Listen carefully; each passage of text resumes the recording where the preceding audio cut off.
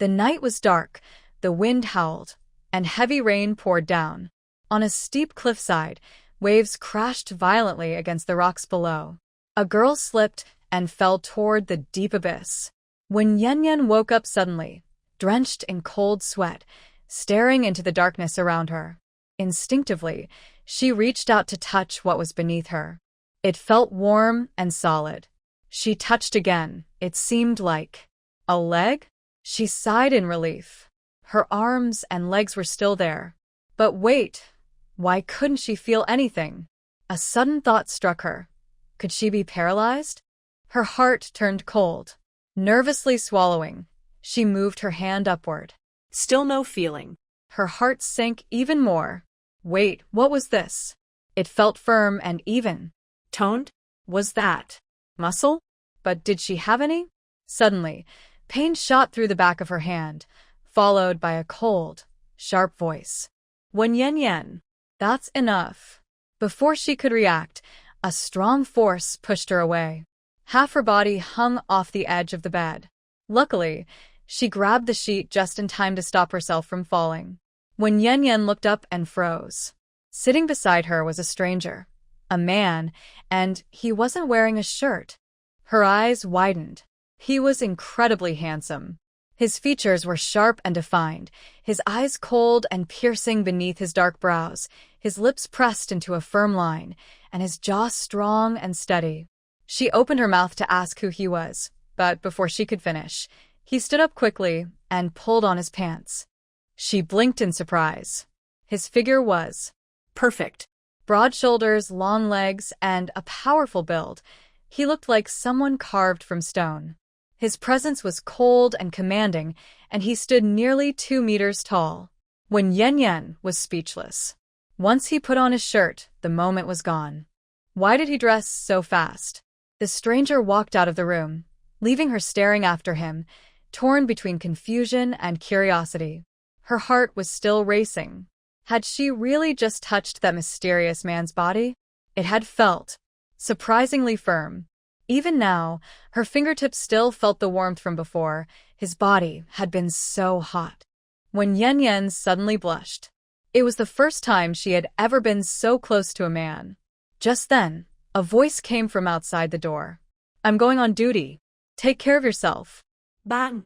A loud sound of the door closing echoed in her ears, and the room fell into complete silence. Why was he so angry? Frowning in confusion, when Yen shifted her body and lay back on the bed. She stared blankly at the round light bulb hanging from the whitewashed ceiling. On duty? Take care of yourself? Who exactly was he? Why were they in the same room, and even on the same bed? She had just been leaning on him, so why did he push her away? Where was he going, and what did it have to do with her? And why did his voice sound so pleasant, deep and calm, like music? How could there be such a perfect man in the world? Was she dreaming? Her head throbbed painfully as a flood of messy memories rushed in like a flock of black crows. After sorting through them, her thoughts finally became clear. She remembered that after getting off the plane, she had been kidnapped by criminals who stole her money and tried to harm her. The worst part was that the man was a filthy, unpleasant middle-aged stranger. She had fought back desperately and, while escaping, had fallen into a deep ravine. Even if it meant dying, she would never let him succeed. But had she really died? It didn't seem so. Because now, her mind held the memories of another woman, a woman from the 1970s, a soldier's wife. That woman had the same name, Wen Yen, and was also 18 years old. The man who had just left angrily was her new husband, Nan Fongjue. He was a soldier, the commander of a unit stationed in the southern border, 25 years old. Originally, their lives should never have crossed. But because the Wen family and Nan Fongjue's grandfather had once saved each other's lives, the two families had arranged a childhood engagement. So when Yen and he had registered their marriage and become husband and wife.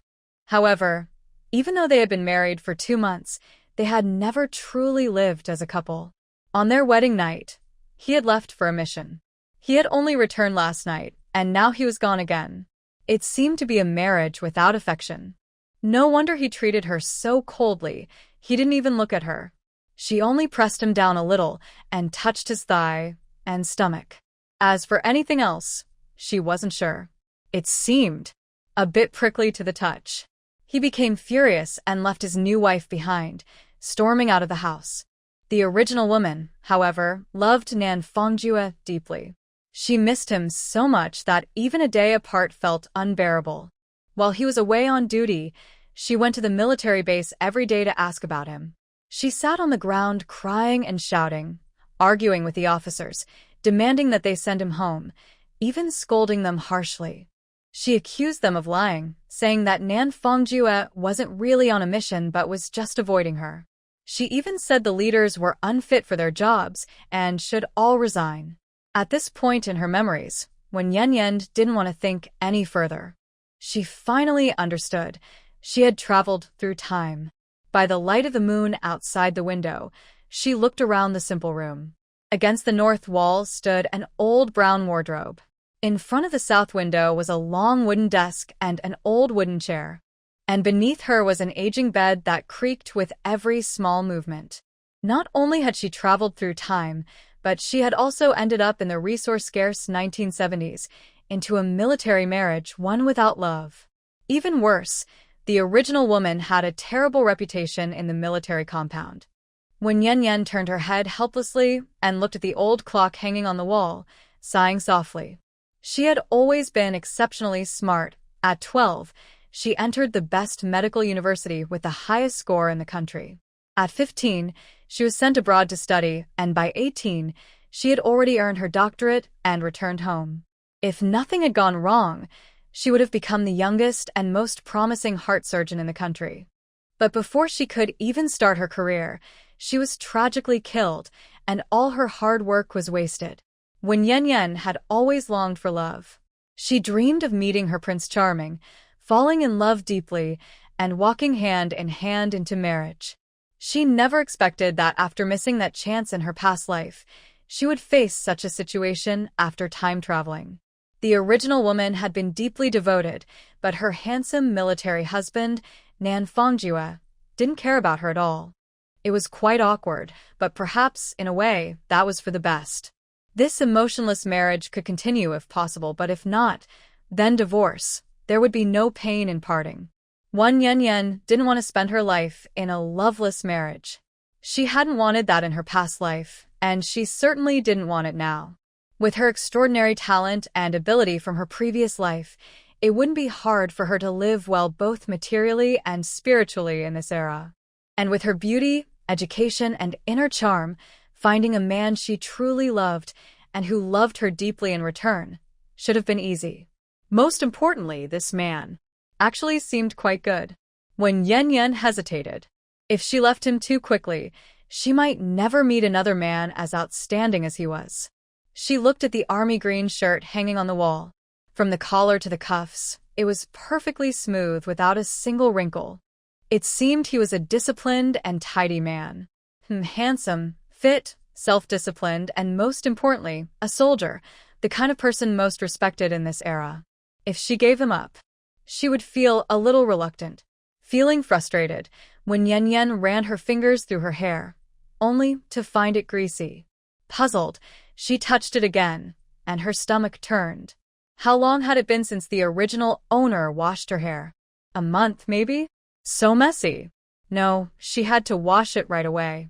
She hurried out of bed, but after a few steps, she noticed her body shaking slightly with every movement. Looking down, she almost fainted. How could the original owner be so overweight? Thick thighs, round calves, a wide waist, and soft flesh everywhere. When Yen Yen held her forehead. Wait, wasn't the original owner only 18?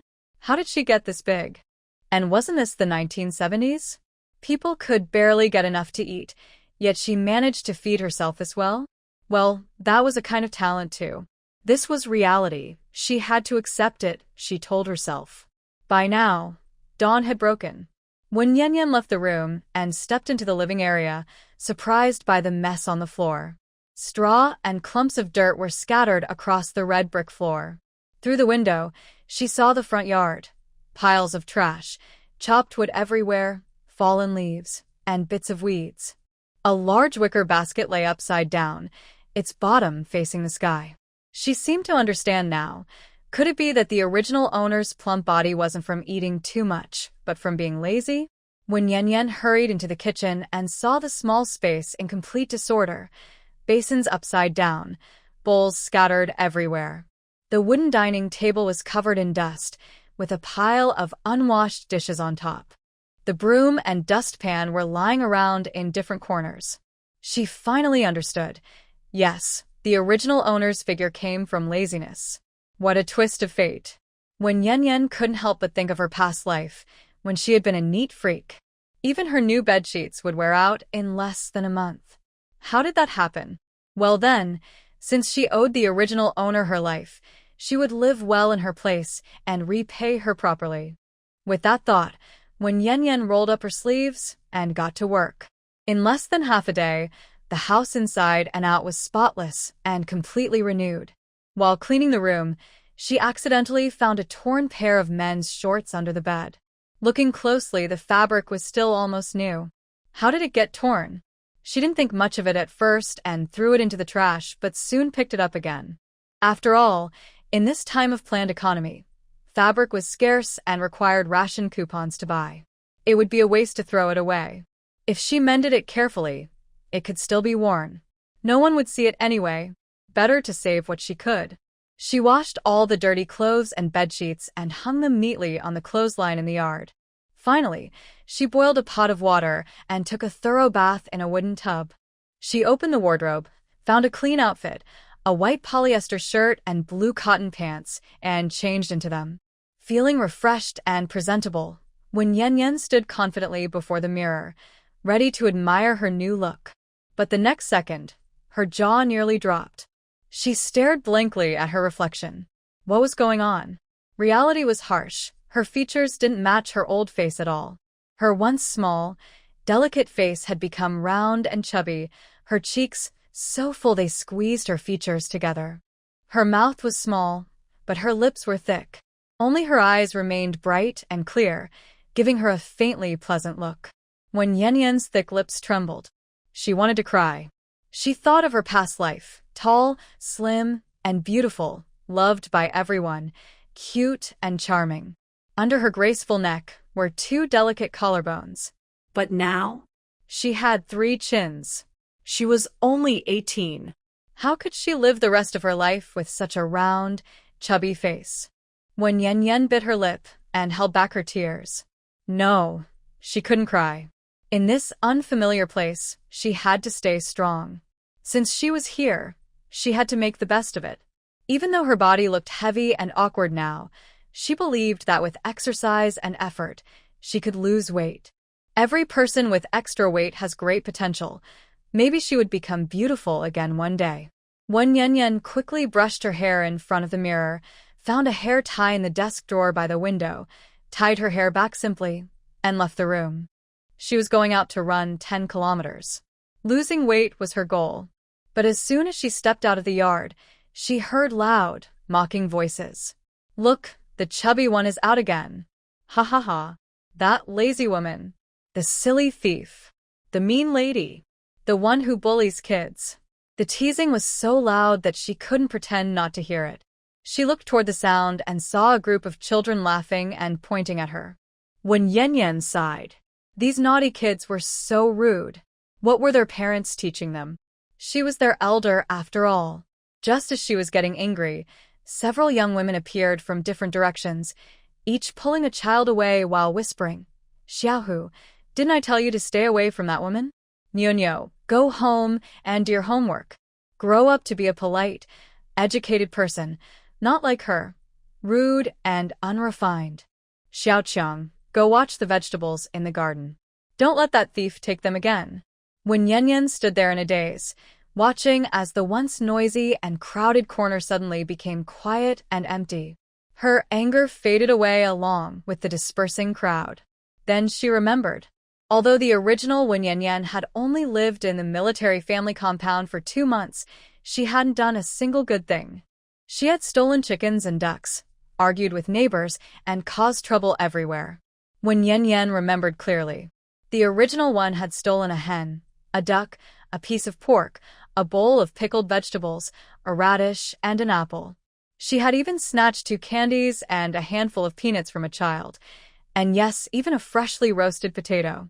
When the child refused to give it up, she made him cry and threatened him not to tell anyone. Ah. When Yen Yen couldn't bear to recall any more, she felt so frustrated she could scream. What kind of person was the original Wen Yen Yen? No wonder everyone disliked her. After doing so many annoying things, it would be strange if she had any friends. Well, there was nothing she could do now. It seemed she would have to carry this bad reputation for a few more days. She decided to go for a run. This body really needed some exercise. The military compound was surrounded by endless mountains.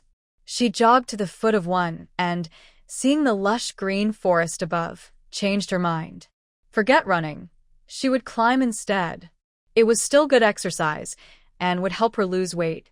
But after climbing less than 50 meters, she was already out of breath. Her legs felt as heavy as if they were filled with cement, and her face turned bright red. Panting hard, she sat down on a rock halfway up the. In her previous life, she had been a well-rounded person, smart, capable, and even a national-level athlete, a long-distance runner. A small hill like this would have been nothing to her back then. But now this body was weak. She decided to rest for a while before continuing. Looking around, she saw sunlight streaming through the trees, birds singing, and flowers blooming. The air was fresh and pleasant, and the scenery was beautiful. She bent down, picked a green foxtail grass, and put it between her lips, a small habit she had kept from her past life. Not far away, Nan Fongjue sat on a rock beside the basketball court, his face dark and serious. His deep eyes were cold, and his thin lips pressed into a straight line. "What's wrong?" Fongju. Lin Sinan ran over and sat down beside him. "Did that annoying woman make you angry again?" As soon as he said that, he felt a cold breeze on his neck. He shivered uncomfortably, looked at Nanju's perfect side profile, and said with a pout, "What's wrong? Can't I even talk about her?" That was Grandpa's decision. I can't go against his wishes. His tone was cold and firm. Grandpa again. You're so obedient, fine. But that lazy woman, Lin Sinan grumbled. "She's your sister-in-law," Nan Fongjue interrupted in a deep voice. Come on, don't make me say that. "She doesn't act like one at all." "Ju, you're such an extraordinary person. How could you end up with her?" "Fine, I'll stop talking." He fell silent, but couldn't hold back for long. "You must have something on your mind today. Last night she seemed—" Nan Fongjue hesitated. "What about her?" Lin Sinan pressed. "Something was off," he said, frowning. "What do you mean?" "She suddenly ran toward me," Nan Fongjue finally said. What? Lin Sinan jumped in shock. Unbelievable. That shameless woman. Did she succeed? His eyes showed both anger and concern. Nan Fongjue shook his head. No. Only then did Lin Sinan breathe a sigh of relief, his tense heart finally settling. But the next moment, he grew emotional again. "Ju, I really feel bad for you. You're so outstanding. No one less than a goddess deserves you. Do you really want to spend your life with that lazy, stubborn, unreasonable woman?"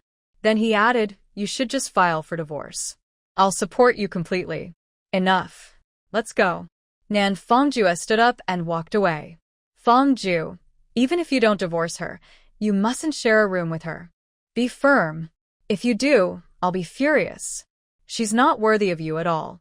Tomorrow, I'll apply for a new assignment at headquarters and leave this place for good."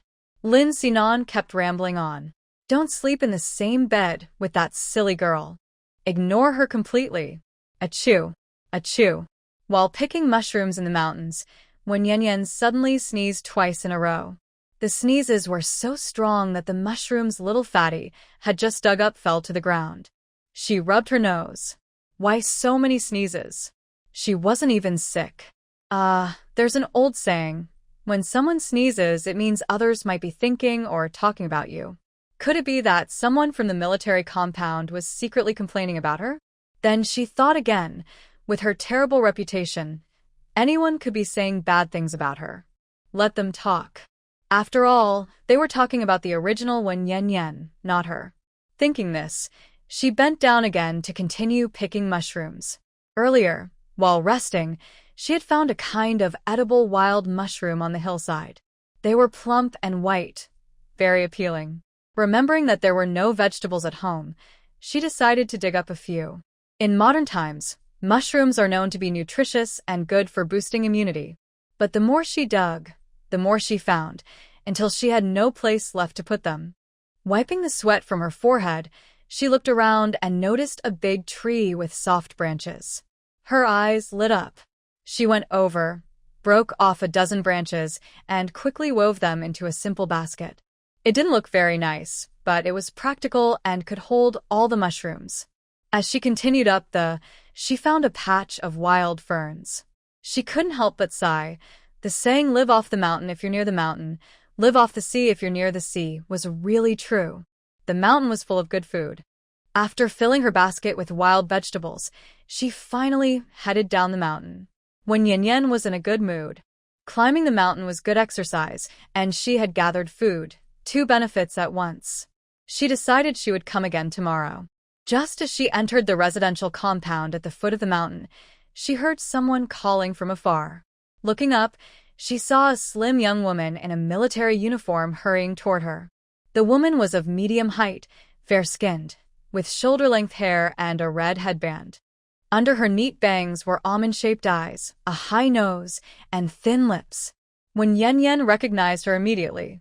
She was the original Wen Yan's best and only friend, Zhang Mimi. Zhang Mimi was a medical orderly in the army. Because of her sweet looks, gentle personality, and capable work, she was well-liked by the soldiers. Oh, it was her. Since Wen Yan recognized her, she stopped and smiled at her. Yanzi, I've been looking for you. Where did you go? Zhang Mimi hurried over, grabbed her wrist, and pulled her to a quiet spot, glancing around carefully. What's going on? Why so secretive? Wen Yan pressed down the wild vegetables in her basket and quietly shook off her hand. How did it go last night? Her bright eyes sparkled under her delicate brows. Last night. What about it? Wen Yan frowned slightly as a memory flashed through her mind. Yanzi, I got this especially for you, through a friend. You said you wanted to be closer to him, right? This is a special powder, colorless and tasteless. Just put it in his drink tonight, and your wish will come true. Wen Yan suddenly understood.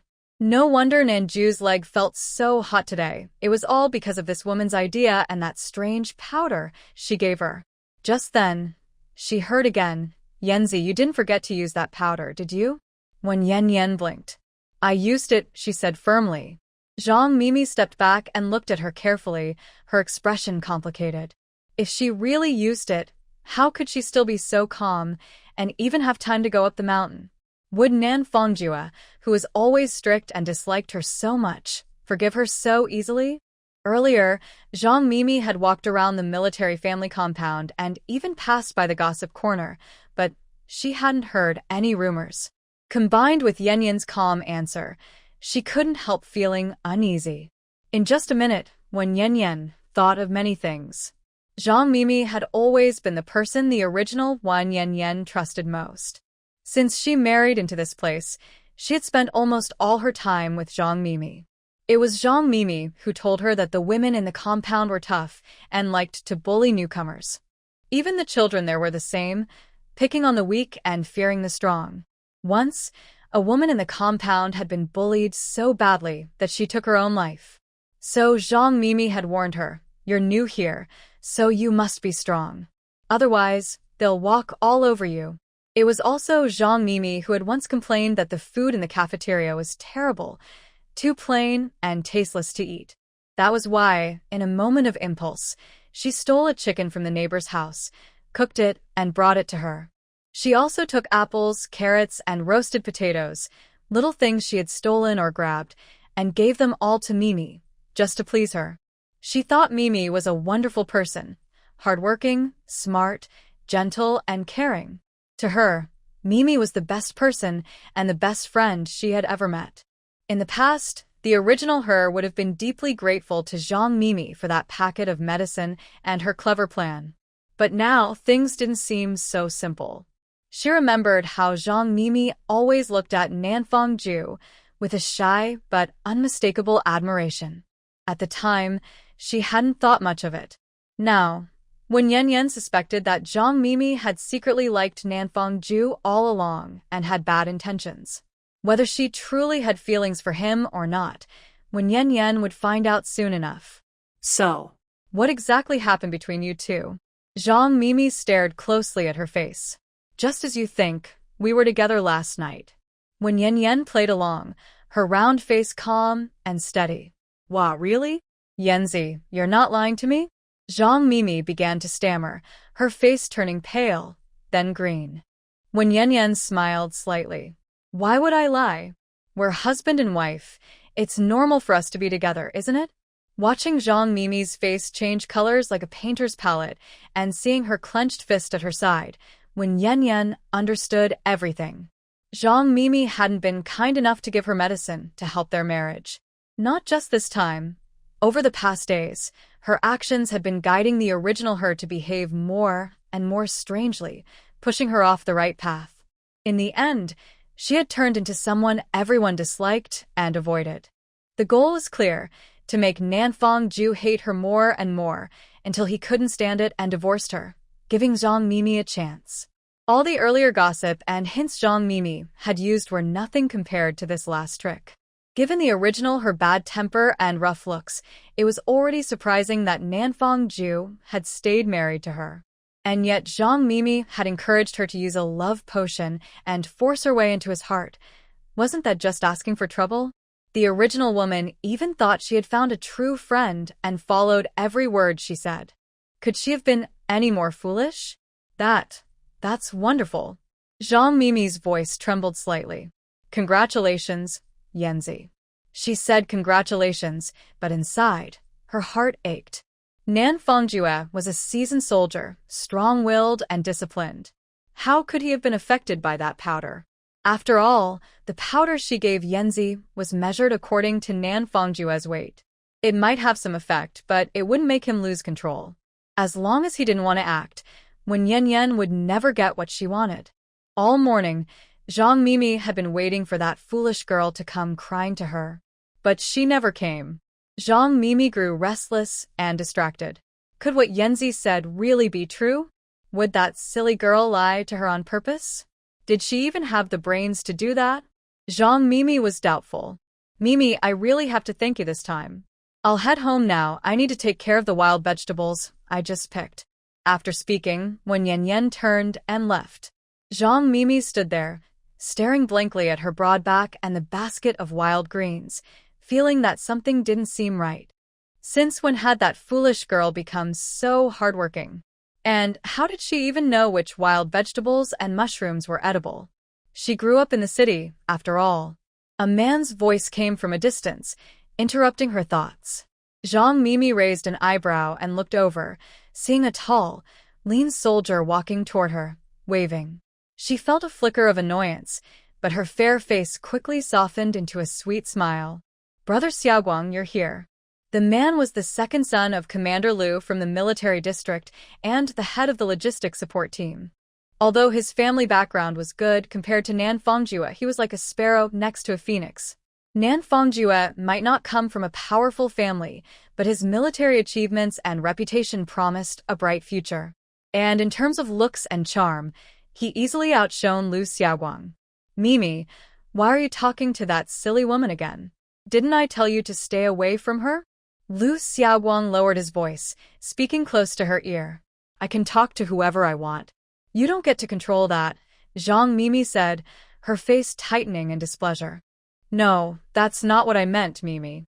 It's embarrassing for you to be friends with her. She's silly, lazy, greedy, and unreasonable. Just a few days ago, she caused trouble at the army base and made a big scene. She's been making the whole group look bad lately. I'm only doing this for your own good. Liu Xiaoguang smiled awkwardly. Just mind your own business. Zhang Mimi turned and walked away. Why are you angry again, Mimi?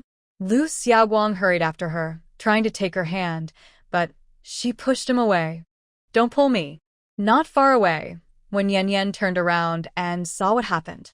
She smiled faintly and quickened her pace. She remembered that man, Lu Xiaoguang. He liked Nurse Zhang and had been chasing her for a while. But Zhang Mimi's attitude toward him was always uncertain, sometimes warm, sometimes cold. From Wen Yanyan's point of view, Zhang Mimi was just keeping him interested on purpose, treating him as a backup. She was too ambitious. How dare she even think about Nanju? What a dreamer. That man, Wen Yanyan didn't want him, but she definitely wouldn't let someone like Zhang Mimi have him either. When Wen Yanyan got home, she took a towel, soaked it in cool water, and wiped herself down. The southern weather was hot and humid, and in this season, even standing still made her sweat, especially after climbing a mountain. After cleaning up, she felt much better. Then she went to the kitchen, picked and washed the wild vegetables she had gathered, and finally lay down to rest for a while. After doing so much, she felt a bit tired. She thought about her past life. She had rarely done housework. When she was young, her mother did everything.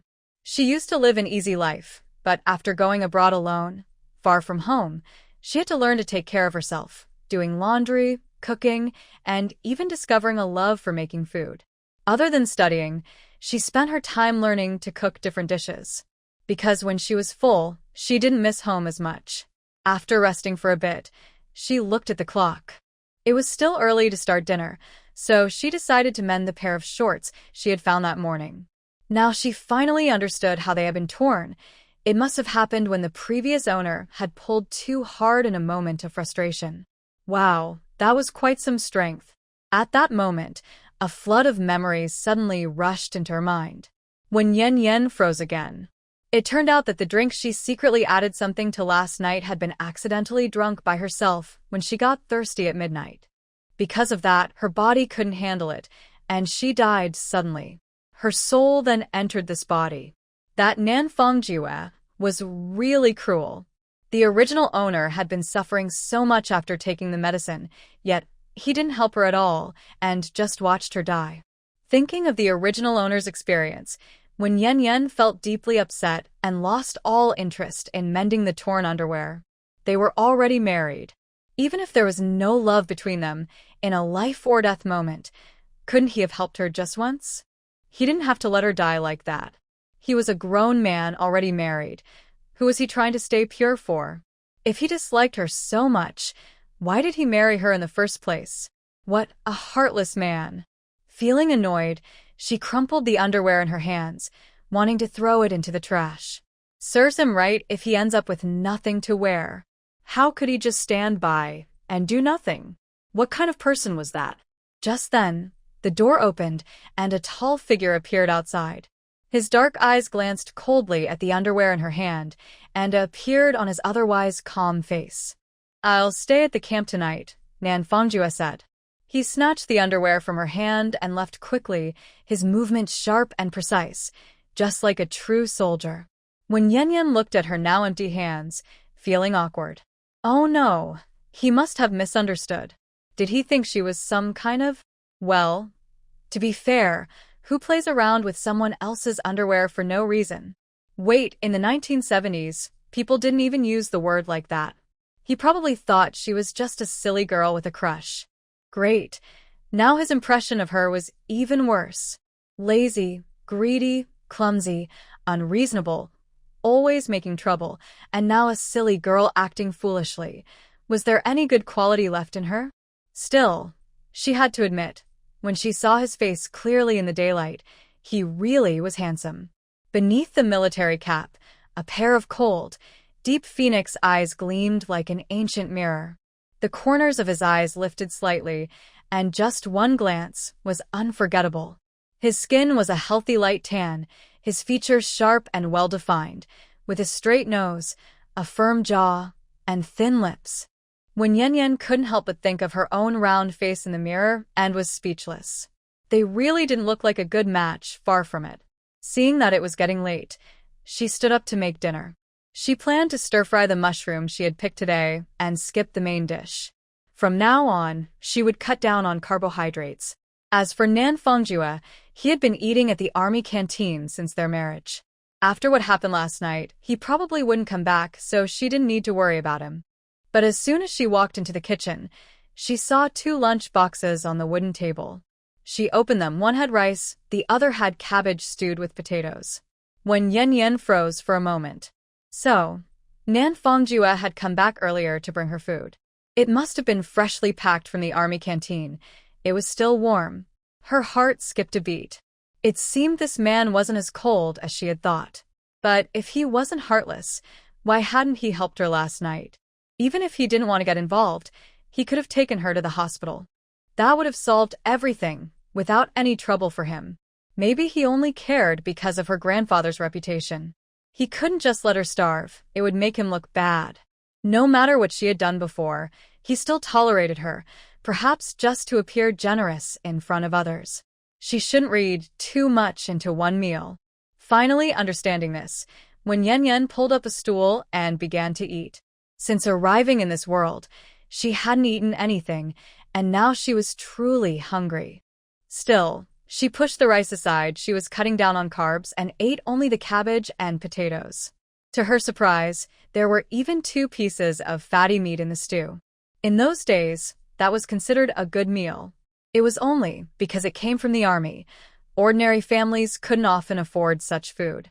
After all, the land in the commune was used to grow corn and sorghum. Vegetables were rare and meat was scarce too. Everything had to be bought with ration tickets. That was the planned economy. When Yen quickly finished her meal, wiped her mouth, and touched her round belly, feeling a little unsatisfied. But when she remembered her plan to lose weight, she nodded to herself, better to eat less. After washing the dishes, she thought about pickling the wild ferns she had gathered, so she could make a fresh salad the next morning and finish the leftover rice.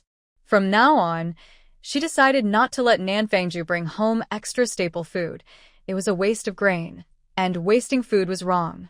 Only then did when Yen realized that there were no seasonings in the kitchen. Oh no, how am I supposed to cook? She muttered, worry clouding her bright eyes. There wasn't even basic salt or cooking oil at home. She checked her pocket. Only 20 cents. 3 imaginary black lines seemed to slide down her forehead. The original owner of this body was really poor. But that didn't make sense. After all, since getting married, Nan Fongjue had given her his monthly military allowance, 35 yuan a month, which was quite a good income at that time. Then it hit her. Of course.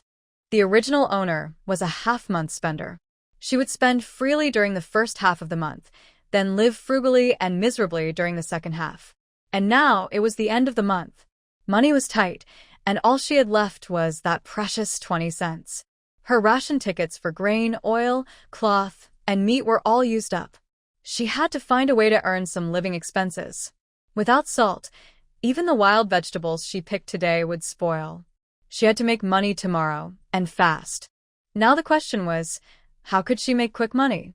Her eyes soon fell on her thick, shiny hair, grown lush from years of good nutrition. Honestly, long hair didn't suit someone with her round face. It only made her head look bigger. Short hair would look neater and livelier. And if she cut it off, she could sell it for money. 2 birds with 1 stone. When Yen decided right away. She went to her room, found a pair of scissors, and followed a haircutting method she remembered from the internet. She gathered all her hair to the front, bent down, aimed carefully, and snipped. Then she straightened up, trimmed a few uneven strands in front of the mirror, and left a neat fringe that covered her forehead. This way, her face looked a little smaller. Her shoulder-length hair was done. Even though it was just a simple trim, it already looked much better than before. The original owner of this body was a bit chubby, but she was young, only 18. Her body was healthy and well-nourished, so her skin was smooth and glowing.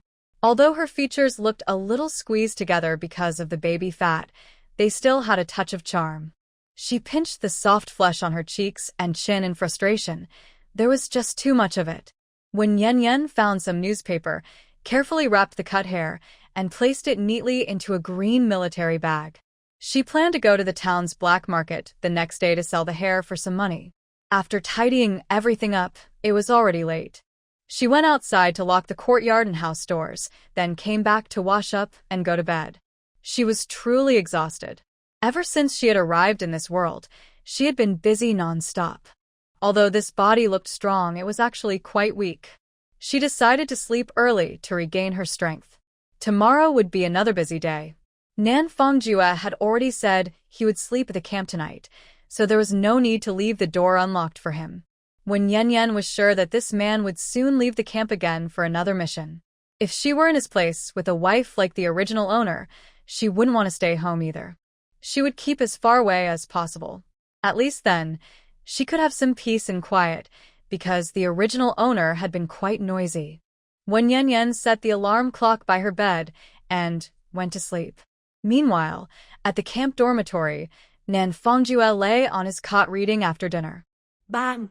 The door to his room suddenly burst open. With a startled cry, a young woman of about 21 or 22 rushed in, wearing a white dress. She ran straight to the desk like a small whirlwind, quickly set something down, and hopped around, blowing on her fingers in pain. Ouch! It's so hot. Nan Fongjue didn't move at all, as if he was used to this kind of scene. Brother Nan, why don't you say something? My hand really hurts. The girl pouted and tried to get his attention playfully. Who told you to come here? His tone was cold, his words even colder. Clearly, he hadn't invited her. It's my mom. She blurted out. Tell the truth. Her words were cut off by Nan Fongjue's calm but firm voice. Oh, I came on my own. The girl quickly corrected herself, bowing her head. These are dumplings my mom just made. I brought you a bowl. You should try them, they're really good. She smiled brightly as she spoke. I don't want them. Take them away. Nan Fongjue turned over, facing away from her, and continued reading. The girl looked disappointed. I came all this way to bring you these dumplings. My fingers almost got burned carrying them, and you won't even give me a little kindness? Nan Fongjue stayed silent. The next moment, she made up her mind, twisted her waist slightly, and sat down on the edge of the bed, crossing her arms and lifting her chin. It was clear she wouldn't leave unless he ate. The room fell into an awkward silence. Just then, Lin Sinan appeared at the door, walking in slowly. Under his military cap, his bright eyes swept over the girl in her dress, then landed on the steaming bowl of dumplings on the desk. His brows furrowed. Yu Linglong, what are you doing here? The girl's name was Yu Linglong. She was the beloved daughter of the head of the army's art troupe and had two older brothers, both calm and steady. She, however, was lively, stubborn, and willful. Her father, Yu Xiangqian, was from the same hometown as Lin Sinan's father, and both served in the same unit, so their families were close. None of your business. Yu Linglong turned her head away angrily, showing him the back of her head. If I don't say something, you'll get yourself in trouble. You're a grown girl, coming to the men's dormitory this late at night. Do you think that's proper? She shot back. What do you mean late? It's not even that late. And what about you? Why are you here instead of sleeping at home? That's not the point. I mean, you should think about your reputation.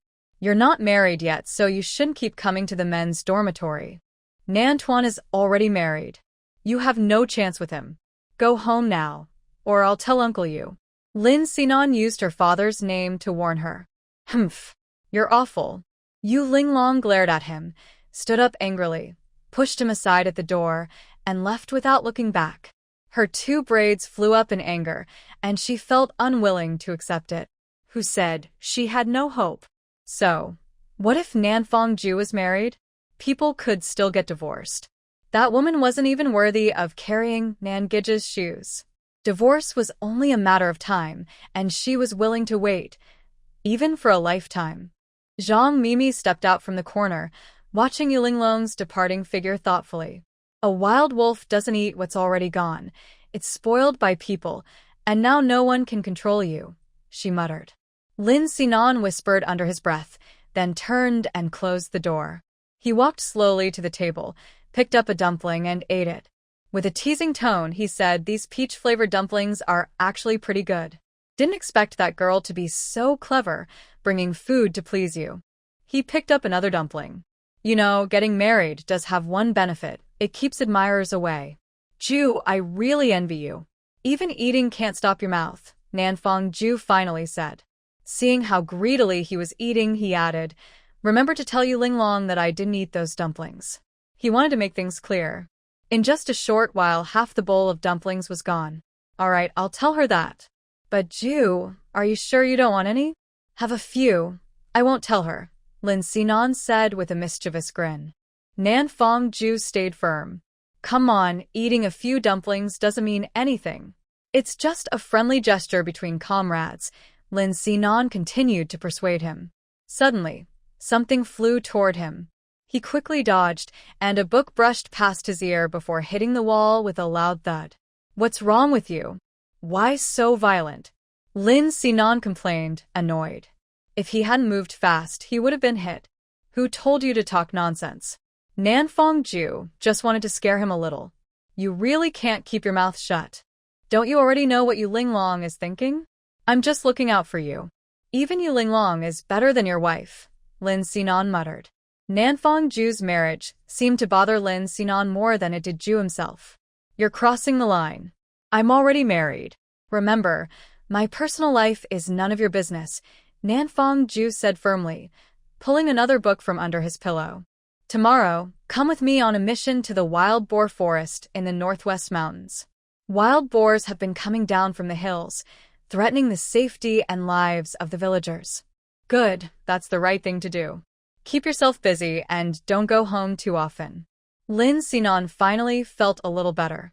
That afternoon, he had gone to headquarters to request a mission for Nanfang Ju, but the instructor scolded him harshly. The instructor said, what does Captain Nan's family matter have to do with you? You're always running around causing trouble. His wife keeps coming to headquarters to make a scene. Aren't you tired of it? Lin Sinan had been feeling frustrated, but luckily, Nanfang Ju applied for the mission himself. None of them noticed that Zhang Mimi was secretly listening outside the door. When Yan Yan woke up naturally, without needing her alarm, she had slept soundly through the night and felt refreshed when she looked at the clock on the wall. It wasn't even 7 yet. In a good mood, she stretched lazily.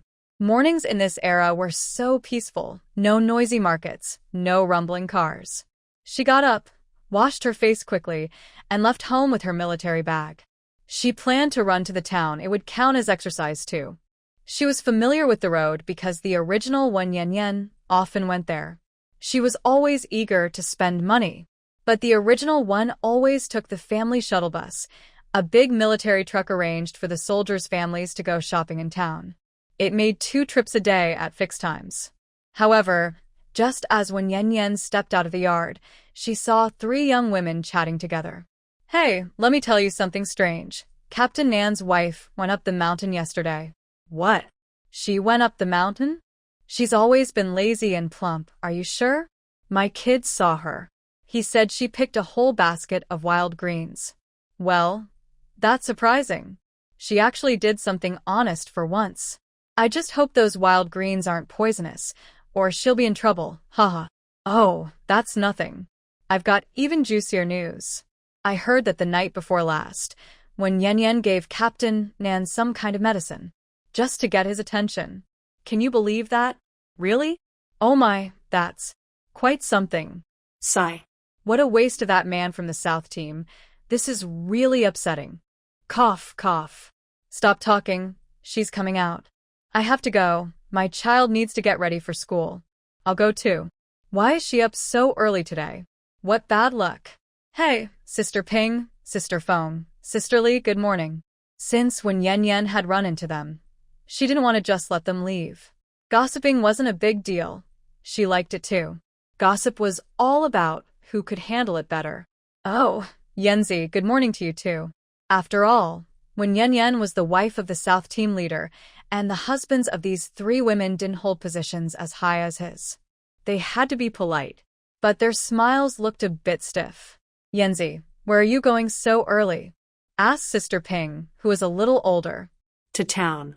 Sister Ping, who were you talking about just now? It sounded lively. I'd like to hear too. She smiled slightly. No one in particular, we were just chatting. You're from the city, you probably don't like this kind of talk. Yanzi, did you get a haircut? Sister Ping was clearly good at changing the subject.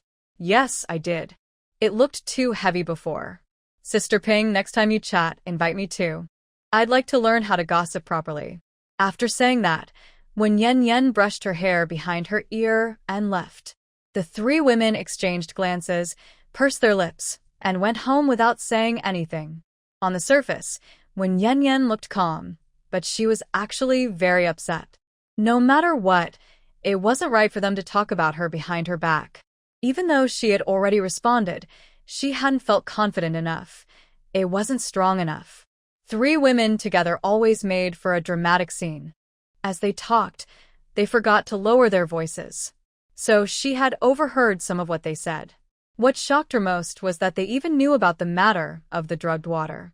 That was supposed to be a very private issue. Who could have told them? Yes, it must have been Zhang Mimi. Almost certainly her, because only the two of them knew about it. That awful woman. It seemed Zhang Mimi wouldn't stop until she completely ruined her, forcing her into the center of gossip. Fine, just wait and see. The original person's bad reputation wouldn't be easy to clear. She'd have to find another chance later.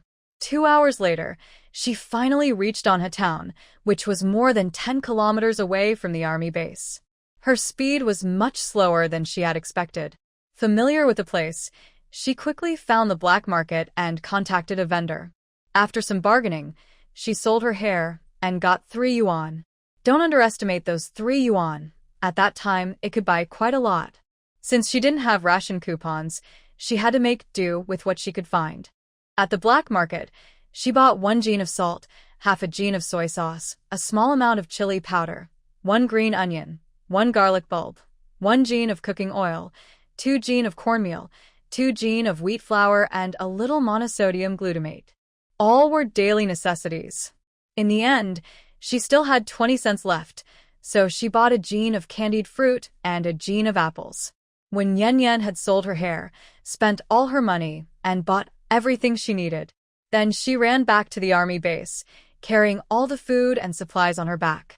By the time she returned to the family compound, she was drenched in sweat and out of breath. She sat down heavily on a stone under the big locust tree, planning to rest for a moment.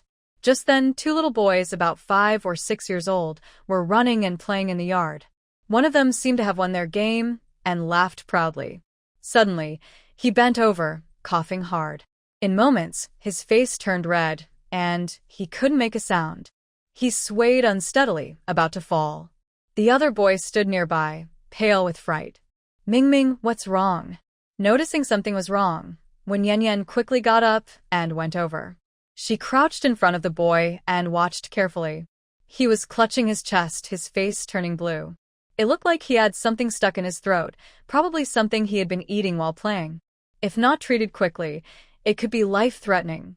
For her, this was an easy problem to handle. The Heimlich maneuver. In the new century, almost every parent knew it. She hurried to pick up the boy, but he kept dodging, refusing to cooperate, his eyes filled with fear. When Yan sighed inwardly. These children all saw her as something to be afraid of. Don't be scared. I'm trying to help you. If we waste time, you could stop breathing. Without another word, she reached out her strong arm and grabbed the boy's thin wrist. With a gentle pull and twist, he was caught in her broad embrace like a little chick. At that moment, her sturdy build showed its strength. She pressed a fist the size of a bowl against his stomach and clasped it tightly with her other hand. She pushed firmly, once, twice, 3 times. A small piece of orange candy popped out of the boy's mouth and fell to the ground.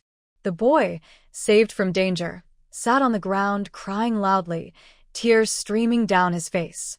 His cries drew a crowd of onlookers.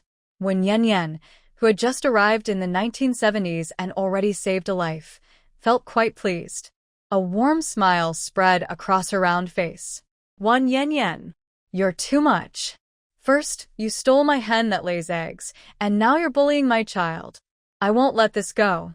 A woman suddenly rushed forward, raising her hand to slap her.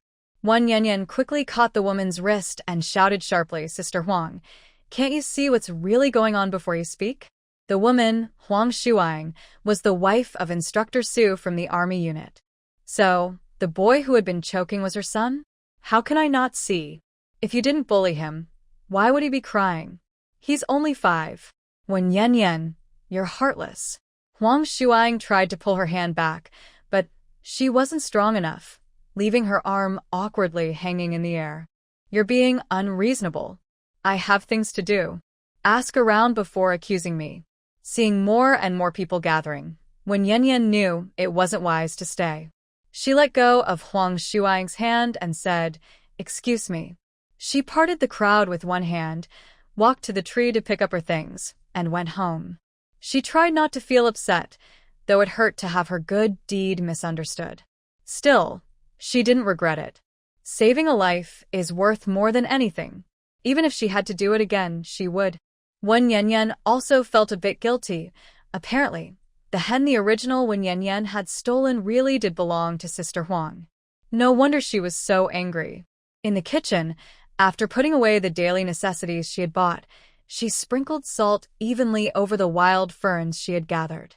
That would keep them from spoiling. Then she took the mushrooms out of the cold water, chopped some green onions and garlic, and began to prepare dinner. At that moment, she glanced at the iron stove by the wall. A stove fire? Weren't there gas tanks in the 1970s? No problem. She was good at everything, and lighting a stove was no exception. A happy life was waving to her. She went to the yard, brought in some firewood, lit the stove, and picked up the spatula. Oil in. Green onions in. Ingredients in. Then salt and seasoning, all in. The food sizzled as she stirred it quickly. Wan Yanyan smiled as she set the table for her meal. This was the first dish she had cooked in the 1970s. It looked, smelled, and tasted wonderful. Just as she took a couple of bites, there was a knock at the door. Wan Yanyan put down her chopsticks and walked over, puzzled. When she opened the door and saw who it was, she suddenly remembered a raised hand from earlier. "Sister Huang, what brings you here?" Huang Shuang stood there with her hands behind her back, looking uneasy and avoiding eye contact. "Yanzi, I'm sorry about earlier. I misunderstood you." The children explained everything later. "It was my fault. You saved the child's life. Here, take this as a thank you." She brought her hands forward and quickly placed a lively, long-feathered chicken into Wen Yanyan's arms before turning to leave. "Wait, Sister Huang, I can't take this chicken." Please take it back. Wen Yanyan grew anxious. She couldn't accept it. If she remembered correctly, each household in this era was only allowed to keep 2 chickens. She had already eaten one secretly, which meant this was Sister Huang's last chicken.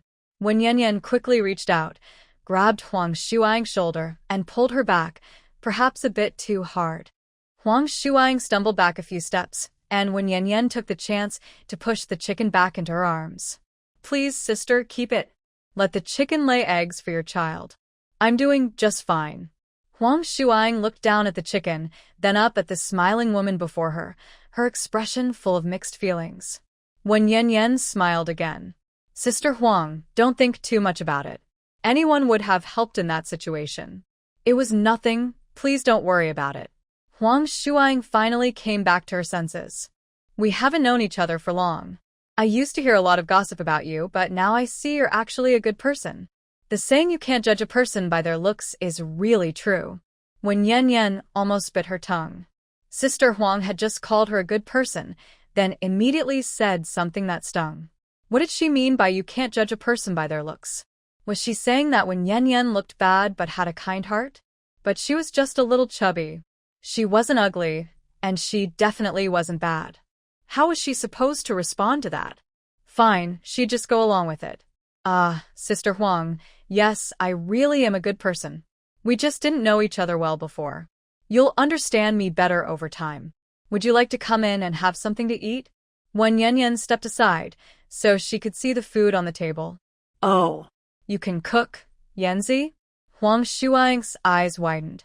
Who said this woman was lazy and greedy? I can cook a little, Wen Yanyan said modestly. Huang Shuang nodded again and again. Very nice, very nice. I won't eat, though. My kids are home alone. Yanzi, I'll head back now. Are you sure you don't want this chicken? She looked again at the chicken in her arms. Sister Huang, really, I don't want it. About last time. When Yan wanted to explain the misunderstanding about the stolen chicken, but before she could finish, she was interrupted. Yanzi, don't bring it up. That's all in the past. Besides, Nantuan already paid for it. I was careless to mention it again today. I'm sorry. Huang Shuang apologized sincerely. It's fine. It was an easy misunderstanding at the time, when Yan said kindly, You're such an understanding girl. Yanzi, I'll never forget what you did for me. If you ever need help, just tell me. I'll do my best. I'll go now, enjoy your meal. Finally, Huang Shuang left. She said she'd remember the favor and help if needed. When Yan blinked and made a mental note of that. After lunch, she went back to her room and lay down to rest. Suddenly, something caught her eye, a note on the desk. It hadn't been there before. She quickly got up, grabbed the note, and when she read the words on it, she finally understood. This was the note Nan Fongjue left in the morning. He wrote that he was on a mission with no set return date and hoped she would stop going to headquarters to look for him. The leaders were busy, and she shouldn't cause them trouble. He came back just now and left again? When Yan looked carefully around the room and found that, besides the note on the table, there was no other trace of him. She felt a little down, alone again. In her previous life, she had already lived alone in a foreign country for 3 years. She thought that after returning home, she could finally reunite with her parents and enjoy family life. But unexpectedly, an accident brought her here, and now she was still by herself. In this unfamiliar time, Nan Fongjue was probably the only person she could call family since, by law, they were husband and wife. Even though they hadn't shared a real married life, they were still a couple. She hadn't felt much about it before, but knowing he had left again made her feel as if something was missing. No set return date. That meant he didn't know when he would come back. It could be a long time. So he really went on another mission. Her guess yesterday had been right. Even though she was right, she didn't feel proud at all.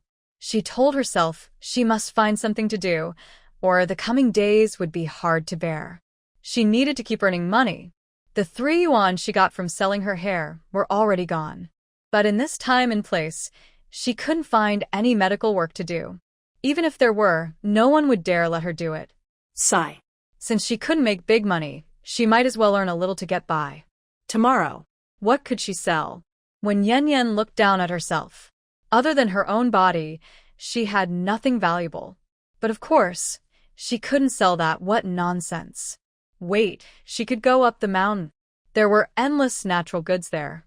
She could collect them and sell them, be a worker for nature. But she would have to wait until tomorrow, because this afternoon she had something important to do.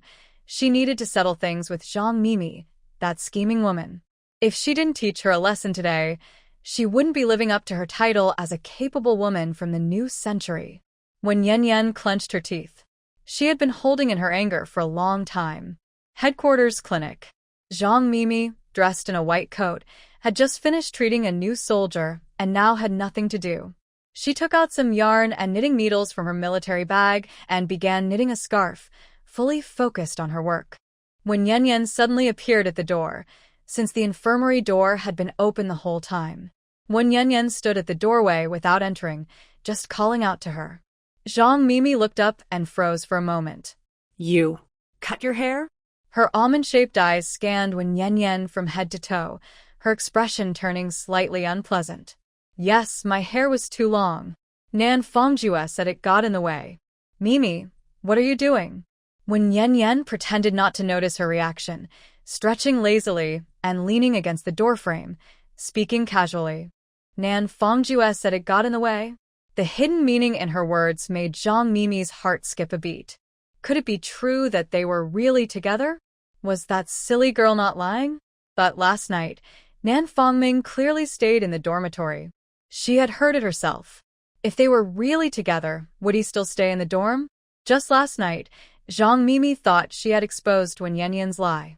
Mimi, I'm asking you, What are you doing? Wan Yanyan asked again on purpose.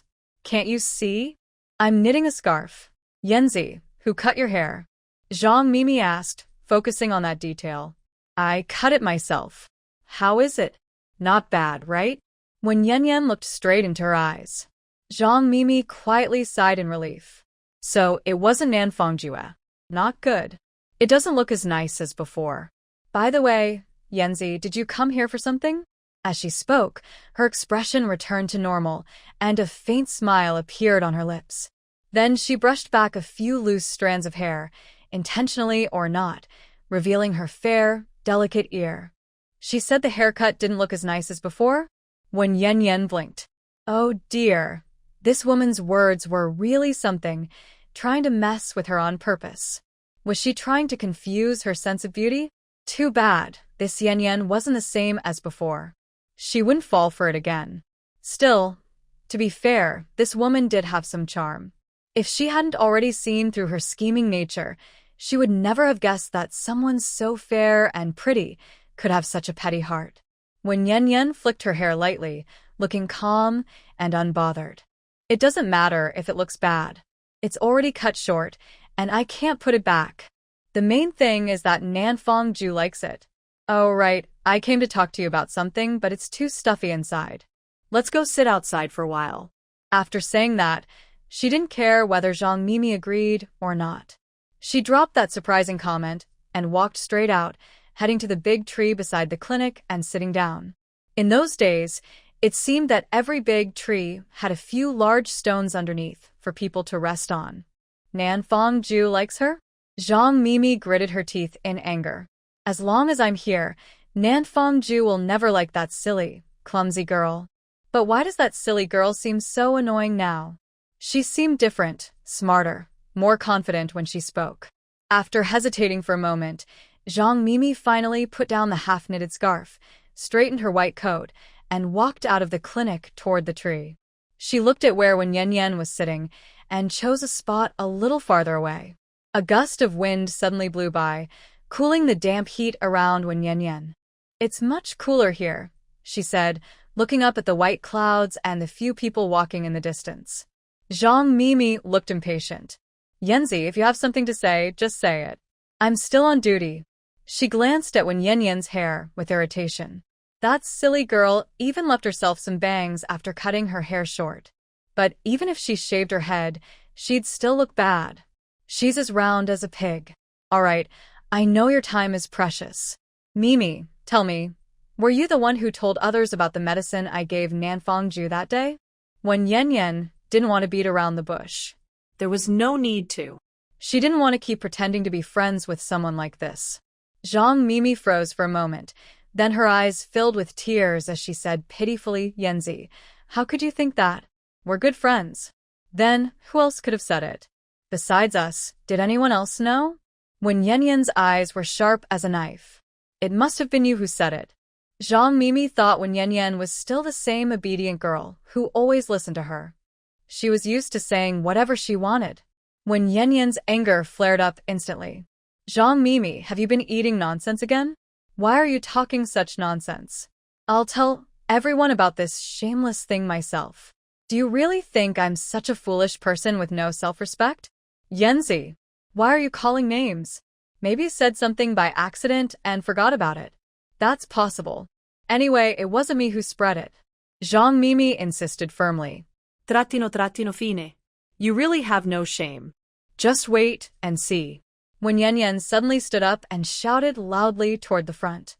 Hey, everyone passing by, come and take a look. Don't miss this big news. Zhang Mimi has been jealous of my husband and even tried to ruin someone's family. She told me to put something in his drink. Zhang Mimi's eyes turned sharp. Stop making things up. I didn't do that. Oh, really? Are you saying you weren't jealous of my husband, or that you didn't try to trick me into doing something bad?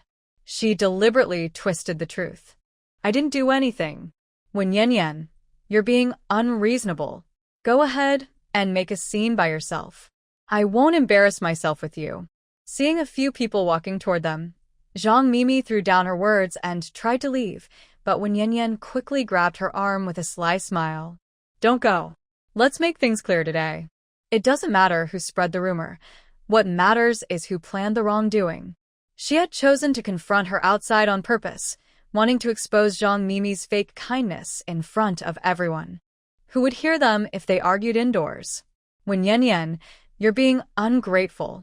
Zhang Mimi said coldly. Are you sure you ever did me a favor? When Yan sneered. If she hadn't come into this body, the original person would have been completely ruined by Zhang Mimi's schemes. Her bad reputation was all thanks to her.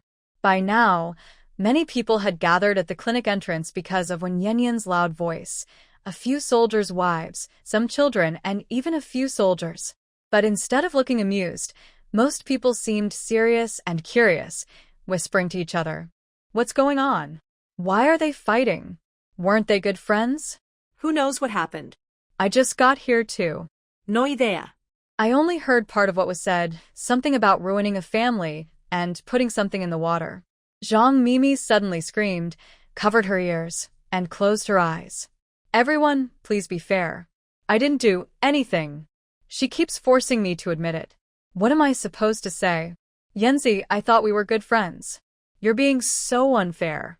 After speaking, she squatted down and began to cry softly, her shoulders trembling.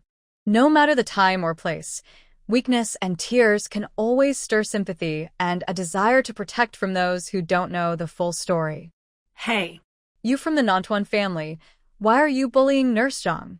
Just because Nantuan isn't home doesn't mean you can do whatever you want. Someone spoke up for her. When Yan, knowing she was in the right, explained calmly, I didn't bully her. I'm just telling the truth. That day, when Yan, you're so ungrateful.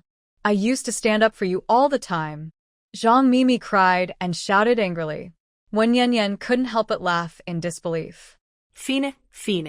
Come on then, stand up and tell everyone. How exactly did you help me? Just give 1 or 2 examples, and I'll thank you right now, okay? Wan Yan thought, if she's going to be called ungrateful, there should at least be something to be ungrateful for. Otherwise, the bad reputation she's getting is completely unfair. On her way to the clinic earlier, she had overheard people gossiping behind her back. They called her ugly and shameless, saying she had secretly put something in the water. They even said that her husband had just come back from a long, tiring mission, and she still made things difficult for him. How could she be so heartless? Someone added, there's no bad land, only tired oxen, and ended with a toad dreaming of eating swan meat. Listen to that. Just because of that rumor, she's now being compared to a toad covered in bumps. You, woo. Zhang Mimi pointed at her, face red with anger, but couldn't say a word. She lowered her head and cried again. See? You can't even explain yourself. We were friends, but you smiled to my face while calling me foolish behind my back, didn't you? Fine, if you won't say it, I will. When Yan decided to deliver the final. She thought if after this Zhang Mimi still has the nerve to stay here as a nurse, then her skin must be thicker than a wall. Everyone listen up. I swear, every word I say here today is true. If I lie, may I be struck by lightning. This woman. Suddenly, a deep, rough voice interrupted. Wan Yan, what are you causing now? If you have something to say, go to headquarters. What kind of mess is this? Keep it down. The voice was loud and commanding. When Yan focused her attention and felt a sinking feeling. The man who had just arrived was the highest-ranking leader in the camp, Commander Liu Zhendong. Did she make too much noise? Why did he come here? Commander Liu, I'm not causing trouble. I'm serious this time. She spoke honestly. So, you admit that all those things you did before were just foolishness? Liu Zhendong looked serious. No matter what the situation is, it should be handled at headquarters. Xiao Zhang, maintain discipline. Everyone else, disperse. He was thinking about the impact. Xiao Zhang immediately followed the order. Wen Yan and Zhang Mimi then followed the commander to the headquarters. The spacious, bright reception room had 4 chairs around a coffee table. The 3 of them sat down. What exactly happened? Tell me everything, Liu Zhendong asked with a furrowed brow. Zhang Mimi was still crying and didn't speak. Wen Yanyan decided to speak. It's like this, Commander. Your soldier has some issues with her thinking. She doesn't deserve to wear this uniform. You're talking nonsense. She looked up, her eyes red and swollen from crying. I'm not lying. It was your idea. You even gave me a packet of that powder, telling me to put it in the water cup for Nan Fongjue, who just returned from the mission. When Yanyan finally revealed the truth. What's most infuriating is that she deliberately told others about this. Now everyone in the military housing knows. She's just trying to make me lose face. Commander Liu, I didn't do anything. Please don't believe her nonsense. She's falsely accusing me. I didn't give her any powder, nor did I spread any rumors. Zhang Mimi's tears flowed freely. Lu Zhendong was drinking tea from a porcelain cup. After hearing Wen Yanyan's words, he choked on his tea. He coughed hard, then, blushing, asked with difficulty. Wen Yanyan, what did you just say? What kind of powder was it? He was shocked. It's a type of calming medicine. Wen Yanyan deliberately spoke in pinyin to make herself clearer. Lu Zhendong slammed the table, his eyebrows almost flying up in anger. All of you are being ridiculous. One dares to give it, and one dares to take it. How can you take that kind of medicine so casually? It can harm the body. Nan Fongjue is a second-class national war hero. What if something happens to him? Who will take responsibility? Wen Yanyan, you may go for now. Nurse Zhang, stay. Internal matters should be handled internally. Yes, Commander. Wen Yanyan turned to leave. She had already said what she needed to say, right or wrong. The truth would come out eventually. Wait a moment, Lu Zhendong called after her. Wen Yanyan quickly turned back. He added, Wen Yanyan, before the investigation is complete, don't spread this around. Even though you're not a soldier, you're a military family member, so you must be careful about your words. If what you said is true, I will make sure you get an explanation. Do you understand? I understand, Commander Liu. Don't worry, I won't talk about it. Wen Yanyan agreed, and left the meeting room. Lu Zhendong watched her go, a flicker of doubt in his eyes. Why was this woman suddenly so obedient? And she even used polite language. Just a few days ago, she had been loud and unruly. Although Wen Yanyan had promised to leave, she didn't go far. She hid by the back wall of the main headquarters building, where no one could see her. She was waiting for Zhang Mimi to come out. Zhang Mimi, tell me, was what Wen Yanyan said true? Lu Zhendong's expression was serious. She's slandering me. Since Wen Yanyan had left, Zhang Mimi had stopped crying. Her pale face still carried traces of tears, making her look pitiful. Nurse Zhang, you're a soldier. You know who I am speaking to you as right now. Lying to me means lying to the organization and to your superiors. His tone was stern. Wen Yanyan may be unreasonable and impulsive at times, but she's just a young girl. Only 18, simple-minded, and straightforward. How could she even know about such a thing, let alone get her hands on it? The commander's meaning was clear. He didn't believe that the outspoken and reckless Wen Yanyan could have come up with or carried out such an idea. You have the right conditions. You study medicine, understand the effects of drugs, and it's not hard for you to get this kind of medicine. You better tell the truth. The Southern Group is not your business. Be honest and cooperate, or, if I find out the consequences, you can't handle them. Do you want to be expelled from the army and sent back to your hometown? Lu Zhendong knew that if this matter wasn't handled well, Wen Yanyan, who was full of fiery spirit, wouldn't give up easily. If she caused trouble, even the gods would be troubled. And if she went higher up, it would be even worse. Whether it's true or false, his unit would gain a bad reputation. As the leader of the unit, he really didn't want that. Life can be sacrificed, but the army's dignity must not be trampled on. Zhang Mimi's pupils trembled when she heard her commanding officer's words, and her body shook slightly. Expulsion from the army? Is it that serious? Commander Liu, if I tell the truth, can you help me get a lighter punishment? She didn't dare risk her future because the aphrodisiac was sent to her by a classmate from another place through a letter. The army could find out if they investigated. She could have done it perfectly, but that stupid woman who didn't know her place ruined everything for her. Now she's so passive. Tell me first, I want to hear. Lu Zhendong frowned tightly. Commander, I was just confused for a moment, Zhang Mimi admitted with her head bowed. He suddenly became furious. How could you do such a thing? So careless? After all these years of education in the army, have you been feeding dogs? Zhang Mimi's face turned pale. Her knees buckled, and she knelt down with a thud. Commander, I know I was wrong. I can apologize to the Southern group, write a self-criticism, do anything, just don't expel me from the army. My mother is in poor health. If she finds out, she might fall seriously ill. Sob. Her tears flowed like a faucet, unstoppable once opened. Lu Zhendong turned his head to the side. What's the use of crying? Did you not think about this day when you did it? Commander, when Yan Yan and I are good friends. She said that after her marriage, she never stayed with the Southern group. I felt sorry for her, so I did it.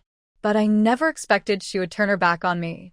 I was just trying to help her. Zhang Mimi still didn't reveal her true motive for coveting Nanfangjua, because only she knew her real reason. If she didn't say it, no one would know. That is a matter between a couple. Why are you involved? Even if they are good friends, you shouldn't have such ideas. Both people are fine now, but what if something happens? What if someone gets hurt or worse? It turned out that Lu Zhendong's worries were not unfounded. Yuan had already lost her life because of this. Leader, it won't be fatal because the dose of medicine is very small, Zhang Mimi whispered in explanation. Even if it's small, it's still dangerous. Your situation is serious. I can't decide alone. We need to hold a meeting to discuss it. Go back and wait for the punishment results, Lu Zhendong said, rubbing his forehead. He never expected such a shameful thing to happen right under his nose. He felt he had failed in his duty, completely failed. Leader, I have already confessed. Can we hold an internal meeting? Please don't make this public. I accept any punishment, Zhang Mimi carefully suggested. Lu Zhendong sighed and said, I'll think about it. Oh, why are you still kneeling? Get up, he wanted to consider carefully. Having been a soldier for decades, he had never encountered such a situation before. Zhang Mimi stood up timidly and said, Leader, I will leave now. Go on, go quickly, Lu Zhendong waved his hand irritably. About 20 minutes later, when Yan Yan finally saw Zhang Mimi come out of the headquarters, she looked down, but even with her head lowered, her pale face was clearly visible. When Yan Yan hurriedly caught up from behind, adding salt to her wound with a malicious smile. Well, how is it? Not stubborn this time? Doesn't it feel good to be criticized? Humph, she was not kind at all. She was gloating. So what? Zhang Mimi stopped and suddenly turned around. Her once beautiful almond-shaped eyes were now filled with terrifying bloodshot veins. Who are you? Who exactly are you? Her angry voice was mixed with restrained screams. Could this woman before her still be the fool she knew? The silly woman who was always obedient, eager to please, believing everything she said? How did she change so much? I am Wen Yan Yan. Zhang Mimi, what's wrong? Have you lost your memory? Wen Yan Yan grinned mockingly. Zhang Mimi stared at her fiercely, as if trying to bore a hole through her. Finally, she managed to squeeze out a few words through clenched teeth. Yan Yan Wen, I finally know you today. Just wait and see. After saying that, she walked away. Yan Yan Wen looked down on her. Ha! You have quite a temper. Fine, I'll wait. If you're brave enough to compete for a man with me, don't think I don't see your tricks. She stood there with her arms crossed, watching the white figure in the distance. The teasing look in her eyes disappeared, replaced by a serious expression. Although she only said a few words, she could tell that Zhang Mimi wouldn't be transferred away. She probably could stay. That was good, because she wasn't done having fun yet. She knew Zhang Mimi's false face hadn't been fully exposed. In fact, Yan Yan was very clear about it. The incident where Zhang Mimi tried to persuade her to give medicine to Nanfangju was actually brought up by Lu. Zhang Mimi would probably make herself look good by twisting the story. She would say she only helped a friend by coming up with a plan and brought the medicine kindly to help Yan Yan settle her issues. As for her secret motives and shady intentions, she would hide them well. Instead, Lu might think badly of her, seeing her as someone who betrayed her friends. It was like a double-edged sword. But she didn't care about this sword, because she was someone who had traveled through time and come back. Alright, then let's have a few more rounds. Life is too dull without some excitement. Zhang Mimi was a naturally mean person. To achieve her goals, she would do anything, and she would cause trouble again in the future. Yan Yan went home. On the way, some military wives asked her what happened with Zhang Mimi. She said there was a small disagreement, but didn't tell the full story, because she had promised Lu not to say anything until the final decision was made. But inside, she already had a plan. No matter what the final result was, she wouldn't go to the headquarters and cause trouble again. No more fussing or throwing tantrums, that was all in the past. From now on, she would change her image completely and be herself. When she got home, she didn't rest. She picked up a big shovel and loosened the soil in the small yard near the window that got sunlight. She was thinking about earning some money tomorrow to buy seeds, some green onions, bok choy, lettuce, chives, and so on, so it would be convenient to eat. Anyway, she was free now, and she had plenty of time. Until it grew late, she returned to her house. She cleaned up the leftover food from lunch in the kitchen and then had dinner. When Yan Yan was controlling her diet. Next, she washed the pickled fern from yesterday, squeezed out the water, cut it into pieces, added some seasonings, and mixed it. She tasted it and felt it was a bit lacking in sugar, but there was none at home. But it was still okay. Then, she tidied up the kitchen, boiled a pot of hot water, filled the thermos, boiled another pot of water, took a shower, and changed into clean clothes. She also washed her dirty clothes and hung them on the line. Finally, she looked around. Nothing else to do. She then went into the bedroom to check the time. It was already 8 p.m. Phew. She had been busy all day. In this era, there was no internet or entertainment venues. Besides working, there was only rest. When Yan Yan lay on the bed, fully dressed. Because she lacked a sense of security, she still felt unfamiliar with this place. She stared blankly at the round light bulb hanging from the ceiling. Suddenly, she was lost in thought.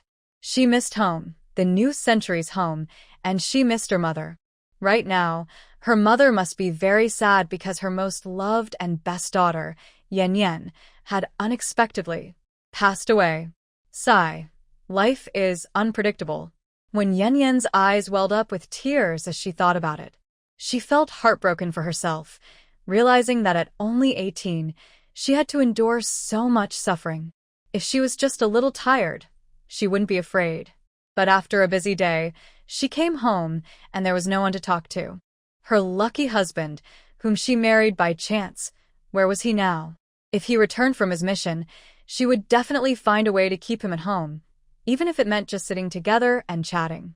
She was afraid of loneliness. When Yan Yan tugged at her chubby little hand on the quilt and closed her eyes. Thousands of miles away in the wild boar forest, the name suggests that there are many wild boars in these woods. Near the forest, there is a village called Wild Boar Village, with fewer than 500 indigenous people. This village was formed long ago, during a natural disaster in ancient times, when a group of hunters who relied on hunting gathered here. Because the area was rich in wildlife and the land was fertile, they stayed and didn't leave. Over time, a village formed. However, for survival, the villagers hunted without restraint, even killing newborn piglets.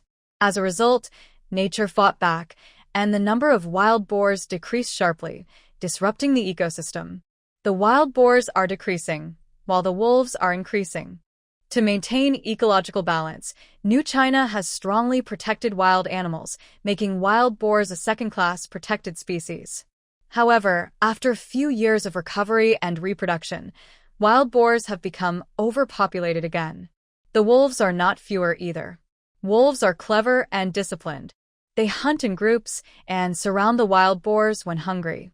The wild boars are threatened by the wolves and can no longer stay in the forest. They come out of the woods to cause trouble in the fields, eat sheep, and invade people's land. This scares the villagers a lot, and they have to run away quickly. The old village chief of the wild boar village is named Na. He immediately contacted the local authorities to report the situation, saying that the wild boar forest needs to be managed and the wolves need to be controlled too, or the villagers won't be able to live there. The local authorities reported the issue to higher levels. Finally, they contacted Commander Liu Zhendong of the South Border Defense Forces, because this unit is the closest to the wild boar village. Coincidentally, Southern Jew accepted this task. That evening, as it was getting dark, the army arrived at the wild boar village. After settling the troops, he set up a temporary military tent, which also served as a command post. Southern Jew had a serious talk with the village chief, and they planned to go to the wild boar forest early the next morning to investigate. Then they would decide the next steps. The village chief left, and Southern Jew, who had been busy all day, was about to eat his meal from a lunchbox. Suddenly, the village chief returned, holding a large pipe, running out of breath outside the tent, and said, "Comrade Captain, the village committee just received a call, and it's for you." Because he was running quickly, he was a bit unsteady on his feet. Southern Jew put down his lunchbox and hurried outside, catching the village chief. "Don't worry, take it slow. I'll go answer the call right now. You're a good kid, handsome and kind-hearted." Old Na, the village chief, with his weathered eyes almost on Southern Jew, looked at him as if he had seen a divine being. He had lived 60 years and had never seen such a handsome young man before. It was like a divine messenger descending from heaven. The village branch of the wild boar village is located in the east, a simple, old, low earthen building. On an old wooden table inside, there is a black landline phone. Southern Jew went over, picked up the receiver, and put it to his ear. He didn't know who was calling, so he spoke cautiously. "Fong Jew, it's me, Liu Zhendong." At this moment, Commander Liu was sitting in his office making a phone call. "Liu Zhendong. Commander Liu?" Nanju's deep phoenix eyes quickly flashed with confusion. Why was it him? How did he end up calling the village? Isn't he supposed to communicate using military radios for orders? "Fong Ju, I need to talk to you about something private. Is anyone nearby?" Liu Zhendong was also very cautious. Nanju looked around. "That's good. Fong Ju, there's something I don't know how to tell you."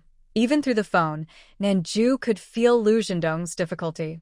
"Commander, is Wen Yanyan causing trouble at the headquarters again?" "She didn't cause trouble this time, but it still has something to do with her." Liu Zhendong would rather today be when Wen Yanyan was just being unreasonable. At least there are no lasting problems. Commander, I'm sorry. "I already told her not to cause trouble at the headquarters again, but she might not have listened." Nanju apologized again. In the past 2 months, he had apologized to Wen Yanyan many times. His usually calm personality was almost worn down by her.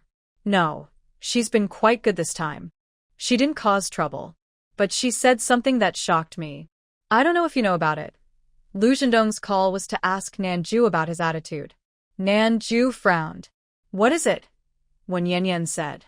"The day before yesterday, the day you just returned from your mission, Dr. Zhang gave her a packet of some powder. She secretly put it into your water glass. Are you okay?" Liu Zhendong finished speaking and held his breath, listening carefully, afraid to miss a word. Nanju only thought for a moment, and his heart suddenly pounded. He understood. That night, the water on the bedside table contained an aphrodisiac. But he didn't drink that water. It was probably accidentally drunk by Wen Yanyan. No wonder her behavior was so strange that night.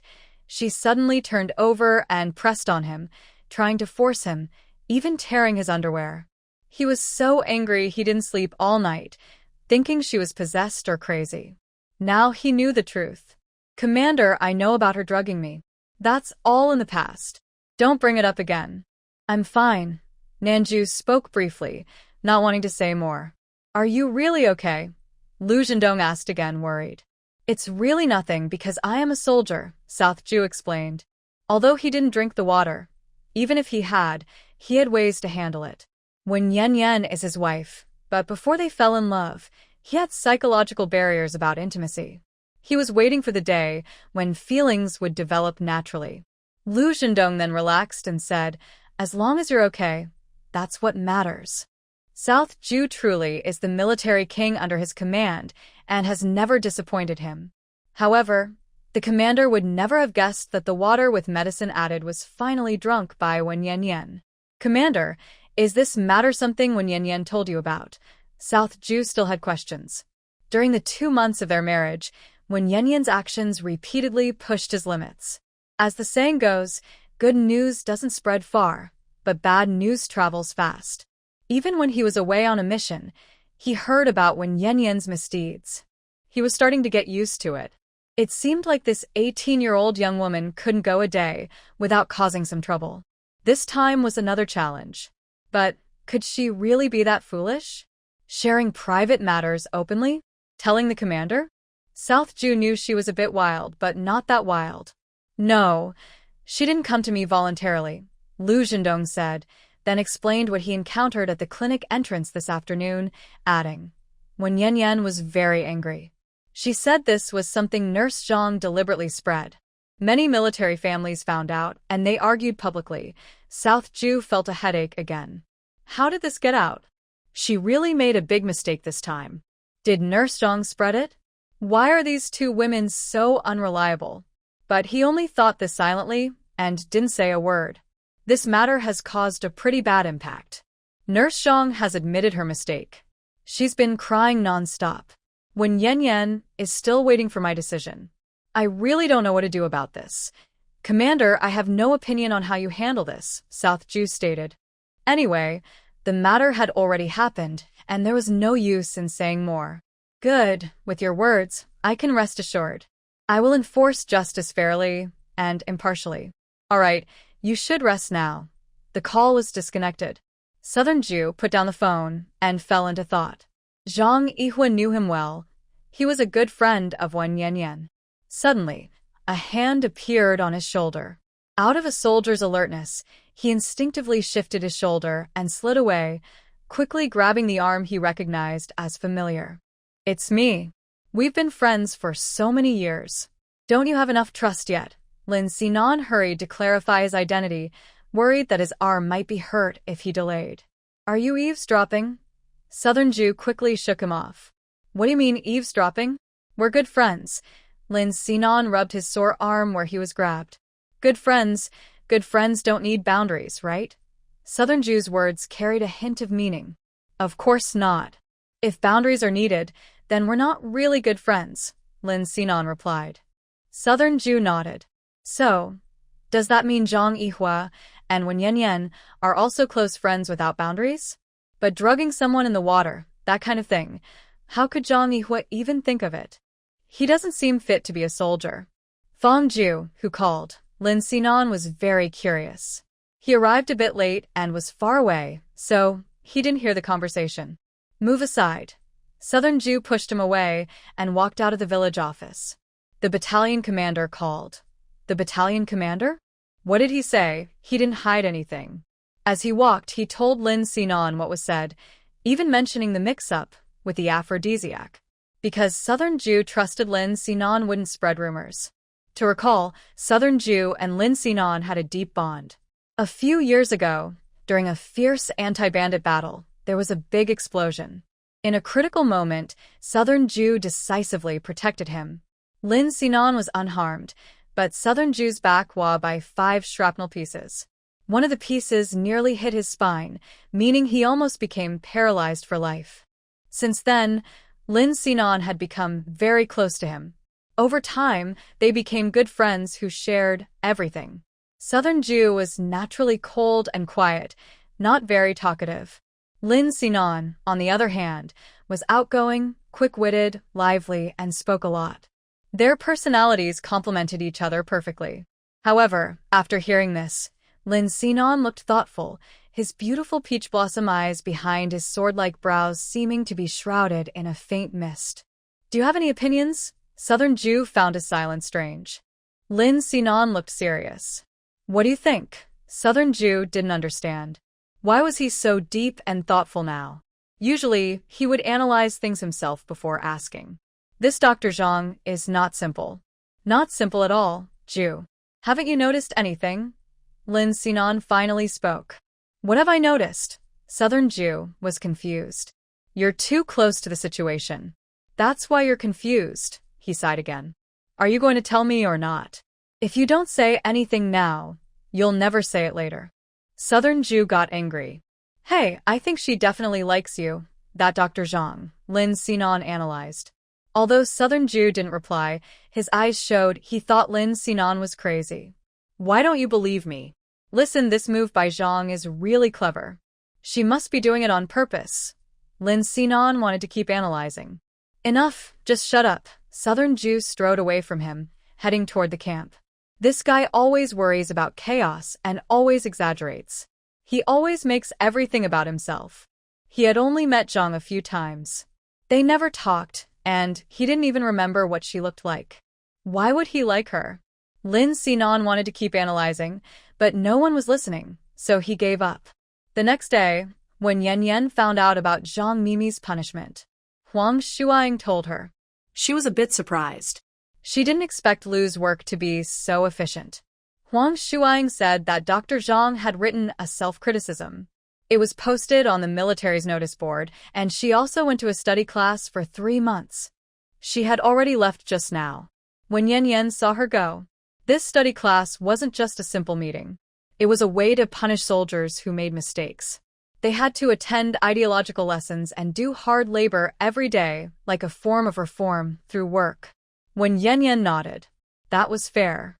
That person deserved to suffer a little. 3 months was a long time. Thanks for caring, Sister Shuang. I feel so ashamed I don't want to see anyone. She still wanted to express her excitement and regret. It's okay, you're only 18, inexperienced in the world, and easily influenced by others to do foolish things. I understand. Just remember not to do that again. Those medicines can harm men's health. Do you understand? Huang Shuang spoke sincerely. Got it, Sister Shuang. When Yan Yan humbly accepted on behalf of the original owner, she also specifically looked into Zhang Mimi's apology. Although it wasn't very sincere, the facts were clear. And, unsurprisingly, Zhang Mimi's reason for her mistake was to keep the family harmony of the Nan group, which was a moment of poor judgment. The rest was just some empty words about feeling guilty towards the party and country, apologizing for disappointing the military leaders who cared for her. She heard whispers around her. Wow, I didn't expect that Zhang, who seems so gentle and quiet, could make such a mistake. It's disgusting. TSK, you really can't judge a person by their appearance. Yeah, be careful who you make friends with in the future. When Yan Yan felt relieved. It seemed public opinion was turning for the better. All right, she wasn't a person who held grudges. As long as Zhang Mimi returned in 3 months and no longer coveted Nanju, she was happy for both sides to live peacefully. No conflicts. But as soon as she left, the whispers started again. Oh, that person isn't a good person. Her reputation in the family compound is almost ruined. These two are just like frogs in a well, eyeing each other, when Yan Yan suddenly felt uneasy, as if she had swallowed 2 green beans. She thought the situation was improving, but it was just her wishful thinking. Forget it, time to earn money. After returning from the army, she found an old, clean bedsheet, sewed a big bag, and grabbed it to go up the mountain to pick mushrooms. Last time at the black market, she found out that fresh mushrooms were more valuable than wild vegetables, selling at 3 mao per jean, so 10 jean would be 3 yuan. Dried mushrooms were even more valuable, at 3 yuan per jean. But at this time, trading was illegal and considered speculation, which could get her sent to jail. So she had to sell secretly. However, when Yan Yan knew that in 1977, the country would gradually open up its economy and small businesses would become legal. At that time, individual entrepreneurs would flourish like mushrooms after rain. But for now, it wasn't possible. One Yan Yan went up the mountain to pick mushrooms. This time, she was a bit lucky. Not only did she gather many mushrooms, but she also found a few lion's mane mushrooms. After coming down the mountain, she carried a large bag of mushrooms and hitched a ride with a soldier's family to the town. She estimated the weight to be about 30 jean. On the way, a soldier's wife asked her, "What's in that big bag?" "It looks full of something," Oh, just some mushrooms I picked in the mountains. I have a friend in town who loves to eat them, so I brought some for her. When Yen Yen spoke without needing to prepare, just saying what came to mind. Is that so? From the South group, the soldier's wife wanted to ask more. Ma'am, my name is Wen Yen Yen, she interrupted and introduced herself. Oh, I see. Wen Yen Yen, the woman nodded. For some reason, the soldier's wife didn't say anything more. Wen Yen Yen was glad to be free of her name-calling. She preferred to be called by her real name rather than from the South group. She didn't want to be associated with the name Nan Fongjue because she didn't want to lose him. Because she was involved in risky dealings, that title made her feel guilty. Nan Fongjue was a soldier. If she got caught, it could affect his future, and she didn't want that. She was eager to earn money, which led her to take risks. Once she had enough, she planned to switch to safer work. Selling mushrooms wasn't a long-term plan. The ride was quick. In less than half an hour, they reached their destination, the Great Liberation. When Yen Yen got off the car, although she was a bit overweight, she was strong. She carried the large bag of mushrooms on her shoulder and said goodbye to the soldier's wife, then strode forward quickly, as if walking on flat ground. To be safe, she didn't go to the black market but found a state-run restaurant instead. She went to the kitchen, explained her purpose, and sold the mushrooms at 5% below market price. 30 jin of mushrooms, at 2 yuan 50 per jin, with 5 lion's mane mushrooms sold for 2 yuan, totaling 9 yuan 50. She had no initial investment, so it was all profit. After leaving the restaurant, when Yen Yen wiped the sweat from her face, feeling that earning money was not easy. She had worked most of the day and earned 9 yuan 50, which was quite a lot in today's terms, enough to buy many things. Suddenly, she remembered she hadn't eaten anything since morning. She turned back to the restaurant and bought 2 plain steamed buns. When Yen Yen finished eating a bun by the roadside, checked her direction, and headed straight for the black market with a clear goal. She thought to herself that next month, she must save money on the various tickets South Jew would send. Otherwise, buying things would feel like stealing. One Yen Yen went around the black market and returned with a full load. She bought some vegetable seeds, half a pound of sugar, a bottle of ergotu, a type of strong liquor, and a large piece of floral cloth. Ergotu was what she used to cook meat dishes. She counted her money, 7 yuan and 50 cents left in her pocket, and felt very satisfied. Yes, with her continuous effort and hard work, she finally had some savings in the 1970s. She was indeed a genius. She could make money without even needing surgery. When Yen Yen left the black market and decided to run home, she wasn't afraid of getting tired. She wanted to lose weight faster. So, on a winding mountain road, a chubby figure was running swiftly. When Yen Yen's shoes were almost sparking from running, but she finally reached the military compound.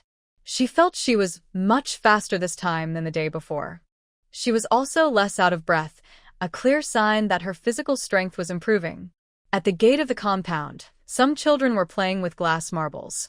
She recognized one of them as someone she had bullied before, having snatched 5 roasted peanuts from him.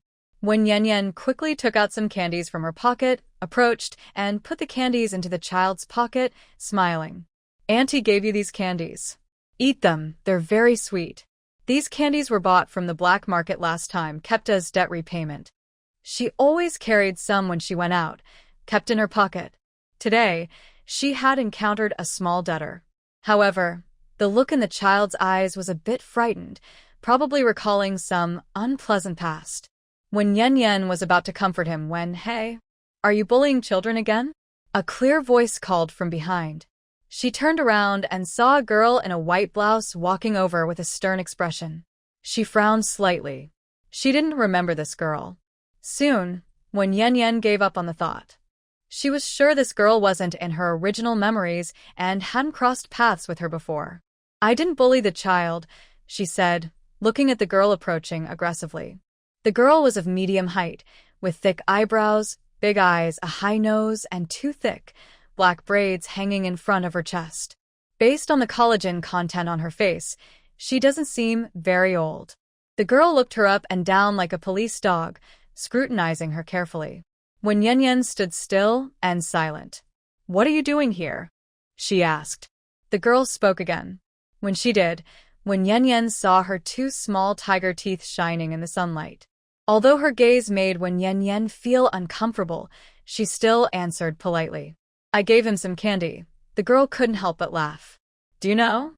That's the funniest joke I've heard this year. You're lazy and greedy and you still give kids candy." So she didn't know her, but she knew her? And even her past secrets? "Why can't I give kids candy? Ask if you don't believe me." When Yen Yen stood firm, not afraid of her shoes slipping. "Ask then, I'm not scared." The girl bent down and took the little boy's hand. "Did she give you candy?" The boy took out a few candies from his pocket. "Yes. Show the Annie, okay?" The girl spoke softly. The boy obediently raised his hand. The girl took the candies, looked at them briefly, then carefully unwrapped each one and examined them. "What are you doing?" When Yen Yen was a bit angry. "I'm checking if there's poison in the candies." The girl's eyes challenged her. Was this woman really so kind? When Yen Yen's mind suddenly buzzed. Poison? This woman was really good at stabbing her in the back. She was making a fuss over the water poisoning incident. She was here to cause trouble. Her fists clenched quickly, but then relaxed again. She couldn't lose her temper. Stay calm. You can't rush to deal with such people. It would ruin her reputation. She smiled slightly.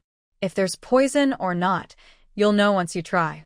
"Can you tell anything just by looking?" "I can see there's powder in the poison." The girl straightened her back. "Did you see anything else?" When Yen Yen asked patiently. "No, I didn't." The girl was honest. When Yen Yen sneered. "Why do you do this? Isn't it boring?" She didn't understand why this girl was so hostile toward her, especially since she had never seen her before. "Because you're not worthy of Nan." The girl with pigtails was just about to speak when suddenly a voice interrupted loudly. "Linglong, what are you doing here?" The girl with pigtails looked at the speaker and quickly wrapped the candy ball again, placing it back into the boy's hand as fast as lightning. Then she whispered to Wan Yen Yen, "Don't tell anyone about this. If you do, I won't forgive you." After saying that, she turned and left. When Yen Yen almost cursed. Who is this person? Causing trouble and then forbidding her to speak. Stay calm. Don't get angry. First, find out who this woman is. She casually asked the children with a friendly smile. "Kids, can you tell Andy what this girl who is picking on the egg is called?" "Her name is Yu Linglong. She's the daughter of Director Yu from the cultural troupe," one slightly older boy replied. When Yen Yen was momentarily stunned. "Right, there's also this department in the army, Yu Linglong? The daughter of the cultural troupe director? She has thick eyebrows and big eyes, which fits the 1970s look. She's dressed quite fashionably, in a white blouse. This kind of outfit wouldn't look out of place in the city, not tacky at all. Good children, I have some candy. Here, one for each of you." When Yen Yen handed out candies as a thank you. "Thank you, Andy." The children immediately became lively. Even the little creditor looked at her with a smile. "Go play now, but be careful." When Yen Yen left, thinking about the unfinished sentence Yu Linglong had said earlier. It was interesting. She said she didn't deserve Nan. Could the last word be group? Connecting the dots, when Yen Yen understood Yu Linglong's attitude toward her. She was standing up for Nan Fongjue, defending his honor. So, another rival, huh? She didn't expect her husband Nan Fongjue to be popular among women in the military circle. One after another, they eagerly tried to get close to his original wife. This made them so arrogant. You better take advantage now while she's still plump and not so pretty. Once she loses weight and becomes beautiful, you won't have a chance. She wanted to see how many of them there were. Those annoying love-struck women. When Yin Yin was very angry. She had never lost in her previous life, and she wouldn't lose now. After returning home, when Yen Yen put down her things and took a shower because she was too sweaty. Since she didn't plan to go out today and would stay at home, it was better to wash up early. She went back to her room, opened the large floral cloth she just bought, spread it on the bed, and started to study it. Over the past few days, she realized a hidden concern, her chest. Wasn't the original owner overweight? She had plenty of flesh, and her chest was large. When she took a shower, it looked quite impressive. Since she was a girl and hadn't had children, her chest didn't sag, so it wasn't too bad to look at. Walking around was okay normally, but she was on a diet, running 10 kilometers every day, which made her chest bounce and was uncomfortable. The 2 lumps of flesh moved around a lot, which affected her running experience, added resistance, and slowed her down. In this era, there were no bras. She thought about making one herself to support her chest and stop it from wobbling. There was no sewing machine at home, so she could sew it by hand. It could be a small inner garment, even if rough, but the cutting would take some effort. At first, when Yan wanted to make but then she remembered that bras needed elastic bands and hooks, which were hard to find in this era. After thinking for a while, she decided to make a simple chest supporter instead, which was easier. She had a rough idea in her mind, and soon, she finished a suitable chest supporter. Yan pulled the curtains, changed into it, and tried it on. She felt it was not quite right. It didn't support her well and needed some adjustments. She took it off again and sewed a thin of cloth below each of her, inserting a thin piece of wire inside. The effect was immediate and impressive. The shape of her chest looked much better. Not bad, not bad. Her chest now had a 3-dimensional look. When Yan looked at herself in the mirror, wow, these D-cup would be very popular even in the new century. Any young man who saw them wouldn't be confused. Her eyes lit up as she looked at herself. She found herself quite charming, plump and healthy, very attractive. In her previous life, everything about her was perfect, her face, figure, and skin. But her chest was a little small. She never expected that in this life, she would have such a proud pair of large. Oh, if she lost weight, would they become much smaller too? When Yan felt a bit worried. But she quickly calmed down, realizing that worrying was useless. Her plan to lose weight couldn't be disrupted. No matter the era, appearance matters. A pretty face is like a successful business card. Women's figures are important, but having a beautiful face is even more valuable. Also, even if a woman has large in today's society, she shouldn't show them off openly. People might think she's inappropriate, so she needs to hide them and only show them to her family. She is already judged negatively outside, so she can't afford to add more trouble. A woman's innocence is very important. If she is seen as inappropriate again, her careless husband might start to dislike her. It's better to go with the flow. After losing some weight, she plans to see how much her confidence improves. When Yan also thinks about buying some stretchy fabric later to make a tummy control underwear. She wants to hide her belly fat so her figure looks better. There's a saying, looks are 30%, dressing is 70%. It means women need to dress up well, covering up flaws and highlighting strengths. When Yan looks at herself in the mirror, feeling more confident, she pulls back the curtain to check outside and is surprised to see it's already dark. Wow, how did time pass so quickly? She quickly gets dressed again and decides to cook some food. Losing weight means controlling her diet, but she can't skip meals. Long term, that would cause problems, especially now, as she works hard every day climbing mountains and digging the land, which requires strength. When Yan washes her hands, takes a basin, and mixes some cornmeal and white flour with hot water, adding a little yeast. In a few minutes, she cooks a few pancakes in an iron pan and puts them on a plate. Then she takes out some wild fern shoots she prepared last night and sits down to eat. Honestly, these mixed pancakes and fern salad taste pretty good. The wild fern has a fresh, fragrant flavor. She plans to dig some more tomorrow. Suddenly, she remembers she hasn't planted the small vegetables she bought. Looking outside again, she sees it's already very dark. There's nothing she can do now, so she'll plant them tomorrow. She's thinking about it. Tomorrow, she needs to go up the mountain to pick mushrooms. There's no rush to sell them. The weather has been good, so she can pick more and dry them in the sun.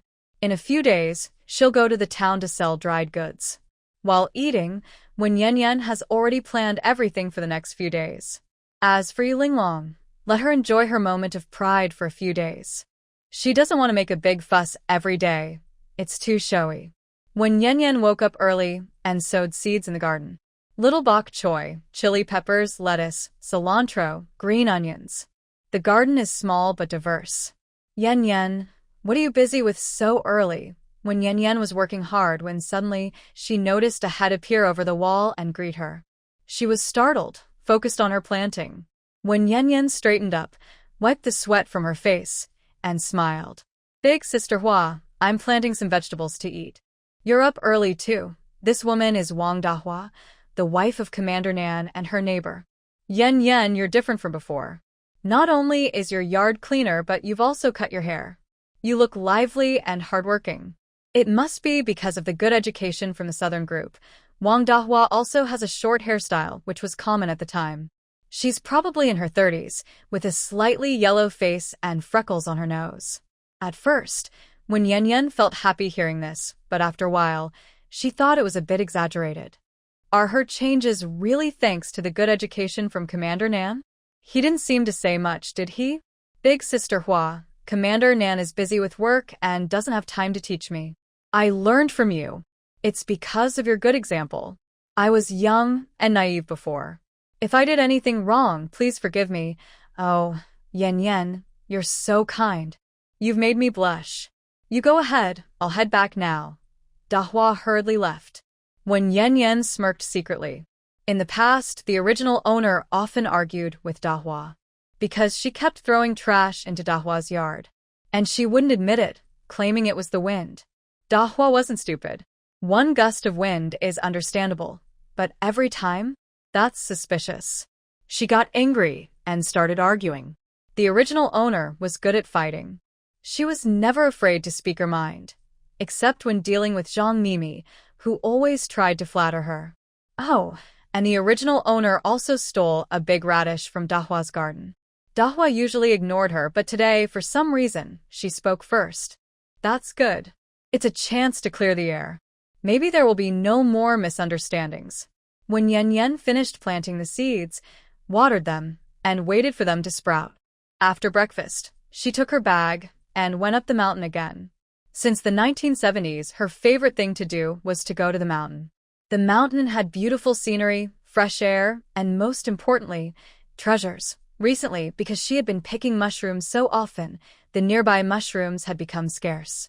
If she wanted to find more and fresher mushrooms, she had to go deeper into the mountains. But she didn't dare to go too far because she didn't know what might be hidden in the deep woods. When Yen Yen wasn't afraid of wild animals, but she was afraid of snakes. There was a military unit stationed on the mountain and soldiers trained outdoors every day. The sound of gunfire was loud. Even if there were wild animals, they would be scared away by the gunfire. But snakes wouldn't run away easily. They might be hiding somewhere nearby. When Yen Yen held a stick and carefully moved forward little by little. When she saw thick grass, she would go around it.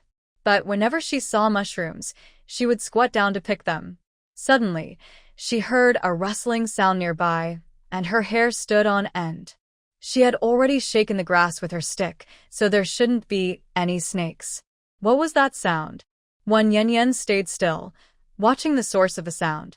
Soon, a small, furry creature with 4 legs tumbled out of the grass in front of her, covered in leaves and prickly burrs. Was this a baby animal? A gentle smile appeared on Wen Yen Yen's face. She loved small animals very much. In her previous life, her family had a beautiful large poodle. But thinking of her pet made her feel sad, and her eyes welled up. She knew she wouldn't see it again. She reached out to touch it, but quickly pulled her hand back. No, she couldn't touch it. What if its mother was nearby and attacked her? Wan Yen Yen decided not to go any further. The baby was here, and its mother wouldn't be far away. She decided not to pick any more mushrooms and turned back the way she came, not risking anything. But after a few steps, she realized the little creature had been following her all along, stumbling behind her. Her heart softened. Little one, don't follow me. If you go far, your mother might not find you. She would be worried. After speaking, Wen Yen Yen turned around and continued walking. She walked a little further, then looked back with some helplessness, because the little creature was still following her. All right, little one, if you can keep following me down the mountain, it means we are meant to be together. I'll take care of you. This time, she deliberately slowed her pace, worried that the little one might not be able to keep up. Every time she looked back, she saw the little creature walking with small, uneven steps behind her. They were almost at the bottom of the mountain. She looked into the distance, but didn't see any animals following the little one. Finally, she bent down and picked it up. When Yen Yen immediately recognized it as a small wolf pup, a male, just born about a month old. It had brown fur, black eyes, and a white patch on its forehead. Since it was very young, its ears hadn't stood up yet and drooped on each side. "Hey, little one. Why did you come out alone? Where's your mother?" She held the pup's 2 front paws gently. "Woof, woof." Surprisingly, it responded, tilting its head up and stretching its neck, making a cute, soft sound. You can't find your mother?" When Yen Yen didn't understand dog language, so she just guessed. The little one barked again. Sigh, it kept making those sounds. She couldn't understand it, but then she wondered, "Are you hungry?" She patted its small belly, which was flat. But she only had candies in her pocket, not food suitable for a little wolf. "How about you come home with me? I'll get you something to eat." Woof, this time the little one's sound stretched out clearly. She was sure it agreed. "Okay, I'll take you with me." When Yen Yen decided to carry it. Since it was so small and had followed her for so long, and she couldn't find the mother wolf, she couldn't just leave it. If she didn't take care of it, the little one might starve.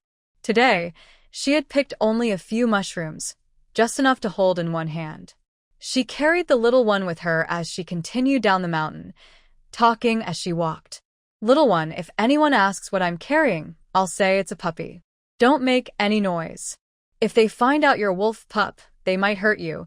She was just joking, but unexpectedly, the little one barked again. When Yen Yen was surprised. This little guy seems to understand human speech and keeps responding to her. Could he really be turning into a spirit? Surprised, she suddenly thought of a possibility. Maybe this wolf pup also came from another world? Could it be her pet from her past life? Chio Chio? Thinking of this, when Yen Yen felt a shiver run down her spine. Sure enough, when she carried the little one into the military compound, her friend Ping saw her.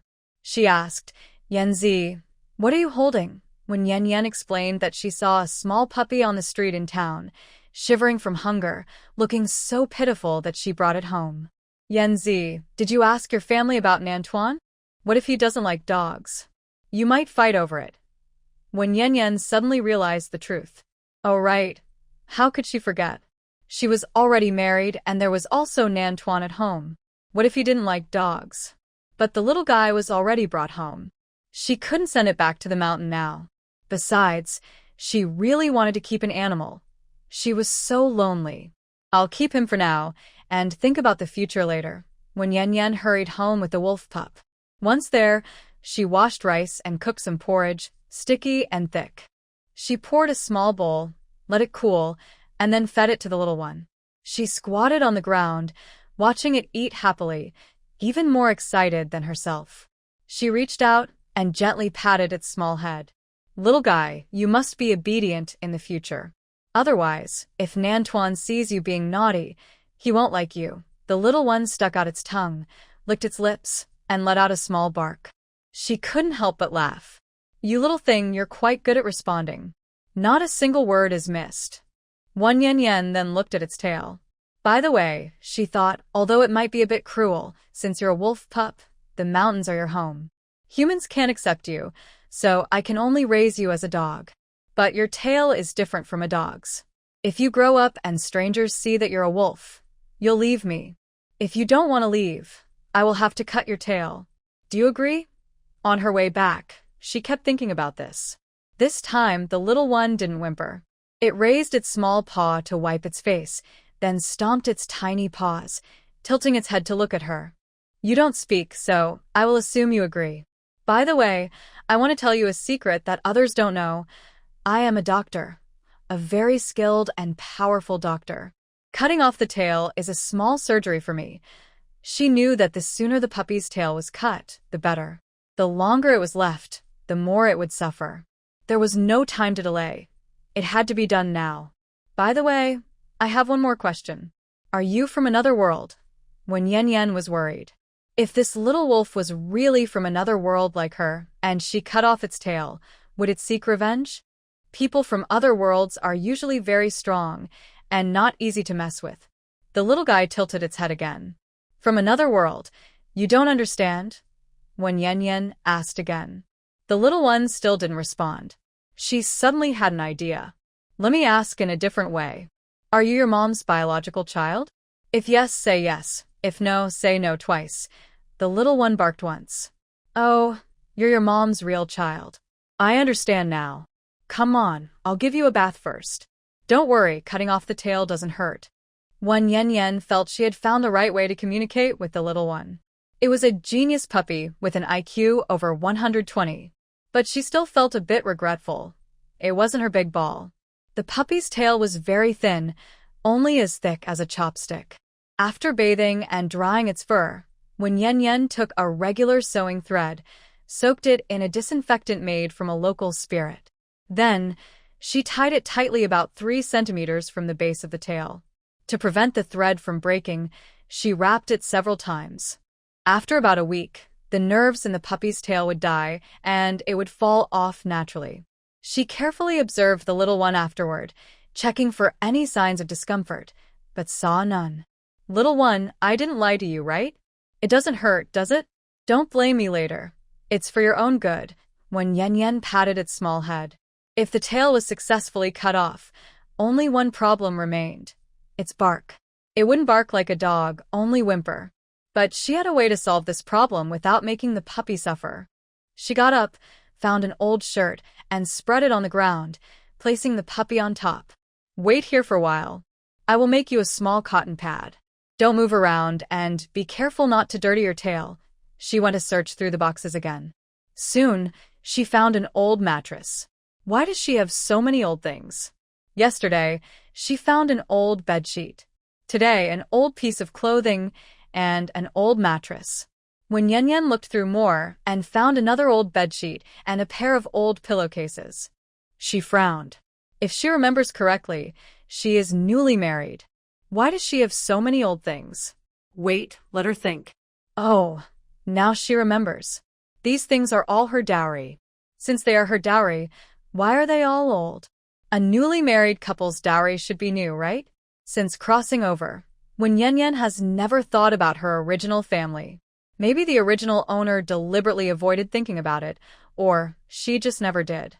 Today, she remembered that the original owner lived in a county city in the north. Her parents are both state-owned enterprise workers. Her father works in procurement, and her mother works in a textile factory. She has an older sister who is 5 years older, named Weningying. Although she is the older sister, she has never taken care of her, because she has been in poor health since childhood and often gets sick. Her father, due to his work, is often away on business trips. He comes back only for a few days and then leaves again, so her mother often takes care of both children alone. When Yen Yen feels very emotional, her mother is very worried about her sister. Her eyes are only on Weningying. If her sister feels unwell, her mother gets very anxious, takes her to the hospital overnight, and sometimes she stays in the hospital for a month. When Yen Yen was left alone at home often, with no one to care for her. When she was 5, she would cook for herself on a small stool. Once, she accidentally knocked over the pot. Luckily, the food inside was cold. Otherwise, she would have gained a lot of weight and also gotten a big scar on her face. Logically, since her mother didn't love her, her grandmother didn't care, and her father was absent, she didn't eat much and shouldn't have grown so fat. But for some reason, she just loved to gain weight. Even drinking water made her gain weight. In 6th grade, she was the biggest fat girl in her class. Her classmates often teased her and gave her nicknames. She felt very insecure. After middle school, her situation became even worse. She started skipping classes and didn't like going to school. The teacher went to her parents. When her mother found out about this, she didn't ask questions or say anything. If you don't want to go to school, then don't. Just stay at home to take care of your sister, do chores, cook, and wash clothes. When Yen Yen felt regretful afterward, she cried and said she wanted to go back to school, but her mother refused. The next day, She went to the school and officially withdrew. Her weak and sick sister continued to study and eventually went to high school. From then on, when Yan Yan gave up on herself completely, she stopped caring about her appearance, and her weight increased rapidly. Later, her sister went to university. Note: although in 1966 the country abolished the college entrance exam, there was still a chance in 1972. Even without passing the exam, one could still go to university. Curious friends can look it up online. The main character just turned 18. Her mother hurriedly married her off. She was only given 2 blankets, 2 sheets, and a pair of pillowcases. A few old clothes were all she received. Yan Yan felt sad when she remembered this. What kind of mother was that? They were both daughters, so why was there such a big difference? Hey, do you know? You're being so overweight isn't because you're lazy or overeating. It's caused by long-term emotional stress, which led to hormonal imbalance and weight gain. It's okay. You can rest assured. I will live well for you. As for that unkind mother, she's far away, and I can't confront her right now. But don't worry, I will find a way to get justice for you someday. Ask her directly why she withdrew you from school. She didn't even ask why you skipped classes or didn't want to go. She just punished you without understanding. The country offers free 9-year compulsory education, so why not let you learn? As for those old dowries, it's okay. They can still be useful, maybe to make a cozy nest for the little one. When Yan Yan took scissors and quickly cut the mattress, she didn't feel distressed at all. Soon, she made a cozy nest and moved the little one over. Now you have a place to sleep. The little one always responded when she spoke. You're so adorable, little one. When Yan Yan looked at the wolf's tail again. Luckily, it hadn't changed. After settling the little one, she left the room. She still had work to do, like cleaning the mushrooms she picked earlier in the morning and drying them in the yard. The afternoon sun was just right. She quickly found a spot in the yard, spread an old sheet on the ground, and placed the mushrooms on it to dry, reusing what she had. When Yan Yan was busy working when the little one came out of the house, twisting and turning. It took the initiative to greet her. Yan Yan smiled, finding the little creature quite clingy. Little one, you're here. Go ahead, enjoy the sunshine over there. It waddled over and sat down on its hind legs. Yanzi, who are you talking to? Has Nan too returned?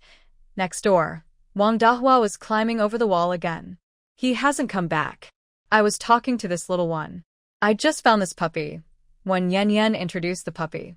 You like dogs, huh? What kind of dog is this? Wang Dahua found it interesting. Someone saw it on the road and said it might be an Alaskan mix. I'm not very sure. She started to explain. Alaskan. What? Wang Dahua looked confused. She had never heard of such a dog.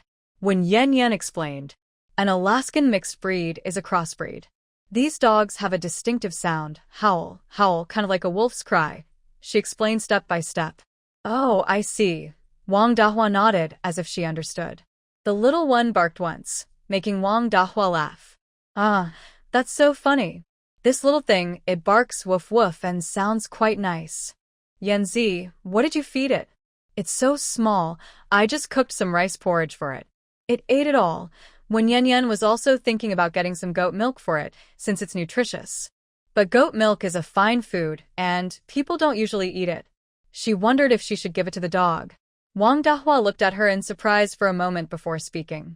Yanzi, you're kind-hearted. You're a good person. You're so generous even to a dog. What are you drying in the sun? She didn't show her feelings openly, but inside, her opinion of Wen Yan Yan had greatly improved. Some mushrooms. I picked them from the mountain earlier. Wen Yan Yan spread the mushrooms evenly. Oh, be careful. If you pick the wrong mushrooms, it could be deadly. Wang Dahua warned her. It's okay, I know this. It's chicken leg mushrooms, white and tender, very nutritious. Wen Yan Yan not only knows about mushrooms but also about medicinal herbs in the mountains. One day, she could pick some to sell or to help with illnesses. Although she is a Western doctor, she also has some knowledge of traditional Chinese medicine. Wow, Yanzi, how do you know so much? Are there more in the mountains? Wang Dahua feels like she just got to know Wen Yan Yan. She wasn't so smart before. Yes, there are. Mushrooms grow very quickly. Sister Dahua, do you want to go? Yes, let's go. They look delicious. Wang Dahua is eager to try. Okay, let's go picking together tomorrow. When Yan Yan agrees. Great, it's settled then. Yanzi, I have to go home and cook. See you tomorrow. Wang Dahua leaves. When Yan Yan watches her disappear and stays lost in thought for a while. Maybe they've made peace now? She is also looking forward to tomorrow. She will have company. For several days, South Duke took soldiers and a police dog deep into the wild boar forest. Before hunting the wild boars, they needed to observe the environment and get familiar with the terrain. They learned that the forest covers at least 10,000 acres and stretches all the way to the deep back mountains. By carefully observing the boar tracks and using the dog's sense of smell to detect the boar's scent and droppings, they gradually found the main areas where the boars were active and their dens. One day after the reconnaissance, South Duke found the village chief and discussed work inside the camp tent. He chose the camp for the meeting because talking at the village office would attract many villagers and cause a fuss. The village officials chased them away, and others came back later, making it chaotic. The camp is quiet and peaceful. Village chief, we have learned about the wild boar forest. There are indeed many wild boars and wolves. Currently, I have 2 plans that need to be carried out at the same time. Commander, go ahead, I'm listening. The village chief holds a pipe and looks serious. Although there are many wild boars and wolves so far, the wolves haven't caused trouble for the villagers. Their range of activity is also far from the village, so we don't need to kill the wolves this time. Besides, wolves are natural enemies of wild boars and they can help keep each other in check, but culling wild boars is necessary. I will choose the right time to go into the mountains and hunt them, but I can't eliminate all of them to keep the ecological balance. At the same time, preventing wild boars from entering the village and hurting people is also very important. To be prepared, I suggest putting wooden stakes around the village. Wild boars are still animals and not very smart. After installing wire fences, hang bells on them. When a wild boar touches the fence, it will hear the sound and run away. Second, place scarecrows in the fields with lots of colorful ribbons. When the wind blows, they can scare the wild boars away. Also, organize villagers to plant more mint near the village, as wild boars dislike the smell and won't come close. Of course, this last method takes some time to work because mint needs to grow, but we shouldn't give up. Planting mint is very effective because its scent spreads in the air. Nan Fongjue shared all his ideas one by one. What do you think, village chief? Do you agree? His words stunned the village chief, who quickly nodded. Yes, I agree. I never thought of so many ways. Nan Fongjue, you're amazing. How do you even know about wild boars? Lin Sinanto's eyes sparkled with admiration. I read about it in books. Nan Fongjue then looked back at the village chief. Since you have no objections, let's start installing the stakes. How many people are in the village? If we don't have enough workers, I can arrange a squad of soldiers to help. That's great. Commander Nan, you're our savior. Now we're no longer afraid of wild boars. The village chief was so happy his mouth almost couldn't close. You're being modest. This is what soldiers are supposed to do. Let's finish the work after lunch and aim to complete the staking today. Nan Fongjue also outlined the work plan. All right. I'll go back to gather the villagers. The village chief happily returned to the village committee. Lin Sinanto patted Nan Fongjue on the shoulder and gave a thumbs up. You're awesome. Since that explosion, he had been very impressed with Nan Fongjue. This man definitely has a bright future, willing to risk his life to save others. Most importantly, he saved him, and he's very handsome. As a man, he couldn't take his eyes off him. Okay, stop flattering me. It's just normal work. Southern Jew suddenly slapped his hand away, causing Lin Sinan to plop back onto the table. His face was unusually serious this time. I'm being honest, not just flattering you. By the way, I haven't finished explaining about the last incident where someone drugged you. Listen to me. Without waiting for his permission, he continued. Dr. Zhang has bad intentions. When Yan Yan is careless in her friendships. She's naive and impulsive, so I doubt she has good friends. I believe Zhang Mimi deliberately made her drug you. His analysis was very precise. Was Dr. Zhang really acting on purpose? Why would she do that? What does she gain from it? All right, go ahead and tell me.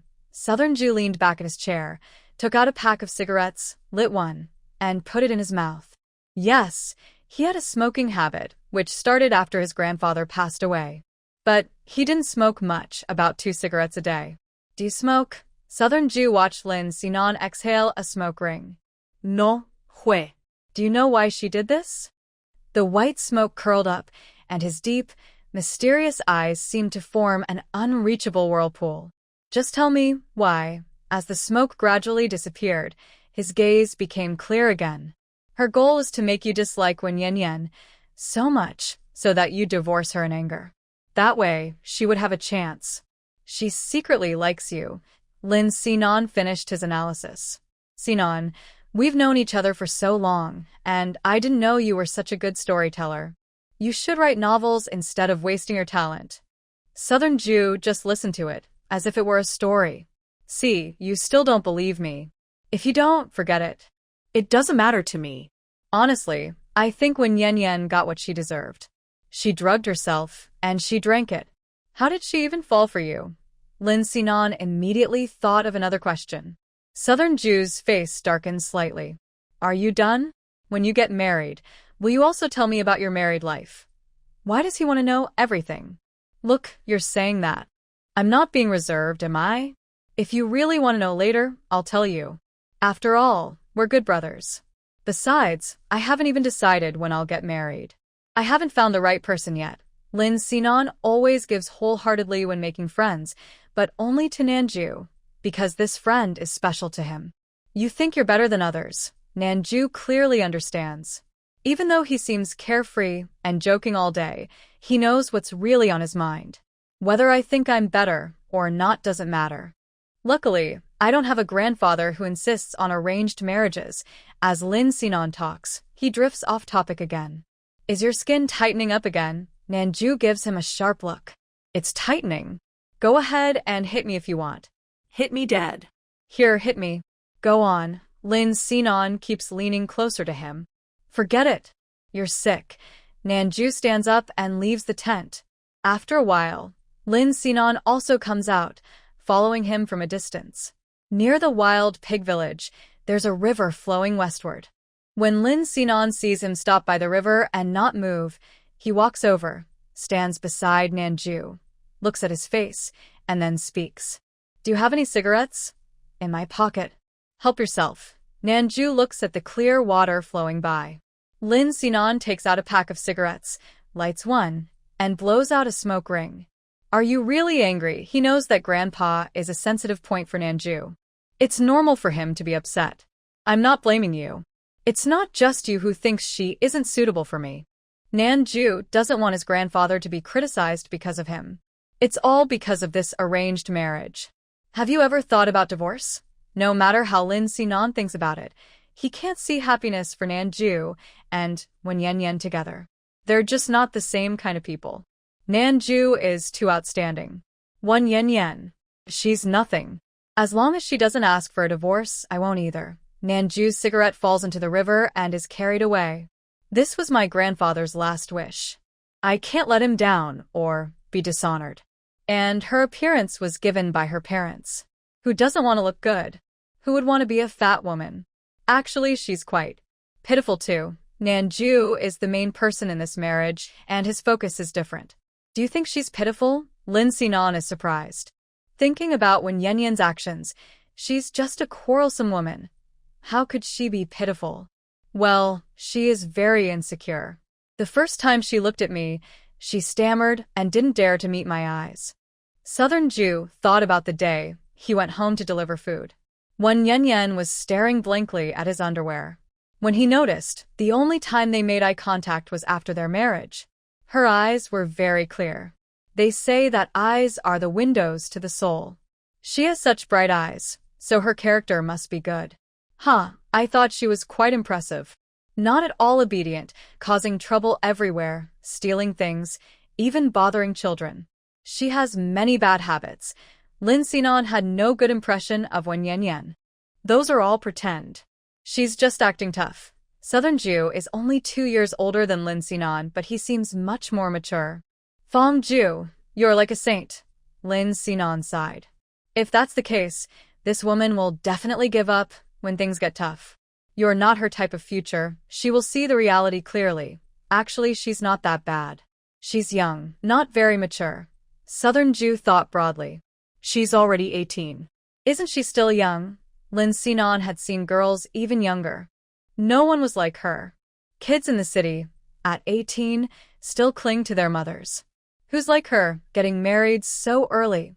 18 is a carefree age for a girl, but she is tied down by marriage. In the city, well, her mother is quite strict, letting her marry at this age and follow the army. Fine, then you just be a good person.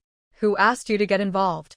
Take good care of that poor girl, but don't touch her. Lin Sinan couldn't bear to see his idol insulted by that chubby woman. Just thinking about it made his heart ache. Southern Jew didn't say anything else. He turned back to the camp and happened to meet his guard, Ding Daliang, who was holding 2 lunchboxes. Commander, I just finished preparing your meal. Yeah, give it to me. Southern Jew took the lunchboxes. Fong Ju, you're still the best. Why didn't the captain assign a guard to you? Lin Sinan was envious. Read more books. Why do you ask so many questions? Southern Jew left and went back to his tent. Hey, Ding Daliang, next time you get food, remember to bring me a portion too. It's not too much trouble for you. Li Xining is trying to make things easier for himself. Captain Lin, I heard from the squad leader. You should talk to him first. I'm leaving now. Ding Daliang also leaves. My life is so hard. Li Xining isn't feeling very happy. When will I become a squad leader? In the afternoon, soldiers and villagers work together to drive stakes around the village. There are no barbed wire fences yet, because the village needs to apply for special funds from the town. Once the money is approved, they can buy the materials, so it will take some time. After finishing the stakes in the afternoon, the next day, the village begins making scarecrows. At the same time, the village head is also arranging to buy mint seeds. The village still has some money for buying grass seeds. He specially sent a literate young woman to the town to buy the seeds. But after she left, it was already dark, and she hadn't come back. What happened? Where did she go? Is she upset about the village's poverty and decided to go back to the city? That can't be. When she bought the seeds, she was very excited and promised to complete the task. So, why hasn't she returned yet? She's an adult now. She shouldn't have been kidnapped, right? Oh, that young woman is quite pretty. What if she encounters bad people? The village head was so anxious, he felt like a cat on a hot pan. Then, he thought of the troops stationed outside the village. He decided to go find Commander Nan and ask for help. So, he hurried to the camp to see Nan. The village head, looking worried and distressed, said, Our village girl went to the market to buy seeds and has been missing for a whole day. She still hasn't come back. Nan immediately led all the soldiers with torches to search along the way for the girl. By midnight, they found her. It was a false alarm. Turns out, she's just bad at directions and got lost. The village head, holding the frightened, crying girl, stood in front of Nan and expressed his thanks. I thank you on behalf of her family. Girl, don't cry anymore. Quickly thank the soldiers. They worked all night to find you. Thank you, Commander. The girl wiped her tears and hurried to thank them. No need to thank me. It's not just my achievement, it's everyone's joint effort. Southern Jew speaks honestly. Southern Tuan, you're too modest. Without a good leader like you, how could we have such good soldiers? And you, girl, why didn't you tell me earlier? The village chief also gets angry. I thought I could do it myself, she says, crying harder. All right, village chief, don't mention her anymore. As long as she's okay, that's what matters. Southern Jew tries to comfort. Okay, thank you, leader. We're going back now. It's late. You should rest, the village chief says and leaves with the girl. Lin Sinan comes in, picks up a ceramic cup, and takes a sip of water. Such a fuss. Women are trouble. She even got lost going just a few miles to the market, and she went the wrong way, farther and farther. She's so silly. Do you think she did it on purpose, trying to get close to you? He always thinks in conspiracy theories. Southern Jew ignores him. He's used to his way of thinking and always suspects others. He washes his face, soaks his feet, tidies up his bed, and lies down fully dressed. Lin Sinan doesn't leave. He keeps sitting in the chair, watching him. Southern Jew closes his eyes and says, "Stop being so suspicious. Go back to sleep. Tomorrow we'll go into the mountains to hunt wild boars." Tomorrow? Maybe another day, Lin Sinan says reluctantly. Southern Jew wants to hear his opinion. Let's wait a few more days.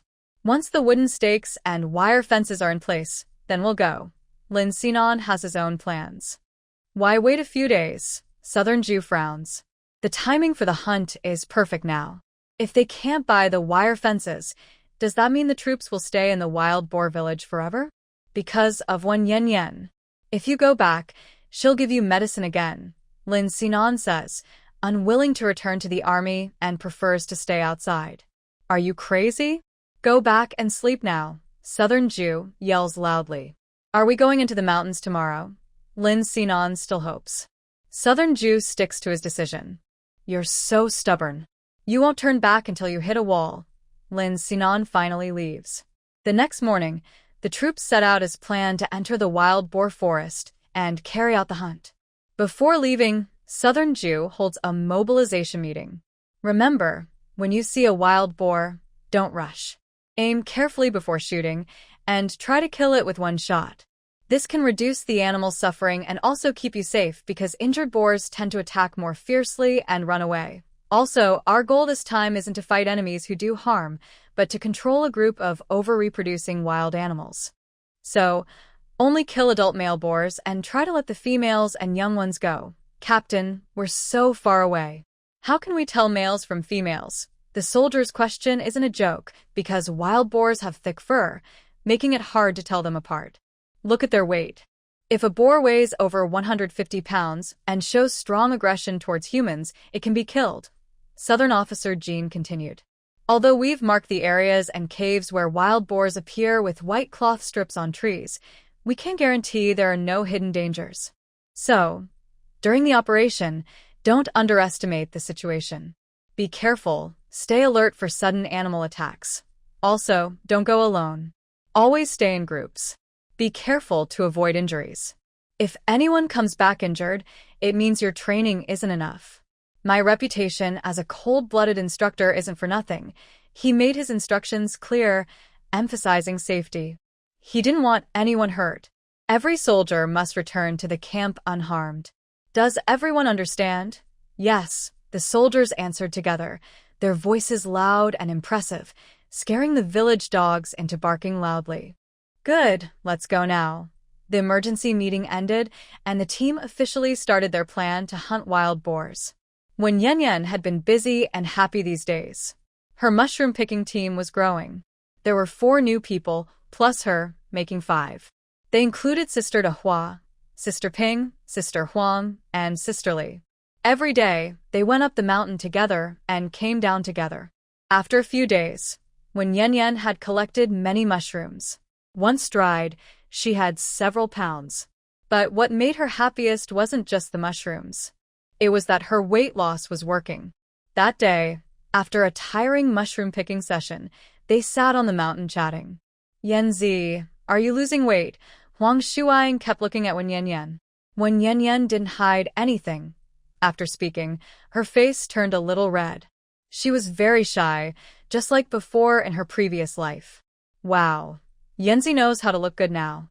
It seems the Southern group has a big influence on you. Piangi joined the chat. These days, they went up the mountain together every day and became familiar with each other, often joking around. Wang Dahua also spoke. Yanzi has started dressing up. She's much prettier now that she's thinner. She used to be too small and not very aware. Yanzi is just a bit chubby, but she looks quite nice. And her big eyes, who has some, Li Jia, unless she stayed silent, always surprised everyone with her words. When Yan's face grew even warmer. She knew how proud she was about her appearance, but being talked about like this in public made her a little embarrassed. Oh, you didn't say. I didn't notice. Wow, they're really big and perky, like two big white rabbits. The southern group is lucky, Huang Shuang said, covering her mouth to laugh. When Yen Yen kept taking deep breaths. The topic was too spicy and getting more and more explicit. She quickly interrupted. Oh, ladies, you're just teasing me. I'm just an ordinary person. Even if I lose weight, I don't look much better. She deliberately avoided talking about her chest. Haha, look at that. Yenzi is shy now. Her face is as red as a piece of cloth. Okay, I won't say more. They teased. Thanks to Yenzi taking us mushroom picking, we got to enjoy such delicious dishes. I washed them and stir-fried with chili. The kids loved it. I also dried some mushrooms to send home and plan to dig more, Huang Shuang said, then got up to pick more mushrooms. Although when Yen Yen was the subject of their chatter, she felt very happy. Because she had indeed lost a lot of weight, and others could see it too. As for her proud chest, she couldn't hide it, especially since here, the seasons were like spring, and she wore thin clothes. She couldn't wear a big padded coat every day, or she'd get heat rash. Plus, having a big chest was an advantage. She didn't need to worry too much about it. When she got home and looked in the mirror, she saw that her triple chin was now just a single layer. She had less greasy look, and her eyes looked bigger. The excess fat around her waist was gone, and she even had a bit of a waistline. She looked at the calendar on the wall, trying to figure out the time.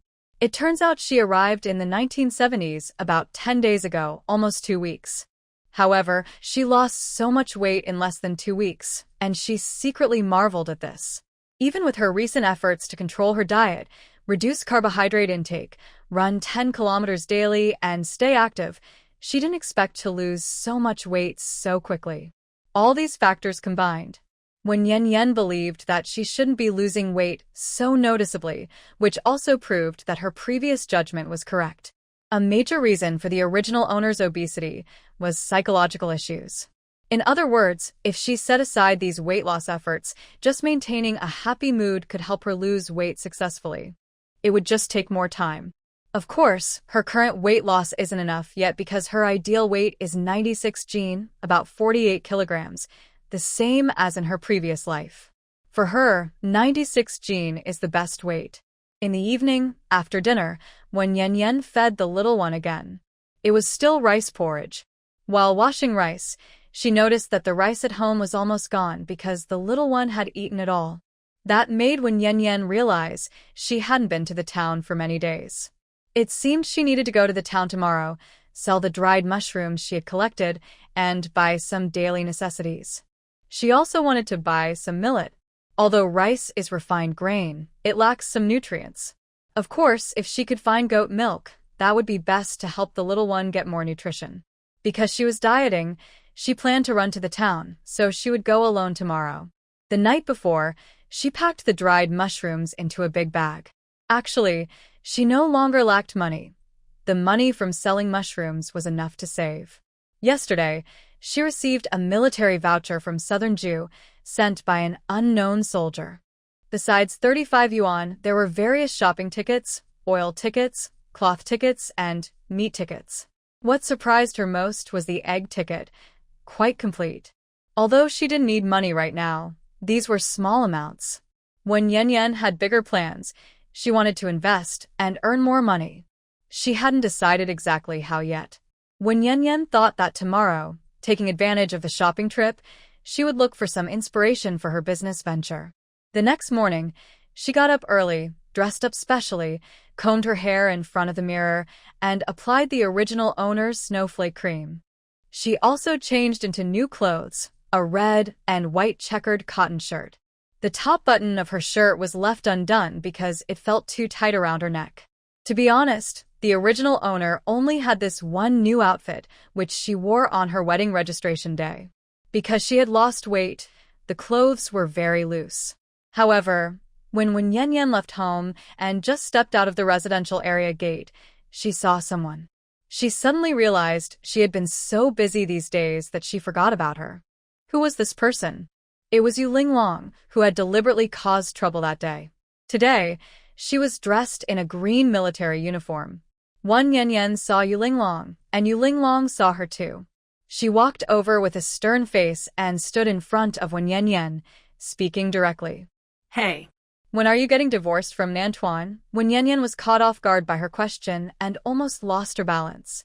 Why should I get divorced? She responded with a smile. The girl was quite bold. You don't deserve him. Yulinglong's words were like a knife stabbing into her heart. I don't deserve him? And you think you do? Wan Yanyan's smile remained unchanged. Of course I do. Yulinglong lifted her proud head. Wan Yanyan's smile disappeared. Why is your face so big? I don't think you deserve him either. She told the truth plainly. Yulinglong's face turned red with anger. You're talking nonsense. If I deserve him, I deserve him. I look better than you, have a better figure, sing well, and am the lead singer of the art troupe. Her confidence was as bright as the sun in the sky. What's so great about singing? Is that worth showing off? As for looks, you're just average. Wan Yanyan looked at her with disdain. She was the school's top singer at New Century University. Was she proud of that? From high school to university, she was still the campus beauty. Was she proud of that? Yulinglong's face turned pale with anger. You're nothing. Fine you are. You're everything. Happy now? I have things to do, and don't have time to argue with you. Wan Yanyan said, and was about to leave, but she was stopped by her outstretched hand. Don't go. You must promise me today to divorce him. Is it any of your business? Did you grow up drinking seawater? Mind your own business. Wan Yanyan remained patient. Nan Tuan likes me. Yulinglong said something shocking again. Wan Yanyan was startled. If she didn't have the original owner's memory, she might have believed her. This girl was a bit wild. She looked around to make sure no one was paying attention and lowered her voice. Stop talking nonsense. Don't ruin the reputation of the South Group just to satisfy your moment of bragging. Do I even need to ruin the South Group's reputation? You've already destroyed it all. Yulinglong continued to express her emotions. Wan Yanyan honestly said, I won't explain about the past, but I won't ruin him again. I want to make it clear that my affairs are none of your business. Understand? Just mind your own business and move aside. I have something to do. After saying that, she pushed her away and walked off. Not trusting me is also true. He even gave me a book. You, uneducated, chubby woman, Yulinglong shouted loudly behind her. Wan Yanyan paused, realizing things might not be as simple as she thought. Could they really be involved in something? Her mind was a bit chaotic, and she slowed her steps. Yan, where are you going? Wan Yanyan looked over when she heard the voice. It was Zhang Huping, Sister Ping, the wife of Vice Commander Zhao from the military district. Sister Ping, I want to go to town to sell. To the local post office, dried mushrooms. She almost revealed the truth about selling mushrooms, but in this era, small vendors were forbidden. Luckily, she corrected herself in time. You're going to town? Perfect, I'm also going there. The shuttle bus is over there. You've gone off track. Oh, I didn't notice. How did I end up going that way? Wan Yanyan changed her mind suddenly, no longer wanting to run, and decided to ride with Sister Ping. In the carriage, she sat close to Sister Ping, still thinking about what Yulinglong had said at the end. Yan, are you feeling upset? Experienced Sister Ping quickly noticed. No, maybe it's just that my period is coming. I don't feel well. Wan Yanyan didn't want to tell the truth. Oh, women have a tough time. Do we have red sugar at home? We can brew some water to warm up and ward off the cold. Zhang Huping empathized. Yes, I'll buy some later. Sister Ping, do you know Yulinglong? Wan Yanyan asked softly since there weren't many people on the bus. Yes, I know her. She's a straightforward girl. Why do you want to ask her? Zhang Huping looked curious. I heard she sings really well. Wan Yanyan pretended to be a fan. Oh, yes. She's the daughter of the director of the cultural troupe. Maybe she takes after her father. She has a good voice, like a nightingale. I've seen her perform. How old is she? Wan Yanyan wanted to find out more because she saw this person as another rival. Probably around 20. 21 years old. Sister Ping couldn't remember exactly. Wan Yanyan nodded. She was 3 years older than her, and her age was similar to Nanju's. Half an hour later, the commuter bus finally stopped. They got off and went to the town. Zhang Huping hadn't even stabilized herself when she got off. Sister Ping, I have a stomach ache and need to go to the bathroom. You can walk around first, I'll be back soon. When Yan Yan, in a hurry, sold the dried mushrooms she was holding and then found an excuse to leave. Hey, take your time, no rush. I'll wait here for you. Zhang Huping watched her run so fast, feeling both amused and a little helpless. What was so urgent about this girl? Unexpectedly, this girl looked quite chubby, but ran very fast. Soon, she was out of sight. Recently, she liked this girl more and more. She never expected Wan Yanyan to change so much. She was like a different person from before. When Yanyan ran as fast as she could back to the state-owned restaurant where she had started, then quickly sold the dried mushrooms. It was 8 jin in total. 8 jin times 3 yuan 82, which was 24 yuan. She sold them for 24 yuan. After securing the money, she hurried back to the original place. Wow, Yan, why did you go for so long? Is your stomach still hurting? Zhang Huping was standing there, feeling her heels ache. Sorry, Sister Ping. I was in a rush. It doesn't hurt anymore. When Yan was panting. It's okay. We have enough time. Hey, Yan, what about the dried mushrooms in your hand? Did you lose them? Zhang Huping saw that her bag was gone. Oh, I didn't lose them.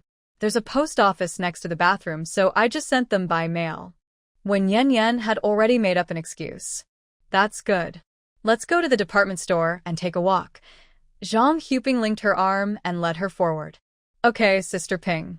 This is my first time. When Yan, feeling happy because she had let go of the mushrooms, blurted out that it was her first time going to the department store.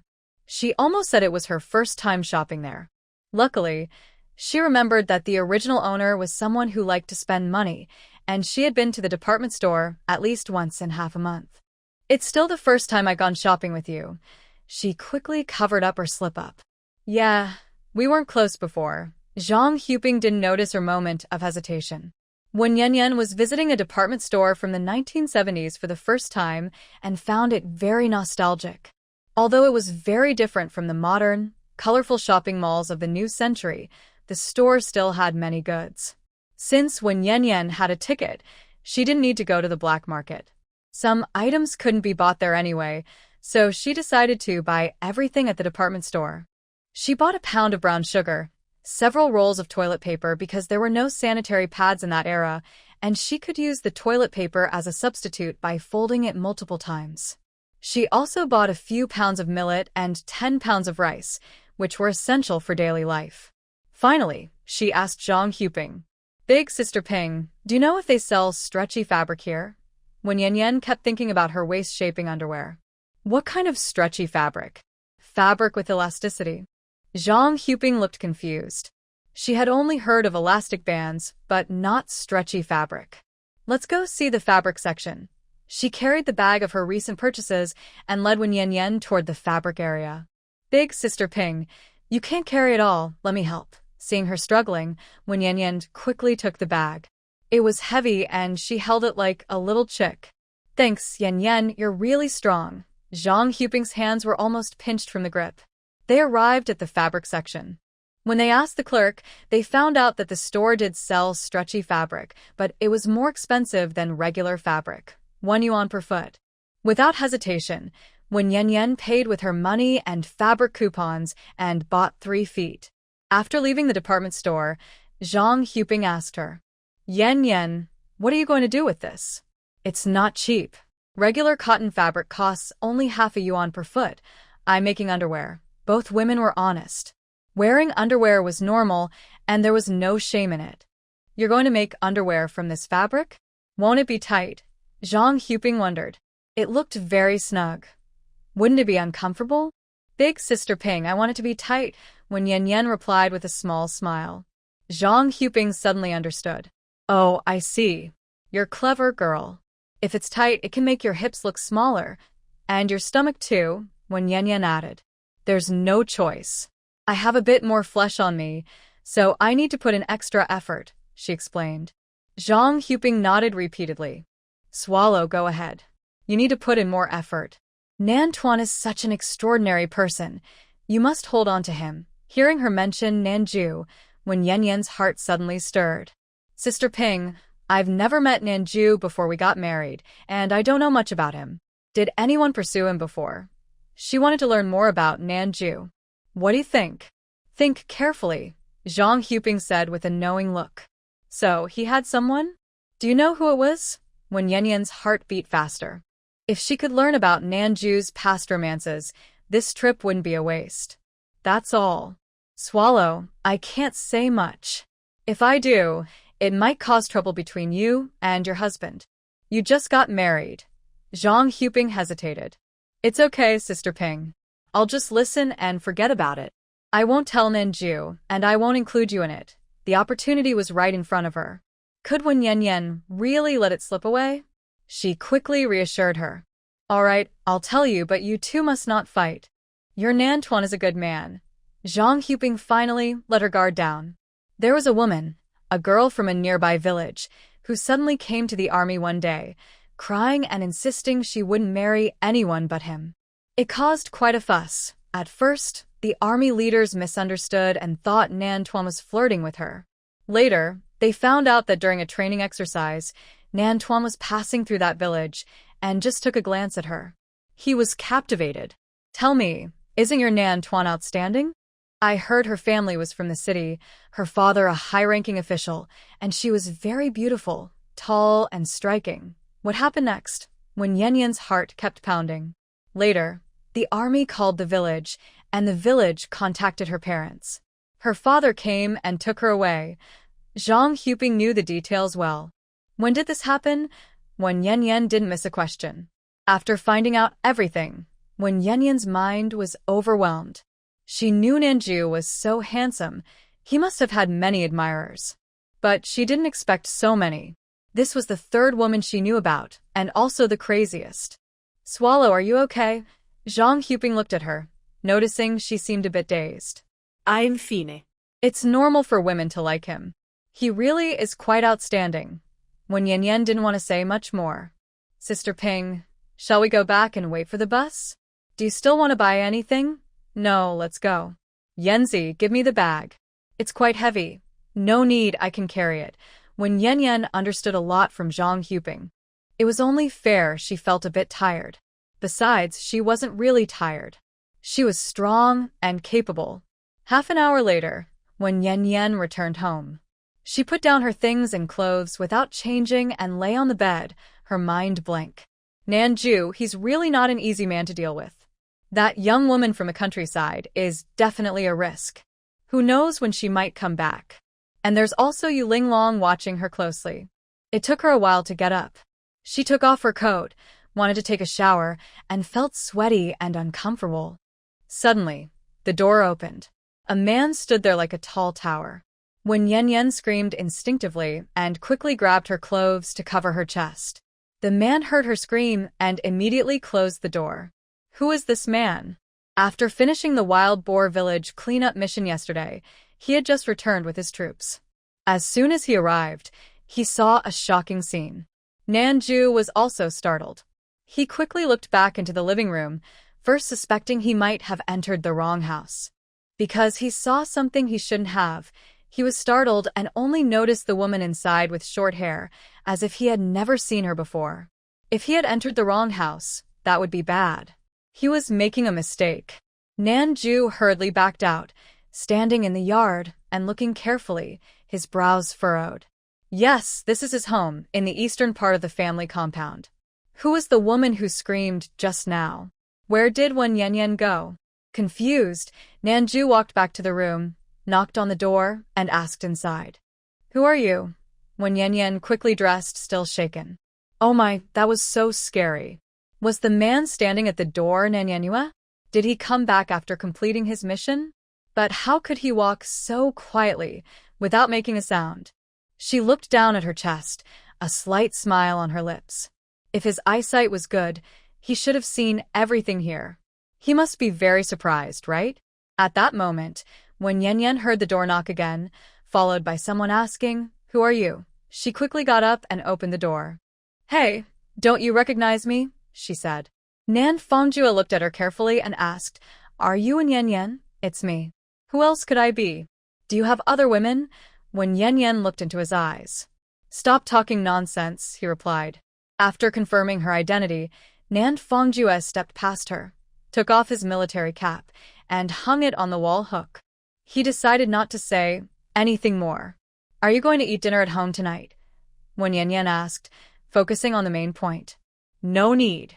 The cafeteria has ready-made food, Nan Fongjue said, used to eating there. Are you really unwilling to be with me? When Yen Yen asked with her head lowered. I mean, are you going to eat dinner? He clarified. I can cook, when Yen Yen added. All right, since you say so, I'll eat at home then, he replied. When Yen Yen nodded and went to the kitchen, feeling a bit confused. Looking at this man, her heart beat faster. In the room, Nan Fongjue sat on a chair by the table, looking at the tidy bed with clean sheets. On the floor, a small puppy lay quietly in its bed, watching him with big, shiny black eyes that kept moving around. His intelligence seemed a bit off. The house looked unfamiliar, including the woman busy in the kitchen. Why had everything changed so much? When he returned earlier, he noticed the yard was cleaner and had vegetables planted. The room was the same. The windows looked freshly cleaned and very bright. She had also lost a lot of weight. Suddenly, a pair of large, white, flower-patterned appeared in his mind. Yes, what he saw earlier was a woman's chest. His handsome face turned red. Could a woman really have such exaggerated features? Nan Fongjue quickly stood up, grabbed his wall-hanging military cap, and rushed out of the room. Wen Yen Yen was in the kitchen picking vegetables when she saw him rush out. Her heart sank. It's over. He left again. So, should she still cook the vegetables? She stood there, lost in thought.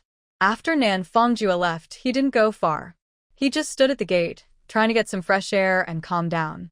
But when Yen Yen's large chest kept flashing in front of his eyes, it made his head spin. He lit a cigarette, finished smoking, and then went back home. This time, he didn't go straight inside but stood at the door, staring blankly at Wen Yen Yen, who seemed lost in thought for no clear reason.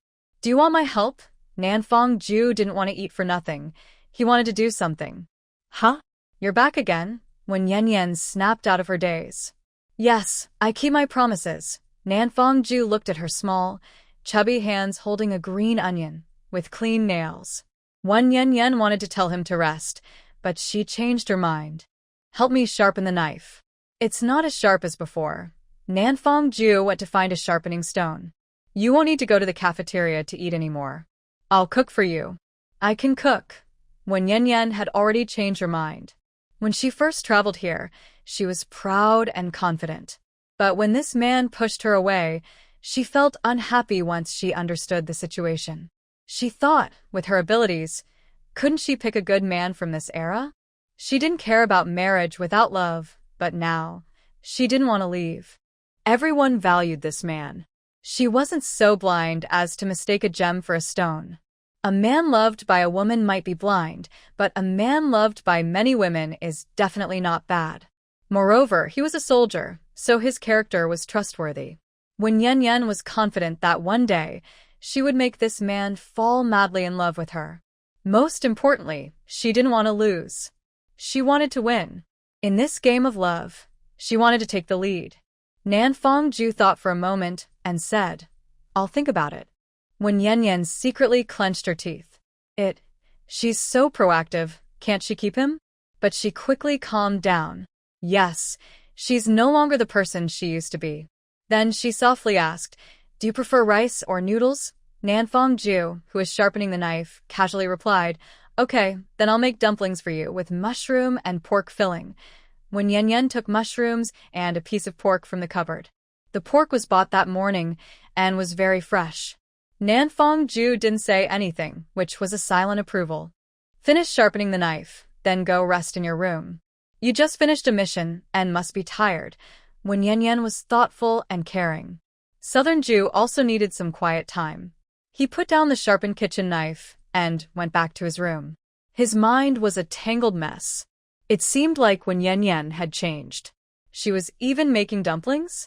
In the past, she was so stubborn that she would rather go hungry than move a finger. let alone do something as complicated as making dumplings. Was he dreaming? The little puppy barked once. He became alert. Why was this little dog making such a noise? Southern Jew walked over, squatting beside the dog's nest, first checking its tail. No tal? It had been 7 days since when Yen Yen had cut off its tail, so the little one's tail was already gone. Even without a tail, Southern Jew found it more suspicious because its face didn't look like a dog. Its mouth was a bit long. Could it be a wolf instead of a dog? He couldn't tell right away because it was so small and its features weren't clear.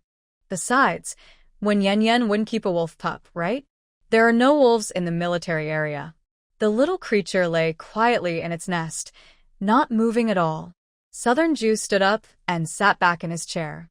He noticed a glass bottle on the windowsill, filled with colorful wildflowers. When did she start liking wildflowers? When Yen Yen used to be content just not ruining the flowers. Many of his questions remained unanswered, so he decided not to think about it anymore. He lay on the bed and closed his eyes. His nose twitched slightly, catching a pleasant scent on the pillow. He felt surprisingly peaceful inside. When Yen Yen finished making and cooking the dumplings, she came into the room calling Southern Jew to eat, but found him asleep. Should she wake him up? He must be tired. Gently, when Yen Yen walked to the bedside and quietly looked at him. He looked so well-behaved when sleeping. His long, dark eyelashes rested quietly on his eyelids, looking like a gentle, harmless little puppy. The little creature in the nest barked once, startling Southern Jew awake. He raised his upper body, alert, and looked at Yen Yen standing by the bed. "What are you doing?" "I'm calling you to eat." Yen Yen deliberately ignored his wary look. "The dumplings are ready." After saying that, she left. Soon after, Southern Jew also came out. They sat facing each other, one on the south side and one on the north. "Since we got married, I've never cooked for you before. Today is the first time. Try it."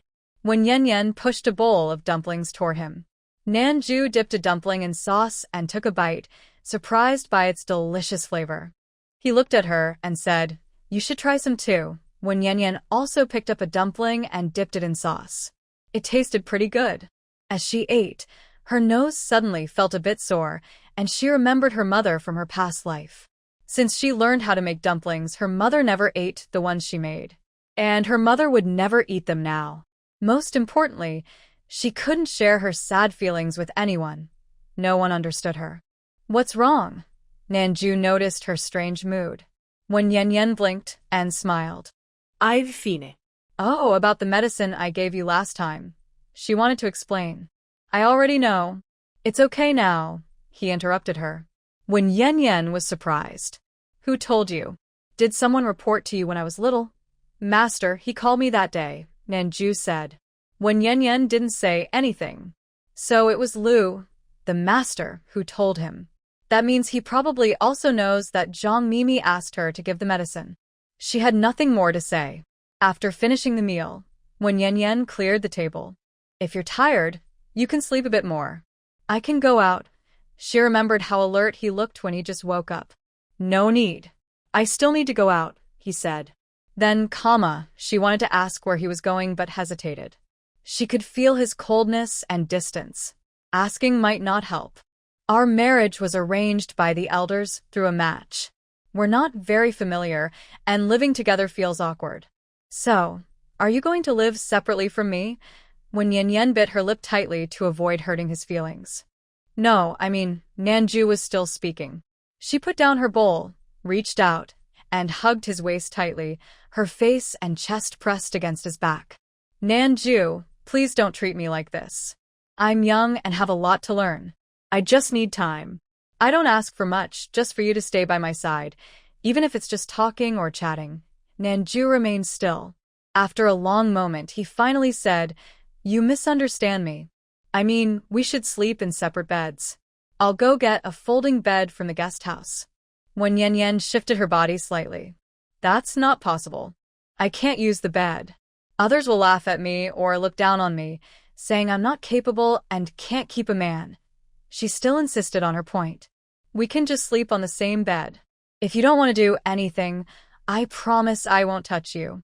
Isn't that okay? When Yen Yen had a feeling, she felt like she was tempting this man. Even with her face turning red, she still wanted to hold him.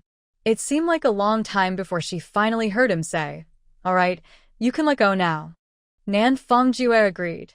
"If you promise me, you can't change your mind." When Yen Yen finally released her hold, her face was now burning hot. For the first time in her life, she was trying to tempt a man, rubbing her soft chest against his firm one.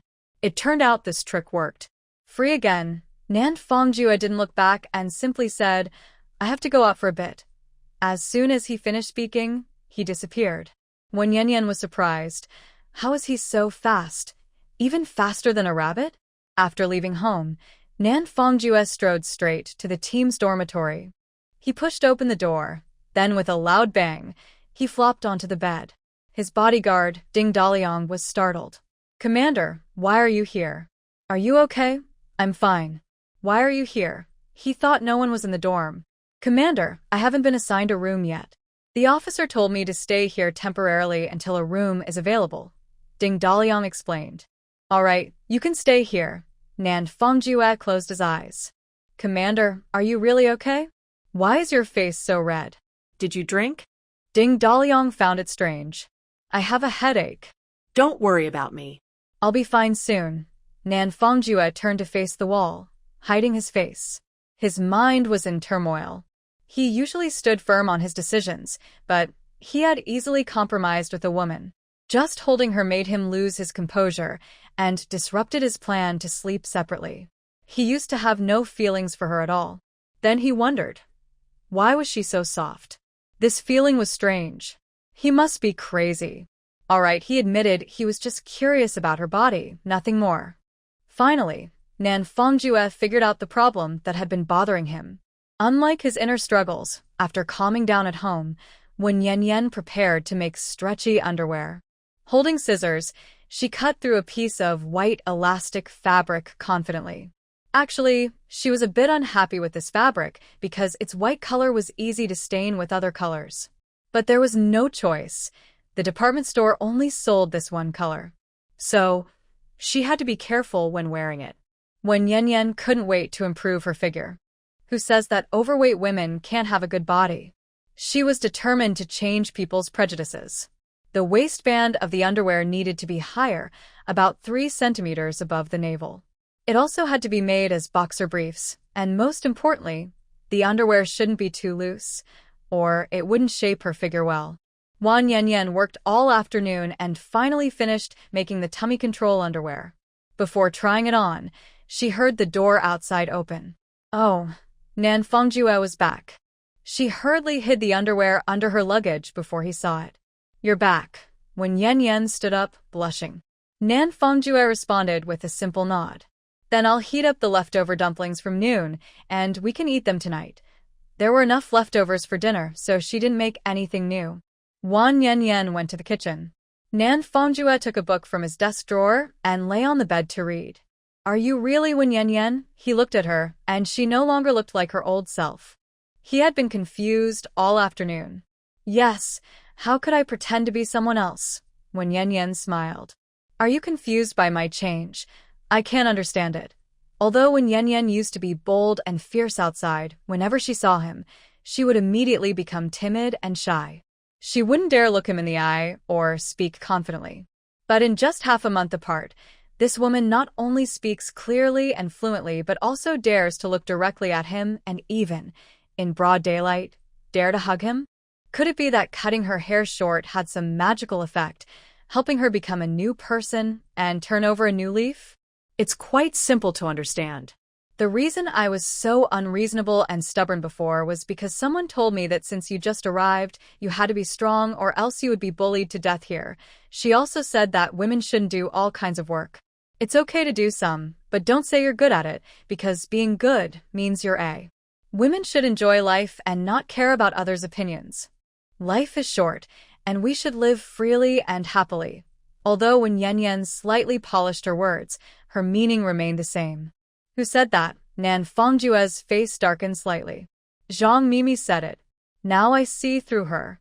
She has bad intentions. She gave me advice to put medicine in your water, and then she went to the military compound to mock me. I believe she is a bad person. I won't listen to her anymore. When Yen Yen wanted to completely block Zhang Mimi's way, didn't she refuse to give up? Let her wait and see. Don't worry, even if you come back, there won't be any chance. Besides, she has entered a study class and won't be back for a while. Why is it always Zhang Mimi? Nan Fongjue frowned but said nothing. Why aren't you talking? When Yen Yen keenly noticed that ever since she mentioned Dr. Zhang, he stopped speaking. What is he thinking? I don't like to talk much, and you talk more. Nan Fongjue finally spoke. But she was talking about serious matters, not unreasonable complaints. When Yen Yen felt emotional. I'm not mute. When Yen Yen, feeling emotional, stuffed a dumpling into her mouth. While chewing, her cheeks puffed out. I didn't say you're mute, Nan Fongjue explained. When Yen Yen wasn't stopped by the dumpling, but by his words. Why is it so hard to get his response? What does he really think about Zhang Mimi's actions? The air was silent. After finishing his meal, Nan Fongjue went back to his room and continued reading in bed. When Yen Yen finished washing the dishes and returned to her room, she stood at the door. From now on, when you're at home, I'll cook and you wash the dishes. No objections, okay? She felt uncomfortable and wanted to find some mental balance. Nan Fongjue looked up from his book, just gazing at her without speaking. When Yen Yen continued to talk. Although you are a man and I am a woman, I work and contribute every day. The mushrooms in today's dumplings were picked by me from the mountain. Based on the principle of gender equality, we should share household chores. He said he had no objection. When Yen Yen was a bit surprised. Did this man agree so quickly? Is he this easy to talk to? She felt annoyed and punched, but her fist hit a soft cushion. She had to find a way to smooth things over herself. Maybe this man didn't want to say much, just didn't want to show his true feelings? After all, they weren't very familiar. Thinking this, when Yen Yen's anger faded, she walked over to the dog's house, squatted down and smiled. Chiu-Chiu, you must be hungry. Don't worry, I'll cook some porridge for you. It'll be ready soon. She gave the dog the same name as her beloved pet from her past life. After saying that, she stood up and went to the kitchen. Half an hour later, when Yen Yen returned with a bowl of rice porridge. Here, Chiu-Chiu, eat up. Meanwhile, Nan Fongjue, who was reading, suddenly smelled the aroma of rice and looked at the ground. A bowl of rice porridge? Does this little guy eat this every day? He looked at Yen Yen deeply. This woman was quite interesting. Is it a wolf pup? Nan Fongjue suddenly spoke. When Yen Yen's heart sank, was his eyesight that sharp? He could tell even though Chiu-Chiu's tail was cut off. Chiu-Chiu isn't a wolf pup. It's. She wanted to properly introduce Chiu-Chiu. Don't lie to me, he interrupted. When Yen Yen was unwilling. I'm not lying. It's an Alaskan Malamute. Although it sounds like a wolf, it's not. It's a dog. She thought he might keep denying. Yeah, you're right. I won't argue with you. It's pointless, he said. Nan Fongjue understood that well. Whether it's a wolf or a dog, if she wants to keep it, that's fine. Better than causing trouble outside. In the past 2 months, he'd been constantly told stories of complaints, which gave him a headache. He also knew that if a wolf lived with humans from a young age and ate their food, it would become tame, and its wild nature would fade. Most importantly, it would be more loyal than a dog. Keeping it was a good choice. Arguing with her was pointless. When Yen Yen had nothing to say, it seemed this man was hard to fool. He is not only confident but also very determined. It's okay if he doesn't believe. As long as others do, that's enough. Before going to bed, when Yen Yen took out 10 yuan from the drawer and gave it to him. Your military allowance was sent the day before yesterday. It's a total of 35 yuan. This is your pocket money. She thinks it's useful to keep some money around for men. I don't need it. Although Nan Fongjue was surprised, he refused. You can buy cigarettes. When Yen Yen thought it was necessary. How do you know I smoke? If she remembered correctly, he had never smoked in front of her. You smell like cigarettes, faintly. When Yen Yen noticed the smell this afternoon when she hugged him, there was a light tobacco scent. I still have cigarettes to smoke. Nan Fongjue refused again. Since he didn't want it, Wen Yanyan had to take the money back. All right, I put the money in the drawer. If you need it, take it yourself. But remember, smoking should be controlled. Cigarettes contain nicotine, which can affect your health if you smoke too much. She used to dislike the smell of cigarettes, thinking it was dirty and harsh. But today, when she smelled the cigarette scent on Nan Fongjue, she found it surprisingly pleasant.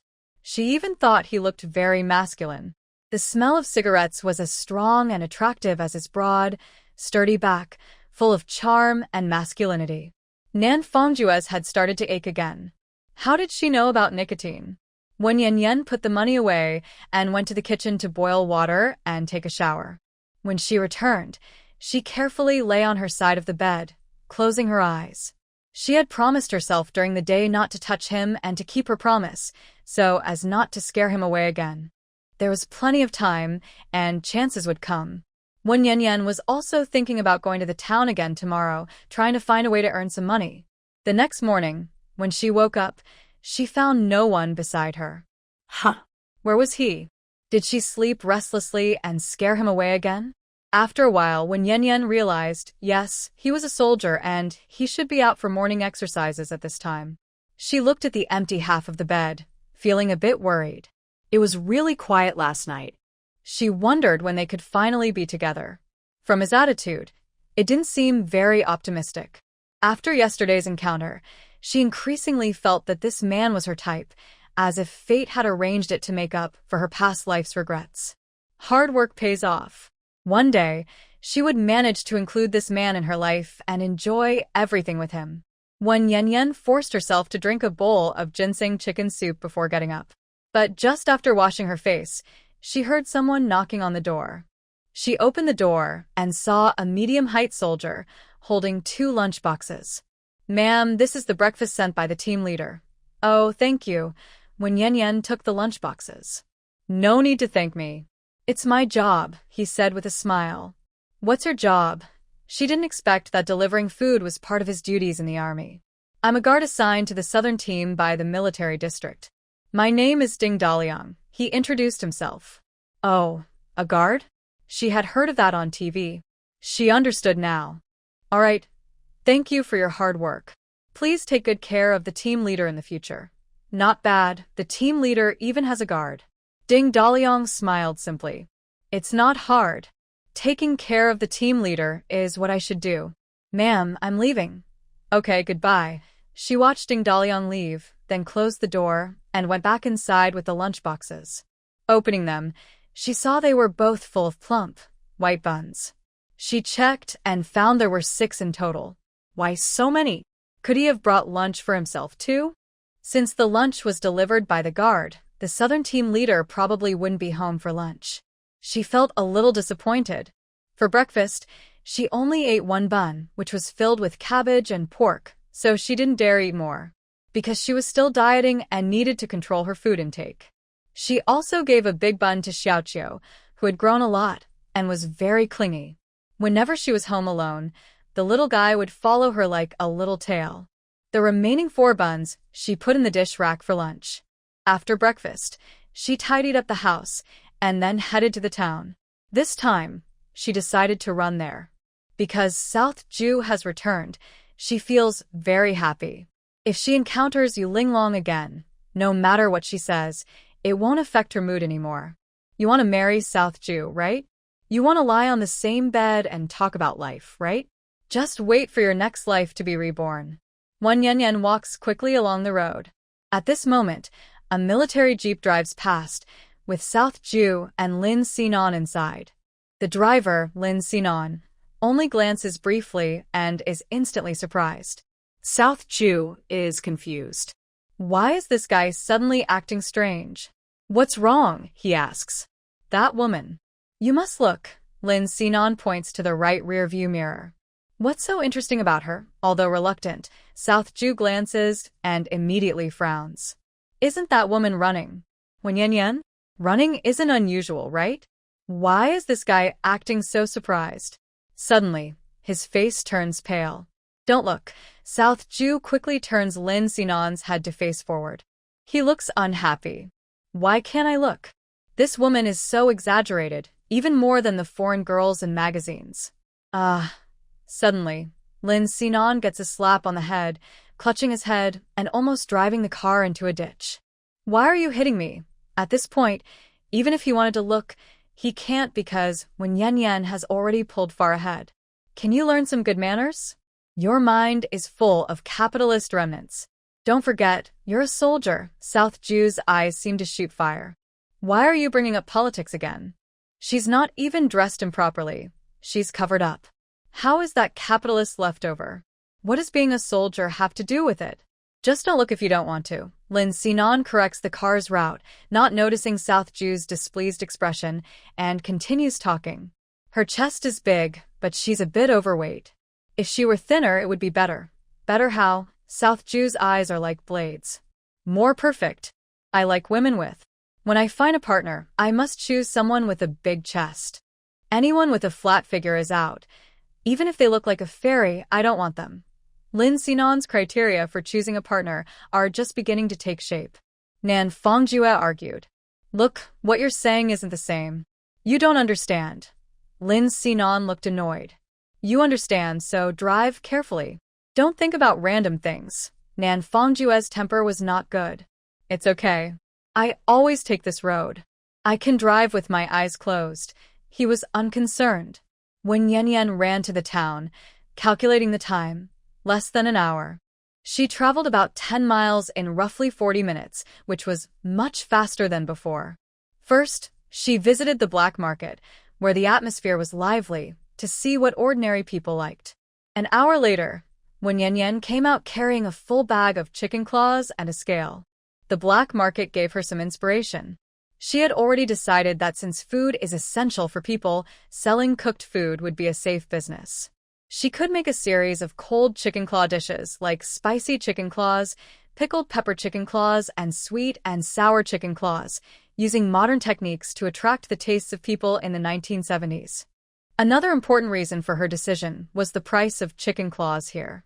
They cost only 5 cents per jean, about 500 grams, which was cheap. In the new century, chicken claws sell for over 20 yuan per jean. Although the 1970s had lower prices due to weaker purchasing power, it still seemed like a great deal. She didn't buy much, only 5 jean, because she wasn't sure if customers would like her product, so she bought a small amount to try. Then, she went to a department store to buy various seasonings like MSG, chili powder, scallions, and garlic, since making chicken claws requires many spices. Wen Yanyan also bought a jean of pickled peppers, which could be used to make pickled pepper chicken claws. Having bought everything she needed and seeing that it was still early, she asked passers-by if there was a bookstore nearby. She wanted to buy a novel to pass the time. A passerby told her that if she went straight ahead for about 300 meters and turned right at the intersection, there was a bookstore nearby. After thanking the person, she quickly found the bookstore, called the Patriotic Bookstore. It wasn't crowded inside. She temporarily left her things outside the bookstore, holding her items because it was inconvenient to read with them. As soon as she entered, she saw a famous foreign novel on the bookshelf. It was floating in her mind. Wen Yanyan was immediately drawn to it, because this foreign novel was later made into a movie, Gone with the Wind, starring the famous Hollywood actors Vivian Lee and Clark Gable. It was very popular at the time. She had watched the movie on her computer, but she hadn't read the novel. She thought she could give it a try. The book was very well written. However, when Wen Yanyan picked up the book and looked at the price on the back, she was surprised. She thought, this book isn't cheap. Are books this expensive nowadays? She touched the 4 yuan in her pocket. That wasn't enough. She had spent quite a lot on seasonings earlier. The money was from her last mushroom sale. Should she come back tomorrow to buy it? When Yanyan hesitated. Young lady, do you like this book? Someone spoke to her from ahead. She looked up and saw a tall, well-dressed young man wearing glasses, with a gentle and refined look. I like it, but it's too expensive, she admitted honestly. Knowledge is priceless, he said with a warm smile, like a spring breeze. I know that. May I ask you? When Yanyan thought he seemed very cultured, speaking very politely. I am Wen Sahan, the bookstore manager. One is for culture. Sahan means longing, and Han refers to the Hanlon Academy. If you like this book, I can give you a 20% discount. He not only introduced himself, but also offered a discount. Really, she was surprised by his name, and even more by his business idea. Could they really give an 80% discount in the 1970s? I never tell lies, when Sahan said seriously. Okay, then I'll buy this book, when Yen Yen said decisively, pulling out her last 4 yuan. Thank you, Manager Wen. Although she took the book and left, she kept thinking that his name was quite special, when Sahan, with a scholarly feel. Manager when Sahan held the 4 yuan he just received, watching her walk away, with admiration in his eyes. Girls who like foreign literature are quite rare nowadays. When Yen Yen carried a bunch of things, with a thick book tucked under her arm, afraid it might fall, so she couldn't walk fast. She wondered if she should wait for the bus to go back since it was inconvenient to carry so much. She was hesitating. Suddenly, a military jeep stopped nearby. When Yen Yen casually glanced at it and suddenly widened her eyes. How is he here? At that moment, the car door opened. Nanfang Ju got out, took the things from her hand, and put them in the trunk.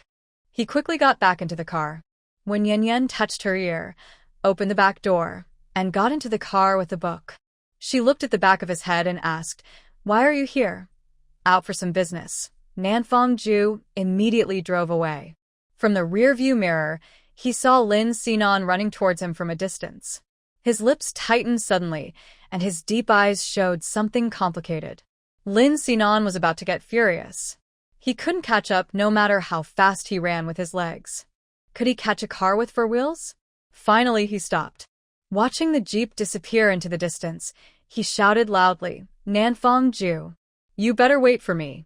Just wait and see how I settle the score with you when I get back." This person was strange. Just now, he inexplicably told him to stop, then inexplicably asked him to buy ice cream. But before he even bought the ice cream from the old man, he realized that Nanfang Ju had driven off alone. Lin Sinan was so angry that his eyes lost their sparkle.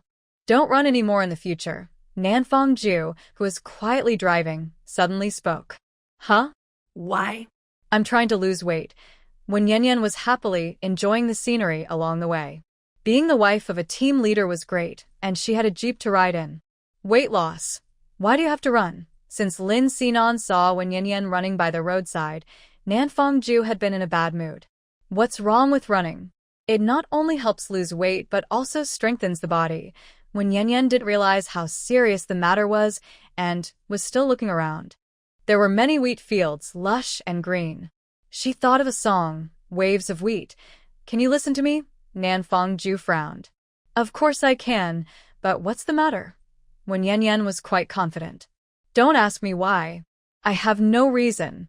I just don't want you to run. Can you agree?" Nanfang Ju couldn't explain, so he just insisted. "If you are very determined, I can listen to you and stop running in the future." When Yen Yen believes that harmony is the key to a good marriage. Since she wants to get closer to him, she needs to make some sacrifices. To avoid making him angry, it's okay to compromise a little. A person who only talks about reason and refuses to listen is not attractive to men. Southern Ju's expression softened a bit after hearing her words. But, before 3 seconds passed, "I can also jump rope to lose weight." When Yen Yen thought of another way to lose weight. Jump rope is not allowed either. Southern Ju felt annoyed. What's the difference between jumping rope and running? Both involve jumping vigorously. What's wrong with you? Why can't I do that? Yen Yen didn't understand what the problem was and finally looked at the back of his head. "I said no, so it's no." "Don't ask why," he said firmly. "Oh my gosh, then tell me, how can I lose weight? I have this extra weight and you don't even look at me anymore." When Yen Yen got angry too. Even a modern boss shouldn't be so stubborn. But he does seem to resemble one. "You don't need to lose weight. I like chubby girls." Southern Ju was also going against his own wishes to achieve his goal. Huh? Did I hear that right? You like chubby girls? You like women with a bit of meat? Does it matter if they look good or not? When Yen Yen's eyes nearly popped out, I mean, you don't need to rush to lose weight. Take your time. No need to do any exercise. Southern Jew changed his words again. When Yan Yan finally relaxed, feeling relieved. She almost gave up on her weight loss plan. But I want to lose weight quickly. If I get thinner, I'll look better and I'll feel happier.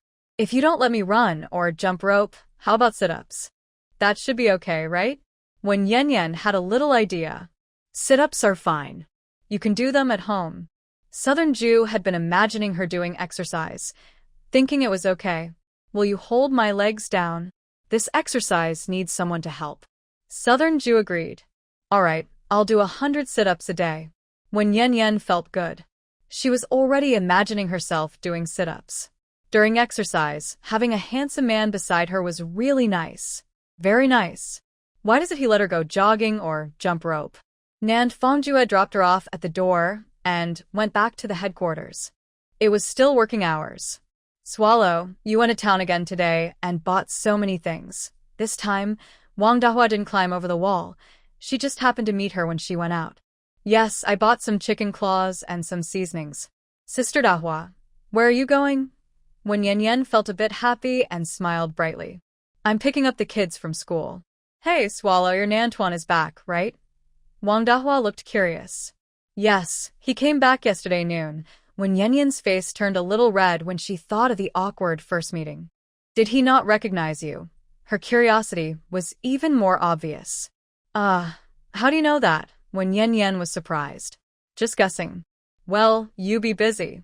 I have to go now. Wang Dahua left. When Yan Yan turned back, opened the gate, and went home. She put down what she was holding, picked up a book, and went to her room. Looking at the time, it was 11 o'clock. She set the book down and headed to the kitchen. It was time to prepare lunch. Nan Fongjue would come home for lunch today. When Yan Yan first soaked the chicken claws in cold water, then prepared the ingredients. She decided to make tender, boneless, spicy chicken claws. He was her first customer. If the dish was good, it would sell well. She had made spicy chicken claws abroad before. The taste was okay, and she even gave some to her foreign neighbors. They kept giving thumbs up and saying good and great, but that was only possible if all the seasonings were available. In this era, there was no chicken essence or oyster sauce, only MSG. The flavor might be a bit less fresh. She was unsure about it. Lin Sinan ran back to the unit at military speed, sweat pouring down his forehead. His goal was clear. He angrily found Nan Fongjue, who was training on the practice field. Even the soldiers greeting him on the way ignored him.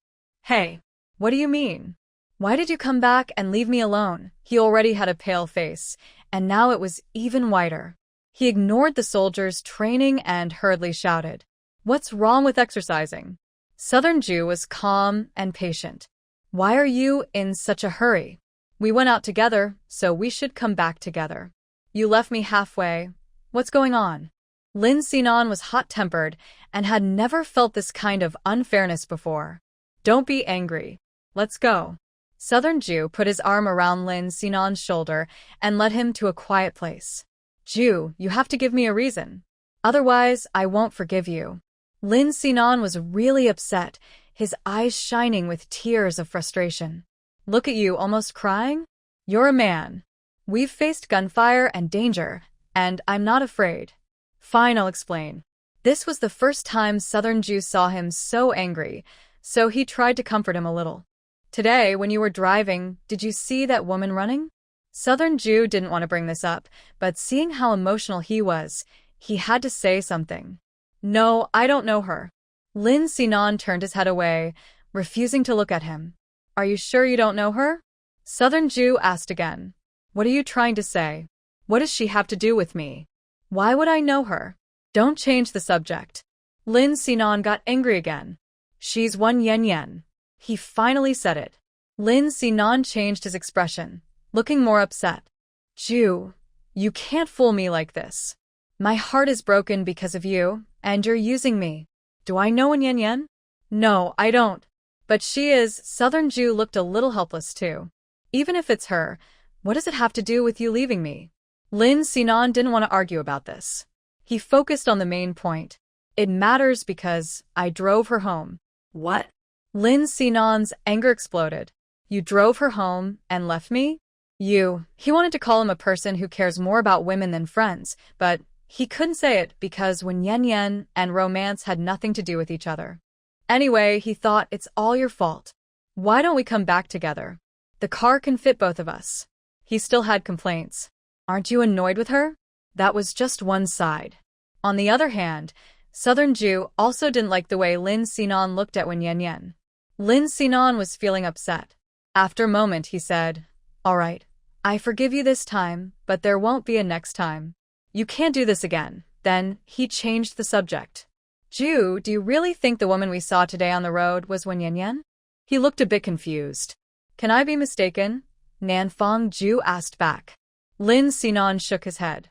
"If I can't be mistaken, then it's strange. How come she looks so different? Did you ask her why?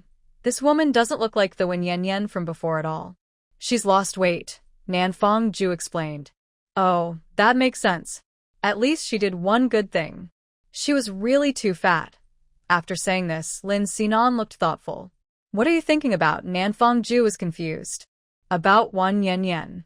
I also heard many rumors, but I don't know if they are true." Lin Sinan was quite social and liked to hear gossip, so he knew a lot of rumors. "What rumors?" Nanfang Ju usually kept quiet, and most of what he knew about gossip came from Lin Sinan. "This time it's good news. I heard from the neighbor aunt that Director Su's young son was choking while playing and couldn't breathe.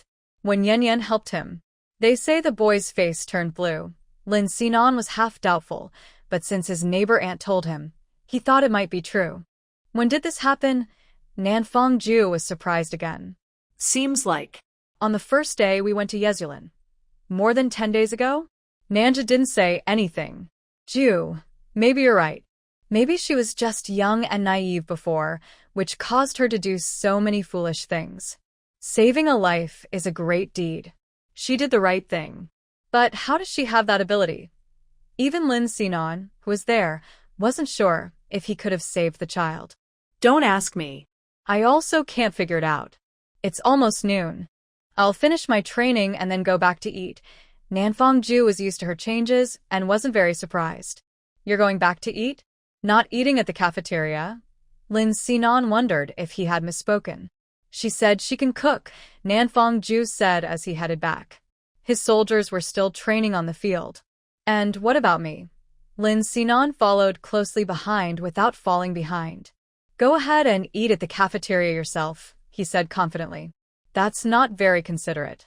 "No, I won't. Wherever you go, I go too. I was about to be mad at you earlier. You owe me an apology." Lin Sinan refused to leave her side. "You can go, but keep an eye out and don't look at everything." Nanfang still remembered what happened this morning. "All right, I understand what you mean. Back then, I didn't recognize it was her. Otherwise, I wouldn't look at anyone else." Lin Sinan went along with her. He was very curious.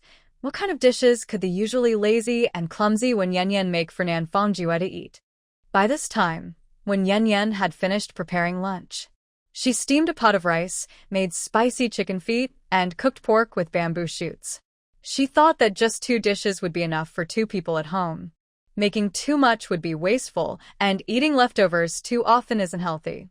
The table was already set, waiting for Nanfang Jue to come home. Unexpectedly, when he returned, he was followed by a tall soldier with charming eyes.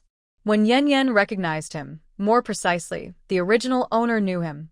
This soldier was Lin Sinan, the son of General Lin from the military district. He held the rank of captain and was in the same unit as Nanju. But why was he here? Seeing him, when Yen remembered something that happened to the original owner. 3 months ago, on the day the original owner registered her marriage with Nanfang Jue, Lin Sinan and Nanfang Jue had been arguing and talking a lot. Because they were far away, she couldn't hear what they said, only noticing that Nanfang Jue looked upset. After a while, Nanfang Jue separated from Lin Sinan and went to the original owner, and they went together to the marriage registration office. Now when Yen understood, the reason was that Lin Sinan was trying to stop Nanfang Jue from registering their marriage. "He is my comrade and friend, Lin Sinan. He's just here to visit." Nanfang Jue introduced the guest to her. Hello, my name is Wen Yan. Nice to meet you. I didn't expect you to be quite handsome. When Yan was no longer the original owner, she had traveled through time. She was broad-minded, not petty, and willingly extended her hand.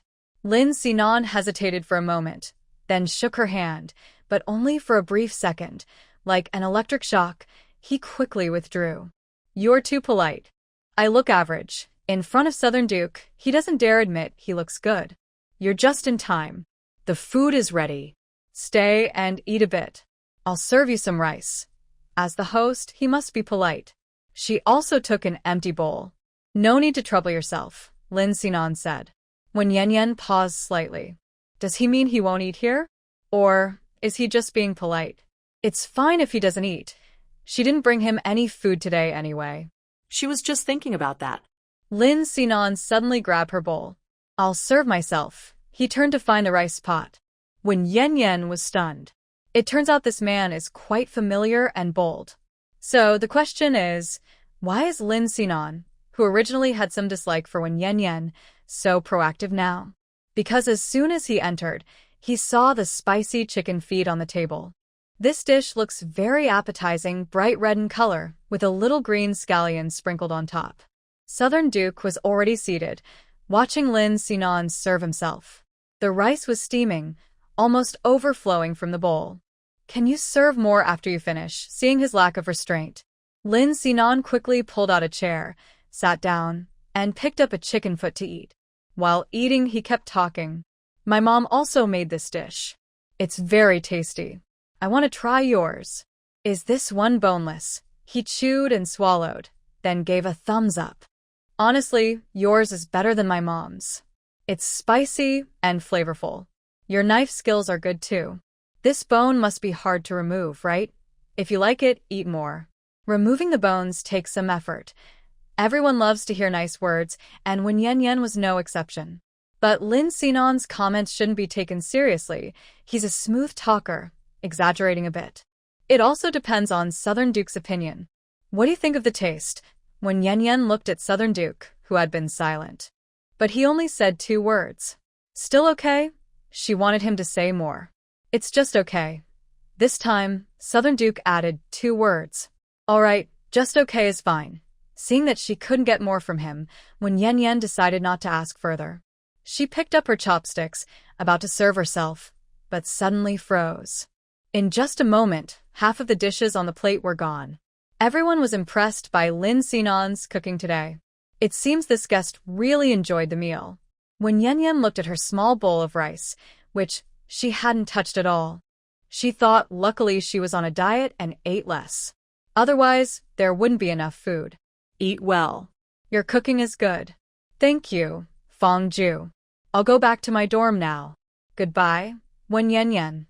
Lin Sinan stood up, nodded, and left. When Yan responded. At the same time, she noticed that he called her by her name, not sister-in-law.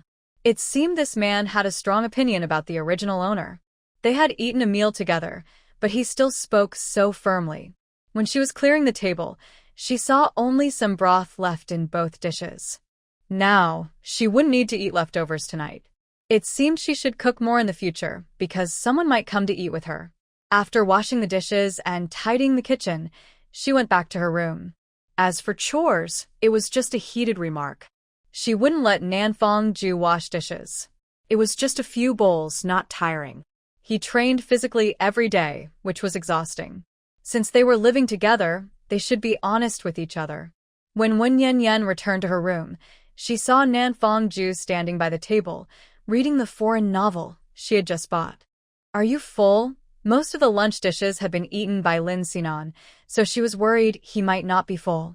Yes, I am. Nanfong-ju looked at her. Did you buy this book? Yes, I just bought it to pass the time. It's a bit expensive, originally 5 yuan with an 80% discount. It's only 4 yuan. I used the money I earned from selling mushrooms. When Yan thought it was necessary to explain. You sell mushrooms? Nanfong-ju was surprised again.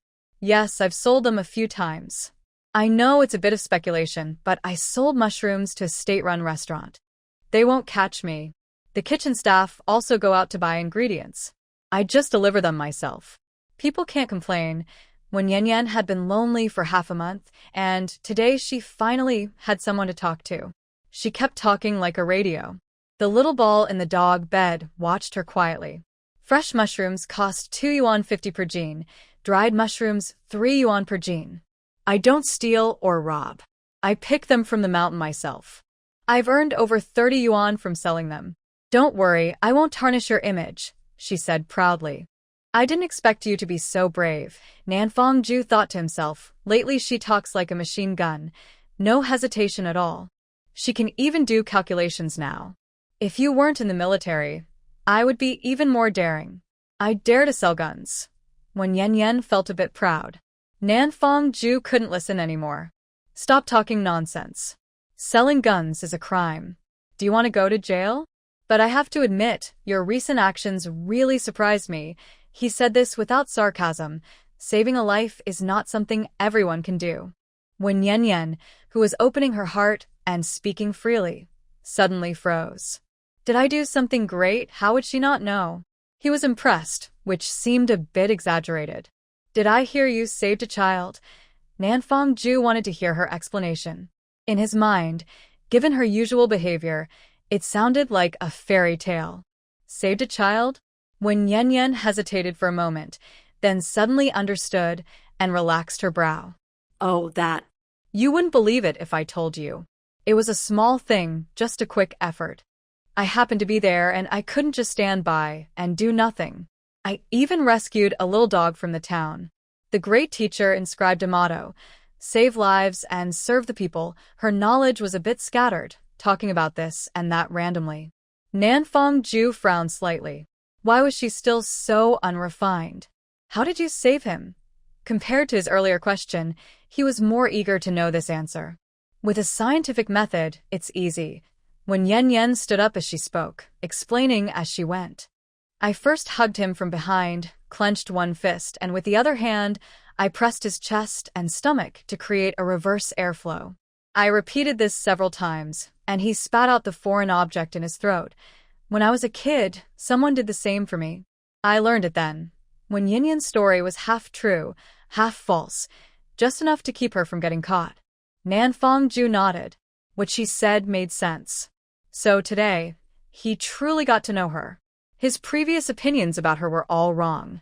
Do you also like reading books? Finally returning to the main topic. When Yan Yan picked up her book from the table, gently caressing its cover. What is your level of education? South Ju didn't know much about her. The late grandfather only mentioned her family's location and who her parents were. He knew nothing about her personally. Why do you have so many questions? When Yan Yan changed the subject. She didn't want to admit that her education level was only elementary school. Not because she was afraid of being looked down upon, but because she herself couldn't accept her original self's low education level. Can I say that? South Ju looked into her eyes. I don't want to say, but I can tell you I know more characters than you. When Yan Yan tried to prove herself from a different angle. I'm a high school graduate. South Ju reminded her that he joined the army at 16, right after graduating from high school. Because the college entrance exam was canceled at that time, he didn't have the chance to take it. The number of characters you know and your graduation level don't matter. If you don't believe it, we can compare. When Yan Yan was very confident. How do we compare? Seeing her confidence, South Ju also wanted to test her. When Yan Yan placed a book on the table. Just this book. You find 10 characters you think are difficult, and I'll pick 10 characters too. If you recognize all of mine, you win. If I recognize all of yours, I win. Deal. South Ju looked at the clock on the wall. There was enough time, so he started flipping through the book to find characters. After he finished, Wen Yanyan also began to look. In the end, South Ju recognized all 10 characters Wen Yanyan picked. But Wen Yanyan couldn't recognize 2 of South Ju's characters, Call and Tit. So, Wen Yanyan won. See? Having a high education doesn't mean everything. A low education isn't everything either. In daily life, you don't need to solve equations or do square roots. As long as you can read and write and know some basic addition, subtraction, multiplication, and division, that's enough. After saying this, Wen Yanyan felt a bit guilty. After all, she had a PhD in her previous life, and it was her low education that made her say such things. In reality, the higher the education, the better, just like money. Since South Ju lost, he didn't want to argue. He truly hadn't seen those two characters before and accepted his loss. Then why didn't you read any books in the past 2 months? His family had plenty of books, but he had never seen her look at one. Once, she even tore a page from his book to wipe her nose. I haven't felt like reading in the first 2 months. When I first arrived in a new place, I felt a bit uncomfortable and emotional. Oh, and it's almost time. Shouldn't you be heading to the camp? When Yanyan really wanted to avoid this topic because her excuses sounded weak and she couldn't keep talking. Yes, it's about time. Nanju stood up to leave, but after taking a few steps, he stopped again. Don't sell mushrooms anymore. It doesn't look good. You can use my military coupons if you need more. Just tell me. Then he really left. When Yanyan stared at his back, lost in thought. What did he just say? Not to sell mushrooms? But she still wanted to save money to build a big hospital after the reform and opening up. What harm could selling mushrooms do? She wasn't the only one selling them. Many people in the black market were selling, and the government was turning a blind eye. Just be careful, that's all. Sigh, it's all because she spoke too quickly. It would have been better if she hadn't said anything earlier. When Yanyan was lost in thought for a while before going back to the kitchen. She had leftover spicy chicken feet from lunch. Luckily, she didn't take all of them out, or Lin Sinan would have eaten them all. He really could eat, and he was quite straightforward about it. Wen Yanyan packed the remaining spicy chicken feet into a bowl and took them to her neighbor, Wang Dahua, to let her try and see if they were tasty. It would be even better if she could give some advice. She started to place her hopes on Nanju, but it turned out he was too polite. Even after eating delicious food, he only said 2 words, not bad. Wang Dahua looked at the spicy chicken feet in Wen Yanyan's bowl, her eyes shining. Wow, Yen, did you make this? The color looks so nice, it looks delicious. Oh, and it's boneless, which is so much trouble. Thank you. I'll go inside for a moment and come back with the bowl. She hurried into her house, poured out the spicy chicken feet, cleaned the bowl, and put in a dozen big red dates before returning. Yen, try these red dates. They came from my hometown and they're very sweet. Good for boosting energy and blood. Thank you, Sister Dahua. When Yanyan accepted them without hesitation because it was a custom not to return an empty bowl, as it was considered unlucky and had the meaning of begging. Nanju returned to his military office. Before he could sit down properly, Lin Sinan came to find him and plopped down in the chair opposite. Why are you only just now back? I've been waiting for you for a long time. Guard Ding Daliang came over holding a bamboo-covered thermos and poured hot tea for Lin Sinan and Nan Fongjua. Nan Fongjua looked at the time. It's not even 1 o'clock yet. Why are you so free?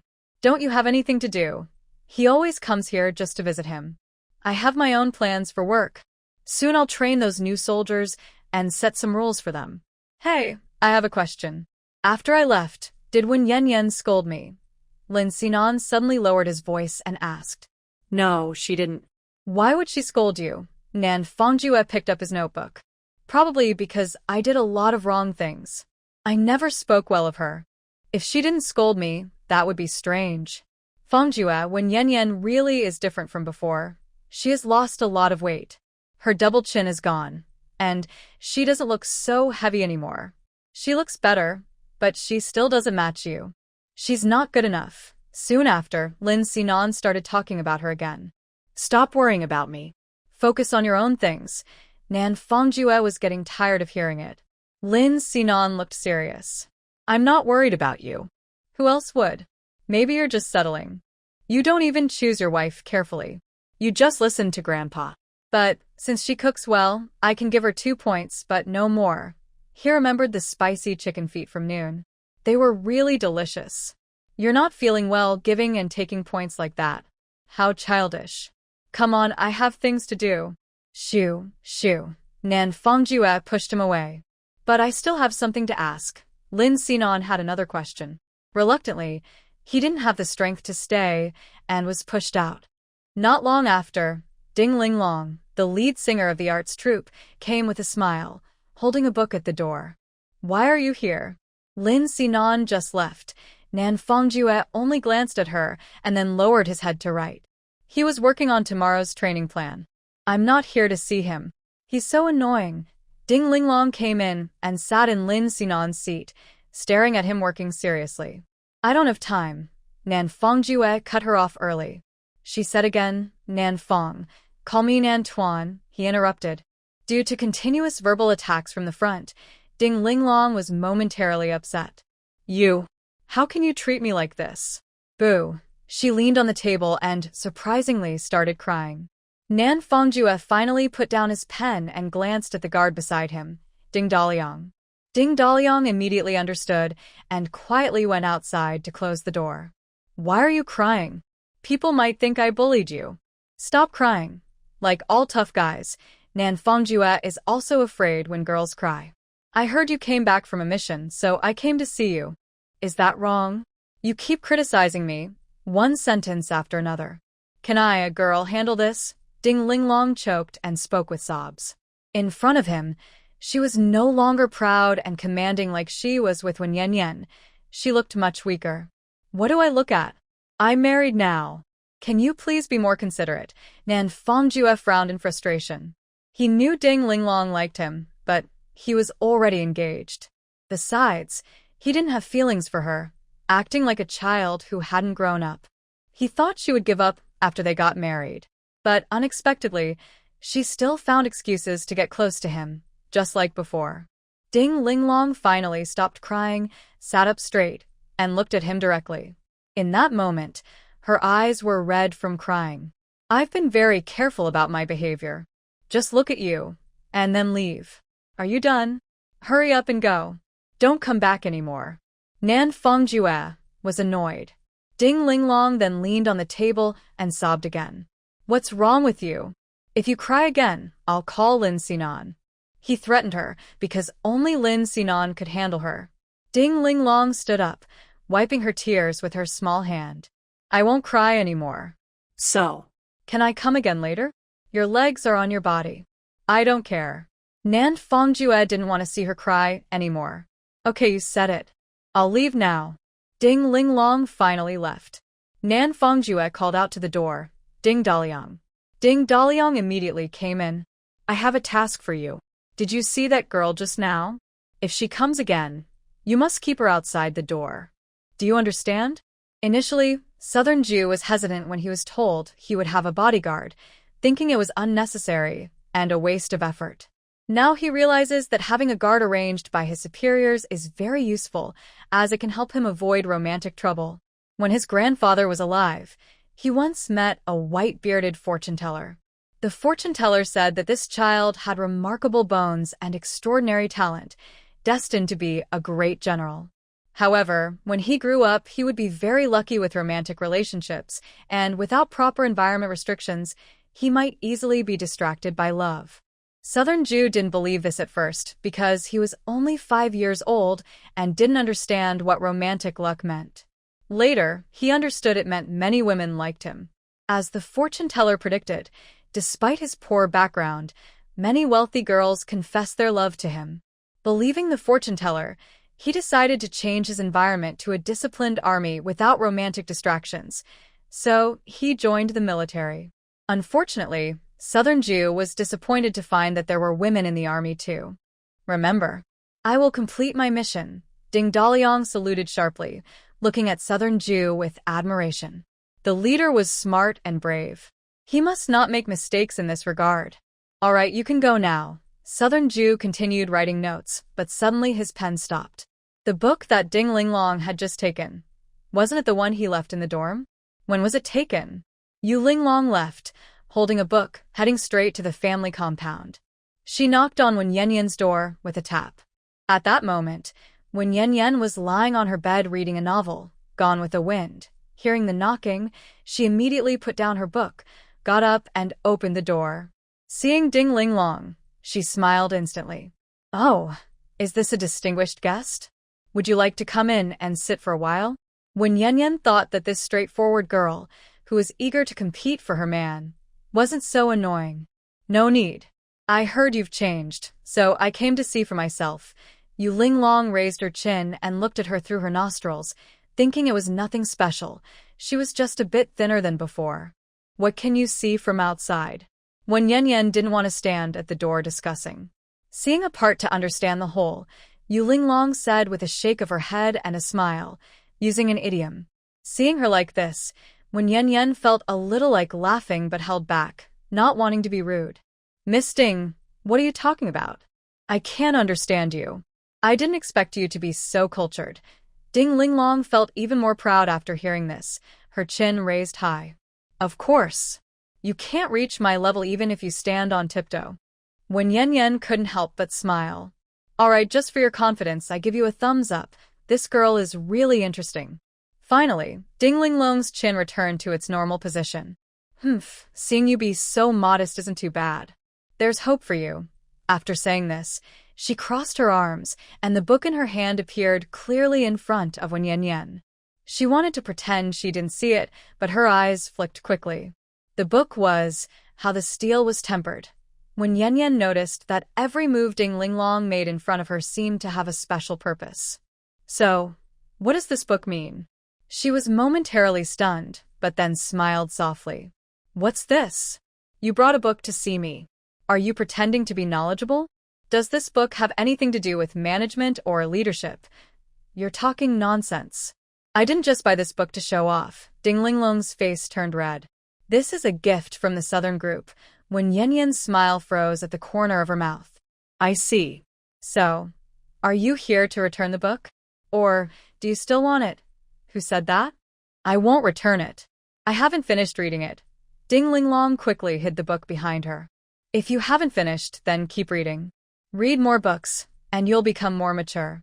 Miss Ding, are you done with your business? When Yen Yen covered her mouth and yawned. I'm tired. I'm going back to take a nap. Goodbye. After saying this, she closed the door and stood quietly listening. Until she heard Ding Linglong's footsteps leaving. She shook her head. This girl is really naive, still showing off with a book. But was that book really a gift from Southern Group? When Yen Yen thought about asking him when the right time came. She couldn't ask directly, because she hadn't figured out Southern Group's temper yet. She didn't want to argue with him. That night, nothing happened. The next morning, Wang Dahua's feedback arrived. She praised Wen Yen Yen enthusiastically from behind the wall. Swallow, the spicy chicken feet you gave me were so delicious that my child loved them. Last night, he ate an extra bowl of rice because of how tasty they were. How did you make them? Do you have a recipe? I want to learn to make them myself. Wang Dahua didn't get enough.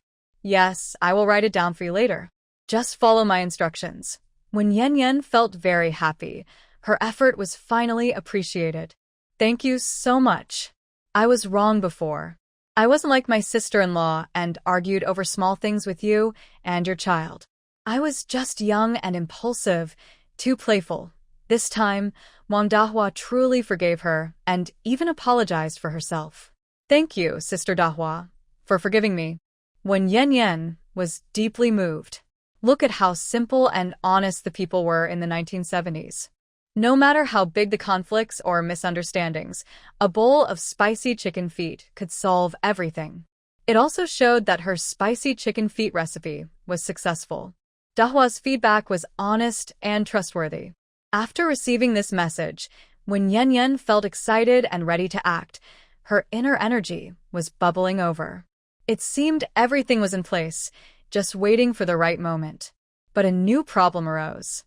Nan Fongjue emphasized yesterday that she was not allowed to sell mushrooms, considering its speculation. Selling chicken feet was similar in nature to selling mushrooms, so he probably wouldn't agree either. But she had the skills and created something valuable. Wasn't that a waste? When Yen Yen thought hard and finally made a decision. She decided to sell marinated chicken feet. She wanted to make a fortune in the 1970s. Nan Fongjue's ban didn't matter. She could wait until he went to work and sell secretly. In this era, only the brave survive. The timid go hungry. The environment was relatively relaxed, as long as she didn't get caught by the police. But she couldn't go to the town because military wives often visited there. The fewer people who knew, the better. She needed to find another market. In her memory, there was a medium-sized jade processing factory about 10 miles north of the military area, with around 200 workers. They worked hard every day dealing with stones and probably wouldn't mind spending some money on food. She could try going there. After making up her mind, when Yan Yan went to the jade processing factory the next day to check the area. She carefully observed the environment and terrain, and also chose a good spot to set up her stall.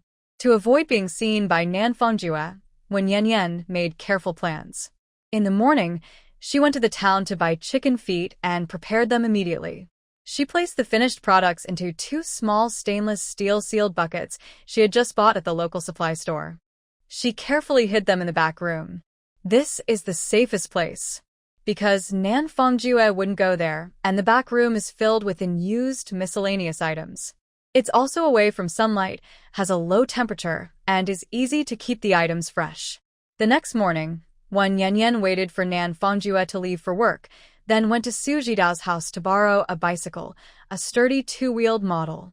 She took out the stainless steel buckets from the back room, fixed one on each side of the bike's rear rack, and also placed a scale and a cloth bag hanging on the handlebar. She brushed her hair back from her ears, jumped onto the bike, and pedaled smoothly, leaving the military compound confidently. Half an hour later, when Yan Yan arrived at the opposite side of the jade processing factory's gate and parked her bike, she took out a pre-prepared cloth scarf from her pocket and wrapped it around her face, leaving only her eyes visible. When Yan Yan was worried about being recognized, because she was overweight and her features were obvious, and the jade factory was not far from the military base, only about 10 miles along a village road. She covered her face just in case. Then she took out a prepared lunchbox with sweet and sour chicken feet and left her stall to deliver it to the gatekeeper of the jade processing factory. The gatekeeper had already noticed her. When she approached, he opened the small window to ask, "Miss, do you need something?" "Sir, I brought some cooked food. Would you like to try some?" When Yan Yan opened the lunchbox and offered it. "What kind of cooked food?"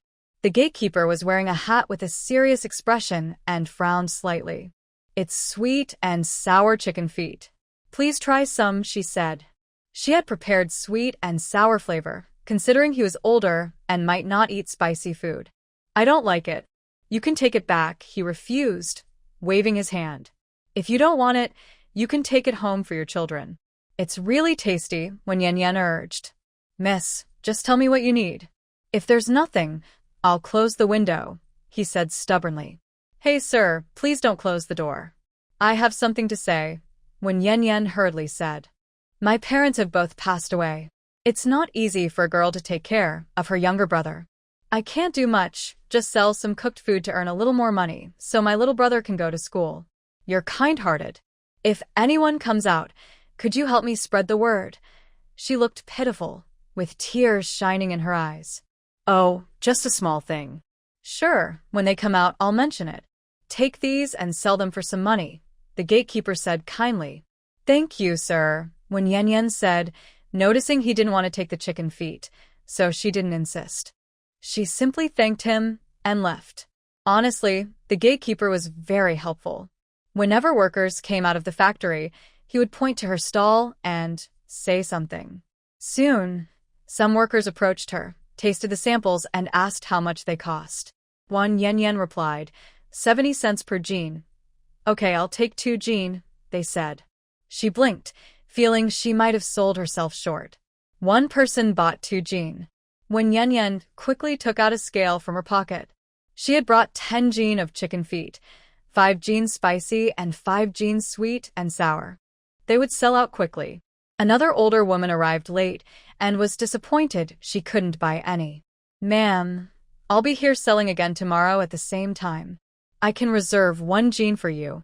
Would you like spicy or sweet and sour?" when Yan Yan asked, wanting to keep every customer. "Okay, I'll take 2 jean of sweet and sour. If I come late again tomorrow, please save some for me." "Thank you, young lady," she replied happily and left. When Yan Yan packed up her stall and prepared to go home. Before leaving, she gave the gatekeeper a special box of chicken feet. "Thank you, sir. If it weren't for your help, I wouldn't have sold so smoothly. This is a small gift. Please accept it, she said. He hesitated, but then placed it on the cement ledge by the window and turned to leave. She knew she had to thank him. Otherwise, she'd feel embarrassed to come back tomorrow. Her first day selling was quite successful. She sold 10 jean of chicken feet at 70 cents per jean, earning $7. After costs, she made a net profit of $5. It sold out in less than an hour, so she could make more tomorrow. When Yan finished selling chicken feet, but did not go home. Instead, she rode her bike to the town.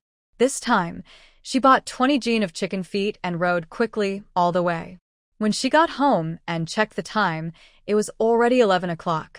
She started preparing lunch. At this moment, she regretted letting Nanfang Ju come home for dinner. Actually, he could have eaten at the cafeteria at noon, as long as he came home in the evening. In the afternoon, Nanfang Ju had just left for the army, and she immediately started making chicken feet.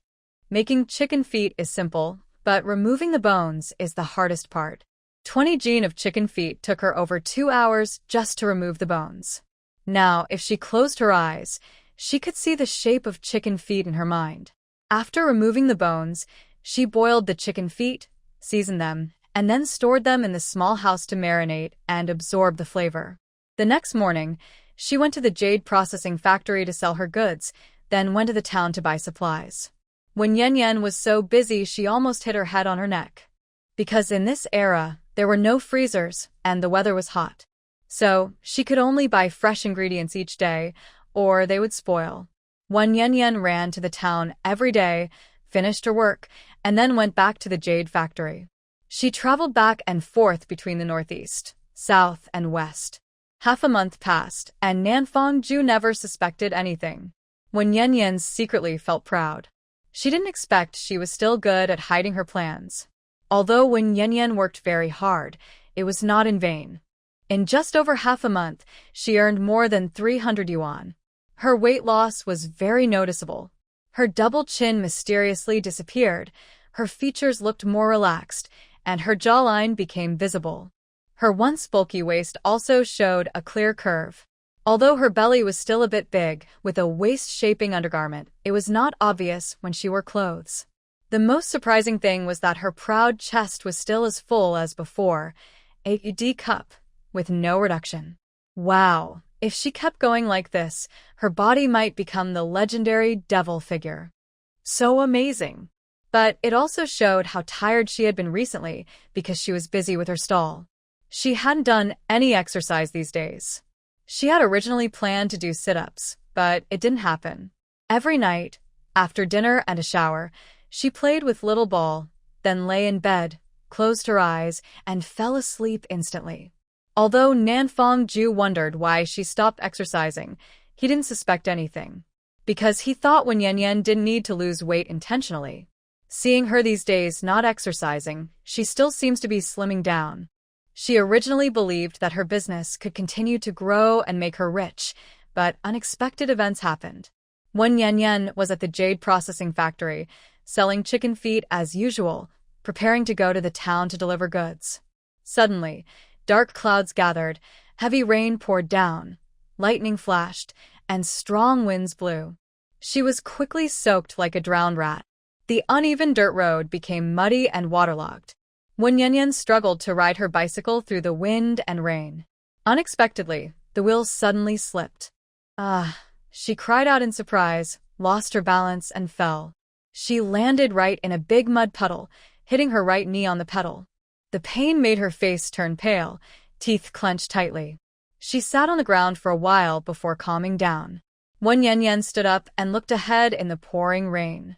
She realized she wasn't far from the military housing area and decided not to ride anymore. Her knee was probably bruised and a bit sore. The heavy rain continued, without stopping. This was the first rain she experienced since arriving in this era. She felt a bit discouraged. Today was unlucky, and the weather was making things worse. No wonder there was no weather forecast in this era. If she had known it would rain heavily, she wouldn't have gone out. When Yan pushed her bike slowly home, taking small steps. Suddenly, She looked up and saw Nan Fongjue standing at the gate of the yard, watching her. How did he come back? It seemed he arrived earlier than usual. She stopped and hesitated, unsure how to explain herself. But she couldn't just leave because the rain was heavy, thunder was rumbling, and she couldn't stay out in the storm. So, Wen Yanyan continued walking home. But why was Nan Fongjue, who should be in the army, standing at the gate? Because of the heavy rain, the soldiers' training ended early, and since it was close to noon, he went home early. When he entered the house, he found Wen Yanyan was not there. The stove was cold. It was still pouring outside. Nan Fongjue took out an umbrella and went out. Soon, he saw a woman covered in rain and mud pushing a bicycle toward him. Looking at her walk, he wondered if it was Wen Yanyan. He asked from afar, "Are you Wen Yanyan?" When Yanyan finally realized how miserable she looked, she didn't dare to admit it. She nodded. Then, when Yanyan saw Nanju walking over with an umbrella, his sharp, deep eyes cold and intense. "Where did you go on such a rainy day?" I didn't go anywhere." When she first saw him in the rain, her mind went blank. She couldn't think straight. "Let's go home and talk." Nanju took her bicycle with one hand and held the umbrella for her with the other as they walked into the yard. He took her back to her room, then went outside to park the bicycle under the shelter, before returning home. When Yanyan stood on the red brick ground, her clothes soaked through. The rainwater on her body dripped like a small stream onto the ground. She tightly clutched her military-style bag, which held her hard-earned money. She stared blankly at the muddy bag Nanju was holding. She hadn't figured out how to explain herself yet.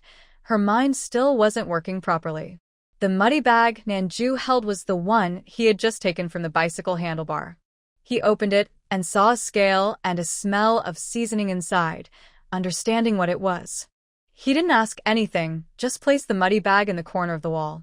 Then he went to the kitchen, picked up a thermos, poured warm water into a basin, and placed it on the washstand, saying softly, "Wash your face." Nanju entered the room and closed the door tightly. Wen Yanyan went to wash her face. Looking at the muddy water in the basin, she fell silent, then changed the water 5 times before finally washing off the mud from her face. She pushed the door open but didn't go inside. She stood at the doorway, watching Nanju at his desk, silent. He also looked at Wen Yanyan with deep, intense eyes. "Don't you want to say anything?" Wen Yanyan shook her head. Her mind was still frozen. It hadn't rebooted yet, and she needed a little more time. But she didn't have the time to wait. Wen Yanyan, Nanju suddenly lost control, his sharp eyes flashing with stormy anger.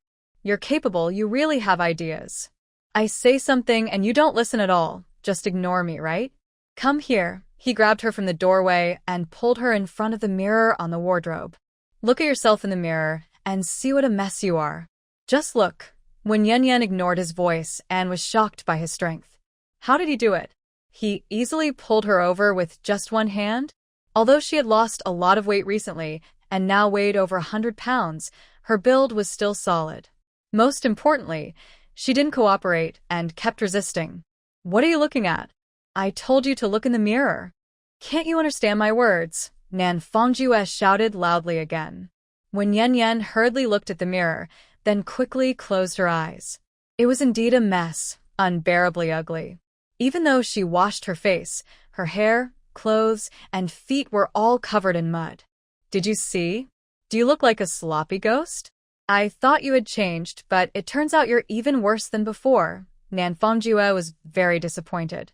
When Yanyan's eyes turned red from his words, she kept her mouth shut and didn't speak. "Go out and wash yourself properly and change into new clothes." Nan Fongjue turned away and didn't look at her anymore.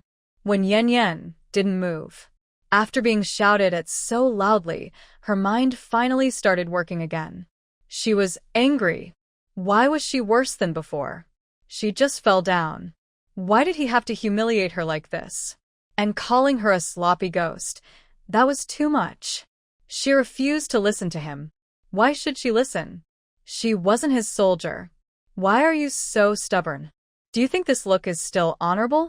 Hurry and wash up. Seeing she didn't move, Nan Fongjue's anger flared again. He turned around and grabbed her collar to drag her out, but with just one pull, he heard a ripping sound. Her clothes tore, revealing a patch of white skin underneath her neck. His eyes darkened, and he let go. Sorry, I didn't mean to. Do whatever you want with washing. I'm not coming back tonight. The door slammed loudly with a bang. You're so proud. Just leave if you want. Who cares about you? I want to. I like this way. I'm proud of myself. I earned over 300 yuan. You wicked ghost, when Yan Yan shouted loudly at the door for a long time before going to the wardrobe to find some clothes. This big villain. That big dog's claws tore my clothes apart. She found some clothes and then went to the kitchen to boil a big pot of hot water and took a good shower. What kind of person is this? Judging others without knowing the facts. When Yan Yan huffed in frustration after taking a shower, got dressed, and went to the kitchen to find some erbotu. She returned to her room, sat on a chair, rolled up her pants, and dipped a piece of tissue in a little white alcohol to disinfect her knee wound. The moment she touched it, when Yan Yan gasped sharply, her face turning pale. The strong alcohol hit her wound, stinging intensely, making her leg tremble. She had expected pain, but not this much. Maybe. The wound was a bit deep, a big cut. When Yan Yan didn't have the courage to continue, she decided to take a break before disinfecting again. At that moment, the door opened. Nan Fongjue, who had just left, appeared again. He looked down at her bloodied knee. Without saying a word, he went over, picked her up, and carried her out of the house into the rain, heading toward the medical station. What's wrong with him? When Yan Yan, who had just finished her shower, was now soaked again. The heavy rain poured into her soul's small window. She turned her face away, closed her eyes, and asked Nan Fongjue, "Where are you going?" This man carried her out into the rain, without saying a word. What's he thinking? Did he hear her scolding him earlier inside the house? To the medical station, he replied. When Yan Yan only saw his Adam's apple move as he spoke. He's going to the medical station? Her cold skin suddenly felt a bit warm. Her previous anger disappeared. This man actually cared about her. No need to go. Just disinfect at home. It's just a skin scrape, she said. This small injury wasn't a big deal. She could handle it herself. If you don't do it properly, it might leave a scar, he warned. Nan Fongjue, carrying her over 200 pounds, walked steadily. It's fine. I'm not afraid of scars, she replied. Luckily, it was a rainy day and no one was around. Otherwise, she'd be shy. Why was she still being carried like a princess? Nan Fongjue, as cold as ice, said, "Can you stop being stubborn and listen to me?" Why was he angry again? When Yan Yan kept quiet, closing her eyes as well, lying in his arms like this, she felt very safe. When they returned home from the medical station, the storm had stopped. Nan Fongjue found one of his military uniforms for her to change into. When Yan Yan's clothes were already few. One had been torn when he got angry earlier, another got dirty when she fell in the rain, and now, after going to the medical station, she was wet again. She didn't wear anything.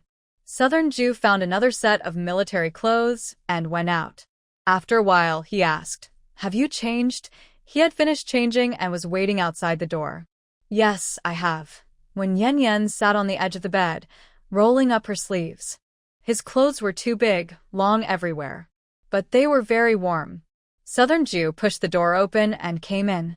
Southern Jew, didn't you say you wouldn't come back earlier? She was still surprised. Look at whether you've taken a shower or not. You look like a muddy monkey. You're not a kid anymore at 18. Can you be more mature? Southern Jew was annoyed. This woman was too careless. Because I accidentally fell into a mud pit while riding my bike, she said naturally. In the new century, she also rode a bicycle, but every time she was about to fall, she could steady herself with her legs. But this bike was a heavy, two-wheeled one with a crossbar. She couldn't stand firm and got caught in the middle. Could it be that her legs are too short? But she was 1.65 meters tall. Her legs weren't short either. It could only be that the bike was too high.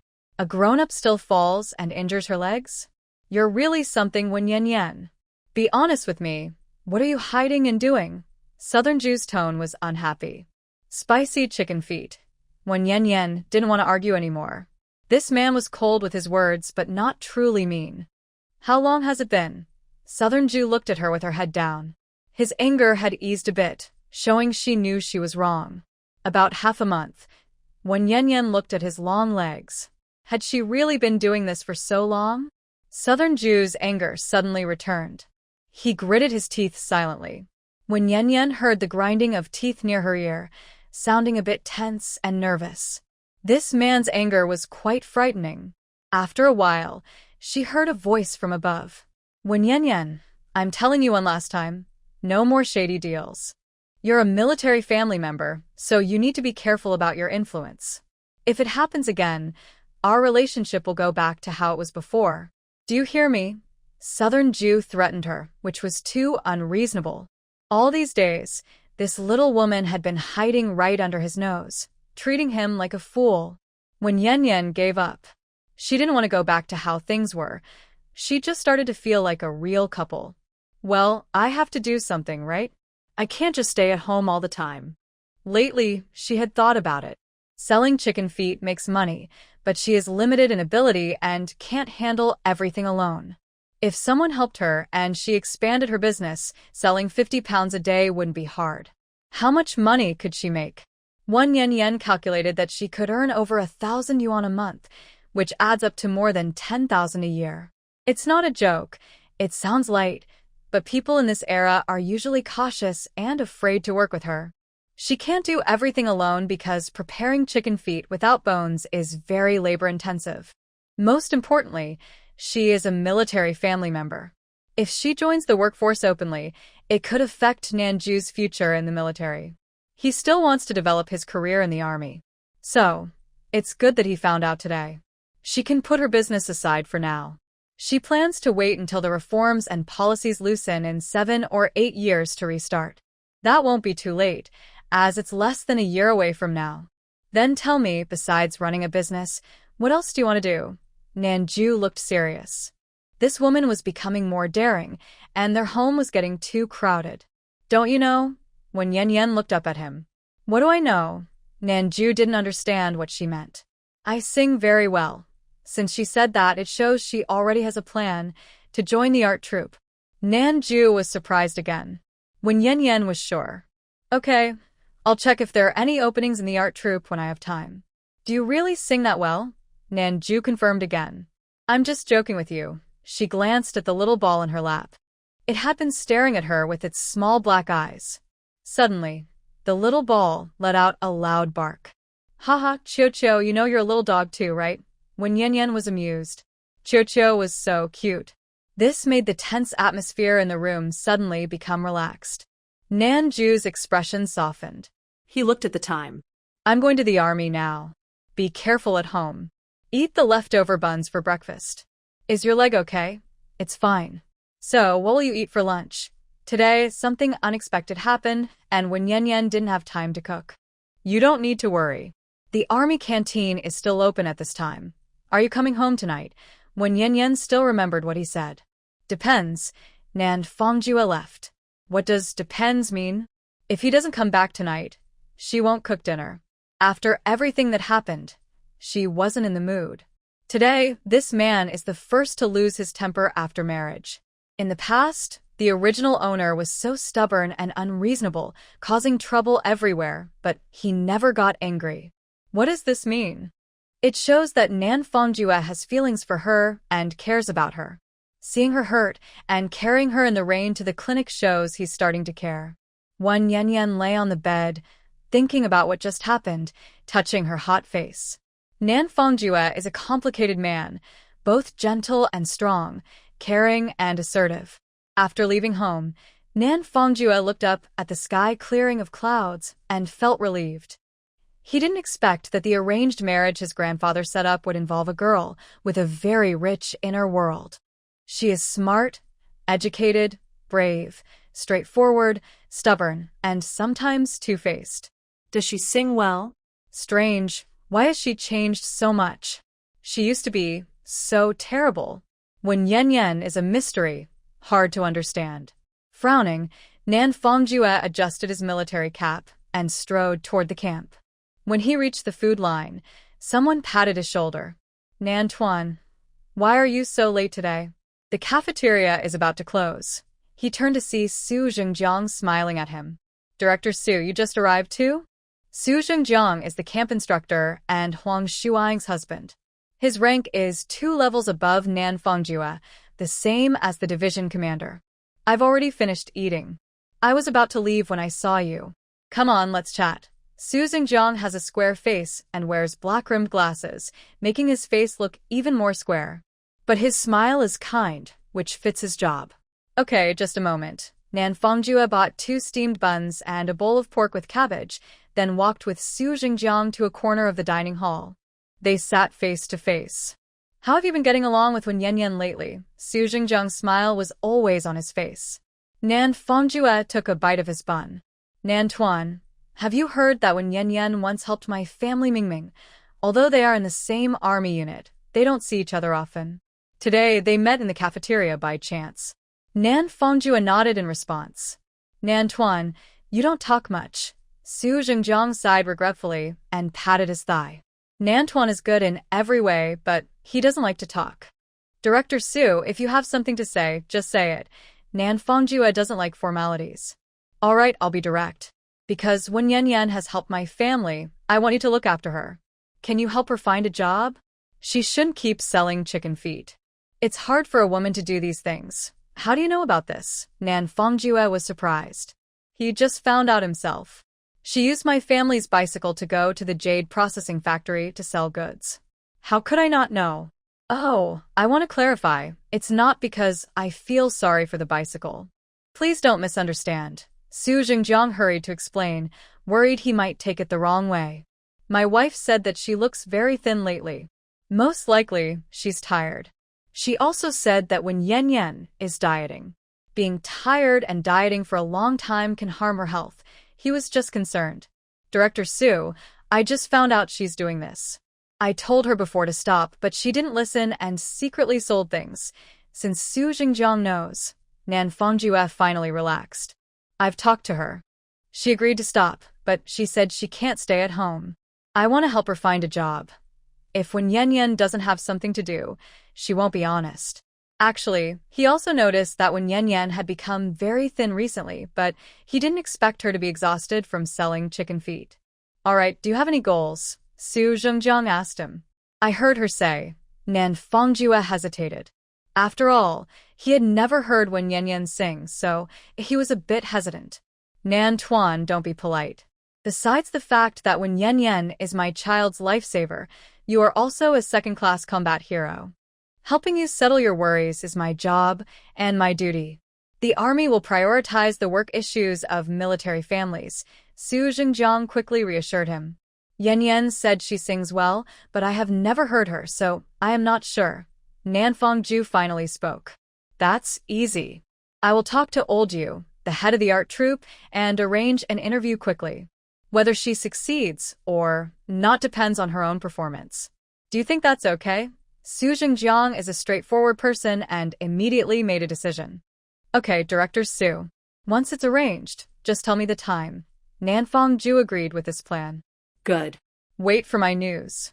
You should eat now. The food has gone cold. I have to go first. Su Zhengjiang stood up and left. Nan Fongjue watched his back as he left, biting his bun. He didn't expect things to go so smoothly. The matter he wanted to handle was taken care of by Director Su. He also hopes Yan can seize this chance. Even if her image isn't perfect, as long as she sings well, she can still serve the people. But does she really sing well? After finishing his meal, Nan Fongjue left the dining hall feeling relaxed. The issue with Yan's work was settled, and one of his worries was gone. Because of this, she might behave more honestly now. At home, Yan was lying in bed reading a novel, Gone with the Wind, a foreign book. She loved Scarlett O'Hara. She was strong, not weak, beautiful, not pretentious, daring to love and hate. But after a while, her eyes got tired. She put down the book, closed her eyes, and shook her wrists. The book was a bit heavy, and reading it for long was tiring. An e-book from the new century was more convenient. Yan rested for a while, then got up. There were still many clothes to wash. The heavy rain had caused her a lot of trouble. Her knees still hurt a bit from walking. She went outside and gathered all the dirty clothes, muddy pants, shoes, mud-stained pockets, and the green school bag used for carrying money, piling them together like a small dirt mound. Sigh, if only there was a washing machine at home, she wouldn't have to wash by hand. She missed her old life. But no, she had to adapt to the local customs. Such appliances weren't available at that time. They had to wait until after the reform and opening up. Yan sat on a small stool, stretching one leg, and finished washing all the dirty clothes, including a set of military uniform belonging to Nanfangju, which she hung on the clothesline outside. After the rain, the sun had come out. Then, she carried a basin of clean water and a cloth to wipe down her muddy bicycle under the rain shelter. When Yan cleaned very carefully, making sure every detail was spotless. She was returning this bicycle because she no longer needed it. She wouldn't be doing business anymore. Originally, she wanted to earn money to buy her own bike, since she couldn't keep borrowing others' bikes for her stall. But unexpectedly, a sudden change of plans meant she wouldn't be using the bike anymore. She also planned to make some noodles tonight, steam a batch of buns tomorrow morning, and deliver them along with the bike to Sister Huang as a thank you gift. After finishing cleaning the bike, when Yan tidied up the kitchen, wiping the stove, pots, bowls, and utensils until everything shined brightly. Once she was done, she checked the time and started preparing dinner again. There was a clattering of pots and pans, sizzling sounds, and the aroma of cooking filled the air. Tonight, when Yan cooked 3 dishes, 2 hot dishes and 1 cold dish. She made stir-fried celery with shredded potatoes, pork stir-fried with green bamboo shoots, and sliced cucumbers with a light dressing. For the staple food, she mixed rice and millet, feeling confident that Nanfangju would definitely come home tonight. At that specific time, every day, he always returned. During dinner, Nanfangju picked a piece of meat and put it into her bowl. When Yan paused, surprised, and looked at him, did he not know she was trying to lose weight? Eat more meat in the future. You'll get thinner. Nanfangju remembered what instructor Su had said today. But I'm on a diet. Isn't losing weight normal? When Yan wondered if he had forgotten about her dieting. You don't need to lose weight anymore. This is enough. Being too thin isn't healthy. Nanfangju thought her weight loss was a bit alarming.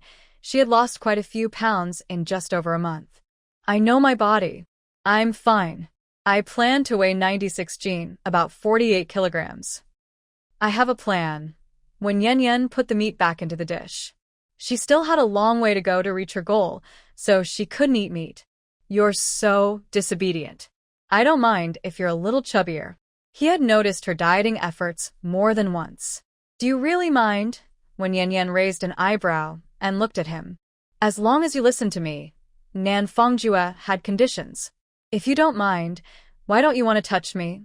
After so many days sharing the same bed, he hadn't made any move to touch her. Southern Jew was silent for a moment and said, You're still young. How is she still young? When Yan almost laughed. What kind of excuse was that? It was quite funny. He clearly disliked her, but kept finding reasons. Never mind, she wouldn't discuss this with him anymore. If she kept going, she wouldn't know what else to say. You mind if I mind?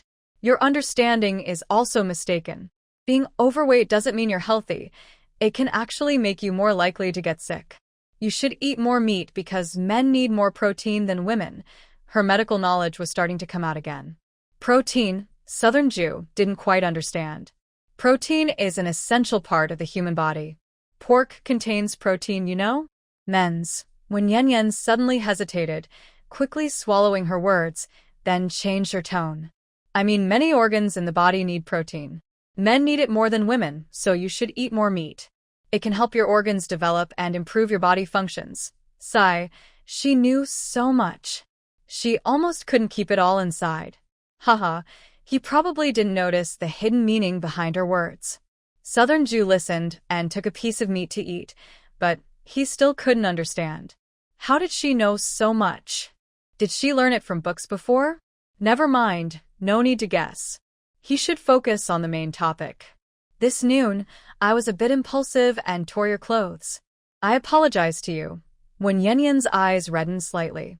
She didn't expect him to apologize. Tomorrow, I'll take the troops out for training in the wild. You stay home and take care of yourself. I've already talked to Director Su about the arts troupe. You'll be notified to go for an interview. Be prepared. Are you going out again? This news was a bit sudden, even more surprising than his apology. When Yan felt gloomy. He had only been home a few days, and now he was leaving again? Southern Jew returned to his usual terse state. He was really leaving again. When Yan's mood sank to the bottom. Was he traveling so often? She called his trips business trips, which basically meant he wasn't at home. How long will you be gone this time? When Yan hid her sadness. Not sure. Southern Jew didn't say a word, not even a single waste. When Yan seemed to catch his mood, she responded with a sound but then stayed silent, quietly eating. Although she felt a bit upset, she knew she had to do her chores. After dinner, she made a batch of plain dough with white flour. To thank someone, she used pure wheat flour. Usually, she used a mixture of 2 parts flour, but resources were very limited in this time and food tickets were scarce. When Yan placed the dough on the stove because there was still heat inside, which helped it rise faster. Back then, there was no yeast powder, so she used a sourdough starter from the last batch to make the dough rise. It took about 12 hours for it to fully ferment. Then, when Yan started chopping the filling, wielding 2 knives loudly. She chopped 2 jean, about 1 kilogram, of celery, 1 jean of pork, along with some chopped green onions and minced. She mixed and stored the filling, planning to make buns the next morning. After finishing her chores, when Yan returned to her room, without speaking, she leaned against her luggage and read a book. Southern Jew was also reading. But the little ball of fur seemed afraid of Southern Jew. Whenever he was home, it stayed in its nest. However, it kept watching when Yan, paying close attention to her every move. The room was very quiet. But at night, when Yan lay in bed, tossing and turning, unable to fall asleep, causing the wooden bed to creak. Are you feeling unwell? He was also affected. No, I just can't sleep, she replied. When Yan felt a bit annoyed. Don't think about anything complicated. You'll fall asleep soon, Southern Jew advised. I'm not thinking about anything complicated. I just can't sleep, she said, but her mind was indeed full of random thoughts. Southern Jew stopped speaking. She stared at the dark ceiling with wide eyes, more alert than an owl. Completely sleepless. She, who usually sleeps soundly, was now suffering from insomnia. Under the moonlight outside the window, when Yan looked at the man lying beside her and sighed inwardly. She really wanted to hug him, but she was afraid to scare him away. It was all because her original image was not good, so she dared not make a move. But if she didn't hug him now, he would leave on a business trip tomorrow, and she didn't know when he would return. When Yan turned over and, pretending to be careless, accidentally touched his back. She became a little bolder and turned her body more significantly, deliberately nudging him with her elbow. Still, he didn't react. Warm Yan's heart beat faster, and she felt she could try again. This time, she didn't turn over, but gently placed her arm on his waist. In the 1970s, she disliked one thing: sleeping under a single blanket, each person with their own quilt. In the new century, couples share a double blanket, so she can truly hold his waist instead of just touching through a thin cover. She felt satisfied with this. Nan Fongjue didn't pull her arm away. He probably wasn't asleep because he was still talking earlier. Maybe he was also trying to accept her. It felt like mutual effort. Warm Yan took a deep breath. There's no need to rush. Rushing wouldn't help. Could she really force herself on him? No, because their strength difference was too great. It wasn't allowed. Unless she used some trick. She was surprised at herself for even thinking that. How could she have such thoughts? A simple hug would do. There would be other chances to get closer later. She couldn't rush, or she might scare him away. Her persistent feelings all night finally paid off. She relaxed and soon fell asleep. After hearing her steady breathing, Nan Fongjue removed his arm from her waist, placed it in the gap between their pillows, closed his eyes, and also fell asleep. Because he slept late, the next morning, warm Yanyan woke up to bright daylight and was startled by the time. How could she sleep until after 9? She looked around and saw she was alone. The house was silent. Had he already left? Was he not coming back tonight?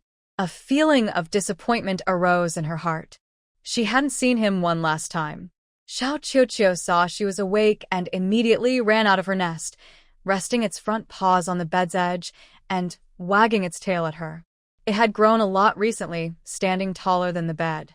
Warm Yanyan smiled and reached out to pet its round head. Qiuqiu, you must be hungry. I'll cook for you later. Xiao Qiuqiu let out a small sound, sat on its hind legs, yawned widely, then patiently waited for her. She looked up at the ceiling, quietly lost in thought. Recently, she has been spending a lot of time on this man, washing his clothes and cooking for him. So, it's good that Nan Fongjue has been away for a while. She can relax a bit. This period has worn her out, busy with this and that. When Yan Yan was a medical student in her past life, she spent 15 of her 18 years studying. She never did physical work or carried anything heavier than 10 pounds. But in a short time after crossing over, when Yan Yan did all the work she never did before. She carried sacks, tilled the land, planted crops, and even built a stove. She also sold things at a street stall and earned money. The reason when Yan Yan works so hard is partly to change the bad reputation of laziness, greed, and troublemaking left by her original self. On the other hand, she also wants to quickly realize her own value, prove herself to others, and show that she is capable and not stupid. She wants to be able to support herself without relying on a man's money. Most importantly, she doesn't want Nan Fongjue to look down on her. In her past life, when Yan Yan was very strong-willed.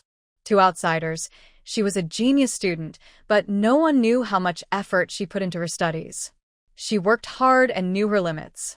So, in this life, she won't lose either. Moreover, during this time, she noticed that this man isn't good at expressing his feelings and tends to keep things inside. Although they haven't officially become a married couple, their relationship is still unofficial, but he has shown some changes. When Yan Yan can feel it, love doesn't develop overnight, especially in a relationship that starts with marriage and then turns into love. She can't rush it. She needs to take her time. Love needs opportunities to blossom. Yesterday, Nanju said he talked to his boss, and the boss also spoke to the cultural troupe, telling her to wait for the interview notice. All right, then she'll wait for the notice. It's just an interview, after all. It's not a big deal.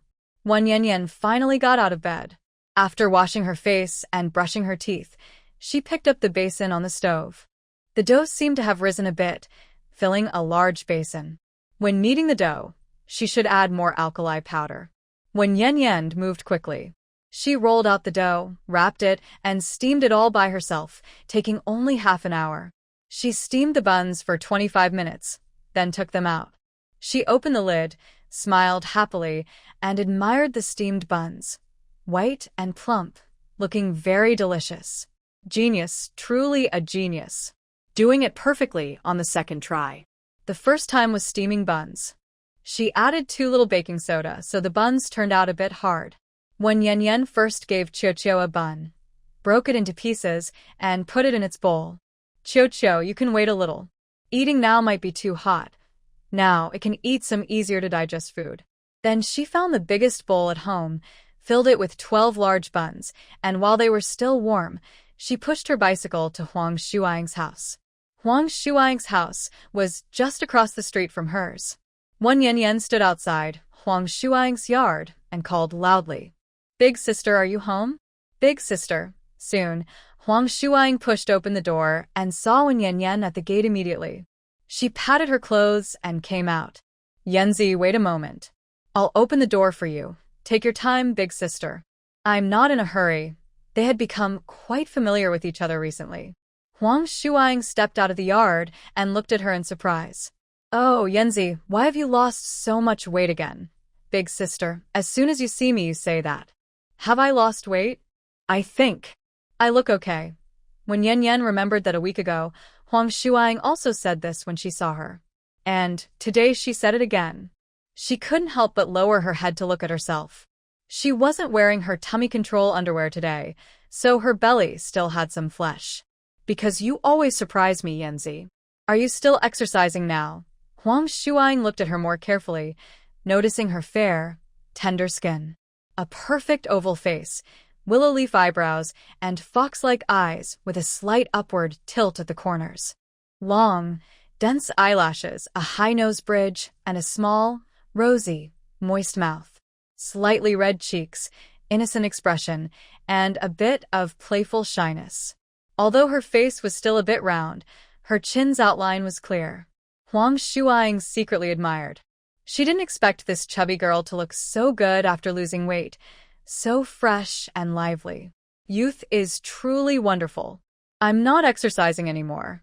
Maybe I've been tired from running my stall lately. Big sister, I still have your bicycle. I returned it. And these buns, I just steamed them. They're still warm. Keep them for lunch, when Yan said as she handed a large bowl of buns to Huang Shuang. She reached out to take it. Thank you, Swallow. I haven't eaten your spicy chicken feet these days. You're too kind. Are you returning the bicycle? Do you still need it? Huang Shuang was not polite to Yan because they would still see each other in the future. No, I don't need it anymore. He won't let me set up a stall. Thank you, big sister. Without this bicycle, I couldn't have earned this much money, when Yan had indeed borrowed a lot of help. Swallow, why are you so polite with me? How much did you earn? Can you tell me? Huang Shuang asked softly. When Yan looked around and whispered, a little over 300. They acted like secret agents meeting secretly. Huang Shuang was very surprised. You earned so much? In just over half a month. Swallow, you're really impressive. You earn more than men do. My husband Xiao Su only gets 45 yuan a month. I really admire you. But even though this job makes money, it's too tiring and not legal. The military group doesn't allow you to do it, so you should stop.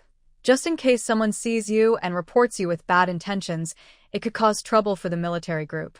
He's one of our most promising officers, Huang Shuang advised her. Yes, big sister, you're right.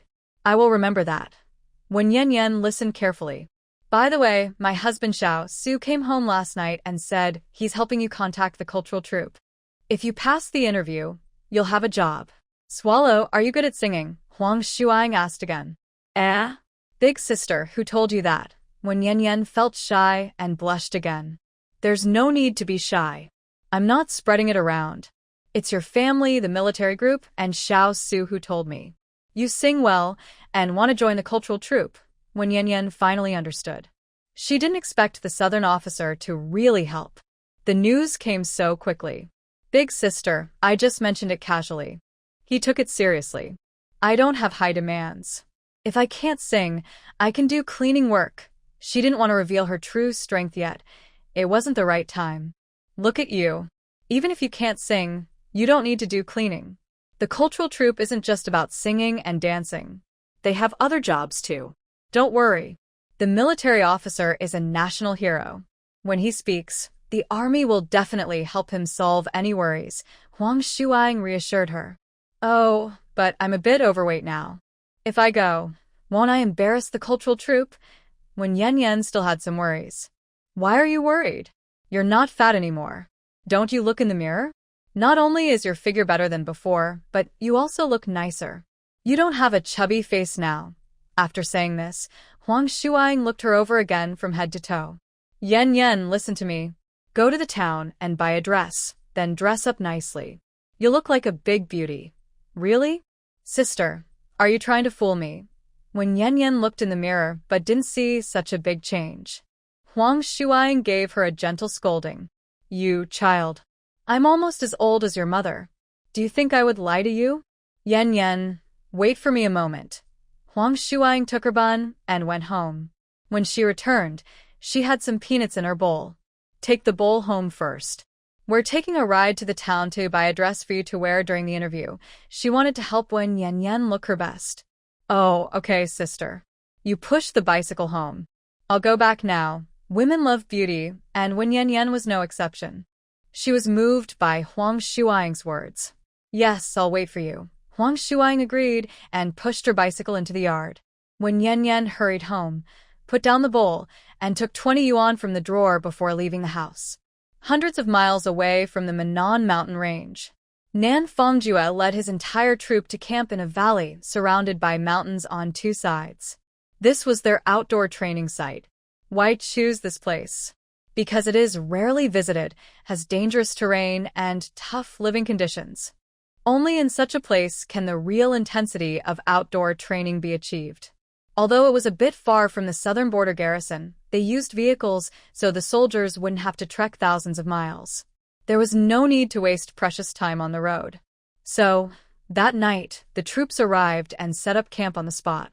Until late at night, when the moon was high, Nan Fongjue was still sitting under the kerosene lamp inside the military tent, writing the training plan for the next day on a simple stool.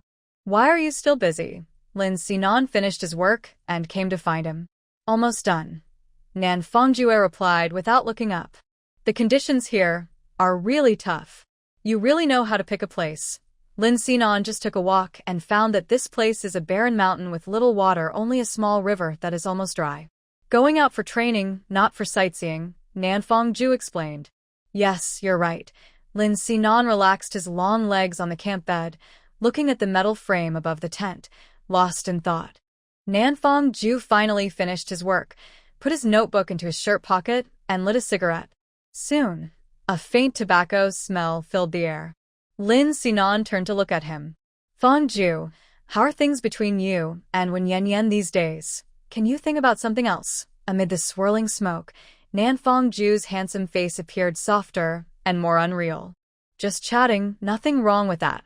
I only have you as a good friend, so of course I care about you. Lin Sinan genuinely cared. Are things normal? Can you say a few more words? Although Lin Sinan was already familiar with his way of speaking, he still couldn't get used to it. Everything is normal. Nan Fongjue added 2 more words.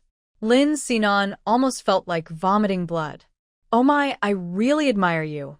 If you don't want to say it, I've heard enough. His small speaker started broadcasting again. What did you hear? Nan Fongjue glanced at him. You went to the medical station with Wen Yan, and it was pouring rain. Lin Sinan seemed to know everything. Did you hear that from the male nurse at the medical station? Nan Fongjue immediately thought of the new male nurse in the army, Ma Jianxi. He was sent to replace Zhang Mimi's work, and it had been less than half a month. Lin Sinan denied it. Then who told you? Nan Fongjue really wanted to know because on that heavy rain day, no one was on the road. All right, I won't tease you anymore. No one said anything. I saw it with my own eyes. Lin Sinan told the truth. Nan Fongjue didn't believe him. Are you stupid? Running around in the rain. He looked serious. That noon, Lin Sinan also went to the medical station, got some sulfa drugs from the nurse because his throat was sore. He carried an umbrella and didn't get wet, but he saw a couple caught in the rain. Lin Sinan touched his throat, still not fully recovered. Your sore throat is because you talk too much. Just speak less in the future. Southern Jew hinted at something. Are you deliberately hurting me? Lin Sinan sat up from the bed, his charming eyes shining. I'm just curious. How did things progress so quickly? In the rain, holding hands going to the clinic?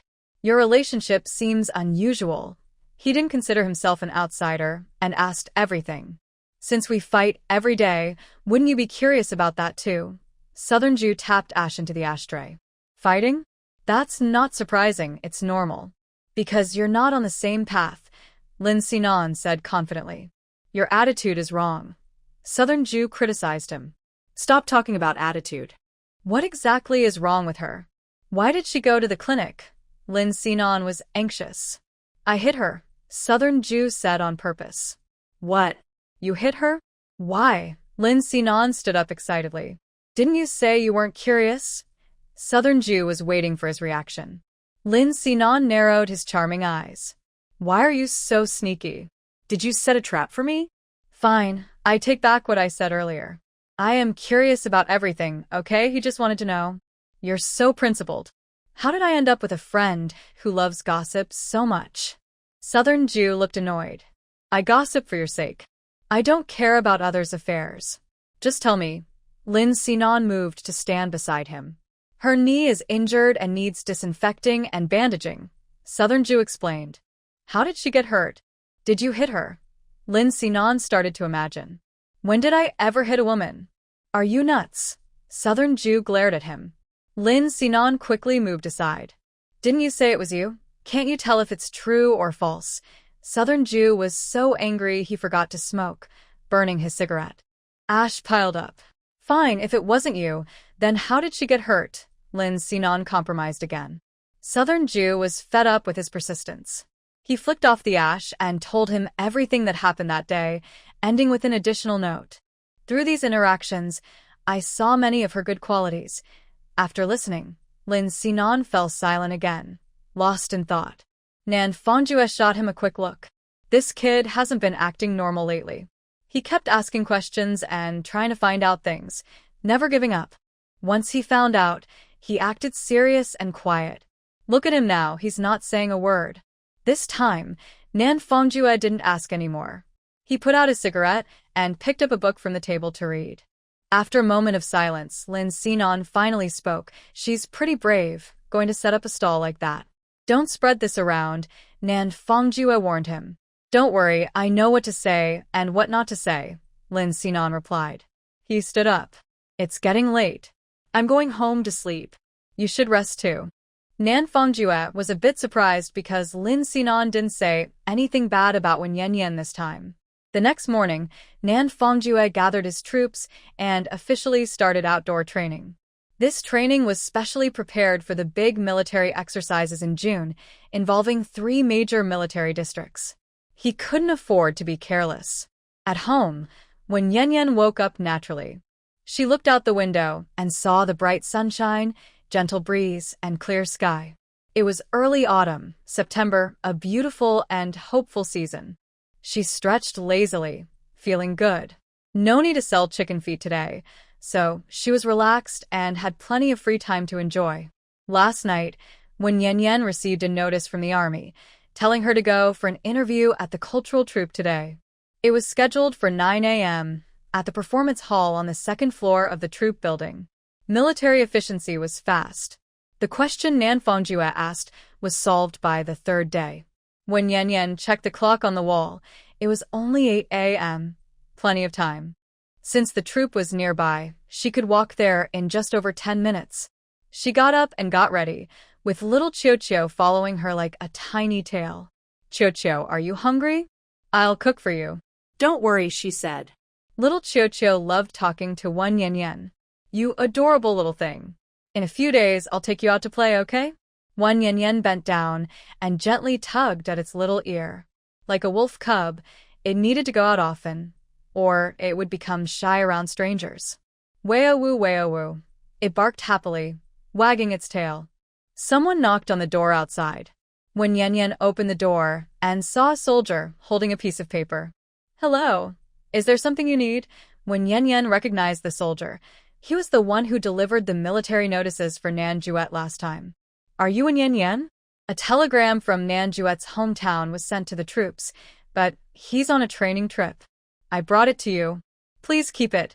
The soldier was polite and courteous. Thank you. Wen Yanyan took the telegram. You're welcome. The soldier closed the door and left. Wen Yanyan hurriedly opened the telegram and frowned after reading it. Telegram messages cost money, and this one said, no money sent for over 3 months, we're starving. The address was in Baishir Village, Gadong Township, Jiangxi. Wen Yanyan paused thoughtfully, and her memories as the original owner opened a new window. Although Nan Juet's grandfather had passed away, his family still lived in his hometown. His parents, younger brother, and a sister. Strangely, in her memory, Nan Juet never sent money home. She didn't know before, but after marriage, he definitely didn't send any. All the military notices he sent were spent by the original owner. The telegram also mentioned over 3 months, meaning he hadn't sent money in the 3 months after their wedding. The last 2 words, starving to death. If Nan Juet didn't send money again, would his family really starve? Telegram messages are charged by the word. It's cheaper to write fewer words, even no punctuation. But the message was clear enough. Oh no, this is serious. If his family really was in danger, she couldn't bear it. Nan Juet would be furious. No, she had to send money to that address. But she couldn't go now. She had an interview in the morning and couldn't leave. Wen Yanyan put the telegram away after returning to her room, then washed her face and brushed her teeth, and prepared breakfast. Since she was still trying to lose weight, she continued dieting, eating only half a meal, just half a steamed bun, and a plate of cucumber. Now she couldn't run or do business. So she decided to do 100 sit-ups to keep up her exercise. But Nan Juet wasn't home, so no one could help stretch her legs. She decided to do push-ups first, then do sit-ups when he returned. Between the two, she preferred sit-ups because she liked the idea of a handsome man helping her stretch her legs. Wen Yanyan's past life was also about being appearance-conscious, and in this life, she has continued to develop it. After finishing her meal, she went back to her room and took a dress out of the wardrobe. This dress was bought by Sister Huang when she accompanied her to town, prepared for her interview. At the department store, she saw it at first glance and liked it immediately. Blue and yellow plaid, a long skirt, a waist belt, short sleeves, and a round collar. Wen Yanyan also bought a pair of cloth shoes, matching the blue and yellow plaid pattern, just right for the dress. She took off her clothes and put on the dress, then spun around in front of the mirror. It looked good. The long skirt covered her belly fat. She was also wearing a bustier and a waist-shaping underwear, which made her figure look curvy. Apart from her waist being a bit thicker, there were no other flaws. She didn't want to lose this time's interview. She wanted to show her best side to the leaders of the art troupe. Just after she finished dressing, she heard someone calling her outside the room. Swallow. Swallow. She quickly put on her shoes and ran out. It was Sister Huang calling her. Yesterday, they agreed she would come with her for the interview. When Huang Shuang saw her, she couldn't stop smiling. Swallow, you look so beautiful, like a fairy descending to the mortal world. Oh, come on, sister. You're teasing me again. I'm still a bit chubby. When Yen Yen blushed. Being a little chubby isn't a problem. Do you have to be as thin as a bamboo pole? Men don't like that. Being full-figured is good. Women should have some meat on them. Huang Shuang glanced at her chest, wanting to say something but hesitated. When they arrived at the art troupe, Huang Shuang couldn't go inside. The soldier at the gate wouldn't let her in, only allowing interview candidates. She had to wait outside. Swallow, don't be nervous. I'll wait for you outside. When Yen Yen noticed there were a few other people standing outside the troupe's gate. Okay, sister. She entered the troupe and found out that she wasn't the only one there for the interview. There were 5 other girls also participating. No wonder there were so many people outside. They were all waiting like Huang Shuang. Inside the second-floor interview room, the head of the art troupe, Yu Jingyuan, Secretary Wei Guocheng, Artistic Director Li Xiaoliang, Vocal Department Director Zhu Yanliang, Dance Department Director Song Guiyun, and Instrumental Band Director Zhang Fengye. There were 6 judges in total. They sat in a row on the front stage, all big and rough men. There was only one young female soldier with both good looks and grace, Song Guiyun, the dance department director. The 6 women auditioning sat on chairs downstairs in the venue. As the host called out each name, the person whose name was called would go on stage to perform. Wen Yanyan quietly compared herself to the others and thought her appearance was okay among the 6. She felt a bit more confident. She didn't let Huang Shuang influence her.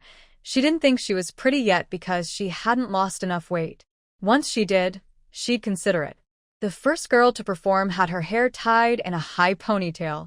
Her name was Wei Shuhua. She was slim, pretty, and sang a folk song called Running Horse on the Mountain, when Yen Yen gently shook her head. Although Wei Shuhua had a nice voice, her high notes were off-key and very noticeable. The judges discussed and decided to let her go back and wait for further notice. The second girl was Xiao Fongfong, who danced. Wen Yanyan watched, surprised, thinking it looked like the loyalty dance. Is that okay? After her performance, she also had to wait for instructions. The third girl was Li Lingling, who also sang, performing the newsboy song. You know, la la la la la la, I am a little newsboy. This song brought back childhood memories for her. When Wan Yan was in first grade, she learned this song in music class. She still remembered it now. The melody was catchy, and the lyrics simple and easy to understand. But singing this song for the troupe audition felt a bit strange. While she was watching the performance on stage seriously, suddenly a familiar voice sounded beside her. "Why are you here?" she sighed inwardly. Oh no, meeting her again? Is this fate? Wan Yan turned to look at Yu Linglong beside her and said expressionlessly, "Just here to watch the fun." "Watch the fun? Is this your place to watch the fun?" Yu Linglong looked her up and down, growing more surprised. Is this really Wan Yan? How did she change so much just by wearing a dress? Where is her triple chin? Where did all her fat go? And her chest? What's going on? Yu Linglong looked down and saw 3 black lines sliding down her forehead. She couldn't have guessed this even if she tried. When Yan's belly fat was hidden under her waist-shaping underwear, and her chest was lifted by a tight. "I signed up just to watch the fun," when Yan said seriously, making up a story. "Who are you fooling? Do you need to sign up just to watch? Be honest. Are you deliberately trying to cause trouble for me?" Yu Linglong looked at her and whispered from the side of the stage. "You've done a lot of bad things, haven't you? Do you feel guilty now and regret what you did to me?" Wan Yan sneered. "What bad things have I done? It's you who's the real troublemaker, biting the hand that feeds you, not a good person at heart." Yu Linglong refused to back down. She didn't understand what she meant. "Stop using those harsh words. I don't want to talk to you." When Yan continued watching the performance on stage. Because Yu Linglong interrupted, she didn't hear the girl's name earlier. The girl was performing a solo on the flute. Since she didn't understand musical instruments, she just watched for fun. But Yu Linglong wasn't willing to let it go. "You won't admit it, right? Zhang Mimi is your good friend, and she's been helping you. Yet you betrayed her.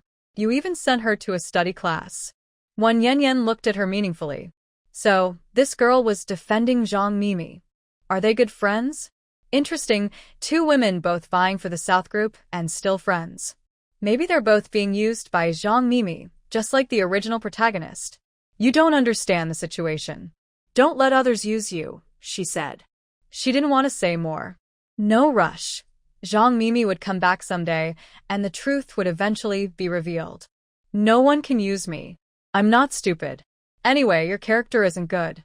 Looking good on the outside isn't enough. What matters is your heart."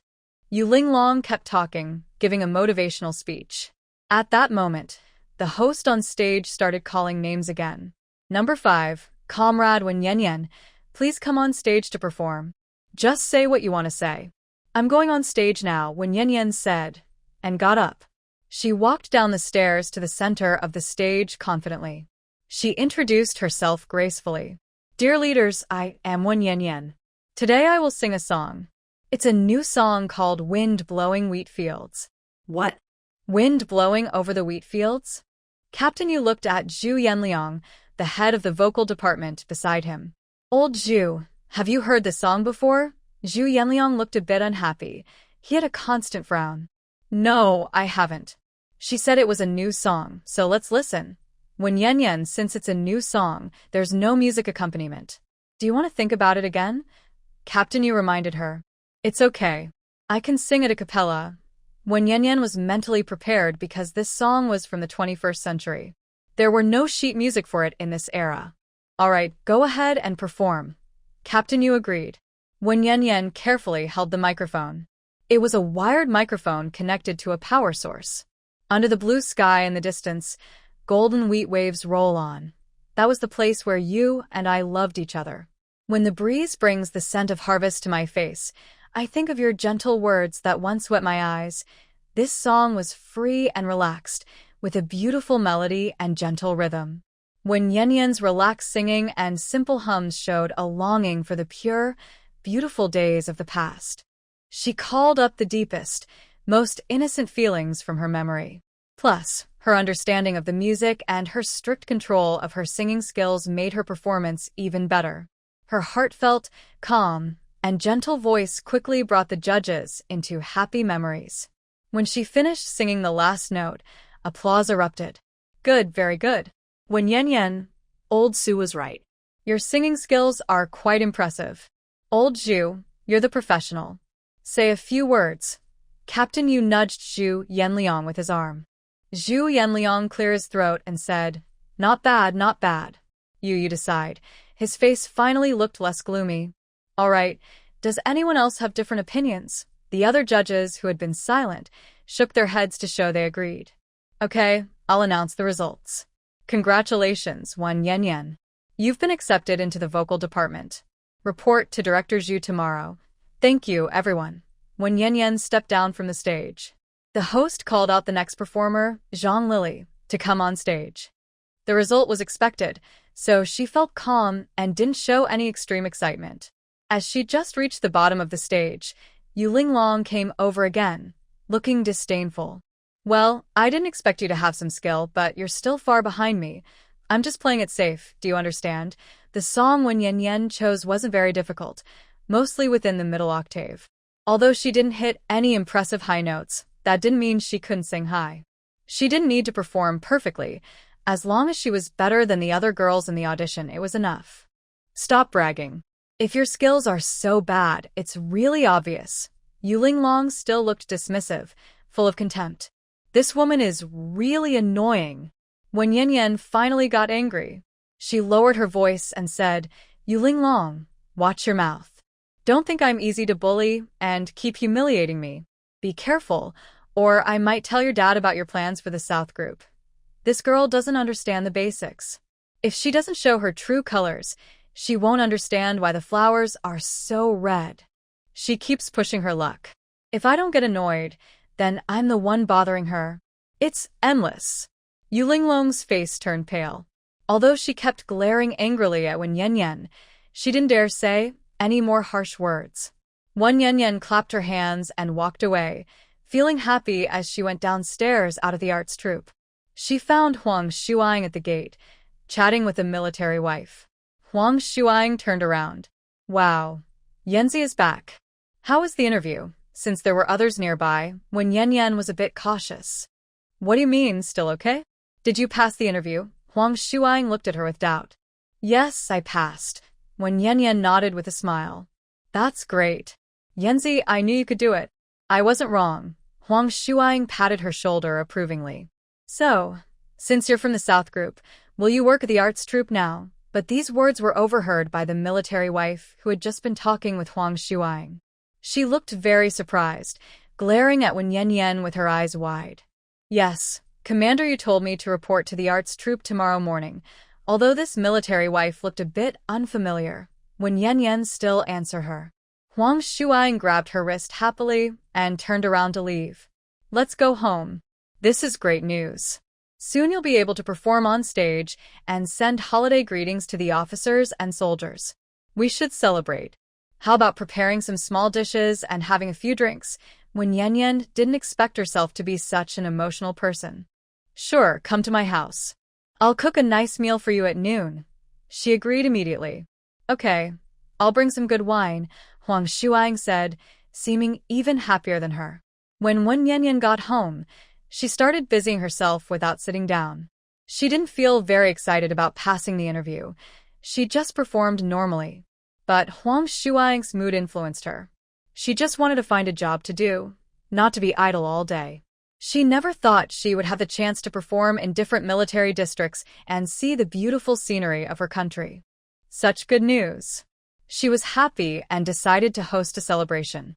When Yanyan was rummaging through boxes for ingredients, when Xiao Qiuqiu ran out of the house, jumping around her feet. Qiuqiu, be good. If you step on me, I won't care, Wen Yanyan warned. Qiuqiu quickly moved away and sat in a corner of the kitchen. Because the decision to host the meal was made in a hurry, she hadn't prepared much, but there were some ingredients left. She found a cured chicken, some cured meat, and a few eggs. She had meat but no green vegetables. She went to the yard to pick some chives, grabbed a few chili peppers, and pulled out 2 jin, about 1 kilogram, of spinach. The vegetables planted in the yard a month ago were ready to eat. They looked lush and healthy. Back in the kitchen, when Yanyan looked at all the ingredients and immediately thought of a menu. Stir-fried cured meat with chili, scrambled eggs with chives, chili stir-fried cured meat, cold spinach salad. Oh, and there were peanuts at home. She decided to find some and fry a plate of peanuts. But How to prepare the cured chicken. She paused for a moment and then had an idea. Dry pot cured chicken. When Yen Yen checked and decided to prepare 6 dishes in total. It would be enough for 2 people. She didn't want to invite others this time. After all, only Huang Shuang knew about her interview. She didn't want to make a big fuss. She found some peanuts from the dish rack and started chopping the cured chicken. Her knife clanged loudly as she chopped quickly, filling a small basin. The little ball of fur seemed to be scared by her actions and quickly ran back to the room, not coming out anymore. Yen didn't have time to pay attention to it. She hurriedly soaked the preserved chicken pieces in water and started washing and picking vegetables. At this moment, Huang Shuang arrived, holding a bottle of wine and 2 wine cups. Yen, look. I brought a good bottle of wine. You haven't seen it before, right? Yen was surprised when she saw it. Big sister, is this Finjo? I've never seen it before. She had heard of this name in the new century. It's a famous wine. She didn't expect that even in this era, Huang's family had it. Yes, Finjo. It was given by my old comrade Su. Today we will drink this whole bottle. Huang Shuang was full of enthusiasm. Yen looked a bit hesitant. Really? All of it? But I don't drink much. Big sister, how about you? In her previous life, she had never drunk white wine, only beer, and her maximum was 5 cans at once. I can drink a little. No problem. You can drink as much as you can. Huang Shuang smiled happily. Okay, then I'll go cook. Yen started preparing dry pot preserved chicken. I'll help you. Huang Shuang put down the wine bottle and helped her in the kitchen. With someone helping, it was faster. In less than an hour, 6 dishes were ready. A small dining table was filled with delicious and fragrant food. Huang Shuang raised her cup. Come on, Yen, let's have a toast first. Congratulations on your successful interview today. Wishing you a happy and smooth future. The glass cups from the 1970s were a bit small, only holding a little, but the patterns were very delicate. Thank you for your blessings, big sister. Yen forced herself to take a sip. Wow, this wine was spicy. She quickly ate a piece of food to suppress the spiciness. The taste of white wine was different. Yen, after drinking this cup, we are good friends. No more outsiders. You can use the bicycle freely, no need to thank me. Huang Shuang drank it all in one go again. Okay, I understand, big sister. You eat the food. This dish is called dry pot preserved chicken. It tastes pretty good. Eat more. Yen didn't dare to drink much more. She took another small sip because she still had to go to the town post office to send money this afternoon. Good, Yen. You're a great cook. I used to think you didn't match Nantuan at all, but I don't think that anymore. Nantuan is lucky to have found you. It's his good fortune. Huang Shuang wasn't sure if she was tipsy, but her eyes were a little red. It was you who saved my child. If it weren't for you, my Mingming would be in trouble. Yanzi, you're a good person. In the future, if anyone in the courtyard says anything bad about you, I will stand up for you. I was drinking, but I didn't let Lao Su drink this good wine. Thank you, big sister. When Yen felt very touched. These words meant more than 1,000 polite phrases. Her efforts were finally recognized. Although only Huang Jie spoke up, she was moved too. She finished the wine in one gulp, feeling the spicy heat in her ears. Wow, this wine is strong. As time went on, Huang Shuang drank too much and leaned softly on the dining table. When Yen also started to feel a bit dizzy. Seeing that most of the food was eaten, she stood up and supported Huang Shuang's arm. Big sister, I'll take you home. No need. I can walk by myself. Huang Shuang's tongue was thick, her words unclear, and she was still swaying a little. Big sister, I'm worried if you walk alone. Let me take you, slowly. When Yen personally saw Huang Shuang to her doorstep before heading back. She hadn't drunk much, but she was also feeling fuzzy. She didn't have much alcohol tolerance. When Yen wasn't in a hurry to go home. She wanted to find a cool place to get some fresh air and clear her head, as if her body was on fire. She remembered there was an ancient locust tree at the bend of the alley ahead, perfect for resting in the shade. She staggered over there and, from a distance, heard some people gossiping. When Yan half opened her eyes and saw 5 or 6 military wives sitting on a large stone under the locust tree. Some were knitting sweaters, others cracking sunflower seeds, talking about something, and seeming to get along well. When Yan decided not to leave and quietly listened from behind the wall at the corner. "Hey, did you hear? The Southern Regiment is going to work at the cultural troupe." Her heart tightened. So these people were talking about her. Suddenly, when Yan snapped out of her daze. She was no longer confused or dizzy, her mind clear and sharp. Really? Who said that? She said it herself. She even went for an interview this morning. Hearing this, when Yan immediately leaned forward to look at the person who said it, understanding everything. It was the woman with the 3 white eyes, standing outside the cultural troupe talking to her. Ugh, what does she know? Did she get into the art troupe through connections? Maybe. Who dares to ignore the reputation of the Southern troupe? That's nothing. The Southern troupe is a second-level national hero. Who has contributed more than them? I heard that 6 people auditioned for the art troupe this time, and she was the only one accepted. Oh, so the other 5 are not as good as her. There must be something fishy. Everyone knows what when Yan was like before. She was fat and stupid, like a pig. How could she get into the art troupe? What could she perform? Did she just curse and steal? Hearing this, when Yan couldn't hide her anger anymore. She turned and walked toward the big locust tree. Ha ha ha. You talk too much. Stop talking. Some military wives quickly tried to stop her, but it was too late. She had already heard everything. When Yan didn't expect this. She came here hoping to quietly be a gentle girl. To live a peaceful life without causing trouble, but reality doesn't allow it. The wind keeps blowing despite the trees wanting stillness. So, she decided to make some noise. She had been quiet for so many days. When Yan brushed her hair back from her ears, smiled, and stood among them. So, everyone is here? It looks pretty lively. I came to see what's going on.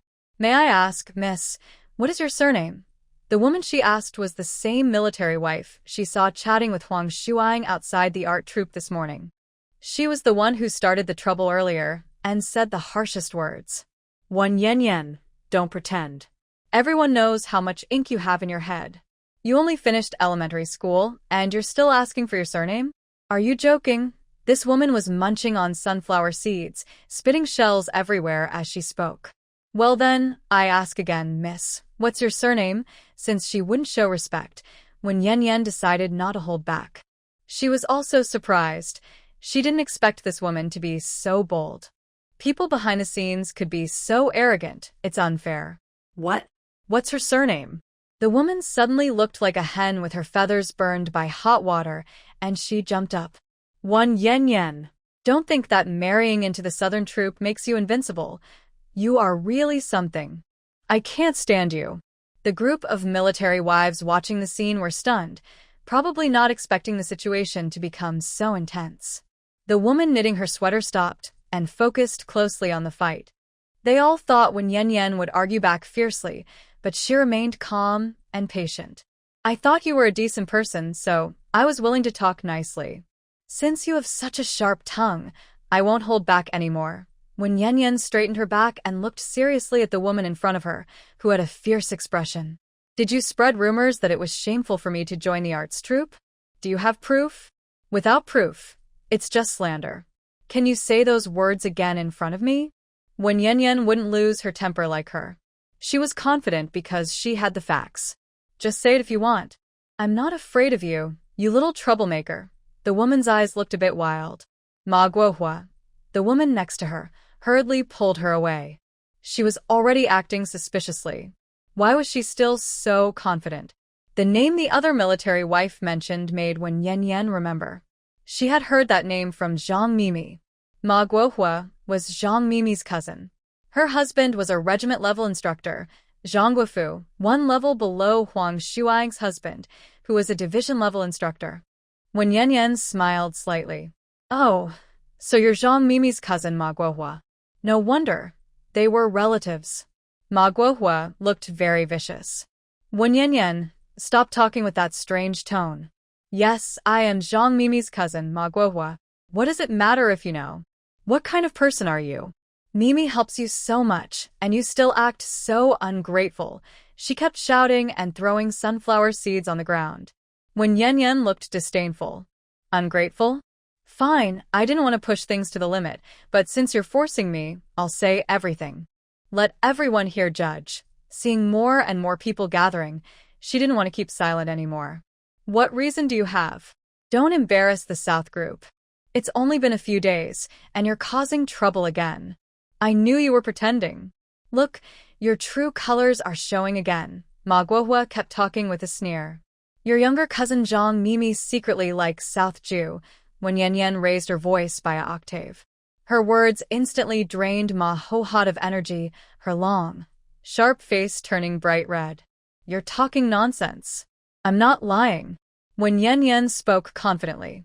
Since I first arrived at the family compound, Zhang Mimi told me that the women there are very mean. They like to bully outsiders, and even the children of military families are the same, soft to bully, hard to deal with. There was even a female military family member who was bullied so badly she tried to take her own life. So, when you're new here, you have to be strong, or they will bully you to death. They might even step on your neck and do terrible things. You can't let them get away with it. Also, Zhang Mimi kept complaining that the cafeteria food was terrible, with no oil or flavor. She lost weight because she couldn't eat. That's why I impulsively stole a neighbor's chicken and cooked it for her. And I also sent her apples, carrots, roasted potatoes, and other small snacks I stole because I considered her a good friend. In the past, I would have been very grateful to Zhang Mimi for her clever plans and that love potion powder she gave me. But this matter is not so simple. Because Zhang Mimi's eyes when she looks at South Jew are very special. She blushes, feels shy, and shows obvious infatuation. She claims the powder is for my good, but actually, she's trying to make South Jew dislike me, so he and I will divorce. She wants to take her chance. When Yen Yen recounted everything from the past. As she spoke, the onlookers began to discuss loudly. Oh, Zhang Mimi is wrong to do that. How can she say such things? There's no bullying of military wives in our family compound. Has anyone ever committed suicide? We don't know about it. Yeah, she even deliberately stirs up trouble between couples, giving Yenzi medicine to harm her. How could South Jew not be angry? He's suffered a lot. Zhang Mimi's actions are intentionally damaging military marriages, which is illegal. She should write a self-criticism and be sent to a study class. That's the least she deserves. Manhwa, hearing these comments, became even more furious. You all listen to this crazy person's nonsense. No one believes you.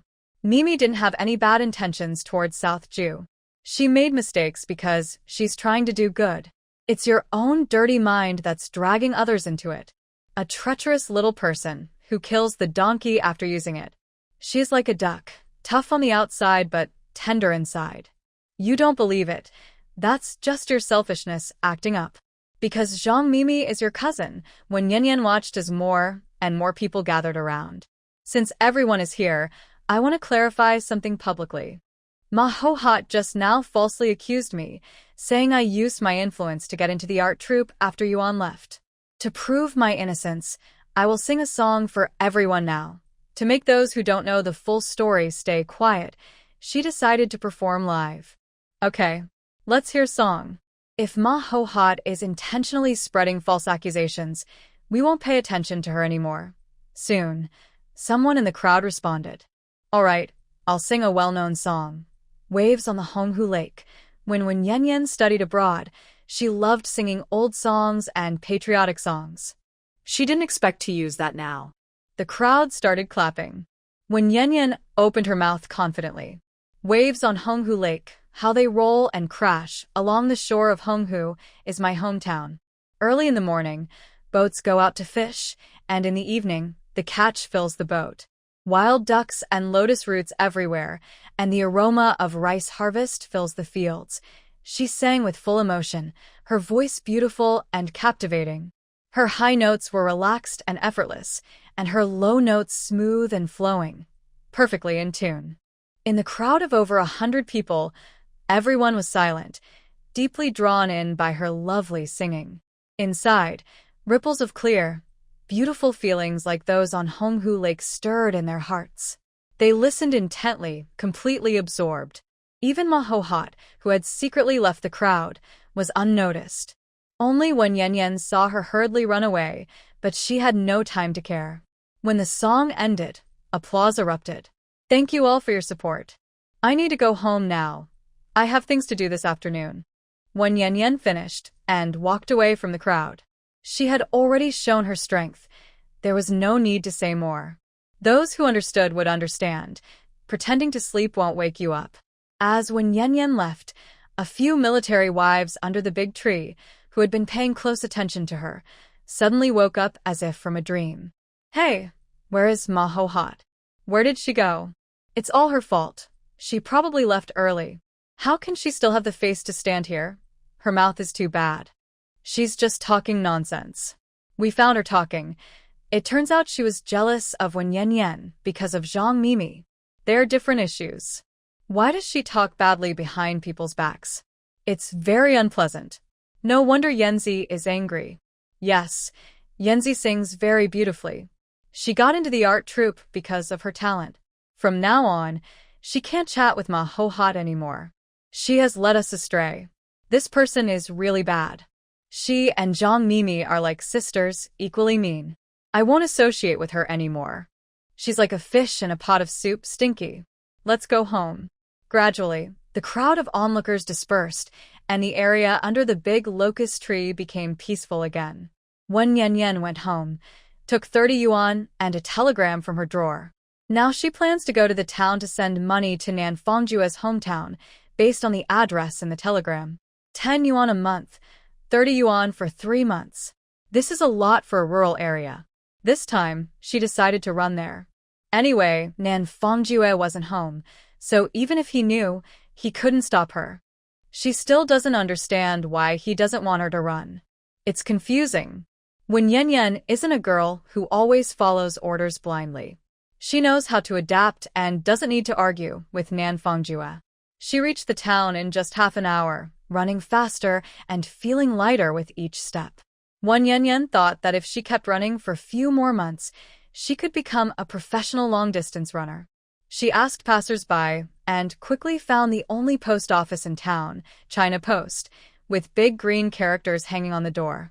Her heart was full of excitement because China Post is famous even in the new century. She even saw the ancestor of China Post.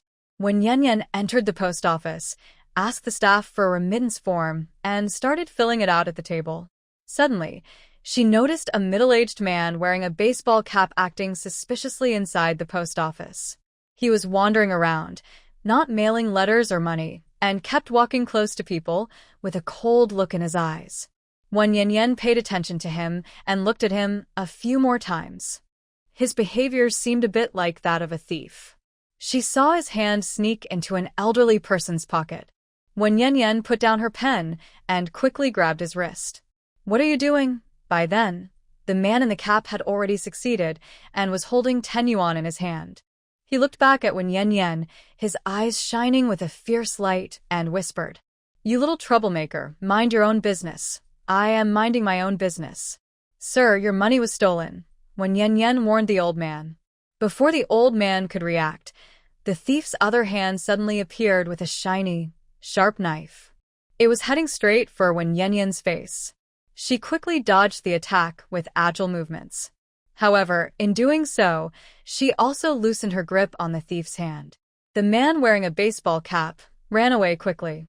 Wen Yen Yen calmly picked up a brick from the ground and threw it at him. The brick hit him right on the heel, causing him to stumble and fall. She hurried over, kneeing him firmly in the waist to stop him, and took back the 10 yuan she had just stolen. At that moment, postal workers arrived. One of them looked at the thief and angrily said, "So it's you again, little thief. Take him to the police." It turned out he was a repeat offender. "Little troublemaker, you'll pay for this." The thief, caught by 2 workers, glared fiercely at her. Wen Yen Yen scoffed, "You're quite bold for a thief. Do you think you have the right to steal?" Try moving again, and I'll kick your teeth out. She then returned the money to the old man who had dropped it. Sir, here is your money. The old man, with white hair and a face full of wrinkles, trembling, took the money. Thank you, young lady. It's all thanks to you. This 10 yuan was sent to me by my son. I just received it when the thief spotted me. No worries, sir. No need to thank me. It's what I should do. Keep this money safe and go home quickly. All right. Thank you, young lady. The old man kept thanking her repeatedly. Wan Yanyan watched him leave and then went back to filling out the remittance form. Miss, I didn't expect to see you here again. Someone spoke to her. She looked up surprised and asked, Oh, is it you? Manager Wen, aren't you selling books today? It was none other than Wen Sahan, the owner of the patriotic bookstore. He still looked refined, but now he wore a pair of gold-rimmed glasses. Someone is watching the bookstore. I came to the post office to buy commemorative stamps and happened to see you catch a thief. It was quite impressive. You're really amazing, a true heroine. He highly admired Wen Yanyan's brave act. You're flattering me. It was just a small thief, nothing special. Wen Yanyan lowered her head and continued filling out the remittance form. When Sahan looked at her handwriting, Girl, your handwriting is really nice. Gentle yet strong, just like a person. That saying is true. Is he complimenting her looks with this? But is she pretty? If she's not pretty, why would he say that? Lost in thought, when Yanyan's of a character went crooked, she felt a bit embarrassed. Such a simple compliment made her blush. However, when Sahan didn't see her failed character, he only noticed her ears turning slightly red like porcelain. His Adam's apple moved. Wan Yanyan finished the remittance form and went to the window, handing the form and 30 yuan to the staff. After a while, she received the receipt, but then noticed that Manager Wen was standing behind her. Manager Wen, weren't you here to buy stamps? Go ahead, I finished. Goodbye. Wen Yanyan decided to leave because she still had a lot of dishes to wash and tidy up at home. Girl, we just got new books in the store, famous foreign classics.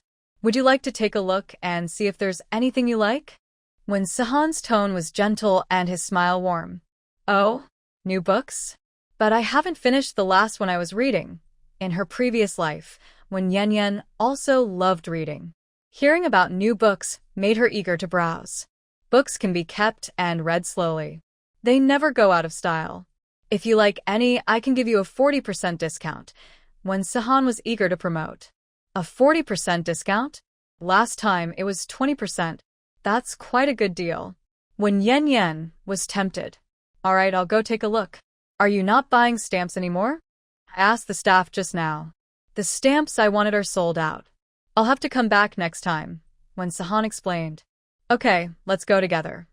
When Yanyan left the post office and he followed closely behind. Miss, we've met twice before, but I still don't know your name. Is it okay to ask? There's no trouble at all. My name is Wen Yanyan with yen as in swallow. Wen Yanyan, a lovely name. In old times, swallows flew from noble courtyards into ordinary people's homes, when Sahan seemed to like the name very much and quoted an ancient poem. When Yanyan couldn't help but look up more at him, noticing that he was quite tall. He was over 1.8 meters, had a slender face, fair skin, wore gold-rimmed glasses, and had warm, deep eyes. His nose was high, lips thin, and he had an elegant demeanor, looking a bit like a scholarly young man. It seemed he read many books, and the ancient poem he casually quoted fit well with his style. Manager Wen, are you from a family of scholars? When Yanyan felt this man was special, ordinary people wouldn't be so relaxed and carefree. Collecting stamps was rare in the 1970s, but he had this hobby and refined taste. And his gold-rimmed glasses seemed expensive for common folks. How can you tell? When Sahan looked calm and unconcerned, as if everything was just in his mind. I can tell because of my intuition. Your way of speaking is different from others. When Yanyan didn't want to describe his uniqueness too much. Maybe it's because I read a lot, when Sahan explained while denying her guess. We're about to arrive. When Yanyan, do you remember where the patriotic bookstore is? He seemed in a good mood, always smiling. When Yanyan nodded, she wasn't lost. Miss Wen, you're very clever. Of course, you remember when Sahan liked to praise people. She felt a bit uncomfortable, but then thought it was probably his professional habit. Saying things customers like to hear is also a way to promote. All right, we're here. They stood at the bookstore entrance. Wan Yanyan asked him, Manager Wen, do you run this bookstore? She thought this bookstore looked different from the state-owned bookstores of the 1970s. Because in front of the store, there was a large flower bed filled with brightly colored flowers. The outside wall was covered with lush climbing plants. All these were deliberate efforts to create a nice atmosphere. People in the 1970s rarely had such leisure and elegance. When Sahan nodded, Sun Yanyan asked him, Do you always give discounts to customers? Would your boss agree? I'm the store manager. Who would be my boss? His bright smile shone in the sunlight, and his eyes behind the glasses sparkled. Isn't this bookstore state-owned? Sun Yanyan was surprised. Doesn't the store manager have a superior? Miss Wen, don't worry. When I say I'll give you a 40% discount, I mean it. When Sahan saw her thoughts. Oh, okay. Sun Yanyan followed him into the bookstore. But she didn't know that since leaving the post office, someone had been following her. That person even took a few photos of her and when Sahan together with a camera. She looked around the bookstore, bought a book, another famous foreign novel. Anna Karenina, written by Leo Tolstoy from the Russian Empire era. This time, she noticed there were more foreign classics on the shelves than before. It seems these books sell pretty well. Thank you, store manager Wen. I'll go now, she said, holding the book and saying goodbye. No problem. You're welcome to come again. Here, let me see you off, when Sahan walked her to the door. Okay, goodbye. Just as Sun Yanyan turned to leave, she heard a faint click sound near her ear. Her heart tensed. What was that sound? She raised her eyebrows and looked toward the source of the noise. Sure enough, behind a large tree on the street, a man in uniform was secretly taking photos of her. Looking closer, she recognized him, Lu Xiaoguang, who was pursuing Zhang Mimi. Why was he secretly filming her? She instinctively looked back toward the bookstore entrance and saw that when Sahan had already left. Her heart sank. Lu Xiaoguang had bad intentions, doing something shady. No, she couldn't let him succeed. She quickly walked toward the big tree and reached out her hand to the man looking into his camera. Hand over the camera. That's my camera. Why should I give it to you? Lu Xiaoguang held his camera, his eyes darkening as he looked at her. I want the film inside your camera. You've already violated my portrait rights. Wen Yanyan spoke calmly and confidently. Lu Xiaoguang frowned. What? Portrait rights? Is there such a law? Are you crazy? And which I saw me taking pictures of you. Wen Yanyan awkwardly touches her nose. Oh, right, in the late 1970s, there was no concept of portrait rights. Her awareness is a bit ahead of her time. It's the eyes below my eyebrows that saw it. Hand over the camera. Wen Yanyan is determined. Are you crazy? Lu Xiaoguang glances at her angrily, lifts his leg to leave, but Wen Yanyan steps forward and grabs his arm, twisting it again. She then hits his elbow joint with the book in her hand. Lu Xiaoguang feels his arm hurt and go numb, losing grip of the camera, which falls. Wen Yanyan quickly catches it, then releases Lu Xiaoguang and steps back a few paces. She swiftly opens the camera compartment, takes out the film, and holds it in her palm. She then throws the camera back to the still stunned Lu Xiaoguang. That's it. You can go now. In just a few seconds, Wen Yanyan completes her task of grabbing the film. How dare this man secretly take pictures of her? Does he even think about who she is? Wen Yanyan, are you a thief? Return the film. It contains my personal privacy. Believe me, if I tell Nantuan, he will definitely divorce you. Lu Xiaoguang's face turns pale. Wen Yanyan laughs. What? Personal privacy? Does that mean there are photos of you inside? She even deliberately holds the film up to the sunlight to look at it. How do you plan to tell Nantuan? Do you have proof? Or do you want to go to the learning class for 3 or 5 years? Well, that's fine too. Your favorite Zhang Mimi is there, so you can keep her company. Wen Yanyan smiles happily.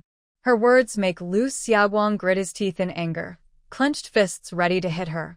But he looks around and sees someone watching this way. So he calms down, lowers his voice, and says, "Give me back the film. If not, I'll tell Nan Tuan. Say you have a secret lover outside. What's the big deal if you have no proof? I'll skin you alive." His eyes are as vicious as his heart. When Yen Yen sneers inwardly. Look at that.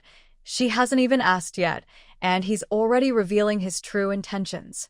He really is up to no good. And he even accuses her of having a lover? Nonsense.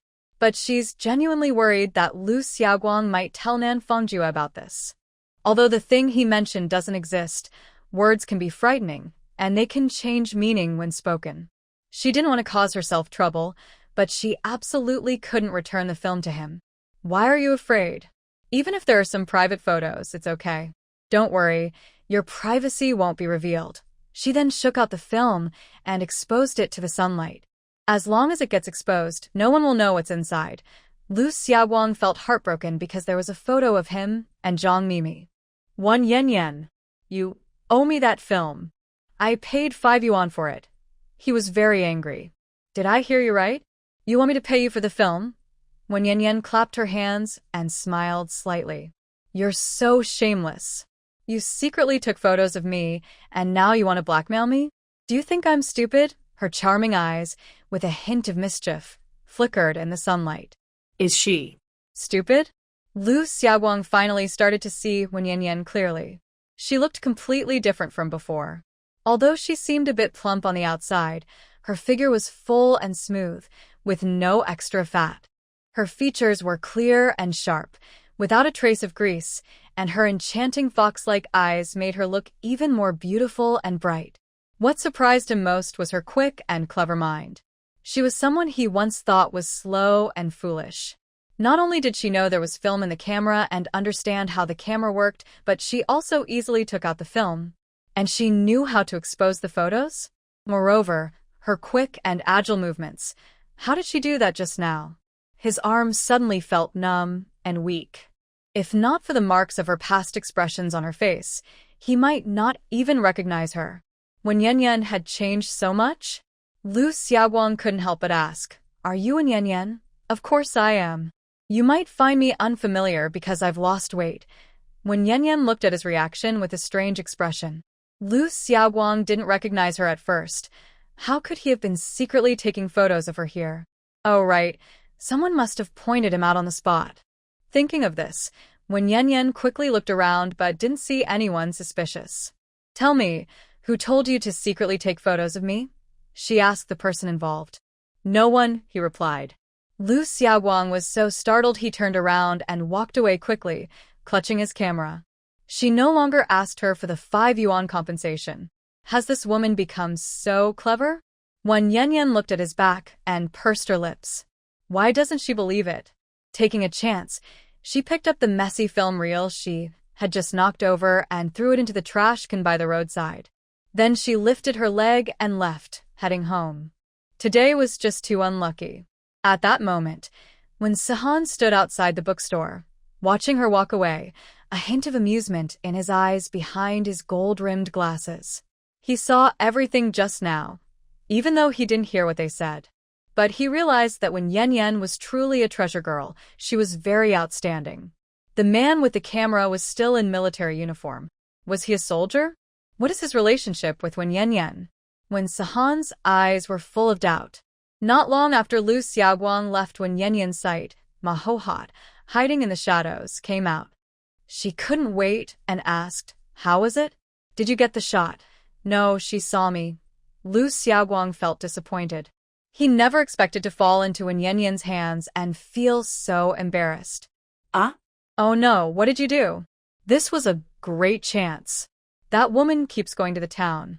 Turns out she really has a secret lover. I guessed right. The bookstore manager is her boyfriend. Ma Ho Hot's face turned red with excitement, but she wondered why she was here. Because at noon, she had lost face at the military family compound. She, who never suffered losses, wanted revenge. She was sitting at her door, feeling upset, when she saw Wen Yen Yen hurriedly leaving the military compound. What was this woman doing after showing off? Ma Ho Hot immediately thought, Why has Wen Yan been going to the town so often? She was getting thinner and dressing better. Today, she wore a dress with a big chest, and the entire military compound couldn't match her confidence.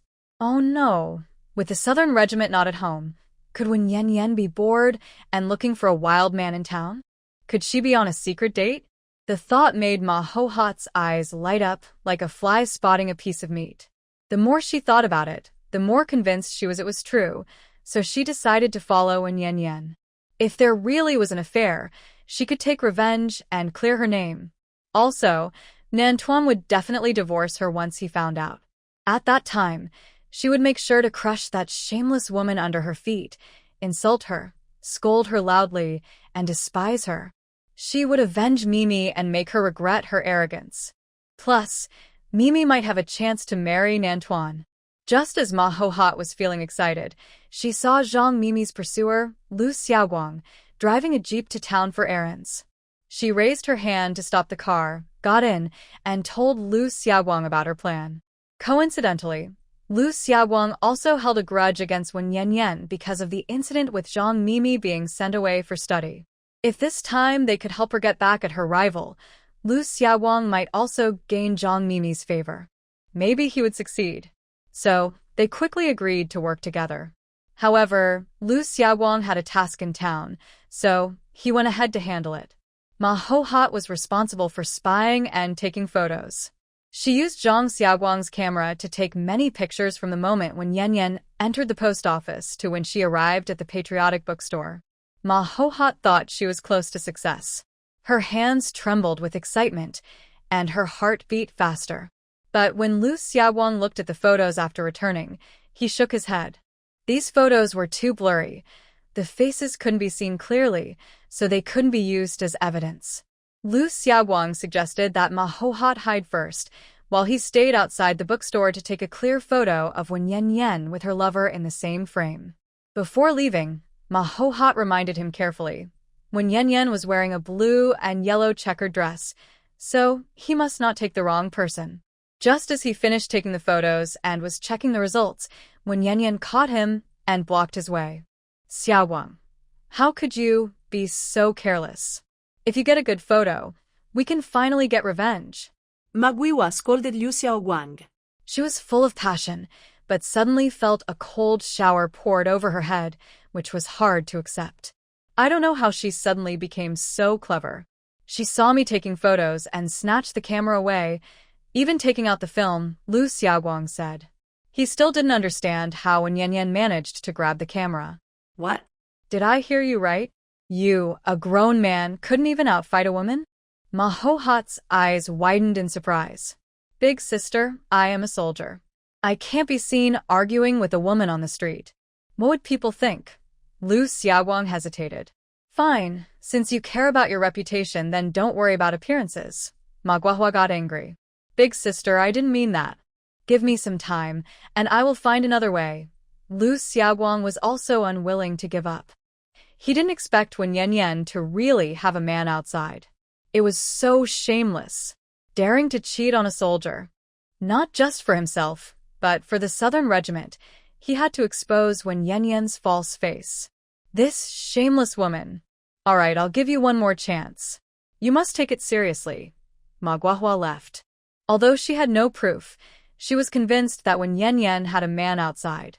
The man just now, though not as handsome as the Southern Regiment soldiers, was well-educated and refined. His eyes kept fixed on Wen Yan. Wen Yan was also chatting and laughing with him, saying they were just friends. Who would believe that? The woman was addicted to sneaking around, and she would come back to town to meet her lover again. Then she would catch her in the act. Wen Yan never expected that just because she went to the post office to send money and bought a book at the bookstore, she would be targeted by the scheming Ma Guahua. Ma Guahua even labeled her as unfaithful. Wen Yan, clutching a book under her arm, hurried back to the military family compound and met a familiar military wife. Yanzi, you're back. I'm back, she responded with a smile.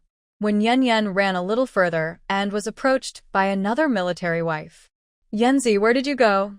I went to the town, she smiled again. Not far from there, she met yet another military wife. Yenzi, what did you buy in town? Oh, I bought a book. Though feeling a bit dizzy, she still responded with a smile. It didn't end there. There was more. Yenzi, from the town to the military family compound, she didn't get a single greeting. But on her way home, she met 7 or 8 military wives one after another, all greeting her. Her face was stiff with a forced smile. What was going on? Why were so many people greeting her? Until she finally met this military wife. Swallow, you sing so beautifully, like a nightingale. When you have a formal performance, remember to tell me. When Yen suddenly realized that their greeting was because they knew she sang well, which caused a chain reaction under the big locust tree. She stopped walking and smiled happily. Sure, big sister-in-law. You must come support me then. Okay, it's a deal. Today, when Yen also realized that there are many military wives in the military compound and she doesn't know most of them. Big sister-in-law, I'm going home now. She ran off again. All right, walk slowly. The military wife looked at her kindly. Okay, I got it. When Yen looked back at her house door nearby, blinked, and thought, wow, I feel like I have fans now. It seems that no matter the era, everyone needs a special skill. That way, they can be understood and respected more easily. Commander Nan Fongjue. Did you ever think about how impressive I would become after you scolded me that day? Now, I've reached a height you can't imagine. Feeling proud, when Yen also remembered Nan Fongjue, who was training outside, and her confidence grew even more. At this moment, Nan Fongjue in the Manon mountain range sneezed 3 times in a row. He touched his firm nose, puzzled because he didn't feel sick. Yen just entered the yard and saw Wang Dahua climbing over the wall again. Swallow, I heard you're going to work at the cultural troupe. Today at noon, she didn't go to the big locust tree, but something big happened in the family compound. Big sister-in-law Dahua, you heard that too? I had an interview today, and I was notified last night, when Yen hadn't had a chance to tell her about joining the cultural troupe yet. Oh, you were notified last night? I wondered why I didn't know. Everyone in the military compound is talking about it. They say you sing so well. It's a pity I didn't hear it. I was at home making clothes for the kids. Swallow, you're already a big star. Wang Dahua looked a bit regretful. I'm not a star or anything. I still have a long way to go. Big sister-in-law Dahua, don't worry. There will be more chances. My singing isn't perfect yet, and I need to keep learning at the cultural troupe. When I improve and have my official performance, you'll be able to hear me. When Yen was humble and cautious. Okay, Swallow, I'll wait for your official performance. By the way, I heard Ma Ho Hot caused trouble for you today. Wang Dahua had already found out everything. Yes, she's upset about the medication incident. Zhang Mimi is her cousin, and she's jealous that I joined the art troupe. She falsely accused me of using connections to get in. I couldn't stand it and argued with her a bit. I've heard about that, Swallow. You did the right thing. She's just a loudmouth. But you should be careful of her in the future. She's petty and holds grudges. Wang Dahua warned her. Yes, I understand. Thank you, Sister Dahua. Do you want to come in and sit for a while? Seeing her climb over the wall, when Yen felt worried for her. No, I need to go home and cook. You should go back too. Wang Dahua left. All right, I'll go now. When Yen finally entered her home. As soon as she stepped inside, little Qiuqiu happily ran over and kept circling her. Qiuqiu, you must have missed me, right? She crouched down, picked it up, and played with it for a while. Having this little guy at home is really nice. It's like a child, clingy and adorable. It wags its tail and jumps around every day, helping her feel less lonely. When Yen put Qiuqiu down, opened the door to the yard, and said, You must be bored. You can go for a walk outside for a while. Weo, Qiuqiu happily ran outside. She put down her book, opened the window to let in some air, then went to the kitchen to boil some hot water and took a shower. It was just some sweat, so a quick wash was enough. After showering, she changed into clean clothes and tidied up the dining table. After lunch, she went out quickly, without time to clean up. When Yen saw the remaining finjio on the table, it hadn't been finished. She hesitated, then put the bottle into the dish rack cabinet. She thought about seeing her older sister someday and asking if she still wanted it. For now, she'd leave it here. She washed all the pots and utensils, sorted them, and put them back in their places. Everything was cleaned up. She checked the time, almost 4 o'clock. All right, the rest of the time was for rest. When Yan lay on the bed, picked up the newly bought Anna Karenina. In the new century, she liked online literature and reading web novels. In the 1970s, she enjoyed reading foreign literature. More precisely, it was a famous foreign classic, one with a deep social impact and a sense of timelessness. Actually, she preferred reading foreign books in their original language because the original versions are more interesting. She is fluent in 5 languages and can understand them all. Because translated books published domestically often have some content cut or altered. For example, in foreign books, the detailed descriptions of romantic feelings can be quite explicit, but domestic publishers often remove these parts to avoid social controversy. However, she enjoys reading these passionate and vivid scenes. Scenes where the main characters are in bed, in the forest, on the grass. Those intense moments are written so captivatingly, full of passion, making her unable to put the book down. She becomes completely immersed. When Yan's thoughts are very honest, she admits she has a bit of a naughty side. Domestic novels tend to be very bland and superficial, often just skimmed over, which she doesn't like. Compared to that, foreign novels, even translated ones, are more engaging. They may lack explicit content, but still have a rich flavor. The books are a bit more expensive. The one she has costs 3 yuan. It was bought at a 40% discount, originally 5 yuan. When Yan finds this man quite interesting, the discount keeps getting bigger. She wonders if he offers the same deal to other customers. Does he lose money doing that? She feels a bit curious. She looked at the book summary for a while, then put it down. She picked up Gone with the Wind again. She prefers to finish what she starts. She believes everything should have a beginning and an end. Out in the outdoor training base. After a busy day, Lord Nanfong just sat on his bed when he received a call from Director Su. Lord Nanfong, you weren't mistaken. One Yan really has a beautiful voice. She passed the audition, and she'll report tomorrow. It was good news. Nanfong was a bit surprised and said, "Thanks, Director Su, for your help." "Don't mention it. I didn't do much, just recommended Wen Yan to Commander Yu. She was accepted into the arts troupe based on her own talent." Director Su's words implied more. Her singing really is beautiful? Nanfong still felt a bit surprised. Of course, it's true. There were 6 people auditioning that day, and only she was accepted into the arts troupe. Lord Nanfong, I didn't expect your Wen Yan to be such a treasure. Very good, very good. Director Su praised her repeatedly. At that moment, Lin Sinan, who had been eavesdropping nearby, suddenly grabbed the microphone. Hey, Director Su, this is Lin Sinan. Are you sure the cultural troupe didn't give Wen Yan special treatment? Considering the reputation of the Southern troupe. Kid, why are you everywhere? We are in the military, and we don't get involved in corrupt practices from society. I'll hang up now. The call ended, and Lin Sinan looked incredulous. Her loud, quarrelsome wife-like voice could sing? The next morning, when Yan went to the cultural troupe to register and found Zhu Yanliang, the head of the vocal music department, in the first-floor office. Hello, Director Zhu. Comrade Wen Yan, hello. Zhu Yanliang greeted her with a smile.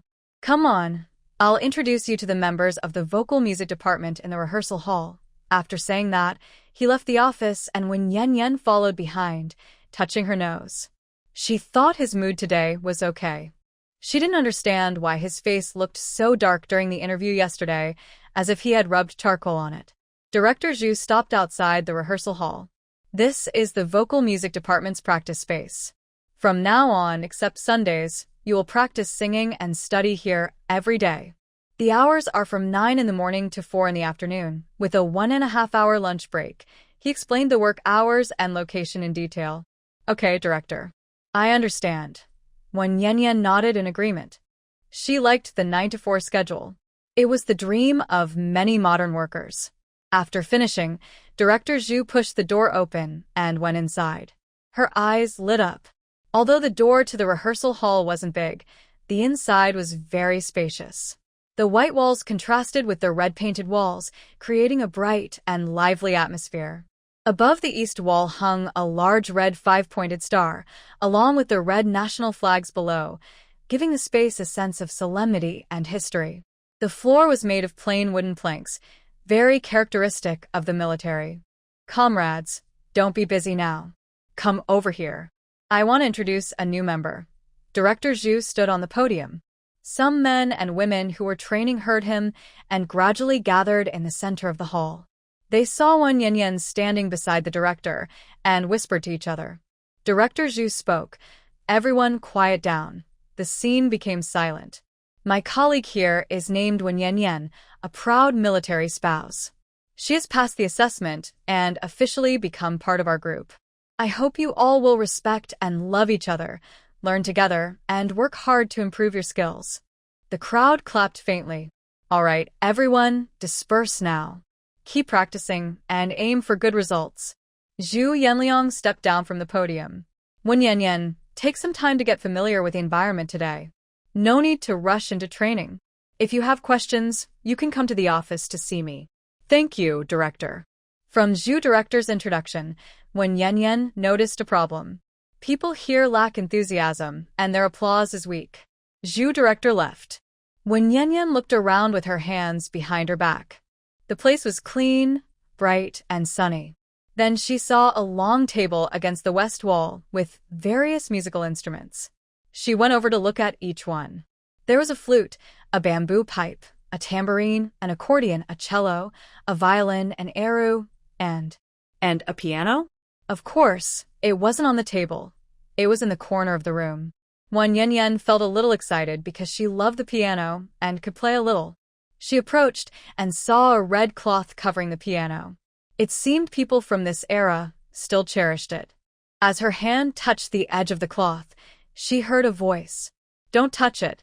Her hand recoiled as if burned, and she turned to look at the speaker. A young woman in a military uniform, slim and graceful, was walking over. She had a round face, fair skin, and delicate features. Her black hair was tied into a neat bun at the back of her head, with a wooden hairpin inserted, showing some charm. "Such a valuable piano. If you damage it, can you afford to pay for it?" The woman's voice was cold, like someone who had just come out of a morgue after 10 years. She moved beside Wen Yanyan, deliberately blocking the piano with her body. "Are my hands hammers? Will it break just from a touch?" Wen Yanyan wasn't angry. She just thought the woman was overreacting. The piano was expensive, but it shouldn't be so fragile. The girl with the hairpin sat on the piano bench, lifting the red cloth as if to prove herself. She claimed to be the true owner of the piano. "Yes, I said it and you're right," said Wen Yanyan. On her first day here, she didn't want to cause trouble, so she agreed with her. But she didn't want to leave. She was curious about her piano skills and playing techniques. However, she was not allowed. "Why aren't you leaving yet?" The girl with the hairpin looked at her coldly, resting her hand on the piano lid. "I just want to look at the piano." "Why can't I?" Wen Yanyan thought this woman was arrogant and a bit bossy, but she also understood she had reasons to be proud. Few people in this era could play the piano, so it was rare, almost like a treasure. "I don't like anyone nearby when I practice. Please go away." She suddenly snapped and chased her off. Wen Yanyan's eyes twitched with anger. This odd person. She decided she wouldn't tolerate it anymore. What does it matter if you can play the piano? She could play too, and she might even be better than her. "What's wrong with you?" Wen Yanyan wanted to say, "Why do you have so many problems?" But before she finished, another girl grabbed her arm. "Wen Yanyan, can you come over for a moment? I have a question to ask you," the girl said. Wen Yanyan looked at her. She didn't recognize her. What could she want? Then, the girl gave her a quick look and pulled her aside. Although confused, Wen Yanyan followed her. When they were far enough from the piano, the girl let go. "Du Mayu has a princess temper. Don't mind her," she said. Wen Yanyan finally understood. This girl was trying to mediate. "Thanks for telling me. This woman is indeed a bit strange," Wen Yanyan thought. From their brief conversation, she could tell she wasn't easy to get along with. Calling her a princess? Could it be? Her family was quite wealthy? What are you talking about? Pipa? The girl looked confused. Wen Yanyan quickly realized that people in this era might not know that word, so she hurried to explain. Not Pipa, Chi-pa, which means someone is strange or odd. Oh, haha, I didn't hear you clearly. It's the first time I hear that word. Yes, you're right, she's a real oddball. The girl smiled, showing a row of small white teeth. Wen Yanyan felt a good impression of her. Let's get to know each other. I'm Wen Yanyan. What's your name? This friend could be a good one to make. I'm Tian Mimi. It's easy to remember. Tian for field, me for honey. Tian Mimi had a cute, round doll-like face, slightly chubby cheeks, and dimples when she smiled. Her eyes were medium-sized and dark, her nose was straight, and her skin was a bit darker. She had long hair tied in a ponytail. When Yanyan paused for a moment. Tian Mimi, sweet and lovely? What a nice, clever name. It's catchy, like the title of a popular song. Are you a singer? Tian Mimi nodded. I'm in the choir. When Yanyan immediately thought of Yu Linglong, who was the lead singer in the choir at the arts troupe. Why hadn't she seen her just now? She turned around and looked again at the rehearsal hall. She really didn't see her. Wen Yanyan, who are you looking for? Tian Mimi looked at her curiously. Could she know someone here? Wen Yanyan turned back. I'm not looking for anyone. Just taking a look. Director asked me to get familiar with the place. Mimi, why are there men here? At first, she thought the arts troupe was all women. Yes, there are 5 men. One plays the accordion, another blows a flute, and the other 3 are in the choir. When Yanyan thought about it carefully. Large choirs need male voices, and playing the accordion is tiring, so women might not be suitable. As for the flute, well, women playing it might not look very proper. Sure enough, these 5 men had their own importance. Just then, she heard the piano. She raised her eyebrows and looked over. Su Meiyu was playing the piano. She listened carefully for a while, nodded, and thought that her playing was decent for this era.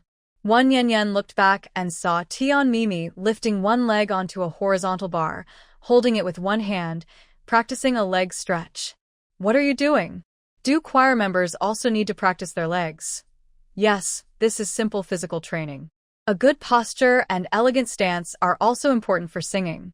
By the way, Wen Yanyan, what is your specialty? Tian Mimi asked her. I don't know yet. I just arrived today, she replied. Director Zhu didn't mention it earlier, and she had forgotten to ask. She tilted her head and asked, so, during your audition, do you sing, play an instrument, or dance?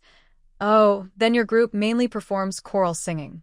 You and I should practice our body movements. Those who play instruments don't need to practice that. Tian Mimi gave her a suggestion. Wen Yanyan mimicked by placing her legs on the horizontal bar. As soon as she did, she grimaced in pain, stretching her muscles. Her painful expression was just seen by Tian Mimi. Haha, for the first time, you should lower yourself a bit.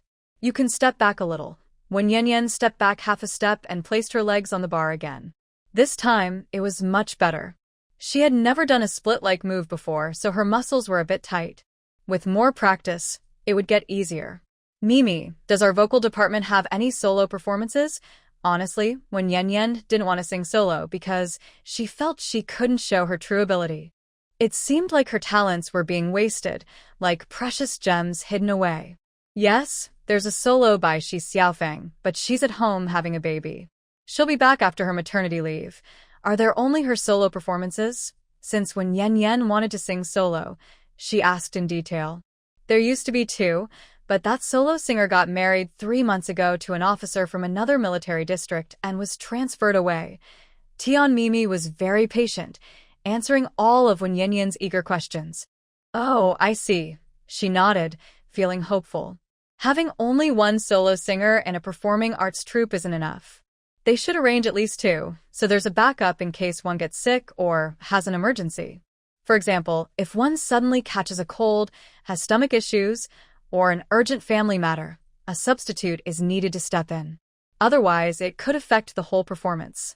Wen Yanyan felt more confident. At 11:30, Wen Yanyan finished work and headed home. On the way, she greeted fellow military spouses, smiling in return. But as she reached her door, she heard an old woman cursing loudly in the yard. "Little beast, get lost. Come back and I'll beat you to death. Woof." Woof. Woof. Next, she heard Chio barking angrily. When Yen Yen's heart tightened. How did it get into the yard? She had locked the door this morning. When Yen Yen hurriedly opened the yard gate and saw an old woman dressed in patched blue-gray clothes with messy white hair. She sat on a plain canvas bag, holding a stick for making fire, and was loudly scolding Chio. "Little beast with no sense, keep howling, and I'll strangle you and eat you. You're so small, you should know better." When Yen Yen saw Tong Tong running over quickly, she kept circling around her. The old lady stopped talking and just looked straight at the woman standing at the door. When Yen Yen bent down, picked up Chio, and gently patted its small head to comfort it, checking that it was not hurt. Chio isn't afraid. Mom is back. Chio, feeling wronged, buried its head in her arms. When Yen Yen finally looked up at the old lady. "Who are you? Are you Xiaoju's wife?" The old lady's eyes seemed to want to see through her. "I am. May I ask who you are?" When Yen Yen felt uncomfortable under her intense gaze. Why did her eyes look like they hated her? "I am Hu Suajin, mother of Nanfangju. Where did he go? Why hasn't he come back to see me?" Hu Suajin asked angrily, her previously hunched posture now straight and firm like a pine tree. This fierce old lady was Nanfangju's mother? Why did she come here? When Yen Yen's eyes flickered. They say sons look like their mothers, but they didn't look alike at all. Sparse eyebrows, small eyes, a flat nose, a big mouth with a gap, and a face full of freckles. She was short and chubby. How could she have given birth to the handsome Nanfangju? Could it be a genetic mutation? She didn't have time to think much, and hurriedly carried Chio to Hu Suajin. "Oh, so you're the mother-in-law. Please come inside." Although Nanfangju's mother was also her mother-in-law, she hesitated and couldn't bring herself to call her that. Better to just call her mother-in-law. And she had a bad premonition. This visitor was not friendly. "Where is my son?" Hu Suajin's small eyes sparkled with sharpness, like a dagger coated with poison. "Fangju went on a mission. I don't know when he'll be back." When Yen Yen saw she had no intention of entering the house and sat firmly like a rock. "A mission? No, you must make him come back quickly." The old lady jabbed the ground hard with her stick, creating a deep hole in the sandy soil. "I can't do that. Please go inside first." When Yen Yen continued to persuade her to go inside, saying that the noise outside was disturbing and better to discuss things indoors. Moreover, Nanfangju was far away on a mission. Could he just come back whenever he wanted? He would have to finish his training first. "What's wrong? Can I talk properly?" girl? "Are you still pooping? Did you fall into the toilet?" Hu Suajin suddenly stared with wide eyes and shouted toward the bathroom. When Yen Yen was confused. Could it be that the old lady didn't come alone? She was just thinking about it when suddenly, "Here he comes. Auntie, why are you in such a hurry?" A thin, yellow-skinned girl in a blue floral jacket hurriedly ran from the backyard, pulling up her pants. She hadn't even stopped running when she reached them.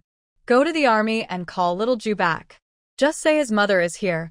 The old lady probably didn't understand what it meant for a soldier to be on a mission. "Auntie, I dare not go," the girl, Niz, said shyly, clutching her clothes.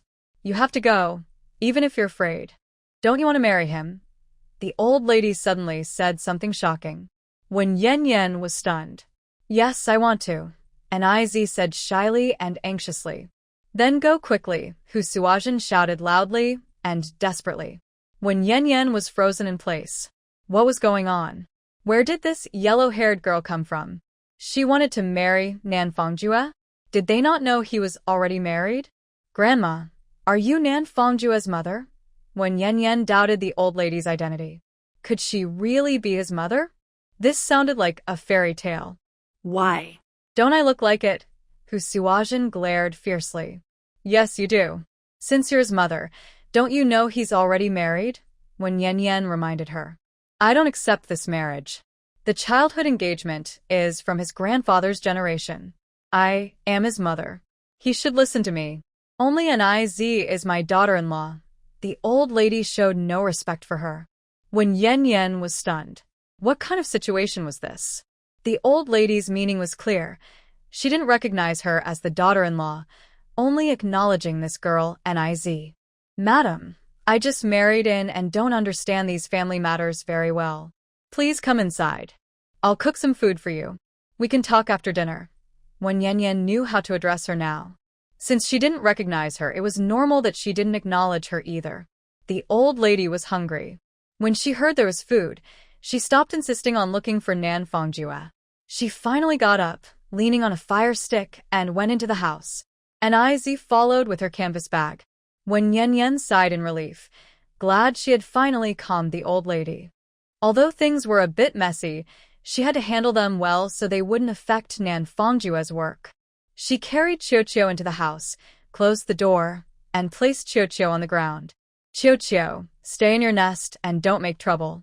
I'm cooking now, but as soon as Qiuqiu entered, it started barking loudly. The old lady scolded it repeatedly, calling it a little beast. When Yen Yen was startled. Why did Qiuqiu's barking sound change? Did the old lady hit it again? She hurried inside and saw Qiuqiu jumping and barking at two people on the bed. When Yen Yen frowned. They came from far away, and now they looked messy and muddy. Sitting on the bed? Weren't there chairs? Ugh. They were covered in dust and leaning on their luggage? This bed was no longer usable. Even Qiuqiu couldn't stand their behavior. Qiuqiu, come here. You can come out now. When Yen Yen took out its little bed and placed it in the corner next to the dining table. Stay here for now. They are guests, so don't bark anymore. Be good. Qiuqiu lay down and stopped moving, taking a deep, heavy breath. When Yen Yen smiled at it, then turned to prepare lunch. That's when she realized there were no vegetables at home. They had used all the ingredients yesterday when hosting guests. She couldn't serve leftovers from yesterday. After thinking for a moment, when Yen Yen decided to buy some ready-made food from the army canteen, she went back inside and told the old lady, "Ma'am, I'm going to buy food from the canteen. Please wait at home for a while.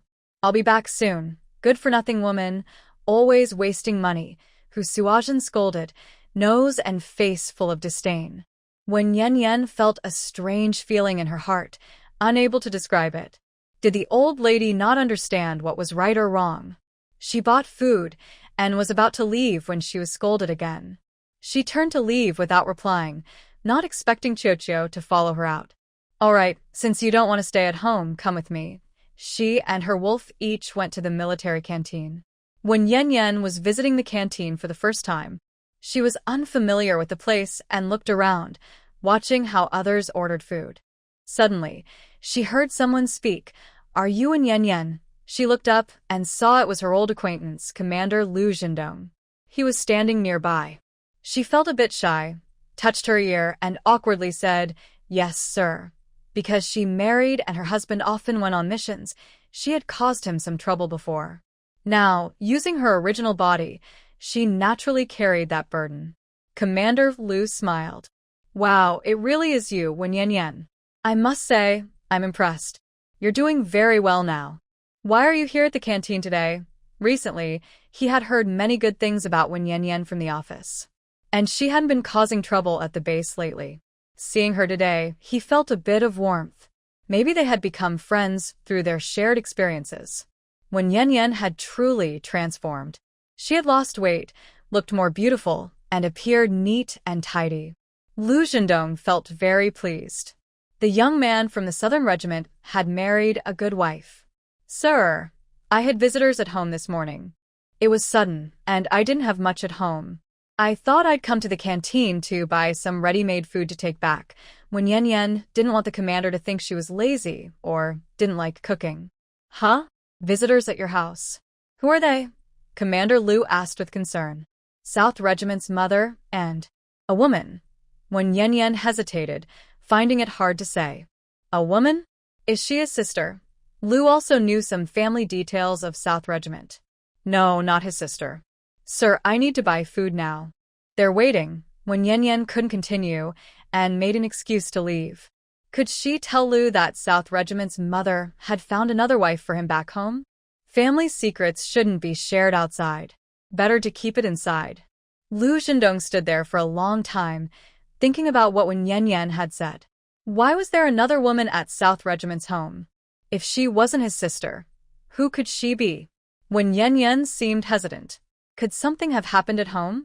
He decided he had to go and check. The southern team was away on a mission, so they couldn't take care of things at home. He couldn't let the southern noble's backyard catch fire. Wen Yanyan finished buying food at the cafeteria and headed home, with Little Ball following closely behind. When she got home, she divided the food into plates and placed them on the dining table.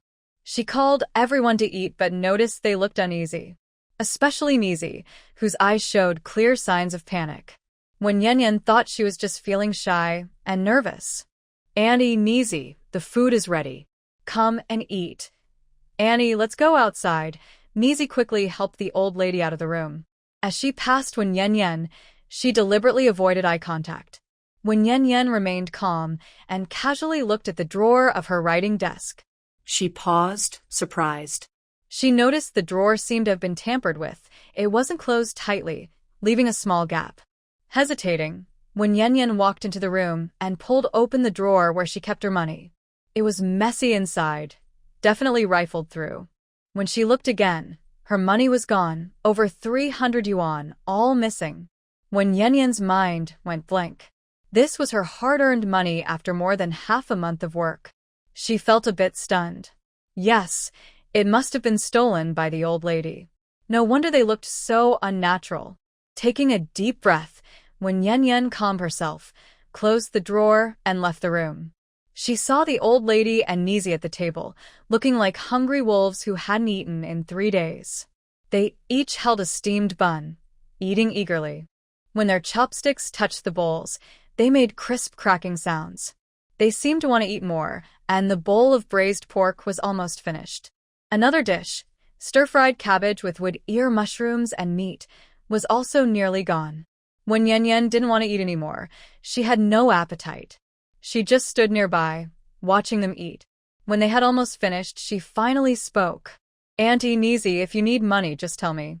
Don't secretly take my money from the drawer." When Yanyan's money was gone, and she couldn't pretend it didn't matter, because 300 yuan was a lot. City workers don't earn that much in a year, let alone farmers. Seeing this, how could they not be tempted? Besides, no one else had entered her room except these two. Her money was definitely stolen by them. Although they are from the countryside, the old woman and the young girl are not afraid. She hadn't returned home from work yet. The door had already been forced open, which is why Chio kept barking loudly at them. This case is like a strict judge making a fair decision. "You're talking nonsense. Who stole your money?" Hu Suajin seemed to be stepped on by a cat and, after wiping her mouth with her hand, started shouting loudly. She suddenly threw her chopsticks on the ground. "I knew you weren't a good woman. Eating well at home and not sending any money back. The old lady rarely ate meat at home. Today, seeing a bowl of pork made her eyes turn red with jealousy. So, the family in the south lives like immortals? But she lives a life of eating coarse food at home, and comparing herself to them makes her feel even more upset. Grandma, I received a telegram yesterday morning, and I sent money back to my hometown in the afternoon."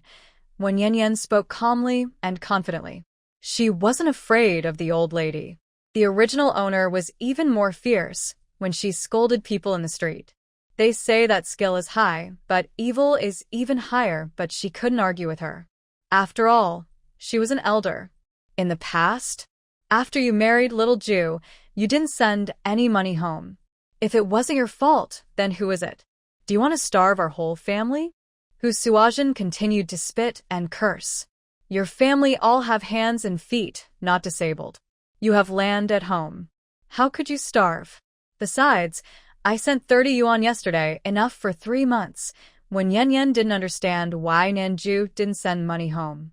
She only did what she was supposed to do. You're really shameless. If I hadn't been lucky, I would have died long ago. Sending 30 yuan isn't enough. Don't think I don't know how much little Jew earns in a month. When Yanyan was shocked by her words. Is their family full of vampires? 10 yuan a month isn't enough? How much does she want? Looking at her own body, she had enough meat, not like someone so poor they can't afford food. Should all his money be sent to you? Doesn't he need to eat, drink, and wear clothes? Besides, he's married now and needs to save money to raise children. When Yan Yan got angry, she had never seen such a selfish mother. Without me, where would he be? I raised him with so much effort. If he doesn't send money home, he's just unfilial. Hu Suajin, full and energetic, spoke loudly, her eyes nearly popping out. Get out. This isn't your home. When little Jew comes back, I'll make him divorce you. Get out. The old lady waved her fire poker to hit her. When Yan Yan couldn't hit her back, since she was South Jew's mother, she had no choice but to leave the house, her arms still hit by the old lady. That terrible old woman. So mean and cruel. As Yan Yan stepped outside, she saw Major Lu standing in her yard. When did he come in? She covered her arm. Major Lu, why are you here? I heard you had visitors. Since Nantuan isn't home, I came to check. How's your arm? Major Lu noticed her unusual look. I'm fine. When Yan Yan's eyes turned slightly red. She didn't expect Major Lu to be so kind. The original owner often caused trouble for him, and she felt she shouldn't have done that. At this moment, Hu Suajin inside was still shouting at her. Go away. You shameless fox. Lazy woman. All you do is spend little Jew's money, dress up fancy, and now you want to find a wild man? Major Lu's face turned pale. Yanzi, where did your skills go? Weren't you quite capable before? How come you're being driven out now? Is this old lady your mother-in-law? Just as he finished speaking, the door was pushed open. The reckless old lady threw out Yan Yan's clothes, pants, and shoes. Shameless girl, take your stuff and get out. This isn't your home. Major Lu was unsteady and got hit on the thigh by her shoe. He shouted loudly, his voice like a thunderclap. The room suddenly went quiet. Soon, the old lady came out leaning on her fire poker. Who are you? Is this fox a lover of yours? Her sparse eyebrows and small eyes rolled back, showing white, like a camphor ball. Major Lu was furious. How could Nantuan have such a unreasonable, troublemaking mother? Who am I? Yanzi, tell her who I am. He didn't want to say a word to her. Ma'am, he is our unit's Commander Lu, the superior leader of Southern Duke. Please speak politely. He's not me, and I don't want to listen to your nonsense. Wen Yan not only told her, but also reminded her. Hu Suajin's attitude remained arrogant, nose in the air. Leader? What's a leader? This is my son's family matter. You have no right to interfere. Commander Lu snorted coldly. I have no right? Just watch me. Come here. As soon as he finished speaking, two proud-looking soldiers ran into the yard. Take these two women to the guest house. This place is too small to stay. Commander Lu disliked the old lady's behavior. It was too unreasonable. She not only hit people but also drove the host out? Isn't that turning the tables? What's wrong with the mother-in-law? Even if she's a real mother, she must be reasonable. The two soldiers immediately moved to seize the old lady, but Hu Suajin sat down heavily on the ground. She closed her eyes, patted her thighs, opened her mouth wide, and cried loudly. Oh no! The soldiers are bullying the common folks. This old lady, can't go on. This is my home, and they won't let me stay. My son married, and forgot about his mother. He doesn't care about me anymore. Commander Lu's face turned pale with anger. This old lady was really a troublemaker, falsely accusing others. Who had bullied her? What's wrong with staying at the guest house? Seeing this situation, the soldiers dared not act rashly. They stood aside, watching Commander Lu. At this moment, Wen Yan took the opportunity to speak. Ma'am, don't cry. Why be afraid if you're right? You're the mother of Southern Duke. Didn't your son bring a new daughter-in-law from your hometown? Commander Lu is the superior of the Southern Group. You can tell him your thoughts. He makes the decisions. Her words were intentionally unkind, trying to lead the old lady astray. Hu Suajin's sharp screams suddenly stopped. She stared with cloudy eyes at Commander Lu. Yes, why be afraid if she's right? What?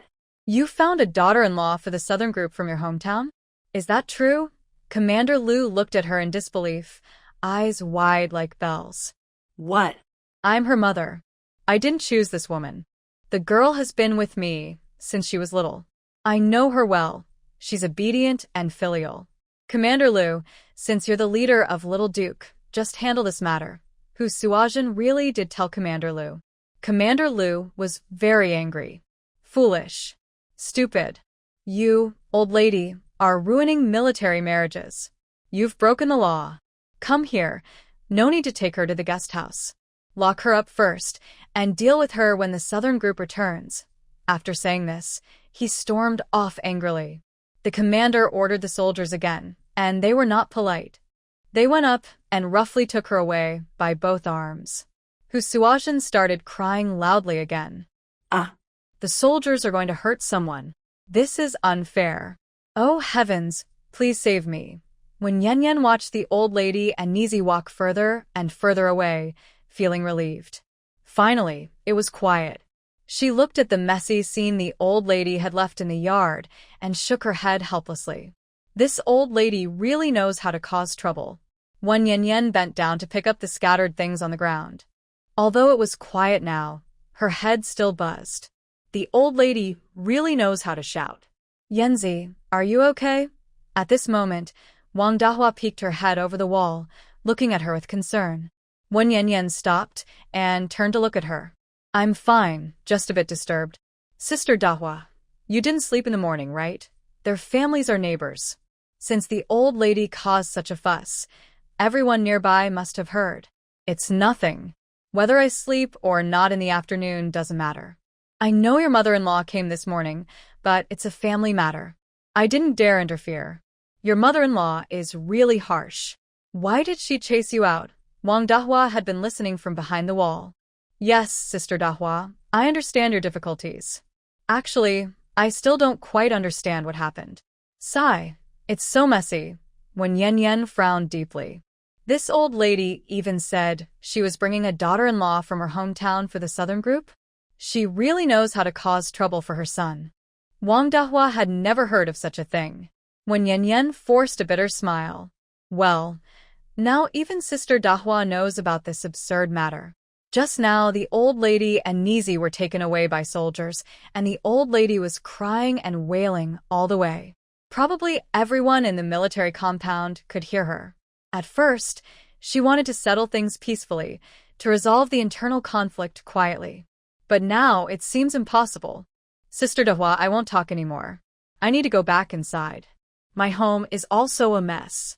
When Yan Yan looked for an excuse to leave. Well, you can go back now. I won't tell anyone about your family's matters. Don't worry and don't get too upset. Just wait for Nantuan to return and everything will be fine. Wang Dahua comforted her. Okay, I understand. I won't get upset. Thanks, Sister Dahua. When Yan Yan took her clothes, pants, and shoes into the house, she said she wouldn't get upset, but seeing the state of her home made her feel annoyed. The dining table was a mess, with bowls and basins turned upside down. On the ground, there was a large, dirty canvas bag whose color couldn't be seen. The floor was dusty and muddy. Little Chio came over again, rubbing against her pants, looking at her eagerly. Even this little creature was worried about her. When Yan Yan placed the clothes she had just picked up into a large laundry basin, then bent down to pick up the dog. It's okay now, Chio. They've all gone. We're going back inside. She went to the corner, picked up the doghouse, and brought it back into the room. Seeing her room again, she felt even more annoyed. The bedsheets were wrinkled and torn by them. The luggage was all askew, and her 2 books lay quietly on the floor. What kind of people are they? What did the books do to bother them? Why were they all thrown on the ground?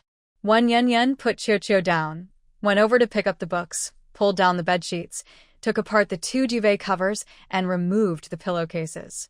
She then threw all these dirty things into the laundry basin, feeling a bit better. Looking at the time, she knew it was time to go to work.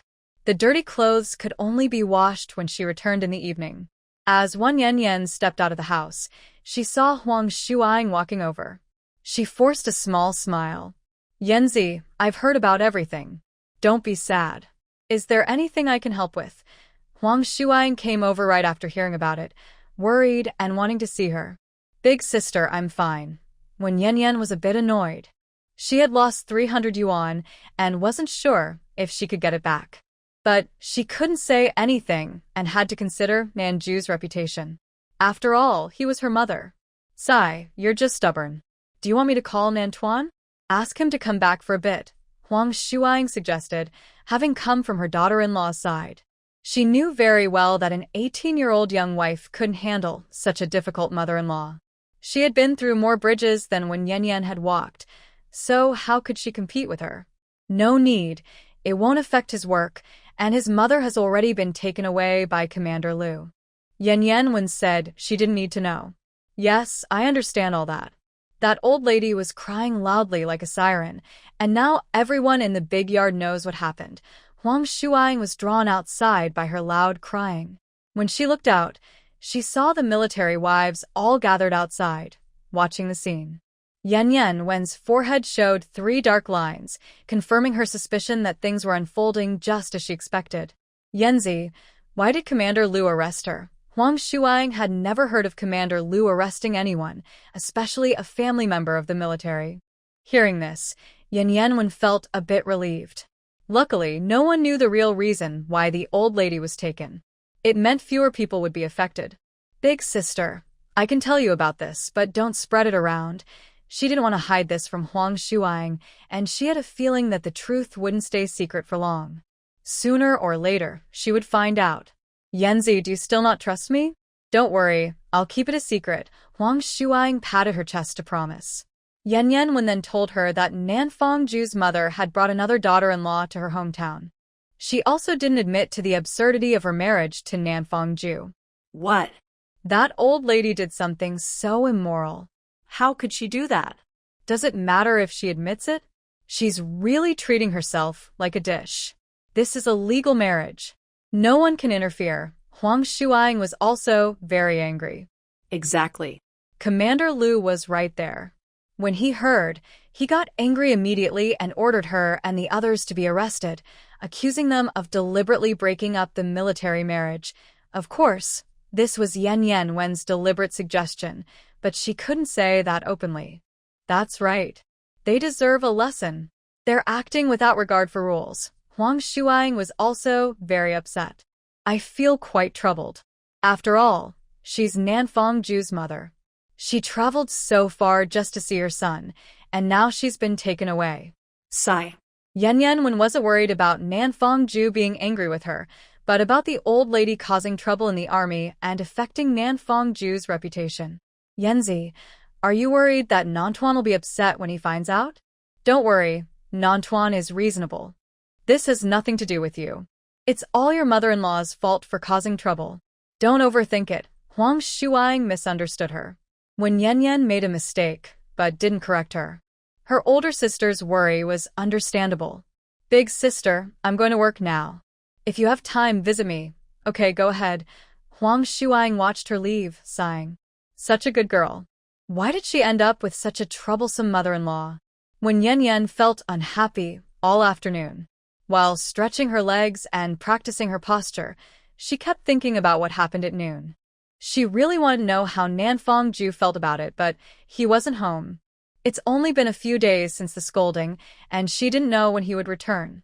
When Yan got home, she washed a big basin of clothes and bedding. She hung them on 2 large clotheslines. For dinner, she ate a little and then lay down. She read until 10 o'clock, then finally went to sleep. But once she lay down, she kept turning and couldn't sleep. It was already past 11, and she was still making pancakes. She knew she had to find a way to fall asleep quickly, because she had to go to work tomorrow. When Yan got out of bed, went to the kitchen, and took the leftover fingio from the last gathering. She originally wanted to drink erguotu, but she was scared by its high alcohol content. 56 degrees? So she chose fingio, which was a bit lower, 42 degrees. She thought maybe drinking would help her sleep. She took 3 big sips on an empty stomach, and the bottle was almost empty. Sure enough, it worked. The alcohol quickly made her feel dizzy. She staggered onto the bed and soon fell asleep. In the middle of the night, when Yan Yan turned over and bumped into a big wall, she lifted her leg and climbed over it. She was used to it after practicing leg presses on the horizontal bar all day. She even pressed her legs while sleeping. Suddenly, her legs slipped down. Instinctively, she grabbed the railing but ended up holding onto a broad back. Huh? What's this? It's pretty warm. Is it a heating pad? Hug me. Still tipsy, when Yan Yan mumbled softly and held on tightly, not letting go. The quilt was a bit thin today, and she still felt cold. When Yan Yan, are you drunk? Wake up, who is talking? When Yan Yan opened her eyes, in the faint moonlight, she saw a familiar yet strange handsome face. So handsome. Nanfong Ju? Is that you? She was both surprised and happy. Nanfong Ju's voice was hoarse. You finally came back, boo-hoo. When Yan Yan threw herself into his arms and cried, Hotasokentuma. He knew I was thinking of you and made me dream about you. Quiche. She wouldn't miss this good chance. When Yan Yan, tears in her eyes, held his face, afraid he might disappear again, and quickly pressed her lips to his. Then, a deep, passionate kiss. When Yan Yan used all her new skills to attract him. The kiss was very long. In her dream, the man didn't refuse but responded gently. When Yan Yan was so happy her toes seemed to dance. His response was so tender. So, she was even more sure it was a dream, and her blood, fueled by alcohol, started to boil. Her hand slipped through his shirt to touch his smooth back, then continued downward. Her little hand patted him, feeling how nice it was. Nanfong Ju, it's better in dreams. You're so well-behaved. Ugh, what's that thing bothering me? Go away. Her hand tugged, and with a ripping sound. Nanfong Ju, now you can't run away. Hee. When Yan Yan, panting, climbed on top. Be good and listen, I'll give you something tasty. I have good food. But she just lay down, her head weak and heavy on his chest. Oh man, I drank too much. I feel dizzy. This dream is so nice. You're so obedient. Haha. I'll sleep for a bit. Wait for me. Snore, snore. When Yan Yan actually fell asleep on him, Nanfong Ju, whose body was as stiff as iron, looked at her resting on his chest and felt speechless. Why did this girl always mess up at critical moments? Is she doing it on purpose? Just starting fires but not putting them out? Nanfong Ju got up, gently placed the sleeping when Yan Yan back on the bed, and covered her with a blanket. He went to the kitchen and rinsed himself with cold water, calming the heat in his blood. After returning, he lay back in bed, trying to sleep but couldn't. He turned over and looked at her. This was the first time after marriage he had looked at her so closely. She was chubby like a child. Now that she was thinner, she looked even more like a child, with a tender face so soft you could squeeze water out. Under the moonlight, her face looked almost transparent, and the faint fuzz on her skin made her look even more innocent and youthful. He also has a cute, chubby little mouth that looks mischievous. I didn't miss the chance to tease him earlier. Southern Ju surprisingly realized that he no longer rejected Wen Yanyan's touch. In fact, he liked her small, casual gestures. When her hand touched him, it felt like a soft, patted cat paw, very gentle. His words were sweet, and his tongue was soft. When the little girl saw him, she was crying. Does she really miss him that much? Thinking of her crying, Southern Ju felt the wave of pity. She's only 18, such a young bride. Why does she seem so small? He leaned in and gently kissed her forehead, then lay back and closed his eyes. The morning light appeared on the horizon. When Yan Yan opened her eyes and immediately saw Southern Ju lying beside her, she was startled and quickly rubbed her eyes to look again. Yes, it was him, definitely him. Hey, Southern Ju? When did you come back? When Yan Yan nudged him. Southern Ju, who had been asleep after a sleepless night, was awakened by her. He closed his eyes and said, in the middle of the night, "You were asleep, so I didn't call you." "Oh, so you're back now? Is the training over?" When Yen Yen stared at him intently. She dreamed about him last night and took advantage of him a lot. She could have taken even more, but for some reason, the story suddenly stopped. No, it's not over. I had to come back because of something at home. Southern Jew's voice was hoarse, still a bit sleepy.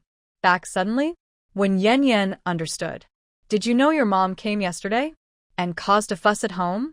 Southern Jew was always quiet and reserved. Who told you that? She didn't call him. Who else could have told him? Today, Southern Jew was patient and answered all her questions. When Yen Yen didn't say anything. So, it was Lu, the commander? It seemed the leader cared a lot about this matter. She looked at the clock on the wall. It wasn't even 7 yet. Then rest a little more. It's still early. No, I won't sleep anymore. I'll get up soon. Go find me a pair of underwear in the wardrobe. Southern Jew's eyes finally opened, and there were noticeable red veins in his whites. Huh? Underwear? Are you now? When Yen Yen looked at his blanket in surprise, but unfortunately, she didn't have X-ray vision. Did you forget? South Fongjue looked confused. What did you forget? When Yen Yen frowned slightly. Does he have something to do with not wearing underwear? Go get it yourself. South Fongjue thought about the smell of alcohol on her breath last night. He probably forgot. Wen Yen Yen immediately got out of bed to find him a pair of underwear. He took it, felt around inside the blanket, and put it on. She still looked puzzled. What's going on? He came back in the middle of the night. Without underwear? Where are his underwear? Did they get lost? What are you thinking about? South Fongjue noticed her gaze was fixed on him. I'm wondering why your underwear is gone. When Yen Yen told the truth. South Fongjue took something out of the blanket and threw it onto her lap. Don't you like my underwear? Take a closer look and see how it got damaged. When Yen Yen picked it up and looked at the torn underwear, eyes wide. She pointed at her nose and asked, Did I tear this underwear myself? Well, what do you think? You don't remember anything after waking up? Did you drink last night? South Fongjue looked at her. Yeah, I couldn't sleep, so I had a little wine. Maybe I drank too much. When Yen Yen decided to think carefully about what happened last night. She pulled the blanket and lay down again. Oh, so it wasn't a dream. It was real. He came back in the middle of the night. But she thought it was just a dream. She not only kissed him but also behaved improperly toward him. Now she knows, and she even tore his underwear again. Wen Yen Yen quickly shook her head, not wanting to think about it. It was too embarrassing. She turned around, pulled his blanket aside, and slipped into his bed like a slippery fish. She hugged his waist with both hands, looked up at him. South Fongjue, will you take me? Okay. When Yen Yen had made up her mind. Since they were so intimate last night, she thought she might as well go all the way. Seize the moment and finish what they started. Her action of slipping into South Fongjue's bed was already surprising. He hadn't even adapted yet, and she was making a bold move again. Is this girl? Perhaps she has a fever? South Fongjue reached out and touched her forehead. It didn't feel hot. But he was a seasoned soldier. Even though when Yen Yen was actively seeking intimacy, he remained calm and composed. Really, I'm ready. South Fongjue, you can't refuse me. I'll cry if you do. When Yen Yen spoke seriously. Okay, I agree. Nan Fongjue nodded. When Yen Yen felt excited and closed her eyes, finally waiting for this day. But after a while, he still hadn't moved. She opened her eyes. Why was he also closing his eyes? Hey, what are you doing? When Yen Yen reached out and pinched his waist. Nan Fongjue opened his eyes and asked back, What are you doing? When Yen Yen got anxious. Nan Fongjue, you're a man. You should take the initiative. Why are you waiting for me, a woman, to do it first? Why does this man still want to wait for things to happen naturally? Last night, she was drunk and took the initiative to flirt with him. Why has it become so normal now? Now that she's sober, she can't do such embarrassing things. How am I supposed to take the initiative? Nan Fongjue seemed genuinely confused. You? Sai, you probably don't know how, right? You're so frustrating. When Yen Yen hit his chest lightly with her small hand. Are men in this era all so innocent? Nan Fongjue grabbed her hand. When Yen Yen.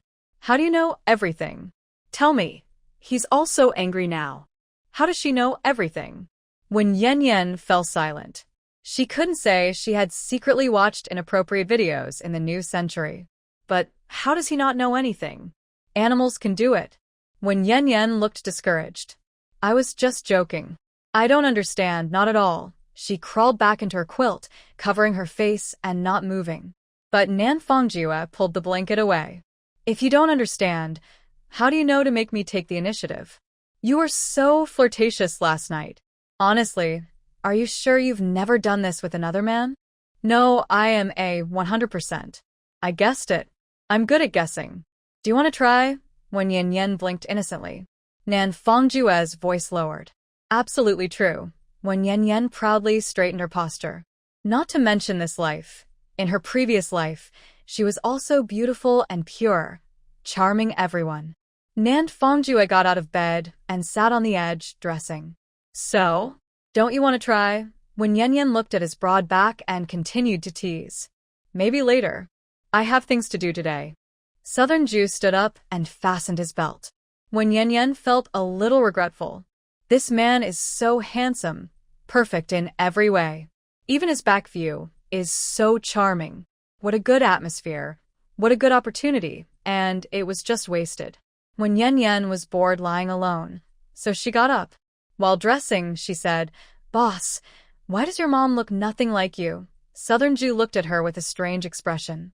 Why do you call me boss? Because you're the oldest. When Yen Yen just felt he looked like a leader, very manly. Southern Jew remembered the restless hand of the little girl last night, which touched him all over, and his face turned slightly red. You are big everywhere. Older than me, tall, and young but already a leader, with a high rank, when Yen Yen kept mentioning how big he was in several ways. Not. There. Southern Jew lowered his voice and said. When Yen Yen didn't understand. Never mind if you don't know. Southern Jew didn't want to say it again. When Yen Yen suddenly realized. Big. Everything is big. Boss, you're quite mischievous. Do you have to compete for this too? She laughed and cried at the same time. We are married. Of course, I want you to be satisfied with my body. It's not about competing. Southern Jew explained. Oh, I see. When Yen Yen suddenly had a feeling that she would be very happy in the future. She thought this man would be boring, but actually he is not boring at all. He is very interesting. After dressing, she got out of bed and grabbed Southern Jew's hand. Boss, will you listen to your mom when you see her? Since she had already touched what she shouldn't, holding hands was just a small thing. He wouldn't refuse. Oh, right, his hand is also very big. Yes, listen. No, don't listen. Southern Jew's answer was simple and straightforward. She said she doesn't acknowledge your marriage and even found a new wife for you from your hometown. You can't want her, understand? When Yen Yen clearly stated her position, not letting her mother's plan succeed. Yes, I understand. Southern Jew had already learned about this from Commander Liu. When Yen Yen felt relieved. Then I'll cook for you. 2 fried eggs. You go wash your face first. It'll be ready soon. She let go and ran into the kitchen, her heart pounding with excitement. This handsome man finally felt close to her. It seems that alcohol is a good thing, a helpful boost. Hee. It looks like the day she can win him over isn't far away. When Yen Yen felt very happy. Boss, after you got married, did you stop sending money home? When Yen Yen had always wondered about this. Home? Which home? Nanfong Ju slightly frowned, clearly accepting the title of boss. When Yen Yen was surprised. Your mom's place, of course. So, how many homes do you have? Nanfong Ju paused. How do you know about this? The day before yesterday, I received a telegram asking for money. Your hometown said they haven't received any money in 3 months and are about to run out. When Yen Yen repeated what she knew. Nanfong Ju raised an eyebrow and looked at her. And then, that afternoon, I sent 30 yuan to your hometown from the town. I covered a month's worth of 10 yuan payments. You weren't home, so I didn't discuss it with you. When Yen Yen didn't mention her mother complaining that the money was too little, thinking it wasn't necessary. Nanfong Ju probably understood her mother's greedy nature. This time I sent the money, no need to send more next time, he said with a blank face. Why? When Yen Yen looked at his reaction, feeling like She had done something wrong. Because they didn't raise me. The small kindnesses I received before marriage are already paid off. Nan Fongju spoke about these sad things without any emotion in his eyes. When Yan was very confused. They didn't raise you? Aren't they? Your parents. She realized that this man's background was a bit complicated. They think I am a troublemaker. When I was 2, they threw me into the mountains to feed wild animals. It was my grandfather who found me and raised me. Only Lin Sinan knew about Nan Fongju's unhappy childhood before, but now when Yan also knew. What? When you were only 2, they threw you away. Into the mountains? Wow. Weren't you just weaned then? I never drank her milk.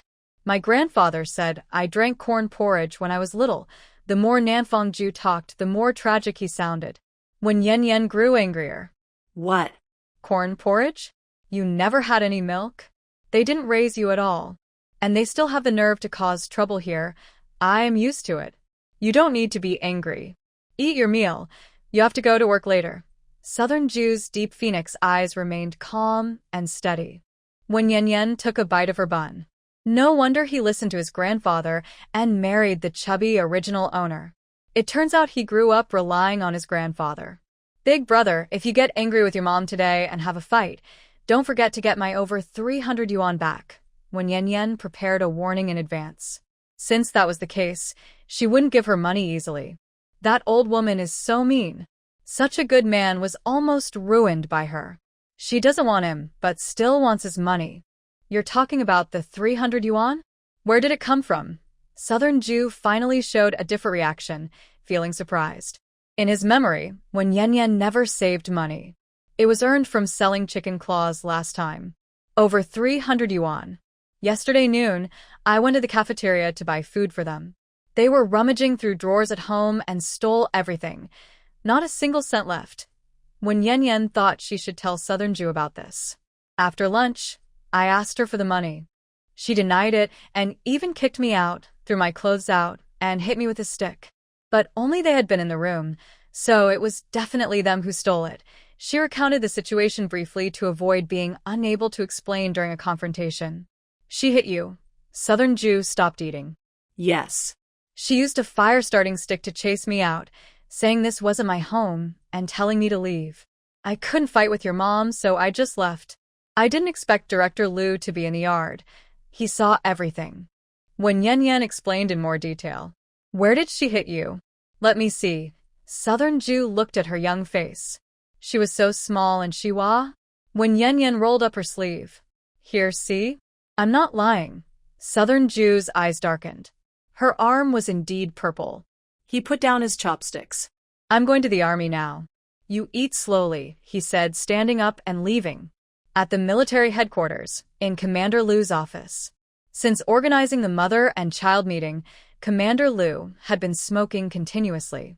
The ashtray was filled with over a dozen cigarette butts. The office was filled with smoke, dark and gloomy. Although Southern Jew appears calm on the outside, his emotions are complex. However, the strong smell of smoke couldn't stop Hu Suajin from loudly complaining.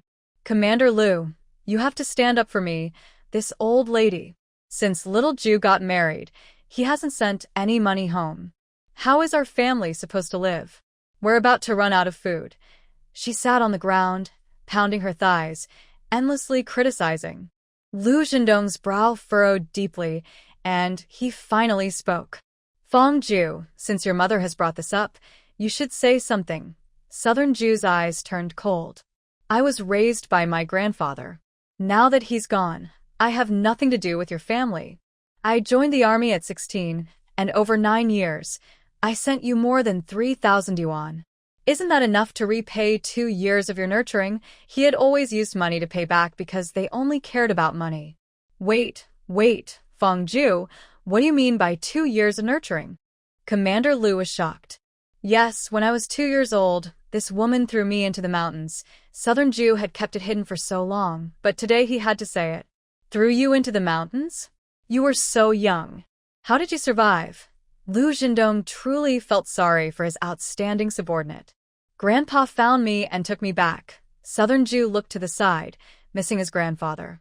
When Commander Lu looked at Hu Suajin again, his expression changed to one of disgust. How dare this woman treat a national second-class hero like that? It's truly heartless. You little lamb, stop flipping those small intestines. Fortune tellers said you're a disaster.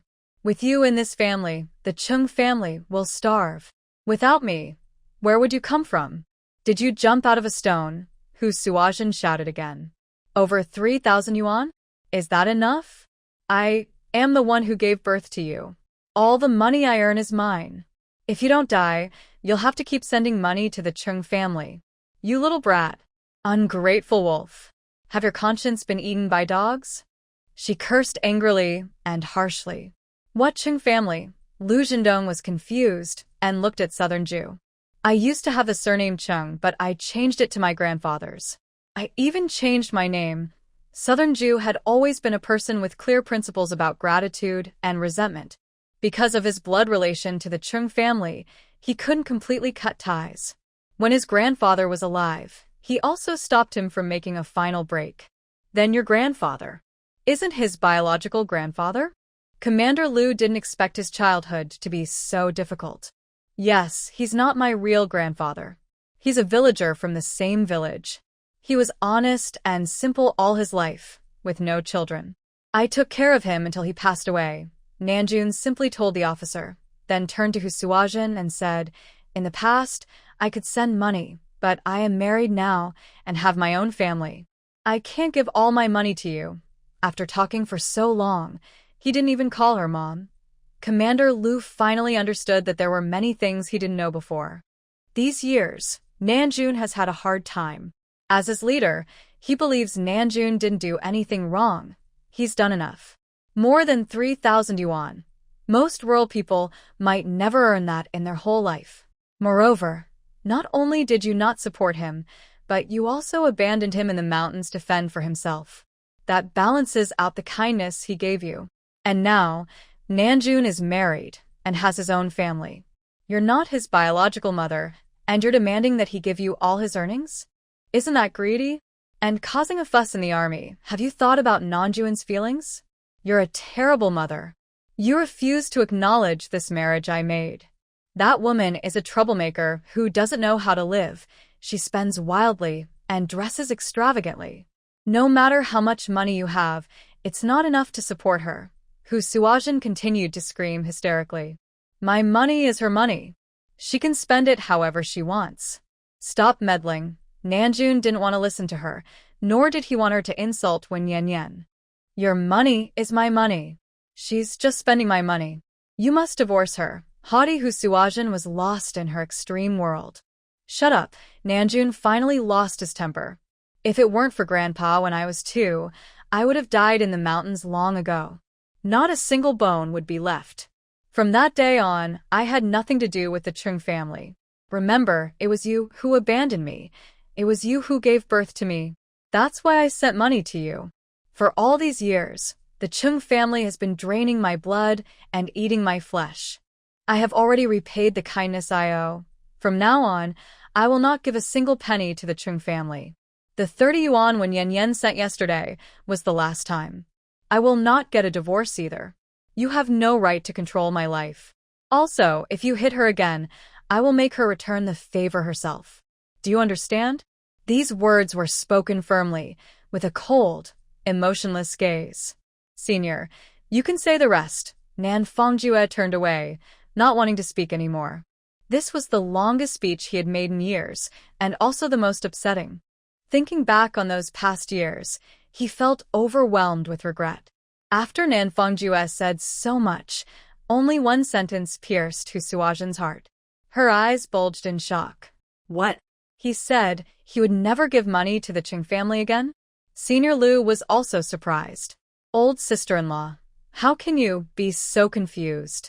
Hitting people? What kind of society is this? You still dare to bully your daughter-in-law? Weren't you once a daughter-in-law yourself? Besides, the couple is doing well. How can you break their happiness? That's completely wrong. Hu Suajin angrily waved her hand. I don't care about love or marriage. He must divorce and marry Nizi, and he must give me all the money in the future. You are his leader, so you must teach him well. He's not qualified as a soldier. Remove him from the army. She was reluctant to give up the big advantage she had with Nan Fongjue. Her son, Zhenju, hadn't even married yet. The money he had sent before had been used to buy a new house, and the bride still demanded 500 yuan as a dowry before agreeing to marry. Where could she get so much money? She came this time just to get money. Not qualified as a soldier? Hearing this, Nan Fongjue felt a deep sense of despair, his lips pressed tightly together. Senior, take her to the police station. Accusing her of deliberately sabotaging the military marriage, I have no objection. I don't have time to waste on her. The training base is still waiting for me. Please, Senior, take care of the rest. After saying this, he stood up to leave. Fine, let it be. He was completely disillusioned with the Chung family. This woman, to achieve her goal, even smeared his reputation and falsely accused him of damaging his military honor. These actions crossed his bottom line and were unforgivable. Nan Fongjue, you ungrateful little brat. You forget your mother when you have a wife. If I don't get money to spend, I can't live anymore. I can't live. Let me die. I'll die right now. Hu Suozhen suddenly jumped up from the ground, struck a pose, and ran straight toward the big wall opposite her. Commander Lu was startled and tried to go pull her back, but she was quickly grabbed by Nan Fongjue. Don't bother with her. She just doesn't want to die. As soon as he said that, the fierce Hu Suozhen stopped. She slowly walked over, leaned against the wall, then gradually slid to the base of the wall. She looked up, opened her mouth wide, and clapped her thigh. Help! My head hurts so much. I might hit myself to death. Oh heavens! Please open your eyes and look at me. Another dramatic scene began. Commander Lu and Nan Fongjue looked at each other. Lu Zhendong almost laughed but thought it wasn't appropriate, so he took a deep breath and held it back. He returned to his seat, poured himself a cup of tea, and sipped it. He had been a soldier for many years. He had seen and handled all kinds of conflicts. But he was at a loss with this greedy and shameless Hu Suozhen. No matter what, she was the mother of the South Group, which made things complicated. Lu Zhendong wanted to calm down with some tea, hoping to find some inspiration. Meanwhile, Nan Fongjue turned his back to avoid looking at Hu Suozhen, pretending not to hear. Just then, the office door opened. Ma'am, does your head still hurt? I have some pain relief pills here. Would you like some? When Yan Yan stood at the door, smiling as she looked at Hu Suozhen, who was crying non-stop at the base of the wall.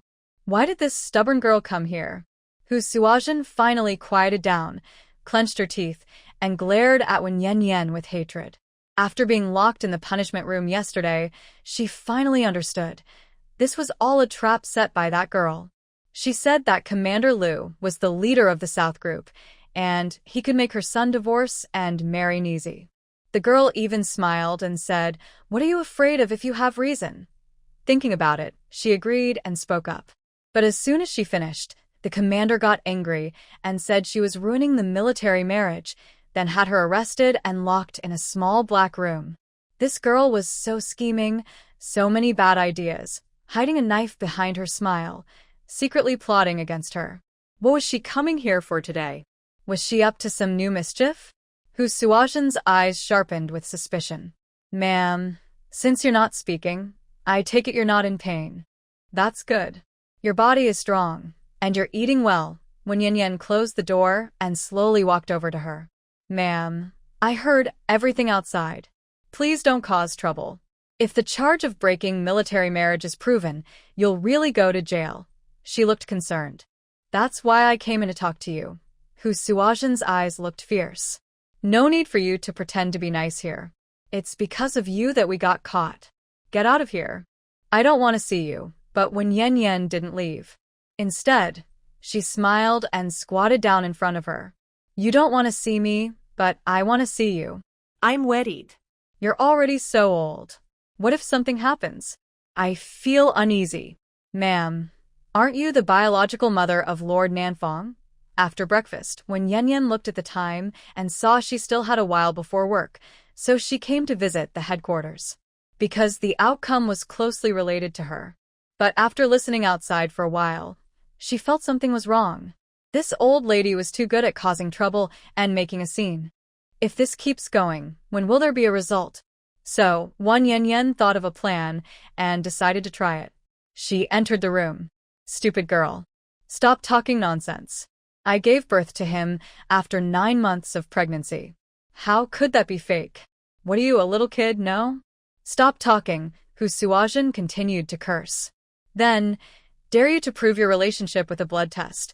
When Yanyan was gambling because most elders born in the 1970s were actually born in the 1920s or 1930s. People from that time lacked education, held old-fashioned beliefs, and were very superstitious. They believed strongly in the ancient method of blood testing to confirm kinship. Even unwavering. Because when Yanyan now suspected that Lord Nanfang might not be her biological son, and there was no DNA test available now. So, she decided to scare the old lady with a blood test. If Hu Suajin was afraid of a blood test, then her suspicion was probably true. Now, both Commander Liu and Lord Nanfang had no way to help her. So, she decided to try this trick. Why should I listen to a girl like you? No need for a blood test. He's my son, Hu Suajin insisted firmly. When Yanyan's smile faded, her expression cold as ice. Your words mean nothing. I don't believe you. You need to provide proof, such as the child's birth certificate or household registration book. If you don't have these, then you are not the child's mother and haven't raised him. Therefore, Nan Fongjue has no obligation to support you. The 3,000 yuan you previously received should be returned just as you took it. She spoke more harshly, more complicatedly, and more aggressively. Her goal was to make Hu Suajin so angry that she would lose her mind. This way, she thought she could succeed. Director Liu was stunned. Wan Yanyan was actually doubting their mother-child relationship. Nan Fongjue was also surprised. Although he was abandoned by his mother as a child and went through many hardships, he had never thought about this before. When Yanyan's words made Hu Suajin so angry her eyes turned red, and she almost jumped up. I gave birth to him at home. There's no birth record. The household registration book is at home. Who carries it around? No matter what you say, he is my son.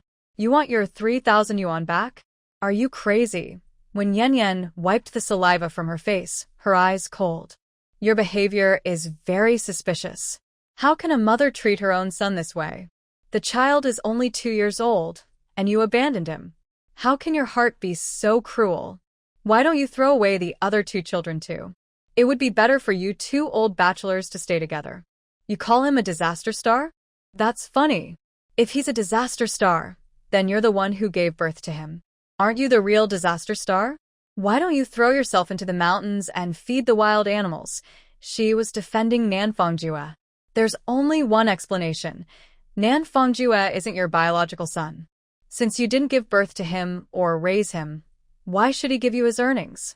Do you want your 3,000 yuan back? You greedy and cruel woman. Stop talking nonsense. Hu Suajin was so angry her nose crooked from rage. Who said I didn't give birth to him? I did. The village people can testify. Our family only has him as a disaster star, no one else. Why should I throw him away? Enough. I won't argue with you anymore. Since you insist that Nan Fongjue is your son, let's have a blood test right here. Director Liu can be the witness. We'll see if it's true or not. Do you dare? When Yanyan said everything she wanted to say and pushed her once more to see what would happen. Director Liu, do you agree? She looked back and gave Director Liu a signal. Liu Xindong suddenly understood. Swallow, after hearing what you just said, I think it's very important to do a blood test to confirm our relationship. There are many things that don't add up. Go ahead, I want to see the final result. When the elder said this, Hu Suajin's face changed. She felt nervous and her hands and feet went numb. She glared with wide eyes. Why should I listen to you? I won't do it. I won't do it. That's it. If you don't listen to me, the police will take you away. I'm trying to help you. If the test shows that Nan Fongjue is your son, I will invite your family over, feed you well, and give you a monthly salary. You won't have to stay in prison. Isn't that a good thing? When Yanyan said slowly. No. I won't do it. This is a trap. You want to hurt me. Hu Suajin said, putting her hands behind her back, resisting strongly. But the more she was afraid of the blood test, the more Wen Yanyan suspected her. "Ma'am, you need to think carefully. The food in the detention center is free, but it doesn't taste good. There are all kinds of bad people inside. Murderers, rapists, ruthless robbers. If you go in with your bad temper, you'll suffer. In less than a month, your teeth might be pulled out, your organs could bleed, and you could be beaten to death. When you die, your body might be dismembered. No one will have a complete body. Even if you have a lot of money, you won't be able to spend it." She spoke more and more passionately, her words becoming bloodier. Lu Zhendong, standing behind Wen Yanyan, forgot to drink his tea. How does she know these details? Is the prison really that terrible? "You're scaring people," Hu Suozhen's face kept changing from pale to dark, her eyes showing fear. "I'm not scaring you. Just tell the truth. Is Nan Fangju really your son?" Wen Yanyan continued to pressure her. Hu Suozhen insisted, but before she could say a word, Wen Yanyan forcefully interrupted. "Mom, "If you still refuse to tell the truth, even if you don't cooperate, I can forcibly take your blood for the test. If there's no blood relation, you won't get a penny." Her gaze was sharp as ice. "If you tell the truth, I won't even take the 3,000 yuan, or even the 300 yuan I mentioned earlier." When Yanyan used both kindness and strength, tempting her step by step. Hu Suozhen stared at her directly, her cloudy eyes momentarily lost focus. She admitted, and still received 300 yuan? Was the money she stole yesterday actually hers? Taking advantage of her moment of distraction, when Yanyan suddenly struck, grabbing Hu Suozhen's hand that was hidden behind her and pulling it sharply into view. She held a sharp nail and stabbed down hard. Hu Suozhen let out a painful scream, staring intently at the blood on her finger. no." No blood test to confirm family ties. She used all her strength to try to pull her finger back, but was tightly held by Wen Yanyan, unable to move. Hu Suozhen looked as if she saw a ghost. How could this girl be so strong? "Say it or not. I give you one last chance. Once the blood test confirms, you'll lose everything." When Yanyan's threat was the last, her expression suddenly turning dark and terrifying, like a demon from. Her fierce eyes looked like a sharp knife ready to pierce her heart at any moment. Hu Suozhen was so scared she closed her eyes tightly and shouted, "Ah," I said, "he's the one I found." When Yanyan suddenly looked up at Nan Fongjue and then turned back to question her. Say it again, 300 yuan is yours, I don't want 3,000. Hu Suozhen's eyes were confused, her lips trembling as she said, He is my auntie. What are you talking about? Nizi burst into the room shouting, grabbing Hu Suozhen's hand with a worried look. "Auntie, why are you talking nonsense? She's fooling you, scaring you. Are you confused? Blood testing to confirm family ties is useless. It's unscientific." Nizi then turned to look at Director Liu. "Leader, I can testify that Captain Nan is her biological niece. Absolutely true."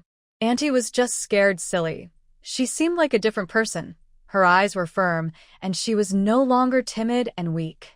When Yanyan slowly stood up, surprised by Nizi's change. Could it be that her previous honesty and timidity were just an act? Nizi's sudden appearance disrupted the scene, but Director Liu already had doubts about Nan Fangjue's background. He heard what Hu Suozhen just said. "All right, that's enough for today. Hu Suozhen stubbornly insists on sabotaging the military marriage and should be kept in custody. Nizi is innocent. Arrange a room for her at the guest house." After giving the order, he added, "Nan Tuan, stay behind." When Yanyan, what time is it? Why aren't you at work yet? You're going to be late. Commander Liu looked at Wen Yanyan with more admiration. "Oh, I'm going now." Wen Yanyan turned and left quickly, feeling excited and full of hope.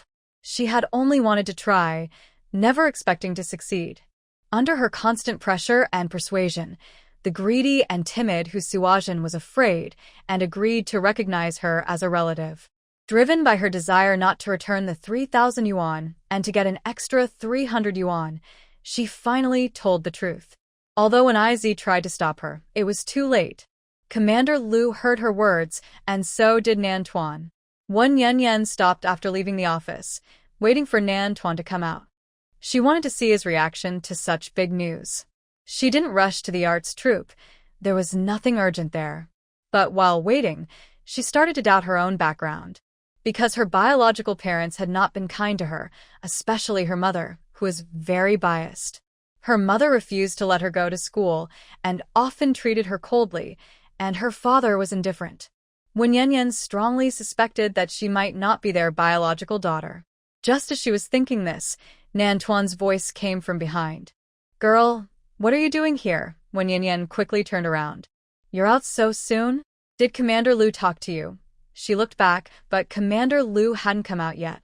Nantuan reached out and gently patted her head. "Today I don't have much time. If you need to talk, you can contact me wirelessly. We can discuss everything after I finish the training. Girl, I have to go back to the base." "Really? You're leaving so soon?" When Yanyan didn't expect to hear bad news. She felt a little disappointed, her bright eyes dimming. "Don't be sad. I'll be back in a few days. This training exercise is very important. Girl, do you understand me?"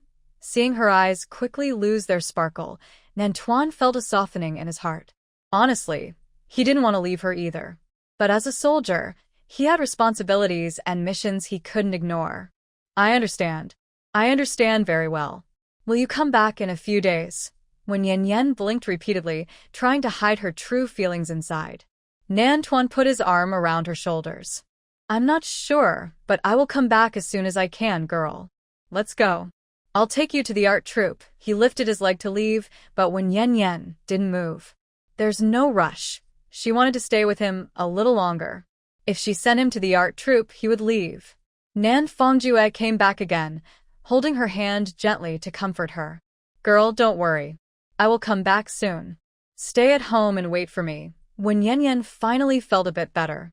"I want to know, what do you think after finding out you're not a child of the Qing family? I just pricked her hand earlier. Would you be angry with me?" Nan Fengjue's cold eyes held a warmth like winter. "Why would I be angry? You did very well." Hu Suozhen's answer surprised me. "Thank you, girl."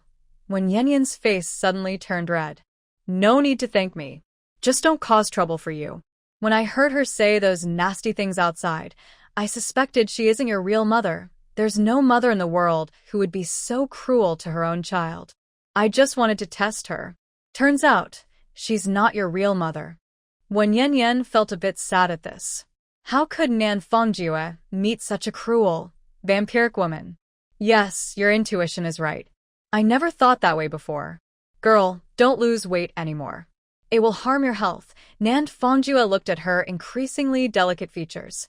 When Yanyan looked up at him, her reflection clearly visible in his eyes. "Are you worried about me?" Concerned I might get sick. Nan Fongjue was no longer the cold, distant man he used to be. He cared about her now. His change was so quick that she almost couldn't believe it.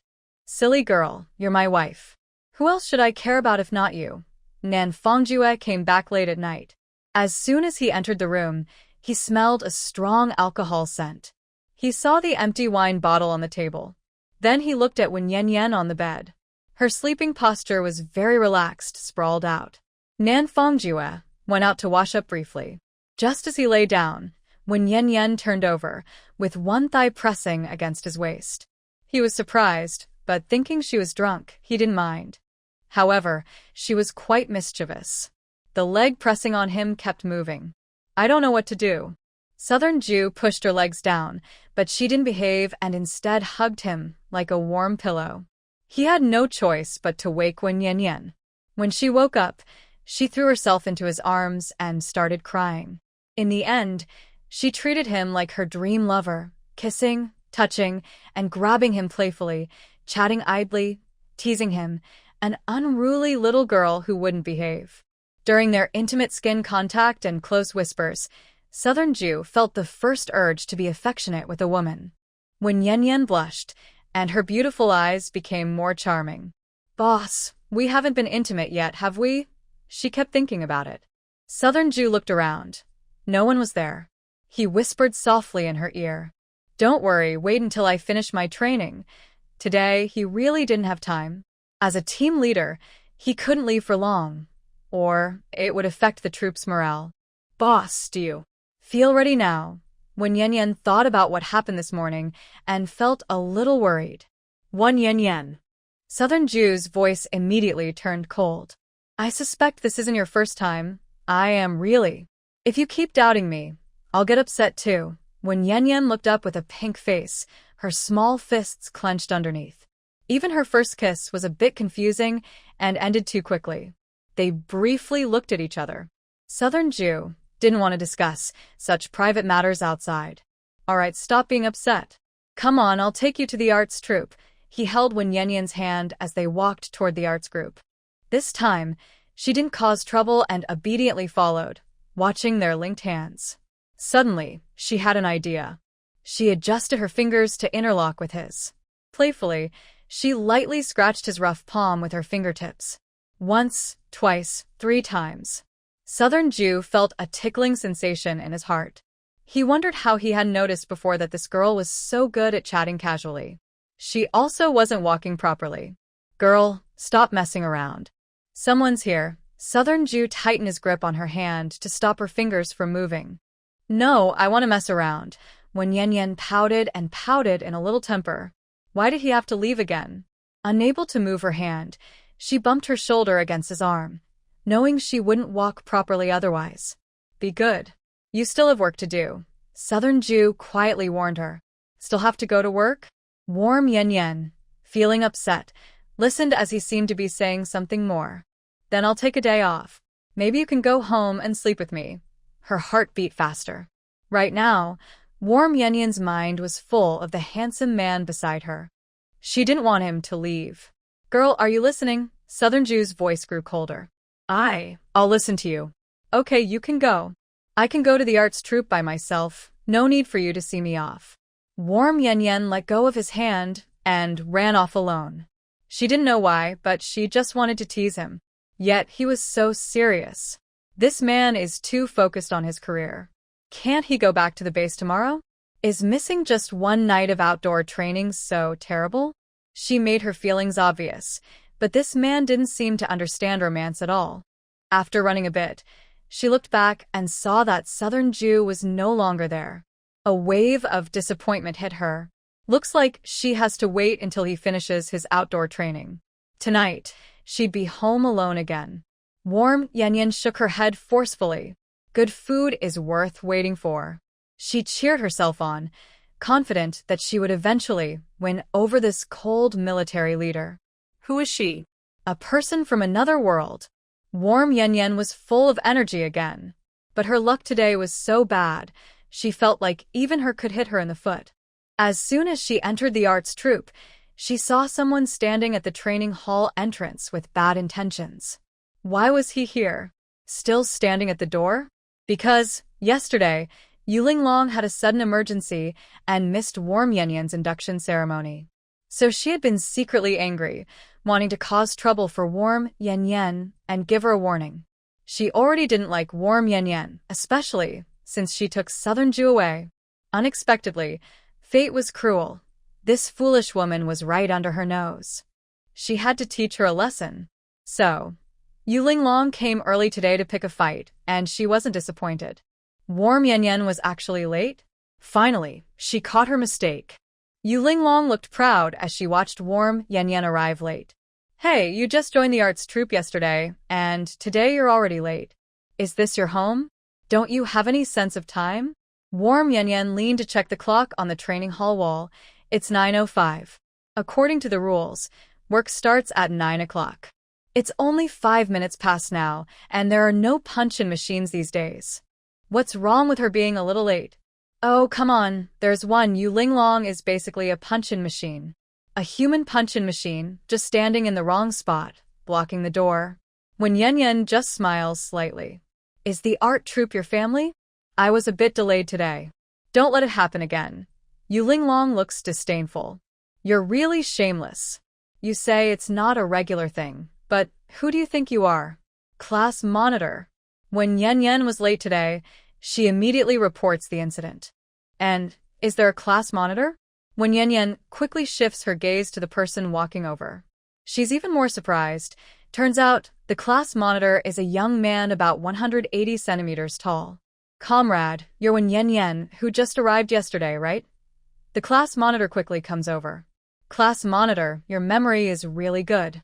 Yes, I'm Wen Yen Yen, who just arrived yesterday.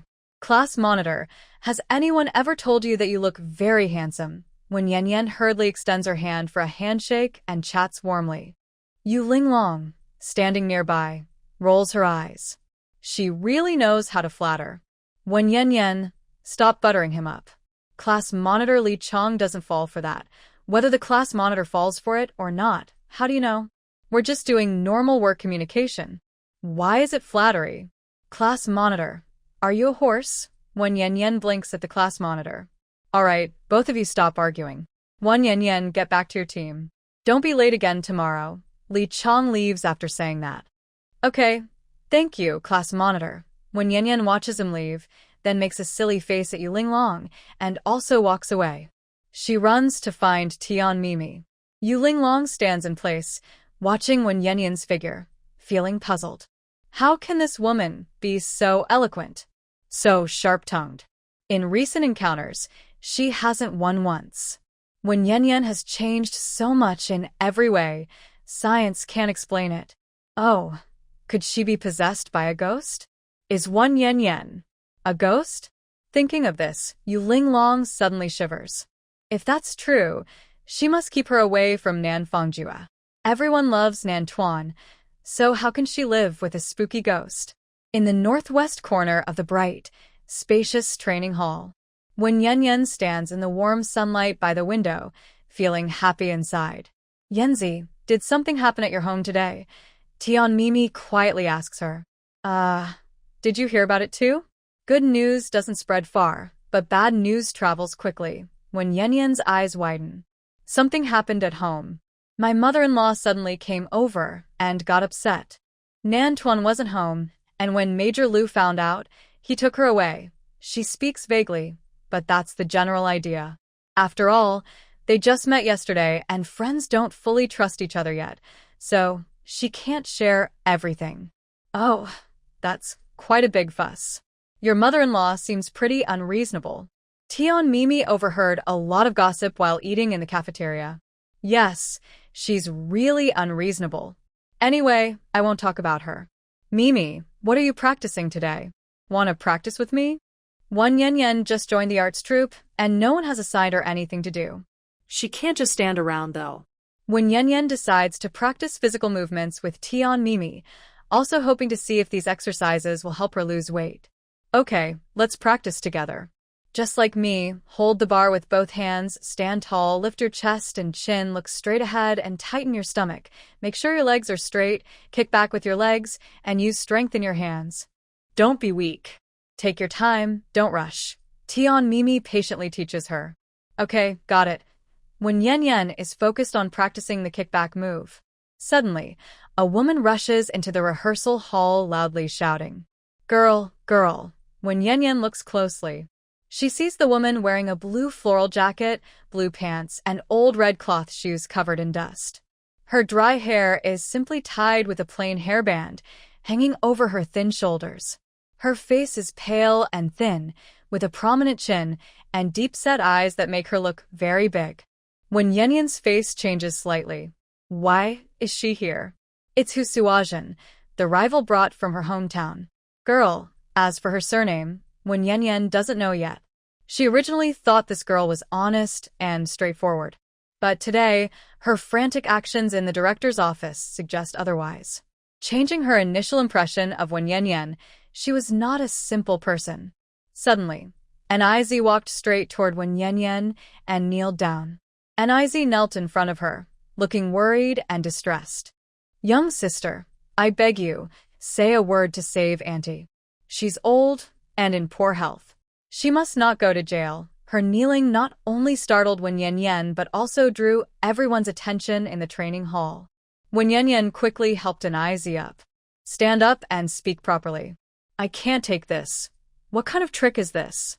Kneeling so easily. Niz is older than her. Wen Yen Yen was worried about her own health. No, I won't get up. Young sister, please help Auntie. The commander said she might be sentenced for breaking military marriage rules.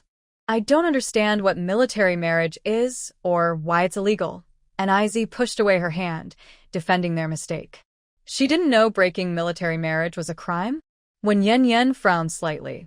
Was she really talking nonsense with her eyes open? And Iz, how can you not know? I already told you, breaking military marriage is illegal. You didn't listen to me and kept stubborn. Commander Liu also warned you. Do you think I would really give in to you? Since she couldn't help her up, she deliberately turned her body away to avoid Iz's kneeling. At this moment, she saw her colleagues in the hall forming a circle, each with different expressions. Some whispered, some looked confused, others were joking and watching the scene. When Yen Yen felt tired, what should she do? This small matter wasn't over yet. Then you can't let Annie go to jail just because of this small thing, and Iz continued. Small thing? You call this a small thing? When Yen Yen was speechless. Is it a small matter for the old lady to insist on promoting her mistress? And Iz, you've got the wrong person. I can't help you. You should go find Commander Liu. When Yen Yen ignore her. When Yen Yen, killing is not a small matter. Yu Linglong suddenly spoke. She's already kneeling and begging you. Just go ask the commander for mercy. Does it have to come to this for a family to fall apart? At this moment, she was no longer afraid of Wen Yen Yen being a ghost. You can beg. You go and ask. I don't know how to plead. You haven't experienced my pain, so don't try to persuade me to be kind. When Yen Yen saw her and immediately got angry, as if she owed her something. She was always around everywhere. She didn't have a belly as big as Methria Buddha's, and the old lady deserved to be caught. What's bothering you? Now your mother-in-law is locked up, and you're the winner. Yu Linglong continued to mock sarcastically. She got herself into trouble. What does that have to do with me? Did I tell her to ruin the military marriage? Did you eat too much at lunch? When Yen Yen retorted sharply. You're really a venomous snake. Even not sparing the elderly. No matter how wrong she is, she's still the mother of the South Group. Your mother-in-law. If you do this, you'll face karma, Yu Linglong sneered sarcastically. Don't talk to me. The outcome was approved by Nantuan. If you have the guts, ask him yourself. What's the point of all this nonsense? Do you have a big head? When Yen Yen wasn't going to indulge her, she shot back. You're talking nonsense. Nantuan wouldn't be so heartless. You're just making things up. Yu Linglong shouted angrily. Yu Linglong, you're really capable. You even know what I said with Nantuan in bed. Did you sneak under my bed last night to listen? When Yen Yen continued to hit her where it hurt. Aren't you jealous? Then keep attacking Nan Fongjue to hurt you. The onlookers burst into laughter. You ungrateful. You've ruined Nantuan's reputation. Yu Linglong left the crowd, feeling both ashamed and angry. Seeing her leave, when Yen Yen immediately grabbed Iz's arm and pushed through the crowd. Iz, come out here. She pulled Iz to a quiet place and finally let go, her eyes sharp. What do you want from me here? I am the victim in this whole thing. You are the ones hurting me. Don't get the wrong idea. You asked me to plead with the teacher, which means I agree with your wrong actions. I warned you before that destroying a military marriage is illegal. Teacher Liu warned you many times. You insisted on going down this path. It has nothing to do with me. When Yen Yen's words aimed to make Iz understand that she wasn't responsible for the consequences. She was the one who walked on her own. Iz wiped her tears. But Aunt didn't choose you. She chose me. You didn't go back to your hometown to hold a wedding feast, and no one there accepted it. This marriage is invalid. Southern Lord is Annie's son, and he must listen to her. He not only refuses but also wants to send Auntie to jail. He's unfilial, and your leaders are biased. Auntie did not break the military marriage. Nizo has her own opinions and insists she is not wrong. Does it matter if the people back home approve? I and he have a marriage certificate, and our marriage is protected by the state. When Yen Yen feels sad for the people in that village, ignorant and too naive. Annie said that a marriage certificate is nothing. When she got married, she didn't have one. Yet so many years have passed, and the children are already grown. Nizo opens her mouth to speak, then shuts it again. A marriage certificate is nothing? When Yen Yen sees that she won't understand even if she talks all night, so she gives up on explaining. Your auntie's words are like an order. If you want to listen to her, go ahead. I won't. It's like talking to a wall. Our views are different, and we can't discuss this anymore. If you think Annie is right, then stick to it. I can't do anything about it. Lieutenant Liu is a leader in the army, not just my personal friend. I am insignificant and have no say. Nizo, you came at the right time. Please return the over 300 yuan you and Annie stole from me. When Yen Yen asks her for money, you're talking nonsense. Auntie, and I didn't steal your money. Nizo suddenly becomes nervous, clutching her shirt pocket tightly. You didn't steal? Then what's in your pocket? When Yen Yen just asked casually, not expecting her nervousness to reveal where the money was. There's nothing. Nizo grips her pocket even tighter. Then forget it if there's nothing.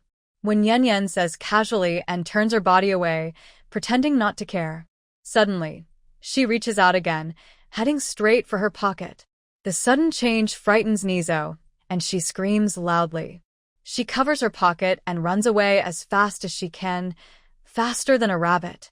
When Yen Yen stands still, watching her run farther and farther, a slight smile on her lips. Haha, trying to fight her? Little girl, with just a little trick, she'll scare you silly. She did this to scare Nizo away. If Nizo kept hanging around, it would hurt her image. But when Yen Yen also thought about the 300 yuan she had promised to Husuajin at the military office, it hurt her heart. She felt the pain in her flesh.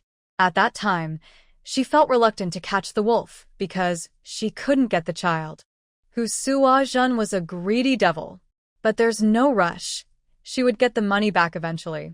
She's not a charity organization and can indulge her. The over 300 yuan she lost was earned from selling chicken feet for 20 days, her hard-earned money. When Yen Yen returned to the training hall casually and helplessly shrugged at Tian Mimi. Sorry, I made you look bad again. Yenzi, what's really going on? Did your mother-in-law get caught for breaking military marriage rules? Tian Mimi had just seen a girl run over and kneel in front of Wen Yen Yen, which scared her away. It was too frightening. Why did the girl kneel? She listened outside the crowd for a while and got 2 pieces of information. 1. When Yen Yen's fierce mother-in-law was taken away by the officers. 2. The girl kneeling was there to plead for Wen Yen Yen. Well, I didn't want to tell you at first because it was too absurd, and I found it funny myself.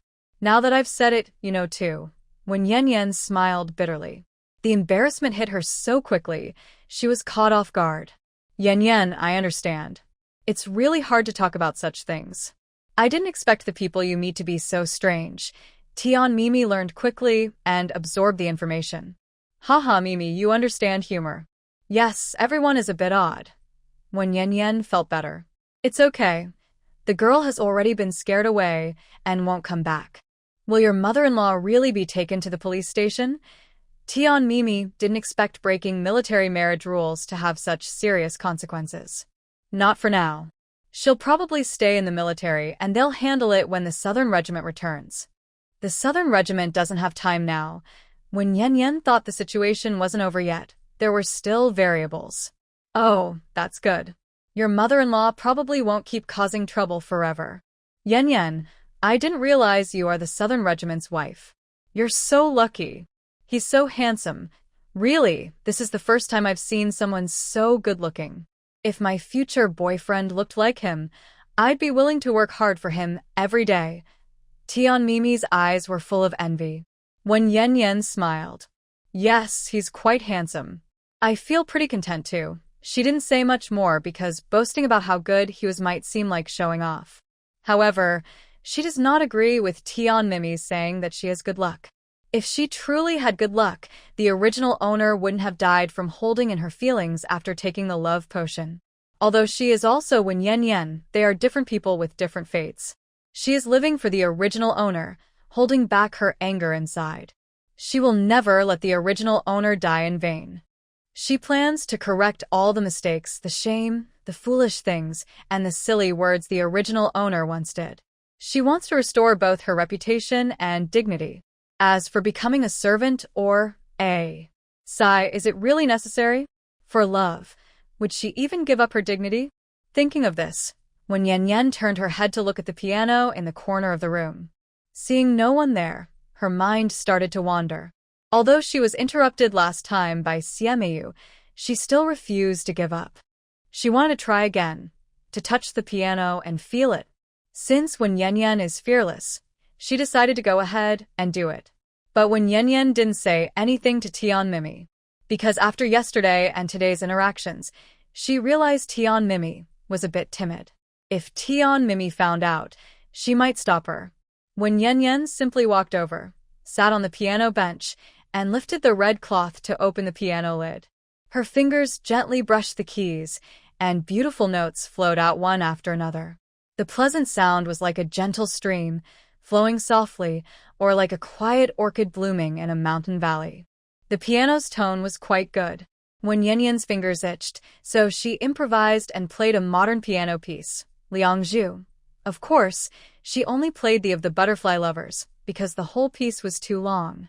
The beautiful melody danced at her fingertips, sometimes strolling, sometimes jumping. It was like a lovely fairy flying at her fingertips. Finally, she lifted her hands, and the last note glided across her fingers, ending the piece. A round of applause broke the silence of the rehearsal hall, followed by enthusiastic clapping. When Yan Yan hadn't had time to thank everyone for their applause, when suddenly, "Who told you to touch my piano? Get down now." A hysterical shout sounded like a thunderclap through the hall. Yan Yan quickly stood up and turned to see Xie Meiyu rushing toward her. She blinked, surprised at how fierce she was. Her shout was really frightening.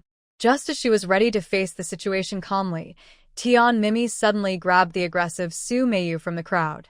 "Meiyu, don't be angry. Yan Yan just played a piece. The piano won't break."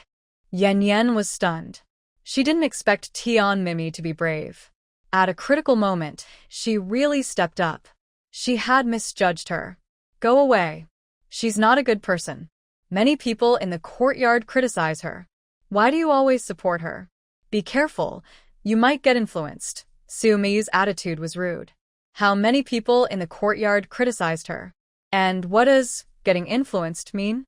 Yan Yan's face darkened. "Mimi, don't stop her. I want to see what she's going to do." At first, she wasn't angry. But Su Meiyu's biased attitude and her way of twisting facts made her feel sick. Yan Yan believed her reputation was improving. Everywhere she went, people greeted her willingly. The original owner's past had been cleared. But she still said these things. What's her true intention? She decided to confront Su Meiyu properly. Tian Mimi hesitated but finally let go.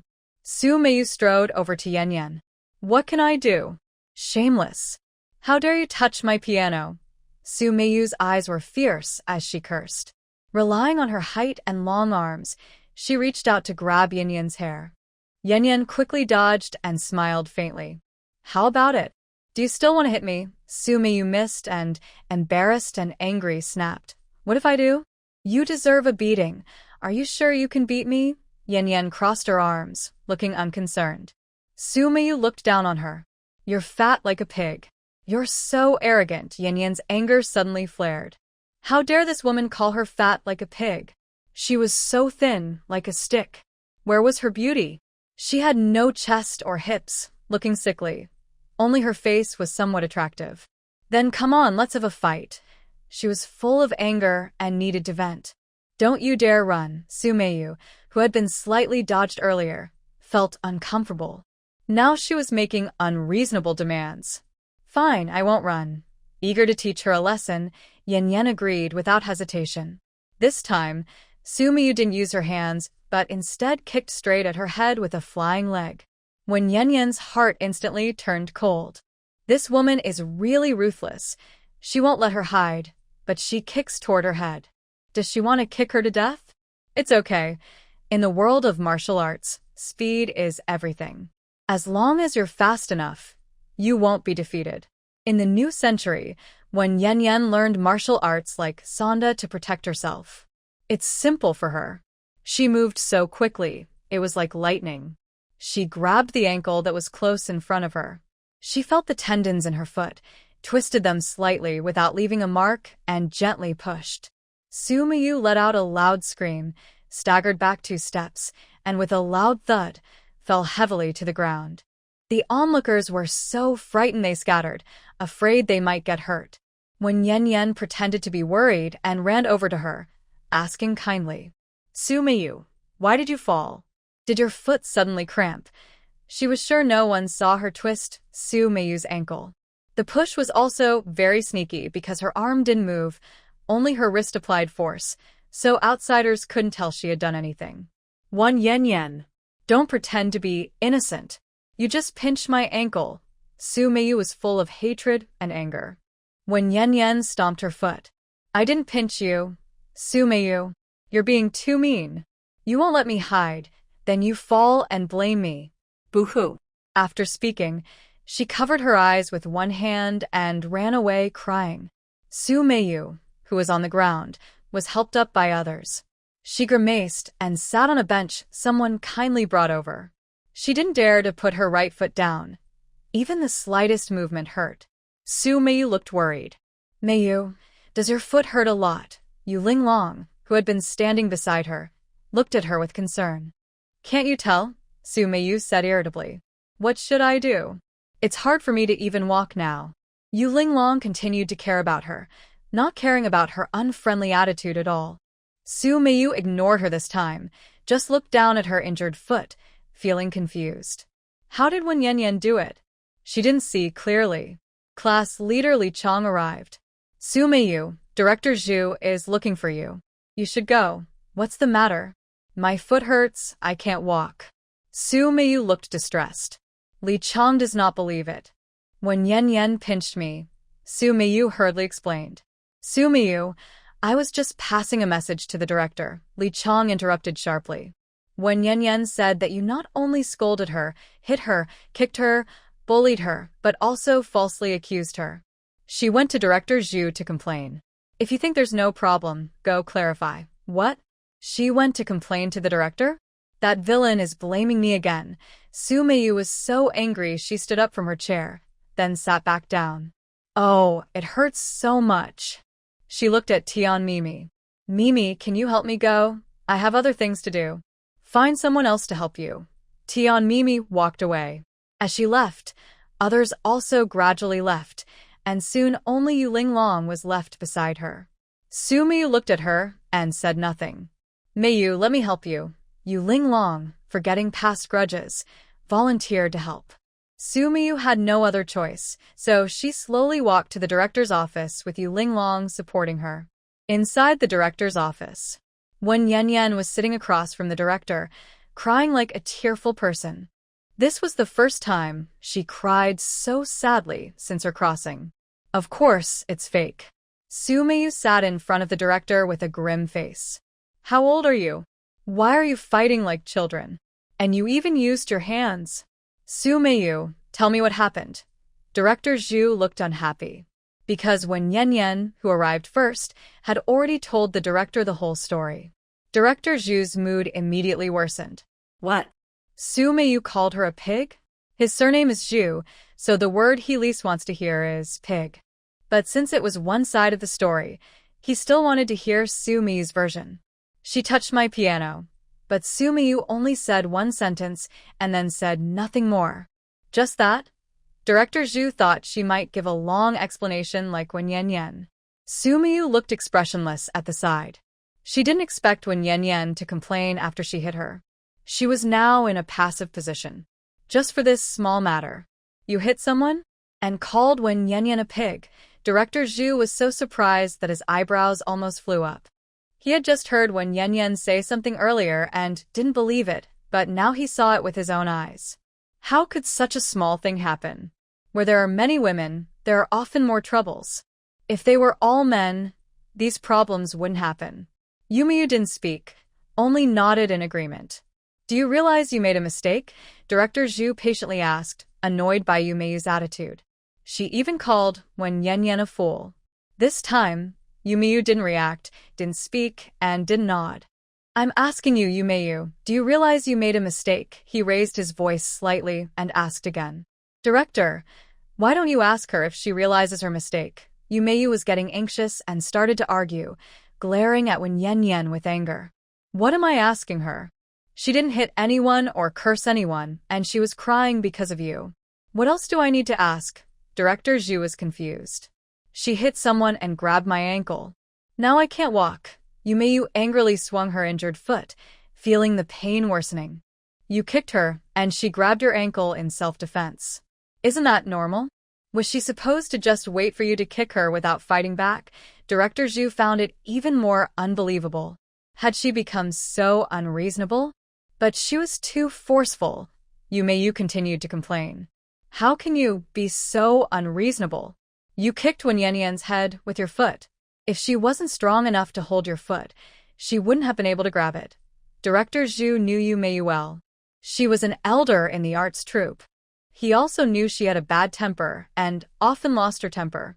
She didn't get along well with the vocal department members, and there had been many disputes before. But after spending more time together, they understood her temper and kept their distance. Now, things had calmed down. Wen Yan was new and didn't know her well. She was just curious and touched her piano. But that didn't mean she would hit someone or kick her in the head. She probably didn't kick her hard enough. If she had, it would have been hard to explain to the South Group. She is right about everything. But what about me? I can't walk now. Did she do it on purpose? What should I do? Yu felt frustrated inside. If you can't walk, stay at home to recover. Anyway, Wen Yan isn't responsible for this. Did she twist your ankle on purpose? In a moment of panic, it's understandable that she didn't control her strength. Director Zhu's expression was unusually serious. Also, the piano belongs to the army, not to any individual. As a performer, you have the right to use it, but not to own it. Do you understand that? He stated firmly. Yu stayed silent for a while before nodding. Director Zhu let out a long sigh. It's good that you understand. Go home tonight and write a self-reflection for me. Make it sincere. Also, apologize to Comrade Wen Yan, and this matter will be settled. The decision was made. Yu stiffened her neck. Director, I can write the reflection, but I won't apologize to her. Yu, you're not a child anymore, are you? You've been working for 5 years since you joined at 18. You know the rules of the art troupe. You made a clear mistake today. Shouldn't you apologize? Director Zhu spoke patiently. She was the one who was wrong first. Yu still held a grudge about Wen Yan touching the piano, and people even clapped for her. What did she do wrong? Director Zhu frowned. Even though the piano belongs to the army, I'm the one who uses it. She didn't ask for my permission before playing it. That's not right. If she damaged it, it would affect my performance. Yu had her own reasoning. Then why didn't you just talk to her? Why did you hit her? Director Zhu pressed. Yu fell silent again. Yu, if you refuse to apologize, then you won't take part in the next military performance tour. Director Zhu finally used his strongest measure. Why? You're taking away my chance to perform over something so small? Director, that's unfair. Yu's voice trembled, and tears welled up in her eyes.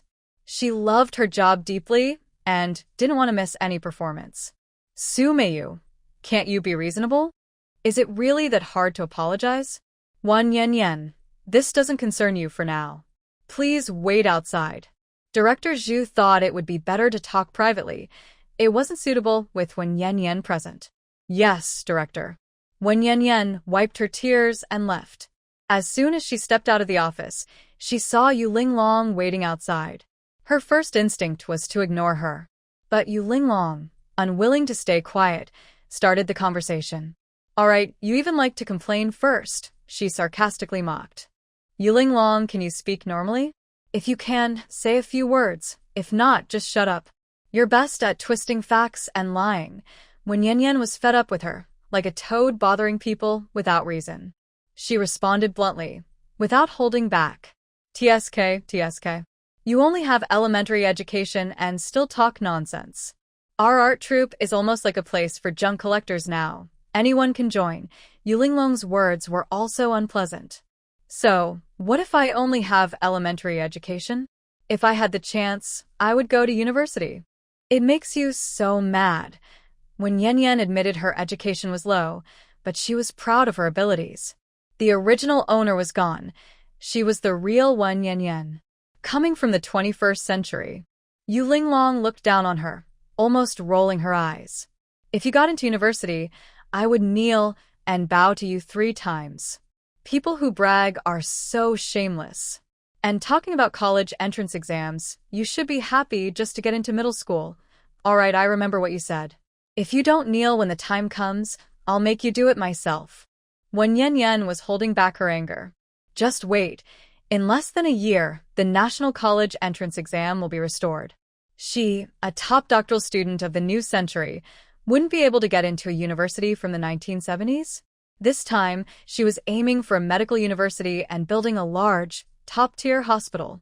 She would be the director. Yu Linglong continued to look down on her. Dream on.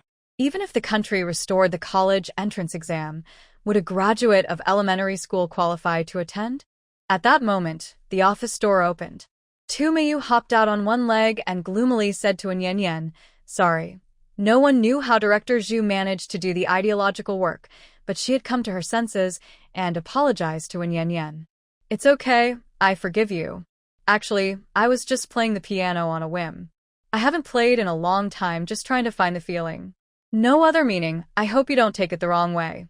Since her goal was achieved, when Yen Yen didn't want to hold a grudge, so she explained. She then changed the subject. "Your playing skills are average.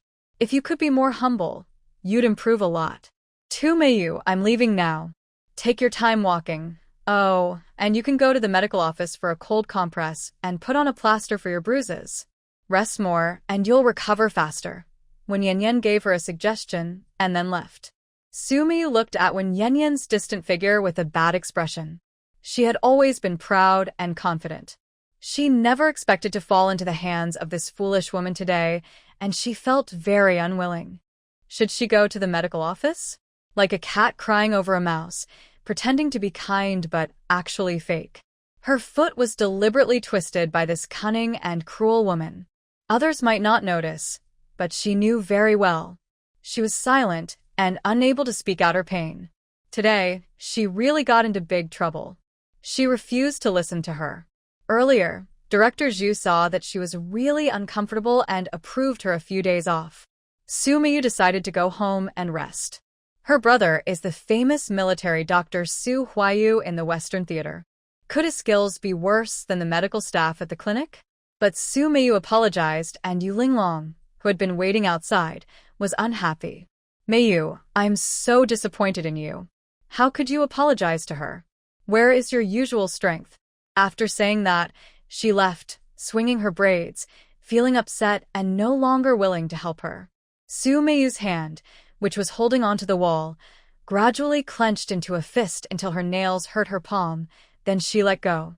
After the piano incident, when Yen Yen, aside from shedding a few tears when pretending to be wronged, had won completely.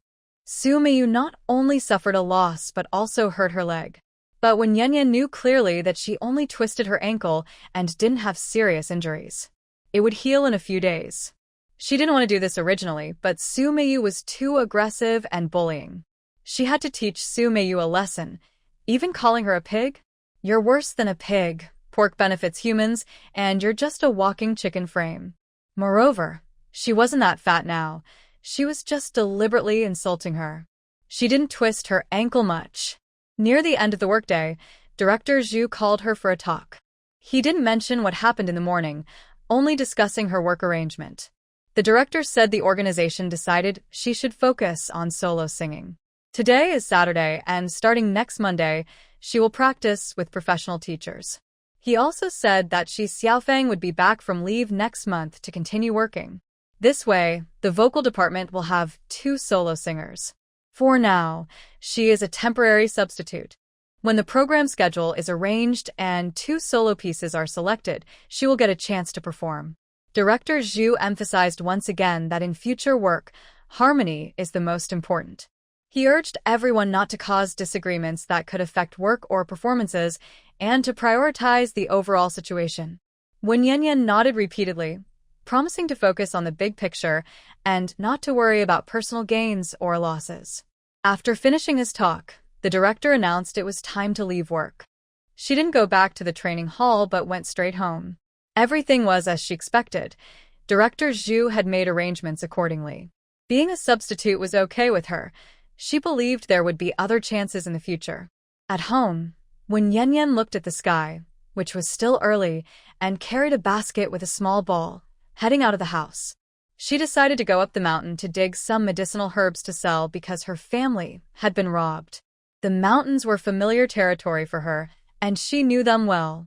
In the past, when she picked mushrooms, she also saw common herbs like motherwort and astragalus. Back in the 1970s, these herbs could fetch good prices. Although when Yan Yan was trained in Western medicine, she also knew a little about traditional Chinese medicine. She believed that having multiple skills was beneficial, so she had learned some. During university, she met an elderly professor who was an expert in Chinese medicine. He often used his phone to do live broadcasts, giving free lessons.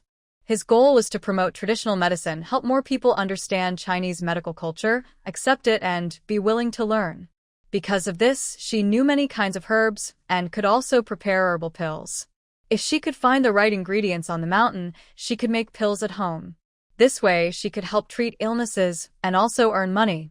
One Yan Yan went up the mountain and collected a lot of herbs, filling half a basket.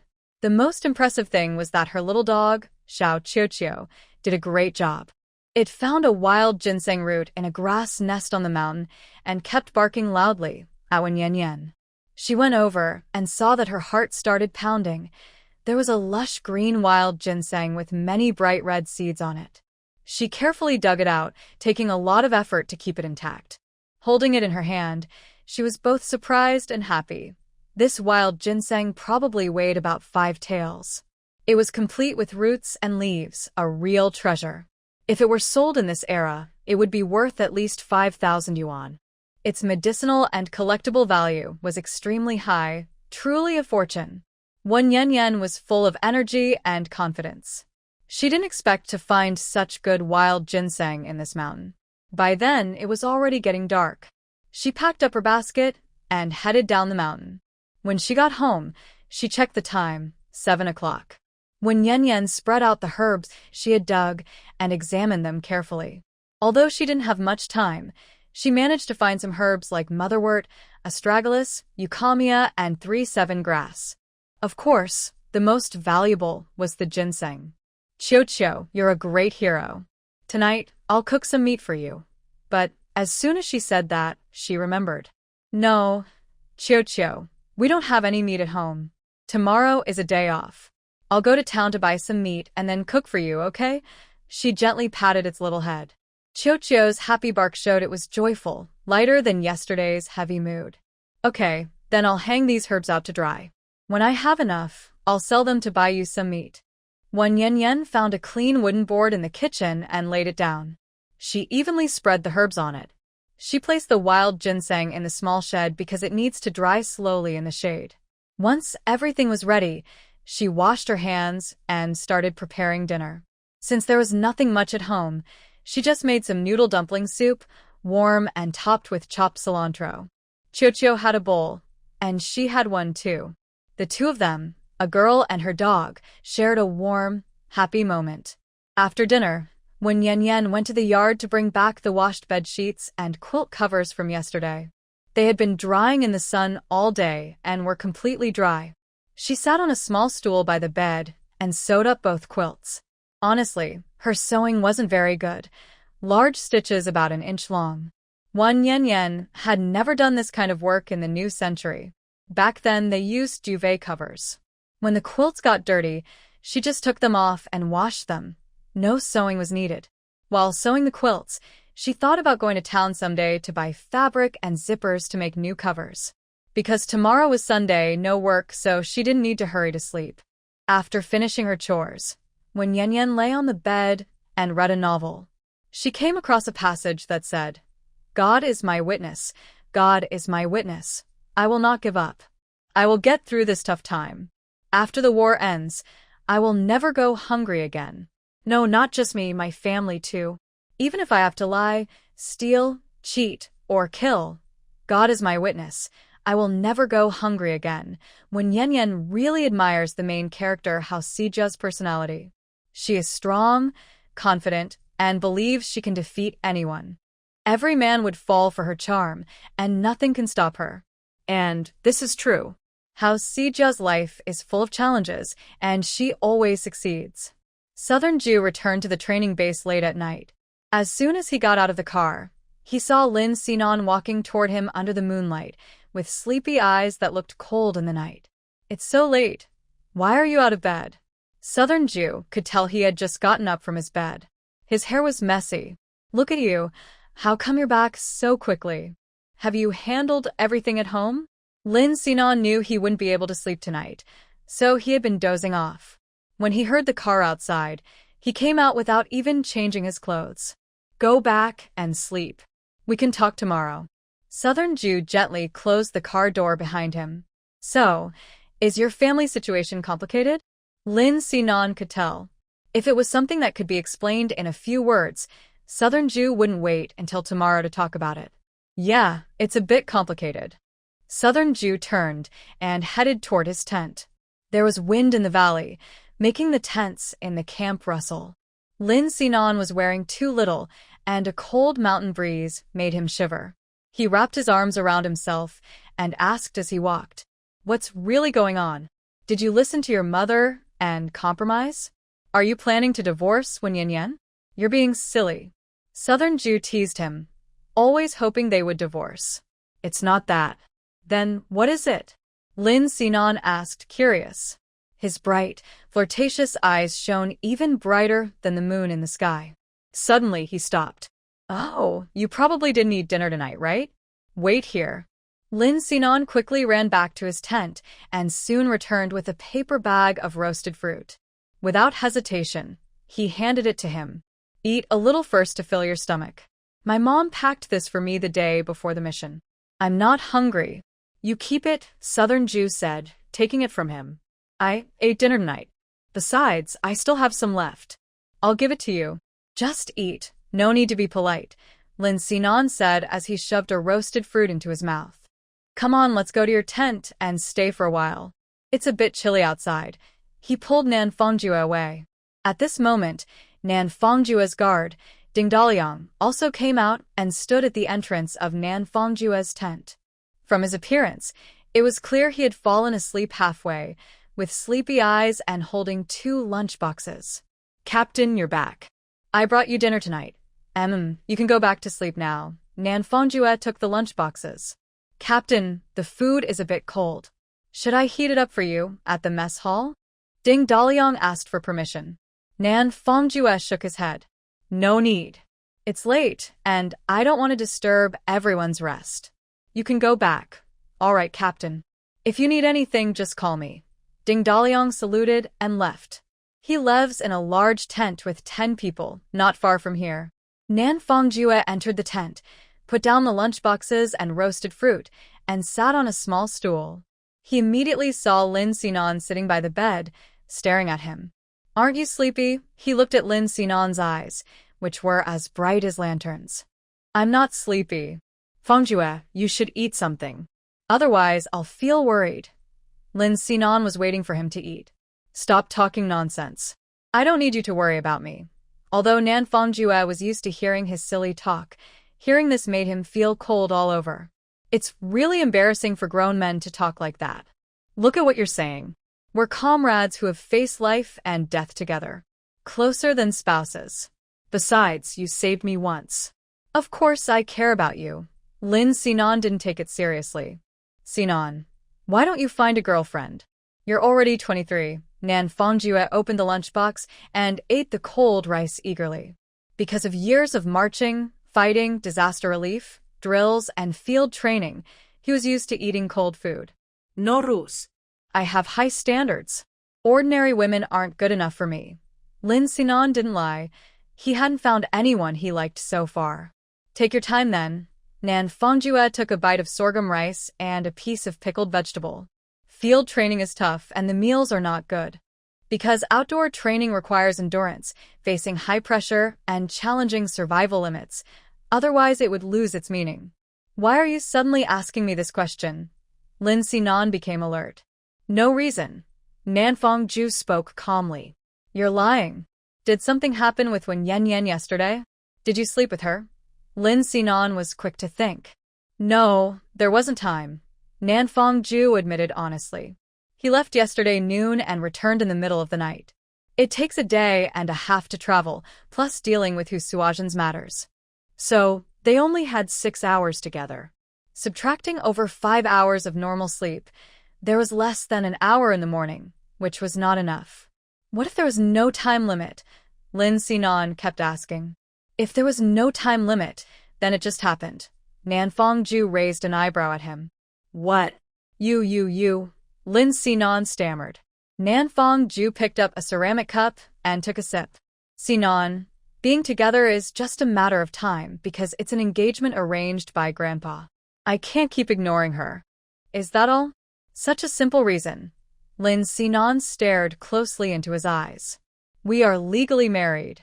Do we need any other reason? Your thoughts changed so quickly. There must be a reason, right? Lin Sinan found it hard to believe. Nanfang Ju only went home once in the middle of the journey, and he didn't want to neglect Wen Yan. Nanfang Ju thought for a moment and said, She is very outstanding. Where is she outstanding? Lin Sinan frowned, thinking hard. Besides cooking well, she had no other advantages. But was Nanfang Ju so attracted by this? She is excellent in every way. In the past month or so, Nanfang Ju hadn't found any flaws in Wen Yan besides her stubbornness. Ju, you really disappoint me. Lin Sinan then remembered one of Wen Yan's qualities. Yes, she has a big chest. Could it be that this was what attracted him? Is Nanfang Ju so superficial? Then just keep being disappointed. I can't change your mind. Nanfang Ju's attitude was firm. You're heartless. If you have a woman, you shouldn't have friends. Humph. I'm not talking to you anymore. Lin Sinan's delicate face with peach blossom eyes lost its shine. He stood up angrily and left the tent. The marching tent finally became quiet again, with only the occasional cawing of crows echoing in the valley. After finishing his meal, Nanju washed his lunchbox and then lay down to rest. Just as he closed his eyes, a faint, fuzzy face appeared in his mind. There was also a shy blush spreading at the corner of her eye. Nanju's expression was serious. He felt that something was wrong with his body. He lifted the blanket to take a look and was startled. Was it just because he thought of her, or the red blush at the corner of her eye? Nanju's mind was a mess. He had always been proud of his strong self-control and upright character. Could he really lose control so easily? After doubting himself, he wondered if it was because the girl from last night was too talkative. Had his body still not recovered from the reaction? Nanju turned over heavily and closed his eyes to sleep. The next morning, the loud wake-up call woke him from his restless sleep. His handsome brows showed a hint of irritation. He no longer had the habit of falling asleep immediately. Last night, he had finally managed to sleep. After getting up and dressing, the guard Ding Dolly brought him face wash water. He washed up and had breakfast, but then he felt like something was missing. Thinking carefully, he realized it was because Lin Sinan hadn't come. Usually, he would arrive here early at this time to report. What was wrong today? Nanju remembered that he left last night angry and decided to check on him. He left his room and went to the next one, pulling aside the curtain. Unsurprisingly, Lin Sinan was still lying on the bed. One hand was clutching the blanket, head covered, unmoving. Sinan, what's wrong? Are you feeling unwell? Nanju went to the bed and patted his pillow. But Lin Sinan suddenly turned around like a spring, giving him his back. If you're fine, get up quickly. We have tasks today. Do you want to contact the instructor for a mental check? Nanju mentioned the instructor every soldier fears. Finally, Lin Sinan sat up, his hair messy, glaring at him. Nanju was surprised. Sinan, why are your eyes full of bloodshot veins? Did you not sleep all night? This was the first time Lin Sinan saw this kind of mental state in him. Isn't it because I made you angry? Lin Sinan said angrily. Lin Sinan, what's wrong with you? Are you upset just because of what I said? Are you so petty? Are you still a soldier? Nanfangju was also very annoyed. Is this little thing enough to throw a tantrum? You're always making a fuss about nothing. What does that have to do with being a soldier? I just can't understand how you can like her. You two are not the same kind of people. Lin Xinan's deep-rooted opinion of Wen Yanyan was hard to change. How are we not the same? Don't always see people with tinted glasses. She's different from before, Nanfangju patiently explained. How is she different? She just lost some weight. That doesn't make her good enough for you. Lin Xinan thought this small change was not enough. Nanfangju frowned. Whether she's good enough or not, I know in my heart. Why do you keep meddling? Instead of wasting time on this, you should fix your marriage problems. Fine. You just don't like me, right? Okay, I'll find someone tomorrow. Just wait and see. Lin Xinan got out of bed, put on his clothes, and rushed out. Nanfangju shook his head. This crazy guy is still talking about finding someone tomorrow? In the mountains? He doesn't have a single girl. He even wanted to talk to Sinan about his family background, but seeing how stubborn he was, he gave up. This time, Lin Xinan really couldn't understand. After a whole day of heavy training, he didn't say a word to Nanfangju and didn't even go into his tent. Nanfangju didn't bother with him either. He couldn't let him keep acting like this. His prejudice against Wen Yanyan didn't mean he was the same as her. Finally, Lin Xinan, who was always sulking, couldn't hold it anymore. One day, during an outdoor live-fire exercise, during a short lunch break, he took out a pack of cigarettes and deliberately waved it in front of Nanfangju. Nanfangju sat on a big rock, ignoring him, as if he hadn't seen. Lin Xinan sat down on the rock with a thump, intentionally nudging his shoulder. Want a cigarette? He whispered. Nanfangju kept his eyes straight ahead, staring at the distant woods. Go ahead and smoke yourself, said Southern Jew, as he stood up to leave. Hey, what do you mean? Are you going to cut ties with me over a woman? Lin Xinan hurriedly grabbed his uniform, demanding an explanation. Did I say anything? Southern Jew stood still. You didn't say it, but your actions show it. Lin Xinan gave Ding Daliang a quick look. Ding Daliang understood immediately. Captain, I need to use the bathroom. I'm about to burst, he said, and left quickly, faster than a rabbit.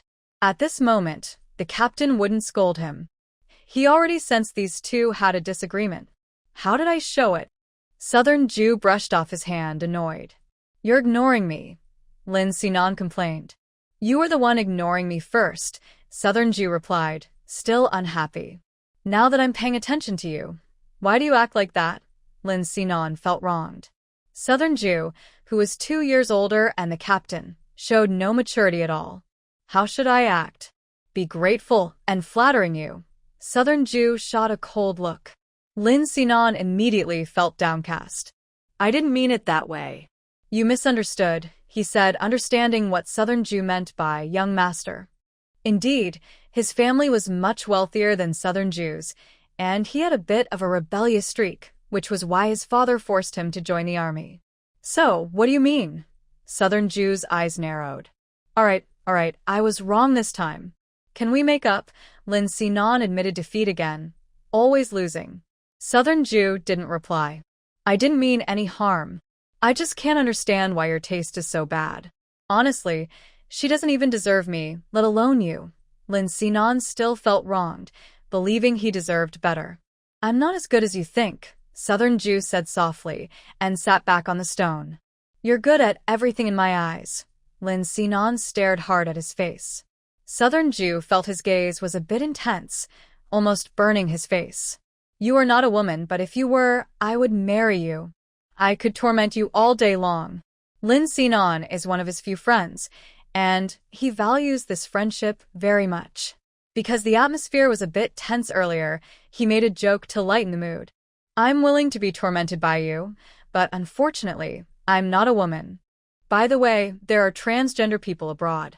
Do you think I should become one? Lin Xinan was just joking again. Shut up. I was just saying that. You took it seriously. You're a woman, but I don't want you. You're always so talkative, a real chatterbox. Nanfangju looked disgusted. I knew you'd look down on me. When Yan Yan is lucky. When you go back, you should be with her. I don't care about you too. Lin Sinan gave up.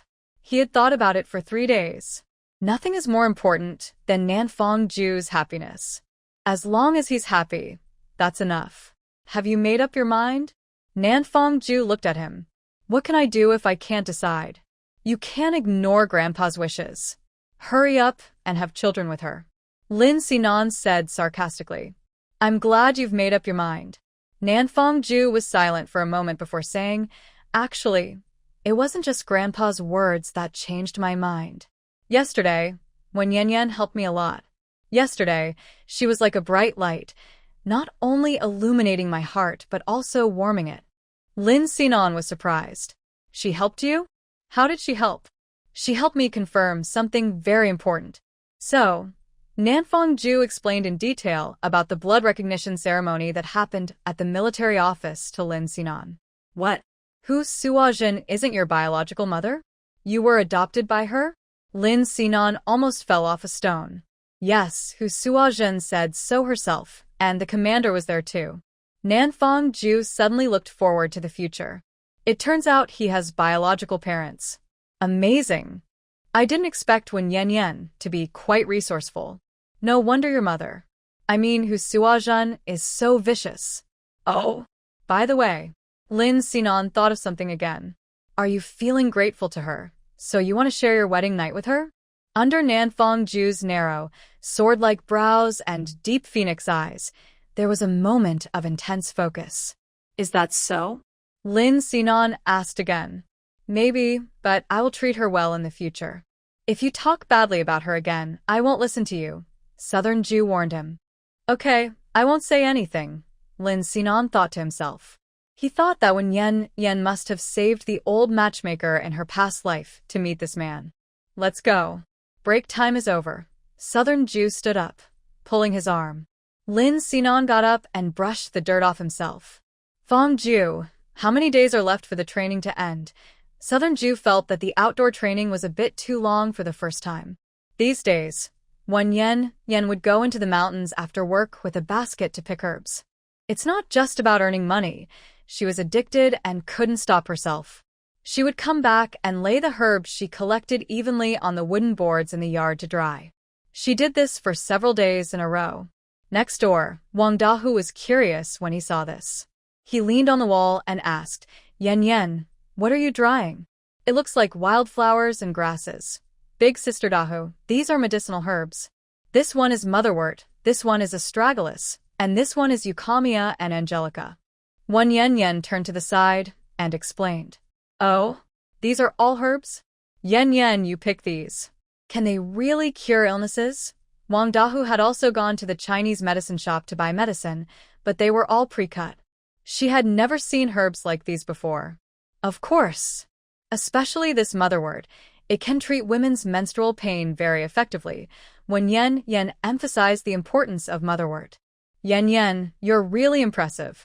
How do you know so much about herbs? Recently, Wang Dahu noticed that when Yan surprised her almost every day. If her neighbors didn't live nearby, she would have thought Wen Yan was a different person altogether. Wen Yan was also surprised. She had just been explaining and forgot to hide her knowledge. Big Sister Dahu, I was often sick when I was young. The herbalist told me about these, she said. Yan, your memory is really good. You haven't forgotten after so long. Wang Dahu praised her one after another. It's not been that long, actually. Oh, by the way, when Yan said, bending down to pick some herbs that looked like leaves from the dried herbs. She walked to the wall and handed them to Wang Dahu. Big Sister Hua, this herb leaf is called epimedium. You can brew it like tea to drink.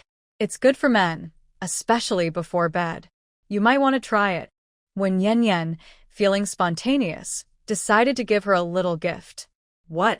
Yin-yang harmony? Although Wang Dahua didn't understand clearly, she still reached out and took it, then looked at it carefully. Don't worry, Big Sister Hua. It's not poisonous. Just brew it for your husband to drink at night.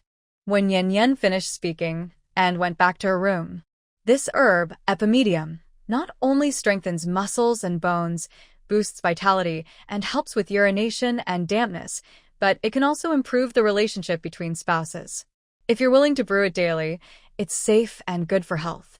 After returning to her room, Wen Yanyan played with her ball for a while, then got up to look at the calendar on the wall. She sighed, time really flies. It's been 6 days since Nanju came back. Tomorrow is another Sunday. Wen Yanyan planned to go to the town tomorrow. She wanted to sell the herbs she had collected over the past few days at the state-run Chinese medicine shop. A few nights ago, she had already gone to the town's herbal shop to sell some herbs. Although she didn't have many, she still earned 10 yuan. After selling the herbs, she went to the black market to buy pork and eggs. Since it was late, the town's general stores were already closed. She also bought a lot of large pieces of fabric and zippers, planning to make duvet covers and sheets. If she sells these herbs tomorrow, she'll have some savings. Earning money in this era isn't too hard. The common people's demand is very high. Wen Yanyan planned her day for tomorrow, then lay on the ground and did 100 push-ups. Recently, she's been doing this exercise every day because she's at a critical point in her weight loss journey. She a plateau. If she doesn't work hard, it will be hard to lose weight later. One noon, Wen Yanyan specifically went to the back kitchen of the army canteen to check the grain storage. Her weight was 120 jin, about 60 kilograms. She's 1.65 meters tall, so she's close to a healthy weight. But Wen Yanyan wasn't satisfied. She wanted collarbones, delicate, three-dimensional collarbones like butterfly wings. In her past life, she already had them, one of her signs of beauty and sexiness. Wen Yanyan finished her push-ups, took a shower, and changed into clean pajamas. She lay quietly on her bed, reading a book. Since she started working at the cultural troupe, she has had more free time. She is almost at the end of a 900,000-word novel called Gone with the Wind. The novel is more exciting than the movie. Wen Yanyan sighed, thinking how talented the green-eyed actress, Miss Scarlet, is. The perfect rut made her so angry she wanted to leave, only to realize she regretted it later. I'll think about this again tomorrow. I'll go to Terra to think it over. Then I can handle it. Tomorrow is a new day. I will find a way to get him back. Oh, the top heroine in the world. She lost him, and now she wants to win him back. She remembers there is a second part to this novel, but it hasn't been written yet. It seems it was created in the 1990s. Well, since she is young, she can wait. Wen Yanyan finished the book, turned off the light, and went to sleep. In the middle of the night, she was sleeping soundly. In her dream, Miss Scarlet was crying over Rhett leaving, her beautiful green eyes full of sadness. Suddenly, she fell into a warm, hard embrace, bumping her nose painfully. When Yanyan opened her eyes and saw a wall of flesh, she screamed, "Ah, who are you?" "It's me, girl." A familiar, pleasant voice filled her ears. When Yanyan looked up sharply at the man, her soul seemed to fall into a deep well. She happily bit his Adam's apple, then gently licked it with her tongue when she let go. "You scared me. When did you come back?" Nan Fengjue's eyes darkened further, his breathing heavy, and the veins on his arm bulged as he held her waist. "You must be tired after just returning," when Yanyan's delicate fingers kept tracing circles on his chest. Under the moonlight, her fox-like eyes were full of affection, blending charm and tenderness in the night. "Seeing you makes me not tired," Nan Fengjue's voice was hoarse. He suddenly grabbed the back of her head and kissed her fiercely. When Yanyan closed her eyes, she touched his strong body, his firm, shapely hips, his back, and smooth skin. She remembered his unmatched handsome face and the hot, trembling breath that made her feel alive. Gradually, a strange, magical substance seeped into the deepest part of her soul. Because her chest was heavily pressed, she was short of breath. Just as she felt she couldn't breathe, the overwhelming pressure from the man finally disappeared. When Yanyan opened her mouth, greedily inhaling air, as if she were a fish that had just come ashore. "Girl, do you miss me?" The warm, moist, and magnetic voice in her ear was like a soft needle piercing her heart, making her shiver. This man was a charming fox spirit, and even his husky voice was so alluring.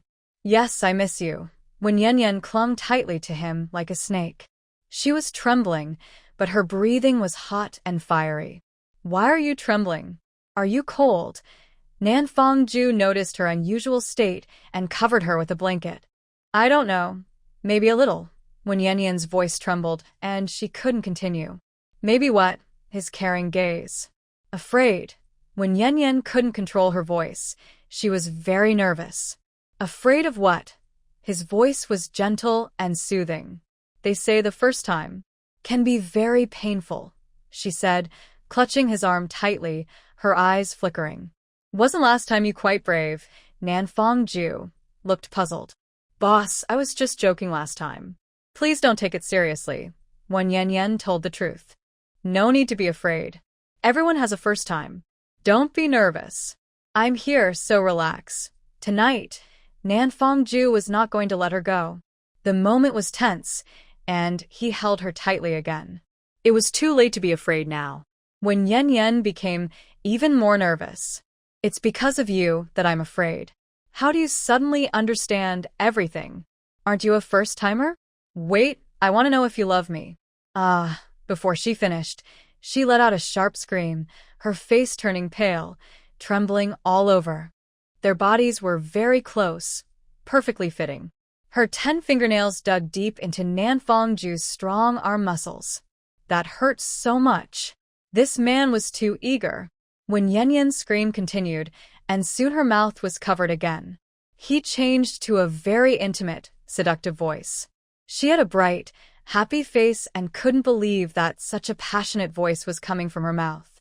An hour later, when Yan's face was as beautiful as peach blossoms, she happily stretched out her soft arm, wrapping it around his neck, and shyly whispered into his ear.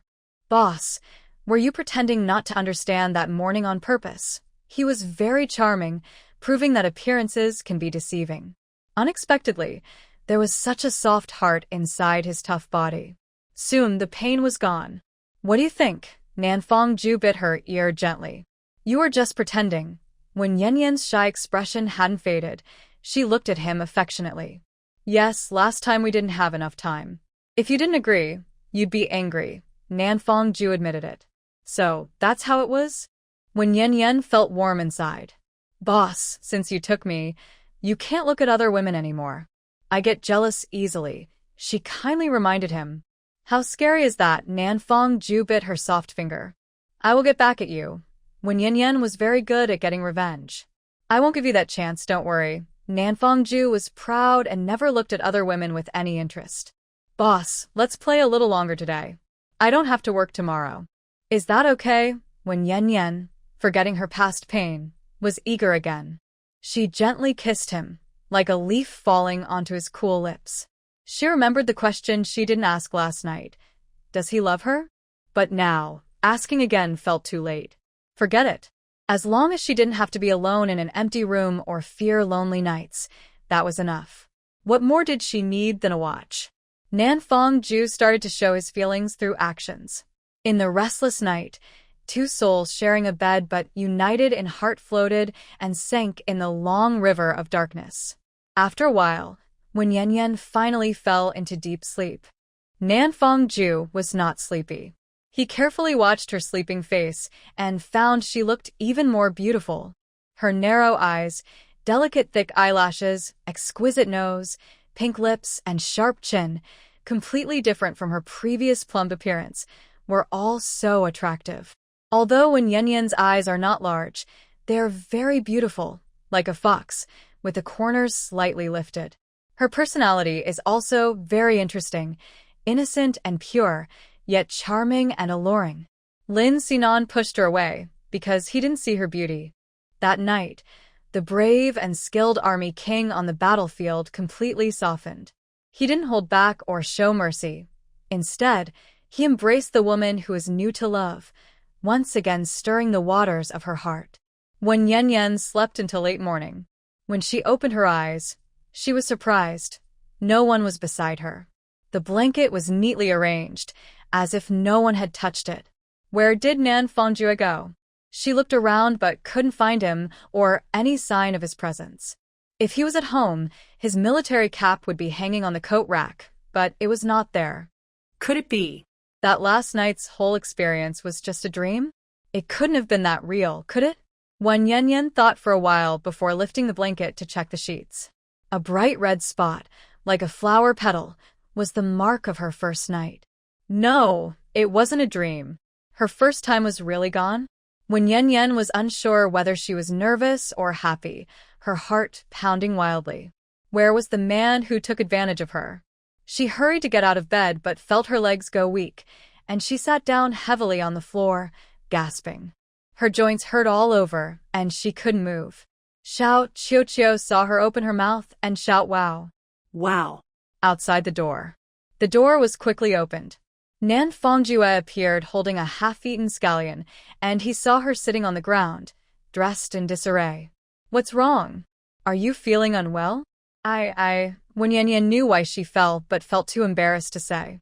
Nan Fongjue came in, put down the scallion, and gently lifted her back onto the bed. If you're not feeling well, just lie down. The pain will pass soon. I'll call you when lunch is ready. He glanced casually at her white, loose chest area, and then turned to leave. When Yanyan blushed, watching the door close tightly. She felt so embarrassed, her joints all hurt, and her legs were still weak. But she couldn't say anything, it was too shameful.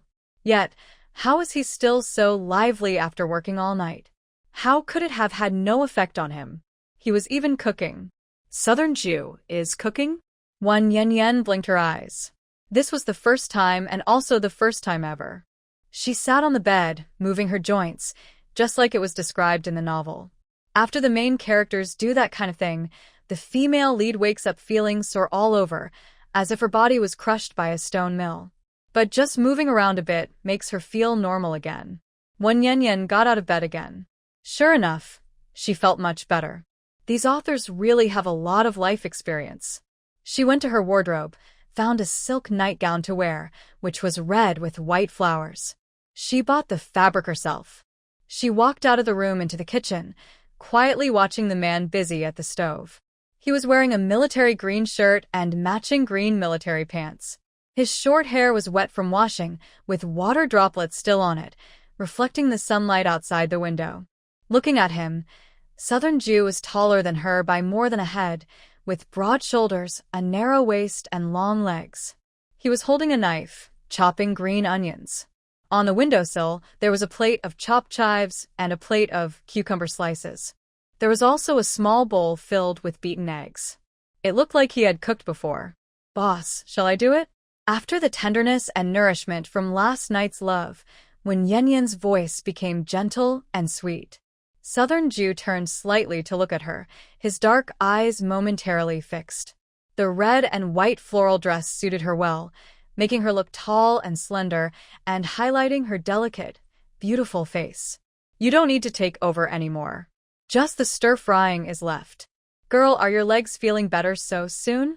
He turned back to continue chopping green onions. Huh. My legs have always been fine, not hurt at all. Wan Yanyan didn't catch his hidden meaning. Southern Jew said calmly, of course. When did my legs ever?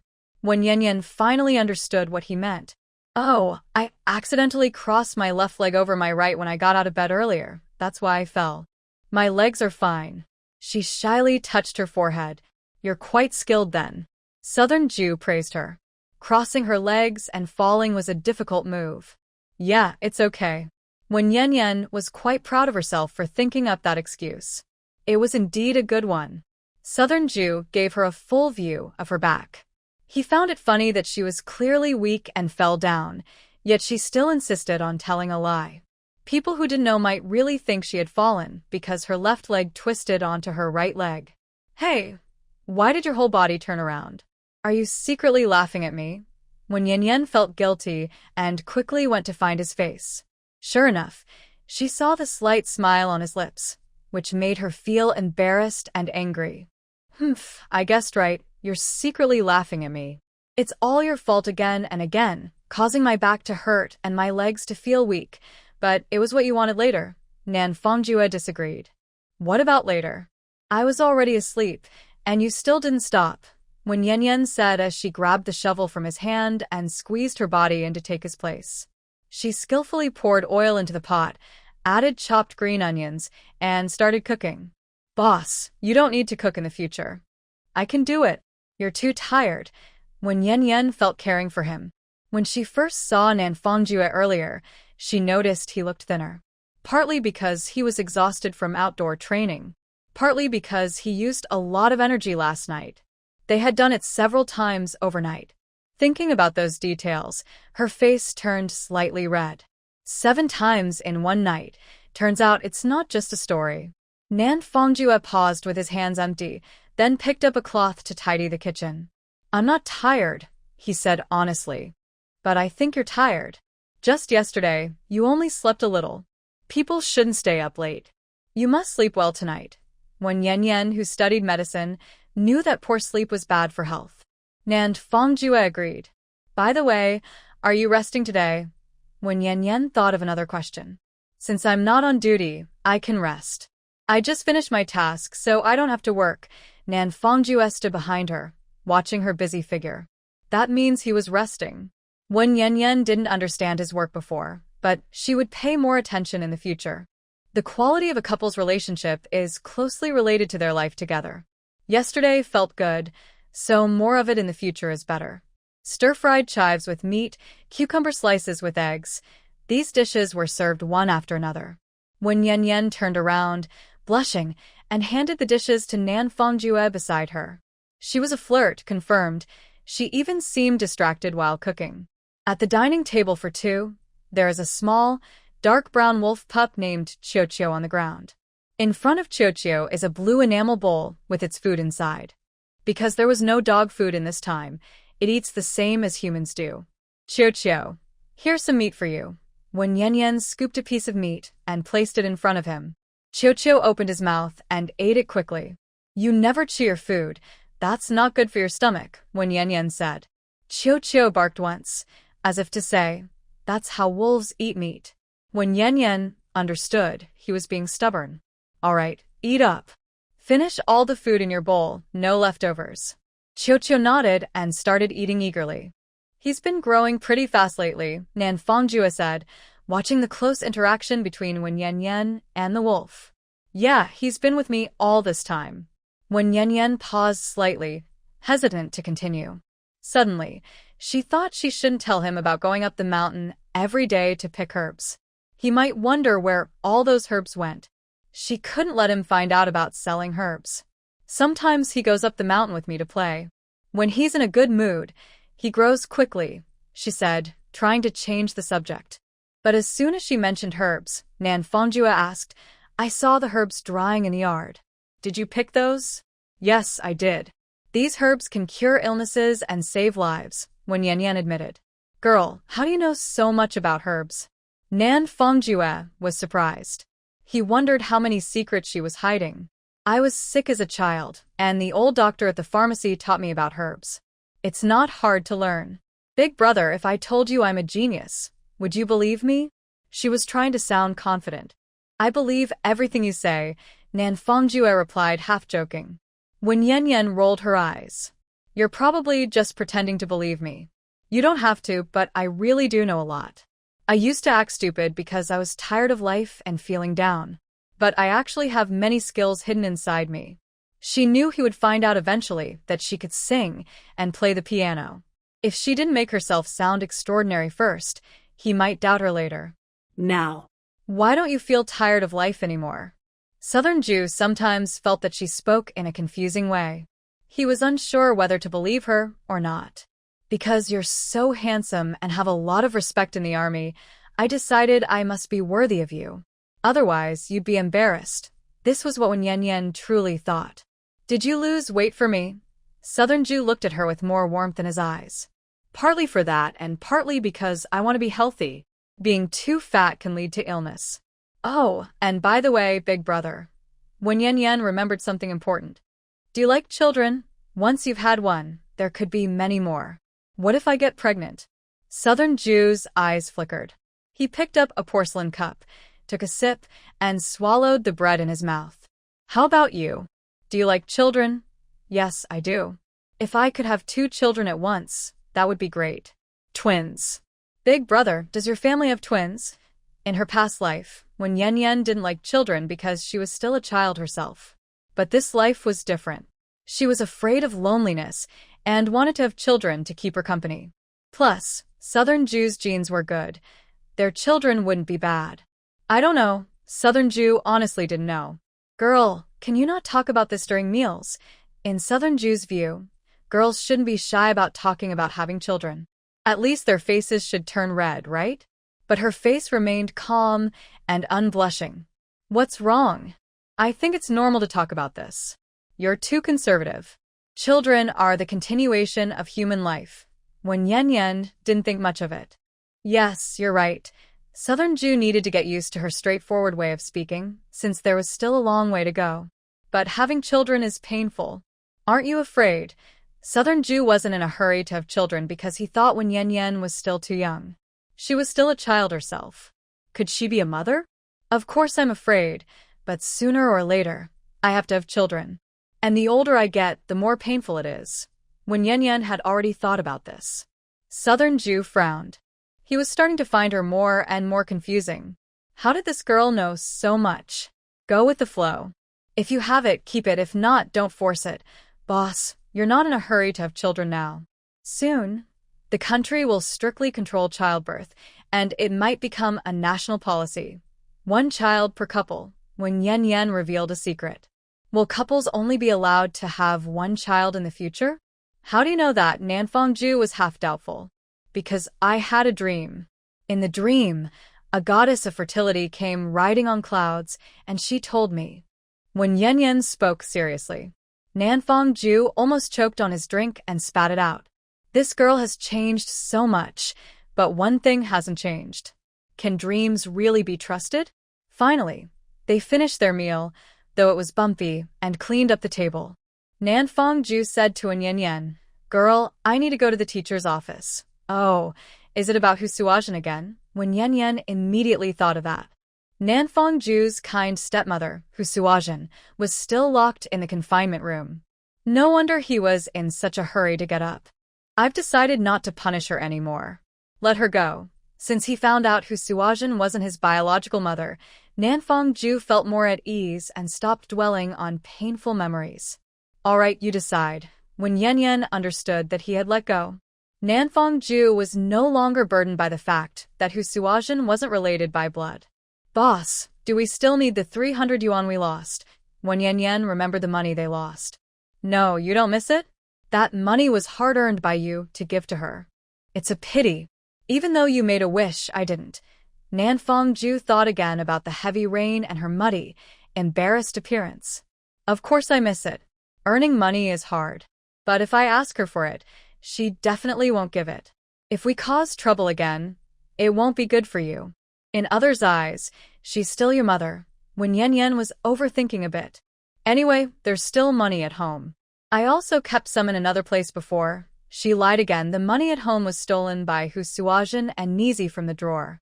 The money she had now was left over from selling herbs a few days ago. If she insists, she won't give it, but there's no way to avoid it. Don't worry about this. Leave it to me. Nanfang Ju comforted her because he cared about the girl. He was determined to get the money back. Okay, I understand. When Yen Yen obediently agreed. If he had a way to get the money back, that would be the best. People like Husuajin, who are greedy, don't need to worry about trust. All right, I'm going to the military office. Nanfang Ju stood up, patted her head, and left through the door. The suddenly quiet room made her feel a bit uncomfortable. When Yen Yen sat on a bench outside, staring at the ball for a while. Since he wasn't home, what should she do? Suddenly, she had an idea. Yes, she could go to the town to sell herbs. She had been worried that Nanfang Ju wouldn't agree if he knew. When Yen Yen looked at the clock on the wall, 9:50. Perfect. The family bus to the town left at 10 o'clock. She quickly took off her pajamas, put on a yellow and blue checkered dress, and found a clean white cloth bag. She went to the yard, packed the dried herbs into the bag, and then told Chio-Chio, "Chio-Chio, stay here and watch the door. I'll be back soon. Be good." When Yen Yen ran out of the house, trying to catch the bus. If she was late, she would miss it. But as she ran, she was seen by Ma Ho-Hot, who was up to no good. Huh. Nanfang Ju just left, and she's already out? She instinctively touched her camera in her bag and hurried to follow. Ma, Ahohat was excited. After waiting so long, she finally saw her again. This time, she had to catch her and that troublemaker. Nanfong Ju had just entered the military unit when he met Lu Zhendong, the commander, coming toward him. Hey, Fong Ju? When did you come back? Lu Zhendong was surprised. Back in the middle of the night, Commander. I was about to find you at the headquarters. Do you have time now? He came here hoping for luck, since today was Sunday and the leaders might not be at the unit. Unexpectedly, he ran into him halfway. Oh, you have time. Is it about Hu Suozhen? How are you planning to handle it? Lu Zhendong stopped. Commander, let's go to your office to talk, Nanfong Ju suggested, noticing there were quite a few people nearby. All right, let's go. They walked side by side. Although Lu Zhendong is not short, he still looks a bit smaller compared to Nanfong Jue. In the leader's office, Lu Zhendong poured a cup of hot water for him from a thermos and sat down, looking at Nanfong Jue with concern. What's your plan? Let her go. You can ask the people from Baishir village to take her back. Let's just leave it at that. After days of thinking, Nanfong Jue's mood had settled, and he no longer wanted to pursue the matter. Can you guarantee she won't bother you again in the future? Lu Zhendong was worried that the old lady wouldn't behave herself. We can't keep her locked up forever. We'll send her back and see what happens. Nanfong Jue remained firm in his decision. All right, I respect your choice. Before we send her away, do you want to talk to her? Say everything you need to say, Lu suggested. Nanfong Jue thought for a moment and said, Okay, then let's go. I'll take you there. Lu stood up. The detention room was at the end of the corridor on the first floor of the headquarters office. It was dark and damp here, with a yellowish light hanging at the door. Nanfong Jue opened the latch and went inside, while Lu waited outside. He stood at the door, looking at Hu Suozhen, who he hadn't seen in a week. She was not only gray-haired but also looked very tired. She sat sideways on a simple iron bed, her head lowered, lost in thought. Hu Suozhen heard the door open and looked up at him. At first, she didn't say anything. You should go back to Baishir village. Someone from the village will come to pick you up. Nanfong Jue broke the silence. Hu Suozhen visibly relaxed and let out a breath. Why? Not taking me to the police station? Aren't you afraid I'll cause more trouble for the military marriage? You're too self-righteous. And I made this decision because when Yan Yan advised me, you should thank her. Nanfong Jue said this deliberately to portray Wen Yan Yan as kind-hearted. Would she be that kind? Hu Suozhen doubted. You're so naive. Don't you remember? That day you hit her, and she still spoke up for you. Nanfong Jue was good at persuading others. So what if she did? You still want to get rid of me, right? You ungrateful person. Have your conscience been eaten by dogs? Hu Suozhen, now assured she wouldn't go to jail, seemed to come back to life. Her once dull eyes shone brightly again.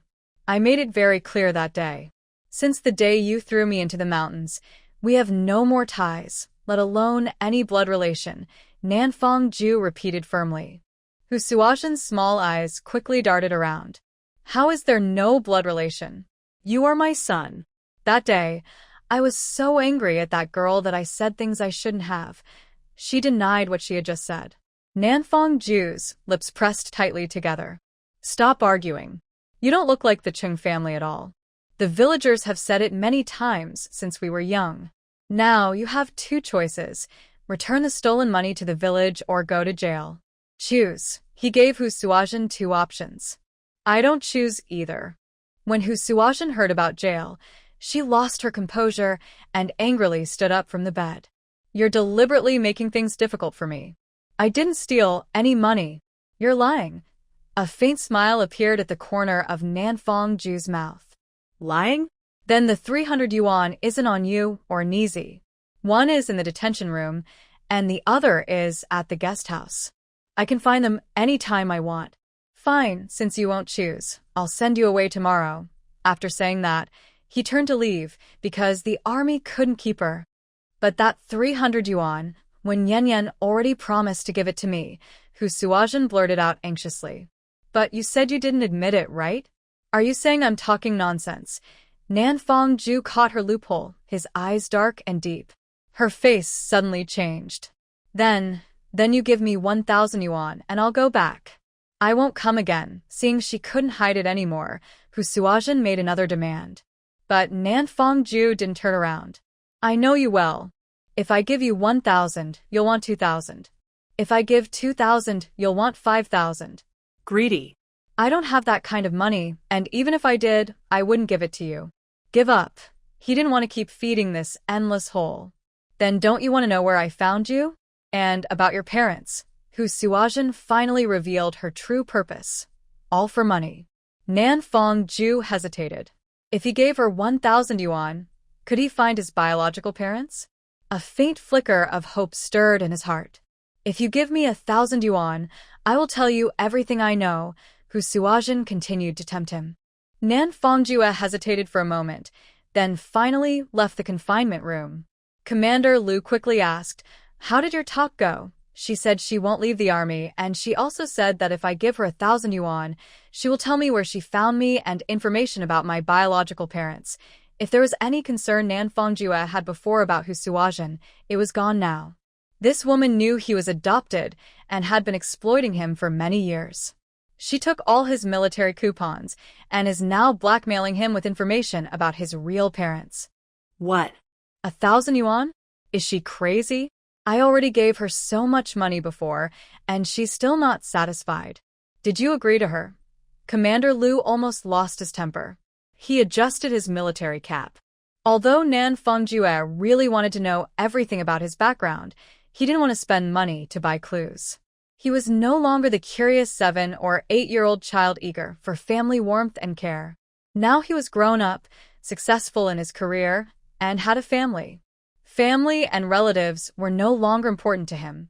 Even though Nan Fongju wanted to know about them, he couldn't keep indulging Hu Suajin or follow her wishes anymore. So, how do you plan to handle her? Commander Lu understood. I'm sending her back to Baishir village. Nan Fongju made his decision. Commander Lu thought for a moment and nodded. All right, that works. Maybe other villagers also know about her finding the child. You can look for clues there. Have you decided when to go? Tomorrow, as soon as possible. Nan Fongju didn't want to delay anymore. Since he decided not to send Hu Suajin to the police, she would stay in the army, which wasn't good for her. Good. First, go back to your office. I'll write you an introduction letter to the village branch of Baishir village, proving you're on official duty so they can arrange accommodation for you. Commander Lu thought everything through, worried that he might not have a place to stay in the village, or that sending Hu Suajin there without proper authorization might cause trouble. Nan Fongju nodded in agreement. Oh, sir, I have one more thing to report. On her first day here, Hu Suajin took advantage of when Yan going to the cafeteria for lunch and stole over 300 yuan from her drawer. He honestly reported the situation to his superior. What? She stole money? Over 300? That's enough to get her sentenced at the police station. Commander Lu was once again shocked. Through the incident with Southern Jew, he saw many sides of human nature, bitterness, sweetness, and everything in between. Yes, when Yan asked her for money, but she hit her on the arm and then kicked her out. Southern Jew, being a soldier, cannot bully the weak, but he can make when Yan come back on her own. At that moment, he saw the bruise on her arm and felt a pang of pain. It was then that Southern Jew realized he cared about this girl. She was hurt, and he felt upset. Really? Was that why when Yan was kicked out that day? So she told Hu Suajin that if she told the truth, she would give her 300 yuan. Commander Lu finally understood. When he asked when Yan, she said she was fine. Southern Jew nodded. What can I say about you all? Why respect such a greedy old woman? Just send her to the police. Punish her for both crimes. Commander Lu was very angry. This old lady didn't understand people at all. I've thought about it too, but I've lived in Baishir village for 16 years. Besides, my grandfather, Cheng's younger sister, cares a lot about me. I want to consider her feelings. Whenever Southern Jew thought of that girl with 2 pigtails, a round face, and a silly smile calling him big brother, he couldn't bring himself to be harsh. If Hu Suajin went to jail, she wouldn't get her mother's care anymore. He remembered when he was 16 and joined the army, and Cheng's younger brother was only 10. Because of poor nutrition, he was short. That day, she sneaked out of her home to see him off.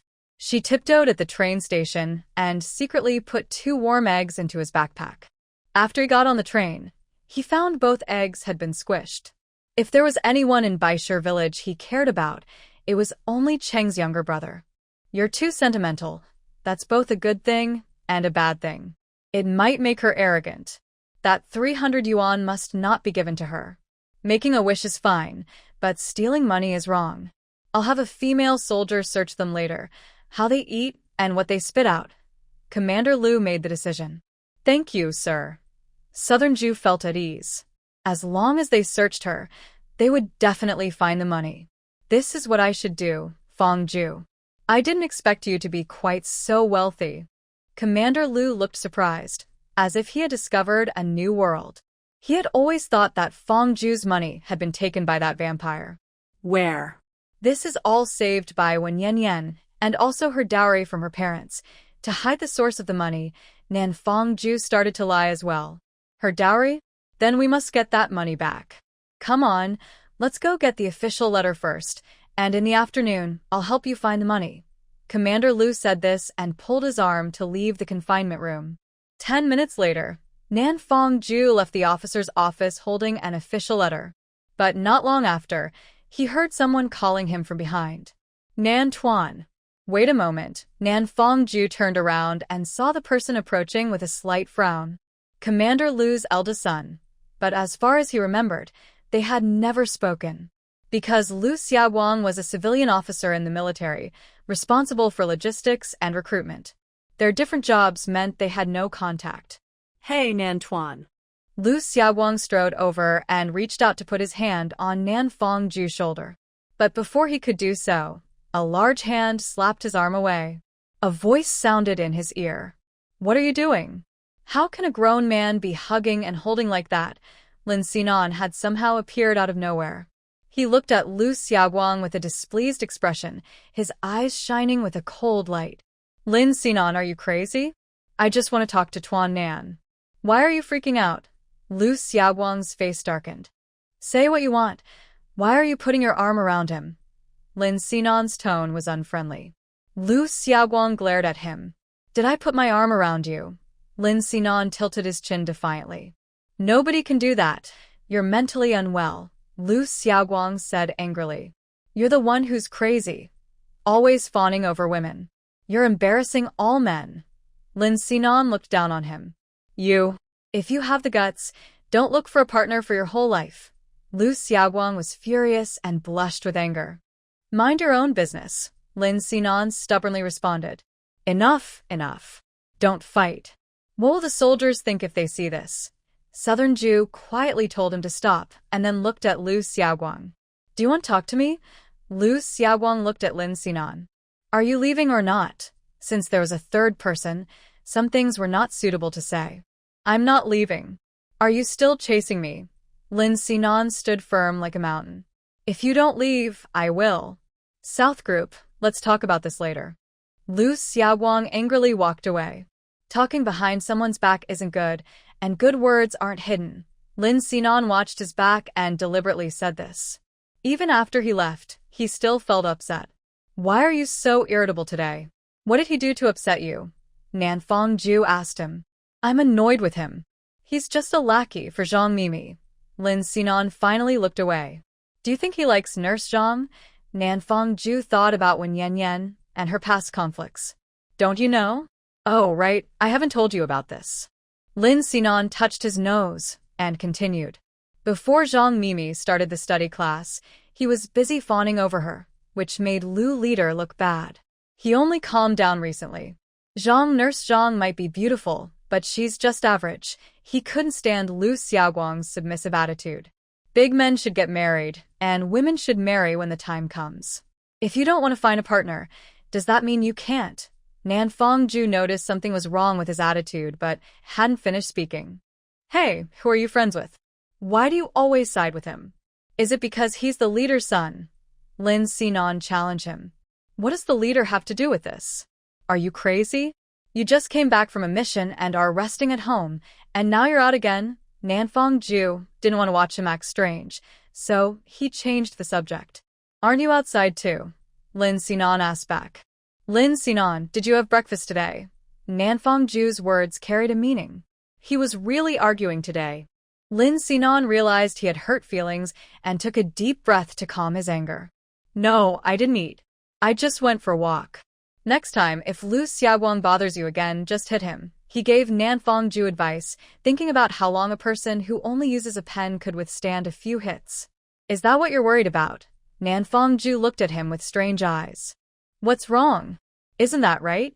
Men shouldn't touch or be physical. Lin Sinan naturally understood. Sinan, I don't even know how to say this. But did you stop touching my shoulder? Nanfang Ju glanced at his shoulder. I can touch it, but others can't. Hey, where did you just go? Normal again. Lin Sinan took out a pack of cigarettes and handed it to him. Nanfang Ju took out a cigarette, lit it, and took a puff, slowly exhaling the smoke. Oh, are you going to talk to the supervisor about Hu Suajin? Lin Sinan was smart and understood immediately. Yes, I have to go out tomorrow to send her and Nizi back to Baishir village, he told him. Really? You're not telling her anymore? Lin Sinan also lit a cigarette. He didn't used to smoke, but seeing Nanfang Ju smoke made him think it looked cool, so he learned to smoke. Yeah, forget it. I used to hate her, but then I found out she wasn't my mother, so I stopped hating her. Nanfang Ju felt relieved, and a long-standing worry was finally lifted. From a human perspective, her actions were very selfish, but she's not your real mother. Abandoning you and exploiting you isn't really a terrible crime, just greed. Lin Sinan analyzed further. But you were only 2 when she abandoned you. Isn't that the same as killing? You're lucky you didn't die. That old lady was pretty ruthless. Not being my real mother is understandable. In that particular era, many common people didn't even have enough to eat. Nanfang Ju had some childhood memories. Many people seem to have starved. Yeah, that makes sense. Thinking about it that way makes it easier to accept. Just let it go. If she dies inside, with her vicious mouth, who would want to suffer her? Prisoners might even beat her up if she mouths off. Lin Sinan finally understood and asked, when will you come back? Depends. Maybe in 3 days, maybe 4, maybe 5. Nanfang Ju wasn't sure either, since the journey was long and travel took about a day. Then take Wen Yanyan with you. Don't leave her alone at home, Lin Sinan suggested. What do you mean? Nanfang Ju paused his smoking. In the past, Lin Sinan was always trying to separate them, wanting to break them apart. I just overheard something earlier. I don't know if it's true. Lin Sinan looked serious. What kind of gossip? Southern Ju thought this gossip was not simple. Someone said Wen Yanyan has a secret admirer in town. Lin Sinan was very surprised when he heard this. Wen Yanyan. Could she? With such a handsome and charming young man at home, does she have a secret lover? Who said that? Although Southern Ju appeared calm on the outside, he was feeling uneasy inside. Because he knew how wonderful Wen Yanyan was. Mahohat. Lin Sinan lowered his voice. Magwiwa? How does she know about Wen Yanyan? Southern Ju was very rational. She said she saw it with her own eyes, but I think she might be lying. Her story isn't very believable because Mahohat is Zhang Mimi's cousin, Lin Sinan explained while analyzing. 2 months ago, Zhang Mimi was sent to a study class. She's been holding a grudge against Wen Yanyan and might have made up stories to insult her.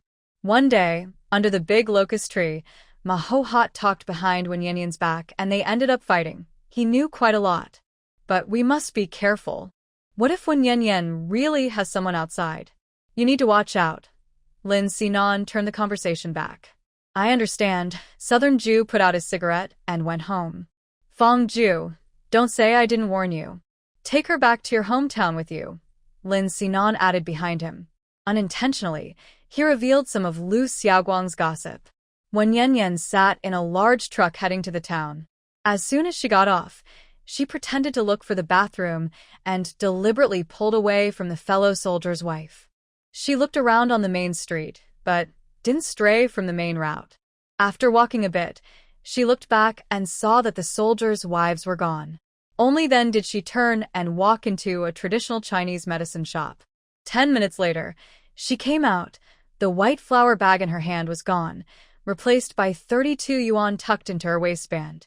Wen Yanyan was in a good mood, humming a little tune as she headed toward the department store. Today, the common people are really happy. She finally came to the town and wanted to buy some things to take home. She went straight to the meat stall, used her meat coupon, and 2 yuan to buy a 3-jean, about 1.5 kilograms, big rooster. Southern Jew was very tired. When she got home, she decided to cook this big chicken with traditional herbs. She wanted to give him a good boost so their relationship could improve further. Last night, they didn't finish what they started. When Yan Yan was about to leave with a chicken in her hand, when she remembered there was no cornstarch at home. She also realized she was out of garlic. She went to the spice section and spent 3 cents to buy a bag of starch and a few heads of garlic. Because she had given the herbal shop her cloth bag earlier when she bought herbs, she had no bag left. So, she had to carry everything by hand. Yan Yan held the chicken in her left hand, the starch in her right, and kept the garlic in her pocket. She confidently walked toward the bus stop. Recently, her aura and appearance had greatly improved, reaching their peak. One day, while looking in the mirror, Wen Yanyan suddenly noticed an important thing. Her eyes were very beautiful, neither too big nor too small, just right. The corners of her eyes slightly lifted, giving her authentic fox-like eyes. Without needing to flirt, she naturally looked charming, which was perfect to attract Southern Jew. He was always serious and not interested in women, but a flirtatious glance from her could easily make him fall for her. However, just as when Yan Yan turned the corner, 3 stylish men blocked her way. She tried to go left, but they moved left too. She went right and they followed. What do you mean? Isn't this wide enough for you to walk? When Yan Yan stopped, realizing their intentions were not good, they were deliberately trying to trouble her. This girl is pretty bold, huh? Her tone is even bigger than her 2 friends. One, dressed in a white shirt and black military pants, shouted loudly. Ha. She's obviously a troublemaker. Bro, let's go. The long-haired waved his hand. Whoever pulls her skirt off first gets to play with her. She's pretty cute, the man in a floral shirt said with a lecherous smile. You're talking nonsense, when Yan Yan's face darkened. If anyone dares to touch me, I'll cut their balls and feed them to the dogs. Wow.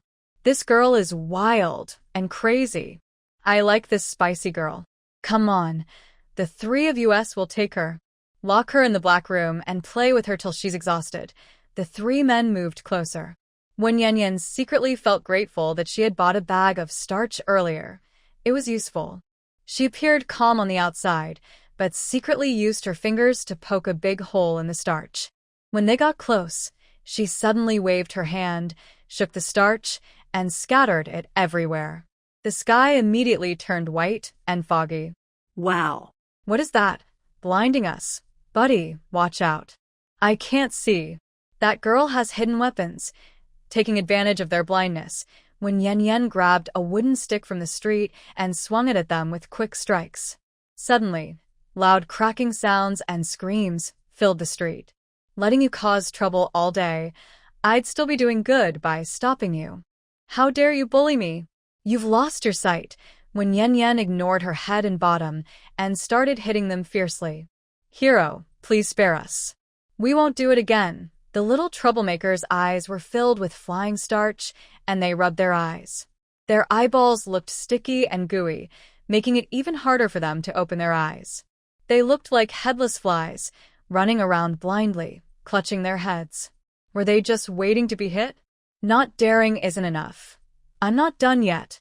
I want to teach you a lesson for talking nonsense. When Yan Yan swung her stick, making a whooshing sound. Where's the second one? Where did he go? Hero, the guilty have their reasons. We're just scapegoats. You should settle accounts with a second troublemaker. Finally, the man in the white shirt couldn't take it anymore and begged for mercy. Second troublemaker? Who's that? When Yan Yan stopped, panting heavily, leaning on her stick, exhausted from the fight. Is there a mastermind behind all this? Was it just bad luck that she ran into this gang of troublemakers? The last time, the one with the duckbill hat stole money from the post office and got you taken to the police station. The man in the floral shirt who hadn't been very active in the fight, was the first to speak. When Yen Yen immediately understood. It was that thief with the duckbill hat who was retaliating maliciously, bringing a gang of troublemakers to humiliate her. Where is he? Yes, there's always a reason behind every grievance. I don't know. Just now, he was pointing at you with us. Now he's gone. The man with long hair said angrily. You fools, get out of here, seeing their bruised faces and grim expressions, when Yen Yen felt she had enough. Thank you, heroine, for sparing us. They ran away quickly, not daring to look back. These reckless thugs. Why do they always play the loyal friend and end up as cannon fodder? Beating them up felt pretty satisfying. When Yen Yen wiped the sweat from her forehead and looked back for her big rooster, she wondered where it went during the fight. But as soon as she turned around, she saw a figure flash near a nearby utility pole and disappear. Could that be the silly guy? When Yen Yen quickly regained her composure, grabbed a stick from the ground, and chased after him. Today, she was determined to give him a good lesson. How dare he team up with a bunch of troublemakers to ruin her reputation? After hearing those dirty words, she'd have to wash her ears. When she reached the corner of the wall, she stopped chasing. That person wasn't the silly guy. It was a woman. She was running fast on her short legs like a little windmill. When Yen Yen recognized her, it was Ma Ho Hot, who had just taken a ride with her. But what caught her attention was the camera Ma Ho Hot was holding. Why was she holding a camera? It looked very much like Lu Xiaodong's camera. Ma Ho Hot would need to catch a bus back at the station later, so she planned to ask her then. When Yen Yen turned around and looked for her big rooster again. Where had her big rooster gone?